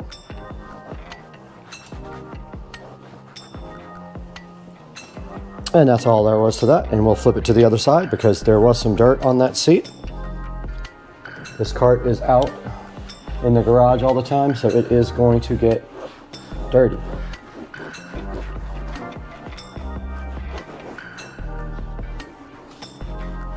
All right. That is the leather cleaner for the front. Now let's go ahead and get a clean cloth. We'll put a few stripes of leather conditioner on the cloth, and then we'll go ahead and condition these seats.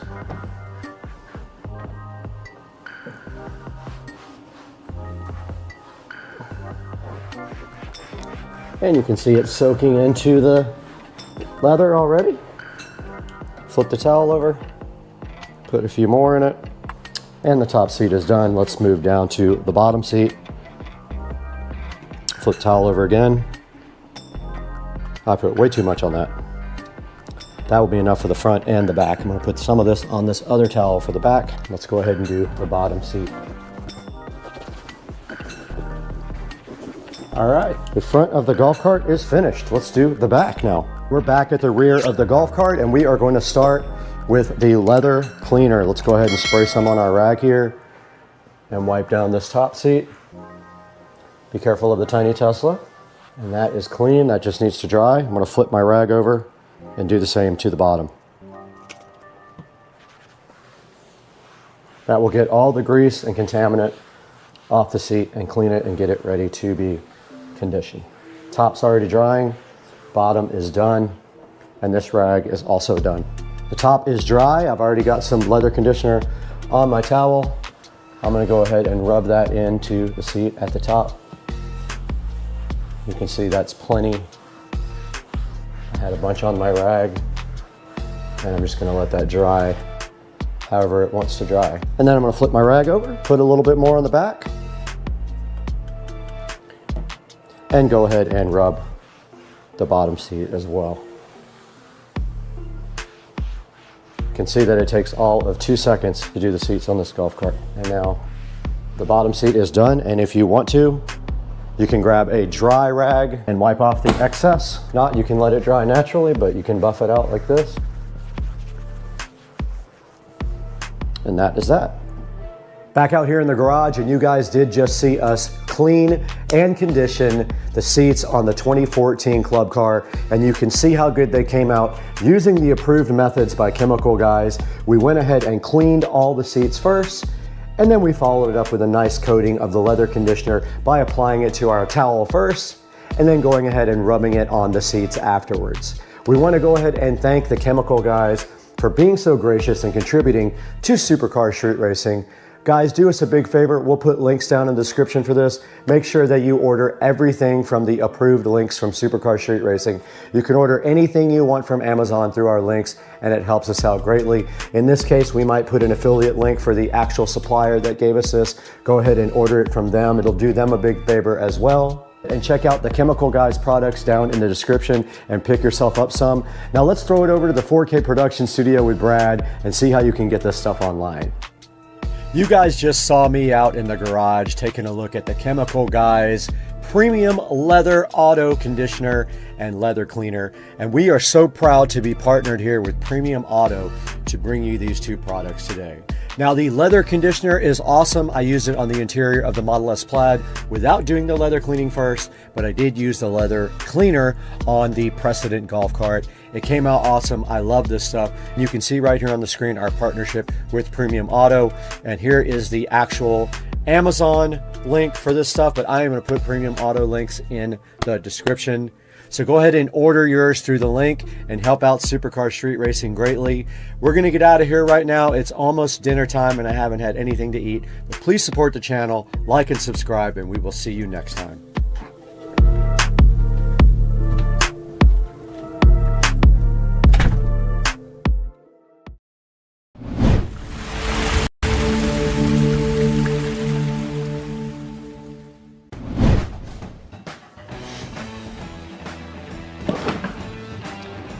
Guys, what are you even doing in there? Guys, welcome to the Supercar Street Racing Kitchen. We are in here today watching Supercar Street Racing live there. We also have Supercar Street Racing on the fridge right now, if you guys can believe that. It's right here on the fridge. You can see the channel up. And if we wanted to, we could watch it there as well. But today, we're gonna be showing you guys a recap of all my appliances. You can see the fridge right there. These are all the bespoke Samsung appliances. There is the nice stove all lit up nice and great. And there is the microwave. And then we're gonna show you guys how to change a water filter in a fridge. And specifically, we're gonna change the one in this bespoke fridge. So go ahead and hang out with me, Brad, on Supercar Street Racing, and I'm so hyped to have you guys here.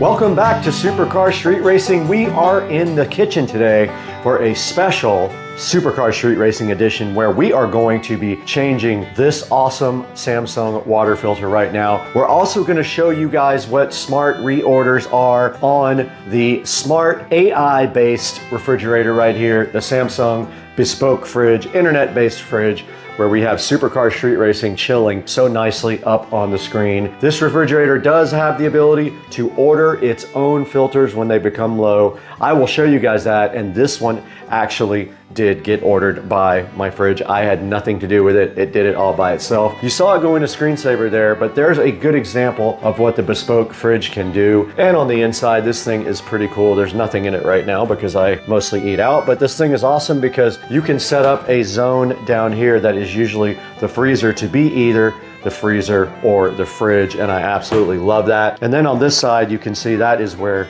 the ice and stuff is at the bottom, but if you pull this drawer halfway out, that is where your water dispenser and your little built-in pitcher is. So it's cool, man. It's a great fridge. I have enjoyed this fridge a lot.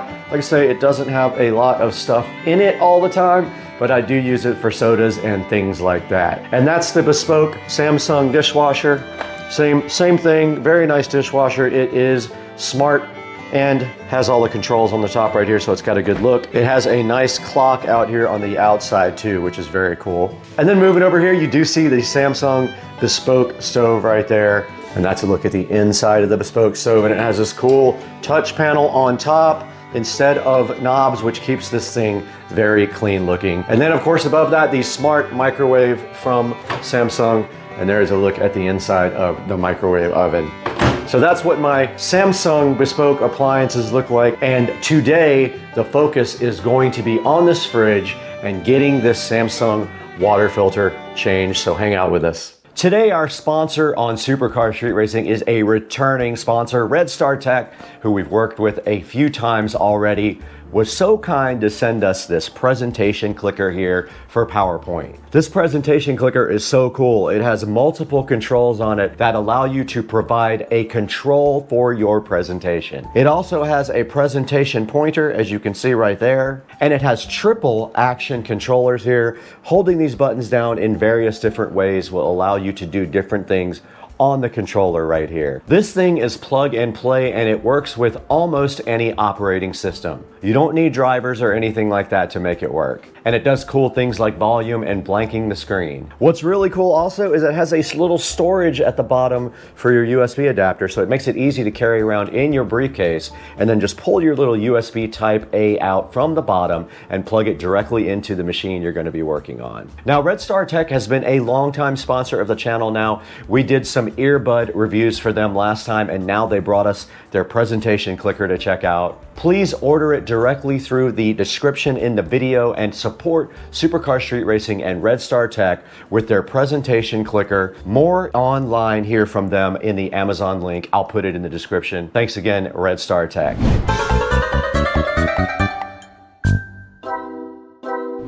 Right in front of me is the Samsung Bespoke refrigerator, looking so fly and fresh, but there is one thing we need to do on this guy, and I will show you this. If we go to the front page here, it does have a smart filter view right here, and you can see that this filter is going to expire pretty soon. We are going to go ahead and change it out today, and we're gonna act like it's at 0%, right? Because it's got 16% left. And if we go to the details here, you can go ahead and see that it uses the HAF-QIN water filter. You can order it from Samsung here, or you can buy it on Amazon with smart reorders. And to replace it, there is a nice video here you can look at, or you can scan this code on the fridge and it will take you to the video, but it is pretty simple. It wants you to shut off the water supply line, but I did not do that last time, which is interesting. I did not do that. So I don't think I'm gonna do that this time and see if I flood the entire kitchen. Now, there are actual instructions down here as well. And I believe the water filter is right here inside of the fridge. And basically, to change this water filter out, you raise this little thing right here, and it will not stay up on its own. So you have to hold it up while you do this with two hands. But you basically just turn this, as it says on the front here, shut the water supply line off. I'm not doing that. Turn the knob of the filter cartridge counter clockwise 90 degrees. The filter cartridge unlocks. Pull out and remove the cartridge. Let's just go ahead and pull it out and see if we flood the place. Very hard to turn, first of all, so beware. It was very difficult to turn.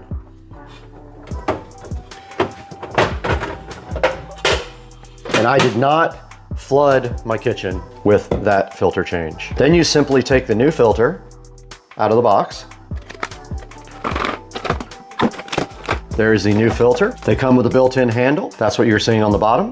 Now the fridge is playing me a nice song telling me that I left it open. Let's go ahead and close it so it doesn't have to play music for us. And now that we have our filter out, we have to remove the top. It is a cap, and the cap simply just pulls right off like that. Now you just insert the new cartridge and you turn it upwards and it will lock. Okay, I was able to get the water filter in there. It just takes a little pressure to turn it and lock it, and I did hear it fill up with water. So that part is done, and we did not flood the kitchen.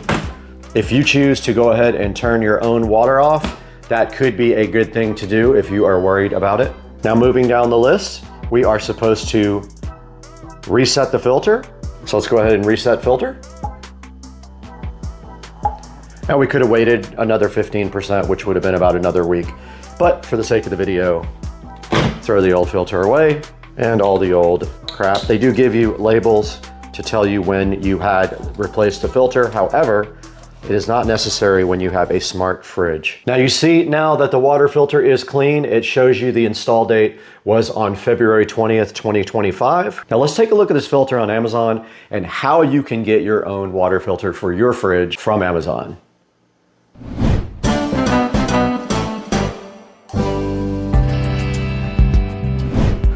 All right, we are sitting here in front of Amazon, and you can see this is a genuine Samsung water filter. It has 36,489 ratings. They have sold quite a few of these. They make big money off of these filters for not much of a product. And this thing is a 6-month life filter. So this means you can expect to replace this twice a year.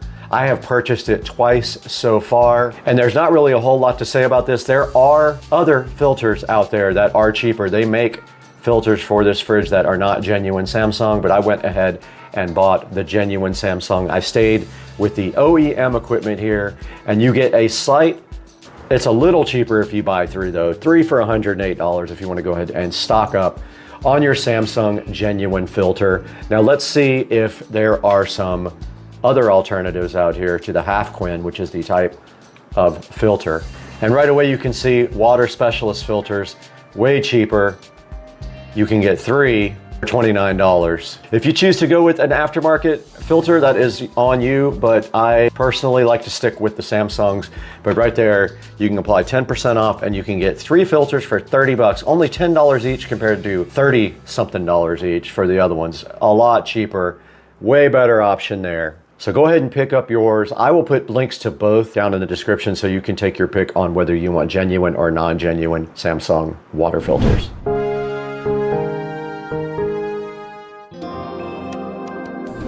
Guys, thank you so much for watching Supercar Street Racing and also being a part of the channel as a subscriber, and for supporting the channel by buying all of your products through the affiliate links down in the description. And look at this, guys. We have 61,900 subscribers today, and this is all because of you, and we owe you a huge. Please like and subscribe. It helps me out so much when you do that, and you order any of the products you want through any of our affiliate links. Even if you browse somewhere else after you click one, you are able to help us out with a few dollars on the channel, and it means so much to us. And we hope to see you next time. We got some big things coming on the channel, so stick around. We got some big partnerships coming, but we got to bail right now. We got to go to lunch.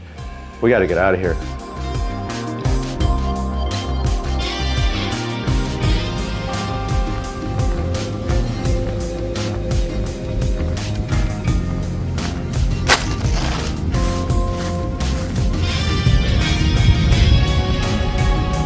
What is that dude doing? Oh, scared me.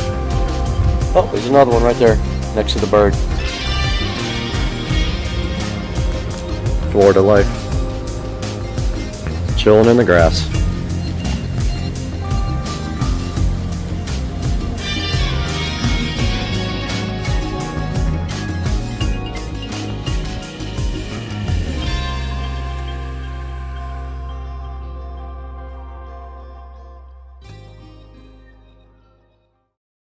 Alright, I have absolutely no idea what I'm doing, but there's something flashing there, and I just want to... Oh! Check it out, the light came on! Oh my god!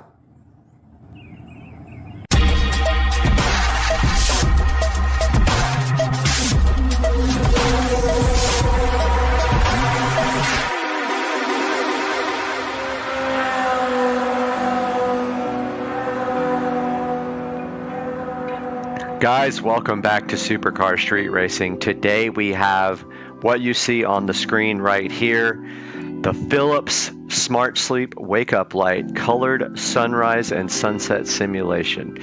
Now, I was in the thrift store the other day and I had no idea what this thing was, but I am super fascinated by things in the thrift store. And I found this guy right there. You can see it in the background, sitting on the shelf, and I was like, what is this thing? Didn't care though. I bought it anyway and brought it straight home.